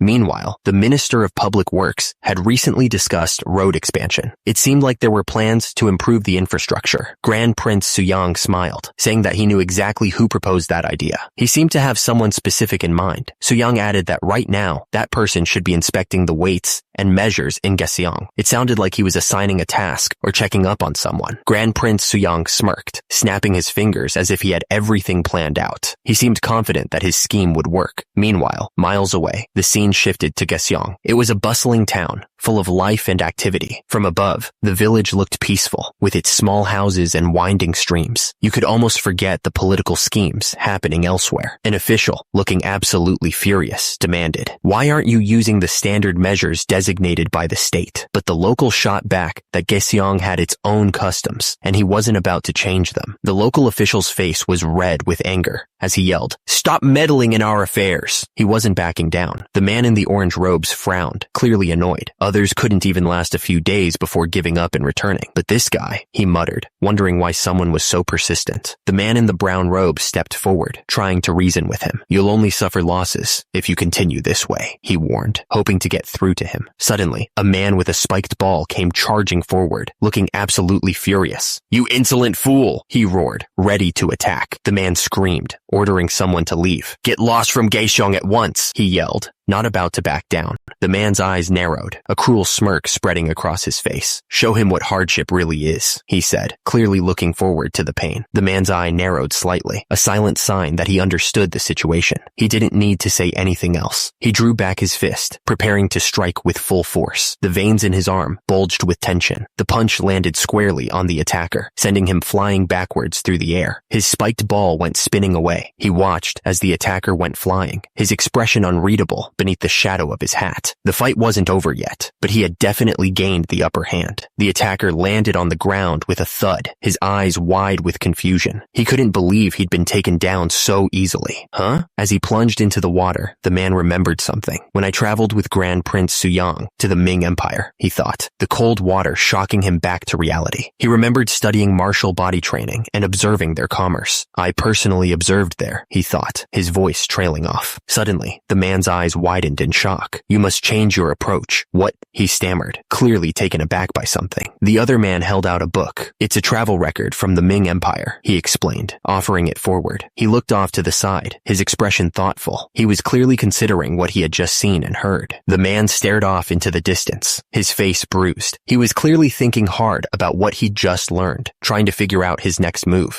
Floating in the rushing water, the other man looked up, completely bewildered. "What in the world is muscle loss?" he yelled back. "You muscle." The village was quiet this morning, nestled among the trees. The thatched roofs of the houses made the place look like a field of golden mushrooms. At least something went right, I guess. I heard them say that they had managed to get one thing aligned correctly, which was a relief. The scribe sat at his desk, carefully writing in his book. He seemed calm and focused, as if nothing could distract him from his task. Grand Prince Suyang once said that reports should be written according to the 6 guiding principles to make them easier to understand. So let's follow that. That's what he always said anyway. One of the men, reaching for a book on the shelf, asked if the other was heading to the capital this time. The other man, who was sitting at the desk, said that he was. The man at the desk smiled, thinking about his upcoming trip. He was excited to finally see Grand Prince Suyang again. He was also hoping to get a chance to ask him if his self-studying had been effective. The other man looked over at him and said that he was really diligent. He seemed genuinely impressed by the other man's dedication. The man at the desk added that it would be great if Grand Prince Suyang could visit Gyeongsang and spread martial body training. He really believed in the benefits of the training. Sweat dripped down the man's face, his breath coming in ragged gasps. He looked absolutely exhausted. The Gyeongwon administrative district bustled with activity. Soldiers stood at attention, their presence a clear sign of the times. Hong Yun-seong greeted the man with a respectful bow. "It's an honor to meet you for the first time. Greetings to 6th rank military training officer Aguchi. I am Hong Yun-seong. Nice to meet you." Hong Yun-seong couldn't help but think that Aguchi was different from the other military trainees he had met so far. There was something about him that set him apart. Aguchi's gaze was piercing, intense. You could see the raw determination burning in his eyes. His gaze and aura, it was like that of a wild wolf, untamed, dangerous, and ready to strike. Grand Prince Suyang's face was like stone, his brow furrowed in thought. There was a grimness in his eyes, a hint of the burdens he carried. Hong Yun-seong explained the situation. The winds were strong, so they had to wait in Wangan for a few days before they could arrive. He gestured for them to sit. "Let's sit down and you can fill me in on what's been happening. A steaming tea set was laid out, the delicate cups filled with fragrant liquid. Hong Yun-seong asked, how have things been? Oguchi reported on their progress. We have subjugated 3 wild Jurchen villages. One village was almost completely wiped out. Hong Yun-seong leaned forward, his expression thoughtful. Did they not gather together? He paused. Since we only targeted small groups, they haven't yet. The men sat around the table, their faces grim. One of them spoke, his voice low. We haven't ventured too far in yet. We should conduct reconnaissance first. The speaker paused, his expression hardening. There is a problem, he stated, the weight of his words hanging in the air. The man elaborated, his voice laced with concern. We don't have skilled horse riders among us. Another man stroked his chin thoughtfully. I see. Riding a horse and firing a matchlock gun at the same time wouldn't be possible. The man smiled, his eyes gleaming with confidence. Don't worry. His Majesty has bestowed upon us a special device called a 1,000-league mirror. Inside the box was a strange device. They were told they would be giving these to the scouting unit. The instructions were simple. Look through it and see something far away. The men sat around the table, the 1,000-league mirror resting in the center. One of them picked it up, ready to test its capabilities. He put the device to his eye, adjusting it carefully. The man peered through the lens, trying to focus on something in the distance. Suddenly, he saw it. A bird perched on a branch, so close it felt like he could reach out and touch it. The man's eyes widened in shock. What is this? He exclaimed. The 1,000-league mirror enlarges distant objects, making them appear closer. The man gestured towards the map on the table, the faces of the others illuminated by the dim light. He explained that the map was compiled from the testimonies of Oguchi and other tribal chiefs, a vital tool for their upcoming campaign. He pointed to a specific area on the map, his finger tracing the outline of the mountains. He warned that the deep mountains would make them easy to spot if they moved recklessly, so it would be best to move along the northeastern region where the tribes they had already beaten were located. The presenter continued, pointing to the mountain passes on the map. He declared that they would advance through the mountains, a risky move that could pay off if they weren't detected. He turned to the others, his expression serious. He told them that the cold would be brutal in the mountains during this time of year, so he requested that they distribute the wolf pelts stored in the warehouse, because that would be greatly appreciated. One of the men frowned, his brow furrowed with worry. He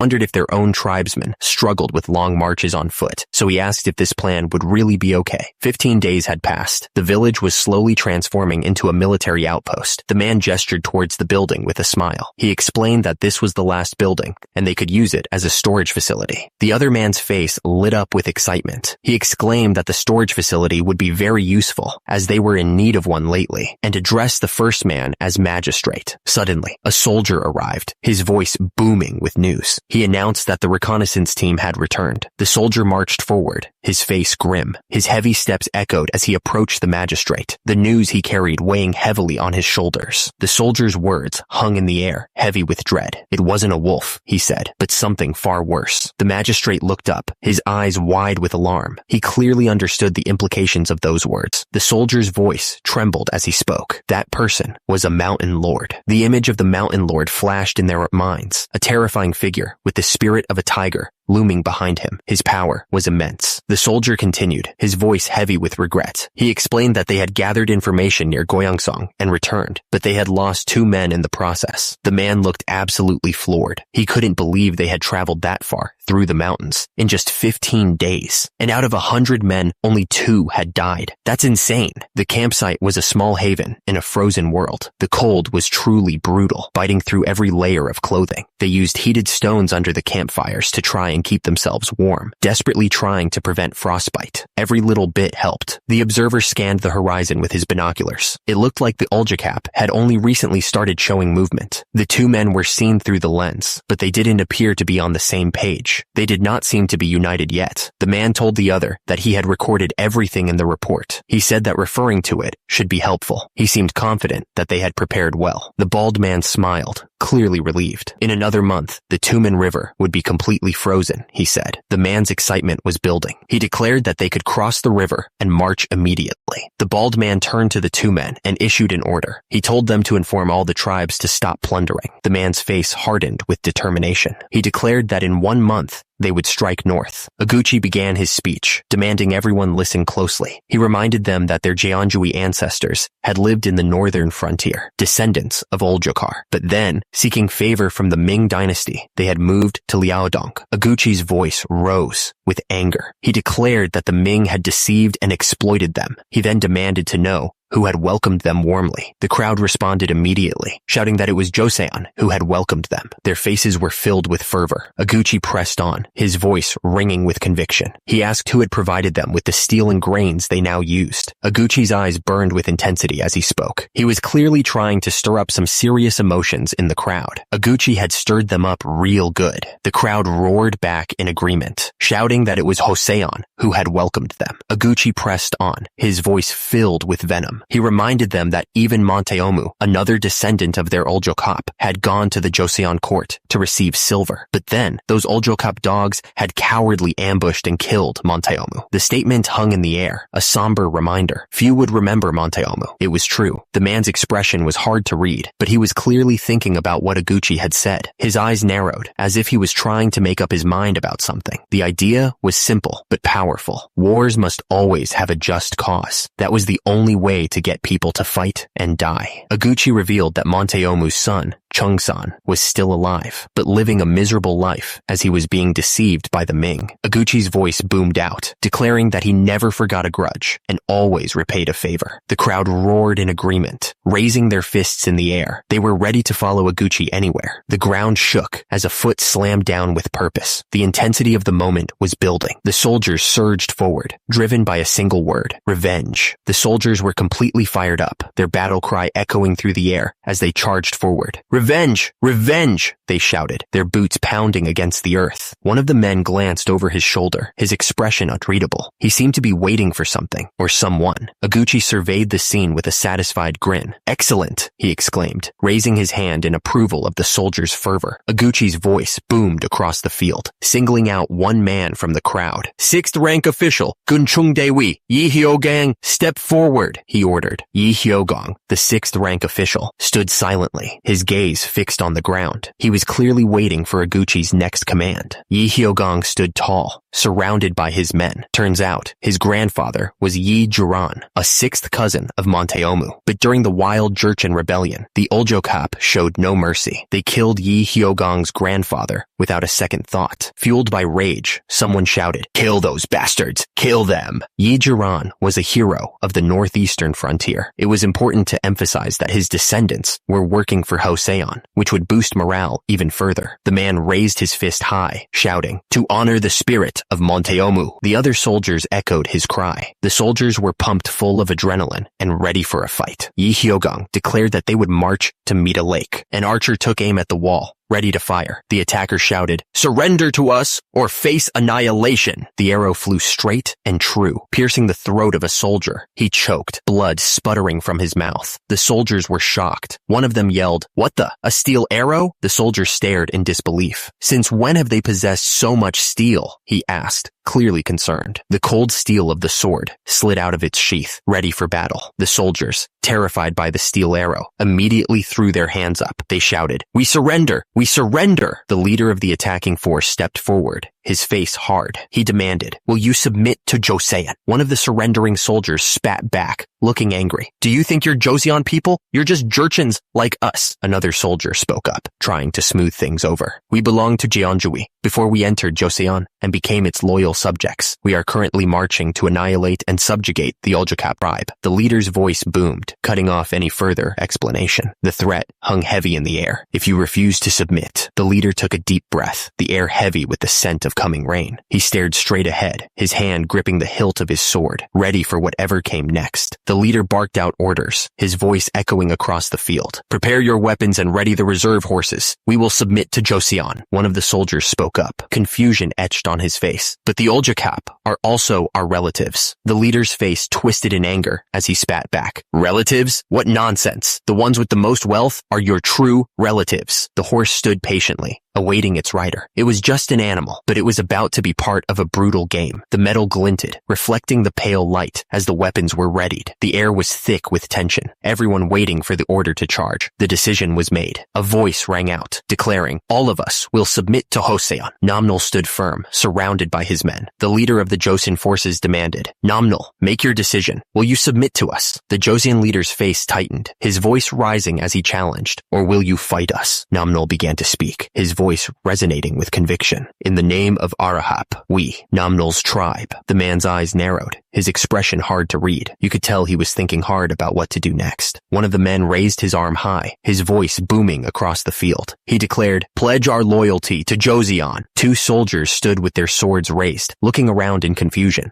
They didn't understand what was happening. Another man stepped forward, his voice firm as he announced, "Golgan, we will submit to Joseon." The man's face was a mask of confusion and disbelief. What is this? Why is everyone— He trailed off, noticing something odd. They haven't even drawn their swords? A thought crossed his mind. Were these guys actually friendly? It seemed too easy. Suddenly, the man on horseback shouted, "Nimachajok." Another man, clearly enraged, yelled, "Finally, a battle worth fighting. Yes, you traitorous scum. How dare you cling to Joseon?" The man looked around in total confusion. What is this? What's happening? Where are you going? Realizing how bad the situation was, the man knew he had to get out of there. He thought, "This is bad. I have to escape." The soldiers gave chase, kicking up dust as they rode hard after the fleeing chieftain. "Over there! The chieftain is escaping," one of them shouted. Suddenly, a massive force slammed into the chieftain. He grunted in pain as the impact knocked the wind out of him. The chieftain was thrown from his horse, tumbling to the ground, dazed and confused. He looked up and wondered what the hell just hit him. Weapons clattered to the ground as the remaining soldiers threw down their swords and bows. "Surrender! We surrender!" they cried out, desperate to end the fighting. The man stared at the bags of food with a look of disbelief. "What is this? Is this what you really eat?" he asked, clearly surprised by the offering. He looked at the bag of oats with disgust. "Moldy oats and rotting barley," he muttered, clearly not impressed by the offering. The woman wrung her hands nervously. "The Wiso disappeared this summer, so we had nowhere to get food for the winter," she explained, her voice filled with anxiety. He listened intently, processing the information. The Wiso, he learned, was a location or supply base that had disappeared, leading to the current food shortages. One of the men spoke gravely. "The Ming eliminated all of the Wiso?" he asked, his voice laced with concern. Another man confirmed, "Yes, according to the gathered testimonies." The report continued, identifying a local leader. It said, the chieftain, Yadangi, of Olmageo, near the Goyangsong region, was now a key player. The man looked absolutely furious. His face was red with anger. Turns out, the guy had been hoarding grains and refusing to give them out. Because of this, the soldiers from the 6 tribes were suffering. The thing is, those who had submitted were now eating twice as much as normal people. They were packing it away. They were eating like they hadn't seen food in years. It was a bit of a crazy sight. So, basically, they were in a situation where supplies were running short. It wasn't looking good for anyone. He realized that was why they were so eager to submit. He didn't waste any time and ordered a messenger to Gyeongwonbu. They needed to send backup supplies immediately. The messenger acknowledged the order. He understood the urgency. Suddenly, from the watchtower, a shout echoed through the encampment. "Olmageo, chieftain!" The chieftain pulled back the curtain, looking surprised. What's going on?" The soldier reported that Aguchi was marching with his forces. He claimed he would avenge Monteomu. The chieftain reacted in shock. Chieftain Yadangi looked absolutely furious. He couldn't believe what was happening and shouted, demanding to know what was going on. Chieftain Yadangi realized Ming had handed them over to Joseon. He cursed, knowing they wouldn't even be able to survive the coming winter. It was true that the Joseon forces wouldn't be able to hold out much longer either. Both sides were struggling. Chieftain Yadangi ordered his men to head up to Goyangsong. They needed to buy time, no matter the cost. 3 days later, the fortress stood against the harsh winter landscape. The order was given, and the cannons roared to life. A storm of steel arrows ripped through the air. The arrows slammed into the fortress walls, detonating in a series of violent explosions. Soldiers were sent flying through the air, screaming in terror as the force of the blasts tore them apart. The fortress wall crumbled under the relentless assault. The once imposing structure was now nothing more than a pile of rubble, creating a deadly angle. The Shingijon missiles rained down, plunging diagonally through the collapsed wall. Nothing could stop the onslaught now. Trapped beneath the falling debris, the soldiers looked up in horror. One of them wondered if all of this had been part of the Joseon plan all along. The attacker stood below, looking up at the fortress. He bellowed, "Olmijeo, I will give you one last chance." His voice echoed through the valley, dismissing the past. Monteomu's grudge, he claimed, had long been a corpse. He continued to shout, his face red with anger. The only one left, he declared, was his relative, Yadangi. From within the fortress, a voice fired back immediately. "Hey, why don't you mention the fact that Monteomu tried to betray us?" The man in the fortress continued, his voice rising in defiance. "Also, Monteomu's son is still alive, so why are you making all this fuss? Chungsan does not follow Monteomu's intentions." The men stood firm, their muscles bulging as they prepared for battle. One of them shouted, declaring that it was the will of the people for the Hoseon forces to unite with them. Suddenly, a voice shouted, "Look at that!" The men looked up in shock at what they were seeing.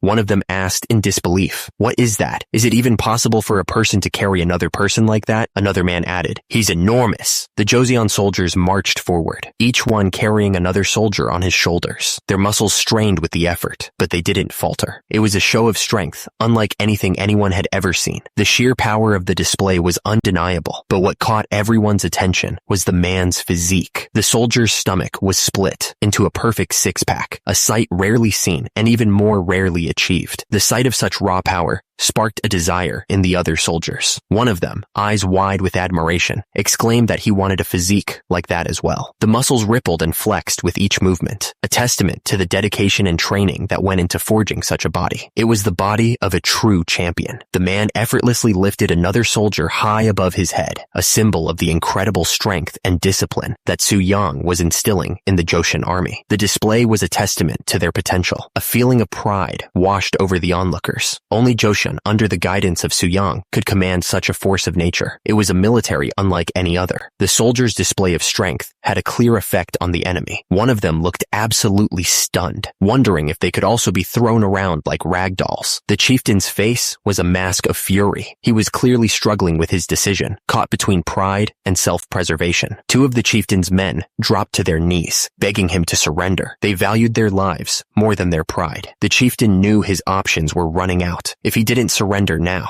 the chieftain realized his own men would carve him to pieces if he didn't surrender immediately. He was out of options. His hands tightened around the spear, knuckles turning white. He was ready for whatever was coming next. From high above, the enemy fortress was visible, and the soldiers below were finally waving white flags. They were shouting their surrender, finally giving in. Thanks to Hong Yun-seong's strategy, the Joseon forces minimized their losses. They had achieved a decisive victory, securing their position. January 1452. Winter had taken hold, covering the Joshin palace grounds in a blanket of snow. One of the men looked up from his book, his brow furrowed. "You've already gone through 50 volumes?" he asked, surprised. The other man smiled. "I haven't even finished 30% yet." The man with the book looked impressed. "That's truly impressive," he said, genuinely surprised. The other man waved his hand dismissively. "You're too kind." The smiling man leaned forward slightly. "I heard there's good news from the northern front this time," he said, his eyes gleaming with anticipation. The other man nodded in agreement. "That's right. The victory was decisive. Yoseon, with only 2,000 troops, had subjugated 50,000 Jurchen households. Not only that, but they annihilated 1,500 households of Olmijé-Oljokap, the largest faction to which Yadangi belonged. It was a total victory. The victory had been absolute. Turns out, half of the West Jurchens and wild Jurchens in the north had already asked to surrender. The news spread like wildfire. The man in red smiled, clearly pleased. "Truly remarkable," he said, thinking about the consequences. "This victory ceremony is going to be quite lively." The day of the victory ceremony arrived. The entire palace was covered in snow, making the place look even more majestic than usual. Soldiers lined the courtyard, their breath misting in the cold air. They stood at attention, waiting for the ceremony to begin. The two men walked slowly up the steps, their robes flowing behind them. The ceremony was about to start. Su Yang looked pleased. He knew this victory was more than just a military win. It was a chance to reshape the entire kingdom. A voice boomed out, congratulating everyone. The victory was official. The king spoke, his voice echoing through the courtyard. He declared, "You have avenged Mentemu, who loyally served our nation as the left guard of King Taijong. What a proud and commendable achievement achievement this is. The sound of boots crunching on the snow filled the air. Someone was approaching, and the soldiers stood straighter, anticipating their arrival. A man pushed his way through the crowd, his face twisted with anger. He looked like he wanted to start a fight. Right then and there, Suyang stood tall, his voice echoing across the courtyard. He declared the crimes of the defeated. You ambushed and killed Mentamu, a loyal vassal of our nation.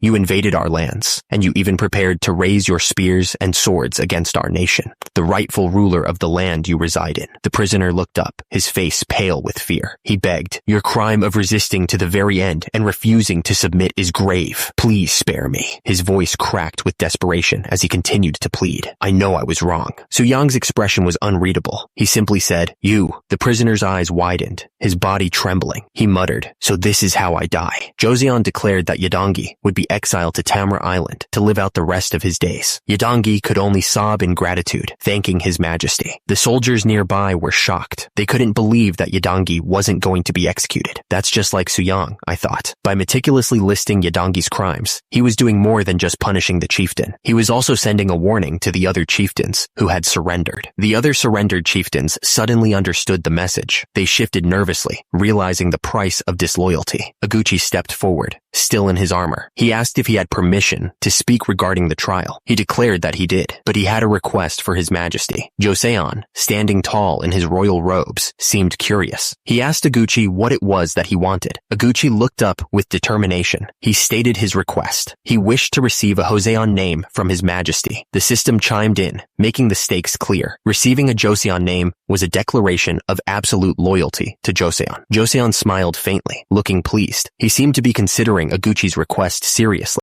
Joseon declared that in honor of Aguchi's unwavering loyalty and devotion to their nation, he would bestow upon him the name Zhang Chungryol. He also appointed Zhang Chungryol as the commander of Gyeongwon Prefecture. Zhang Chungryol looked up, the weight of the new name settling on him. He repeated his new name, testing it out. Zhang Chungryol declared that he would serve his majesty with utmost loyalty, both in body and spirit. His voice echoed across the courtyard, a promise to the king and the nation. One of the Jurchen leaders suggested that the remaining Jurchens be sent into exile in the southern provinces, where they would spend their lives raising horses. Another Jurchen leader wondered if the southern provinces were too warm, suggesting that exile there would be more like a retirement. Joseon announced that Yi Mangjan would be appointed as a second senior rank military commander. Yi Mangjan looked pleased with the new position. The soldiers cheered, raising their fists in the air. Their hard work had paid off, and they were going to be rewarded for it. The palace stood silent, covered in a blanket of snow. The cold winter air hung heavy, a stark contrast to the warmth and celebration inside. Back inside the palace, Joseon sat on his throne, deep in thought. He turned to one of his advisors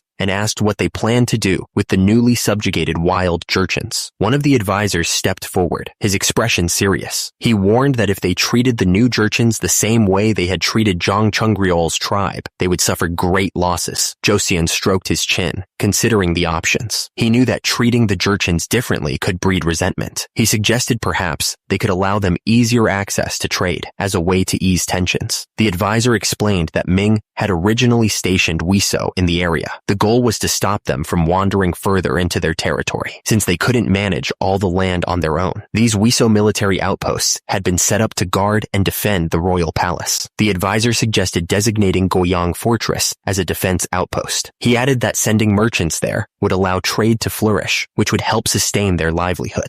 The advisor paused, then admitted that defense outposts alone wouldn't be enough to manage the situation. He trailed off, considering the options. The advisor continued, suggesting they send those who had lost their homes in the war to Goyang Fortress. He also recommended stationing trained soldiers there to keep the peace. The advisor explained that as the population grew, military force would be crucial to maintain control. Fortunately, he said with a smile, he had someone in mind to recommend for the job. The advisor explained that Hong Yun-sung, a 8th rank official and a highly capable military trainer, couldn't be here today. Turns out, he was still in Gabongwon because of a cold, but he was the one who recently executed the muscle intimidation strategy. Suyang smiled, then ordered that an official decree be sent to Hong Yun-song. He also wanted medicinal herbs sent for his recovery, and that Hong Yun-song be assigned to Goyang Fortress. The man looked confused and questioned the mention of the muscle intimidation strategy. He clearly didn't understand what that meant. The man thought to himself, the fact that this might become an official military strategy was terrifying. He was clearly not a fan of the idea. Far away from the court, Gyeongwon Prefecture stood tall. It was a place of duty, and soon a place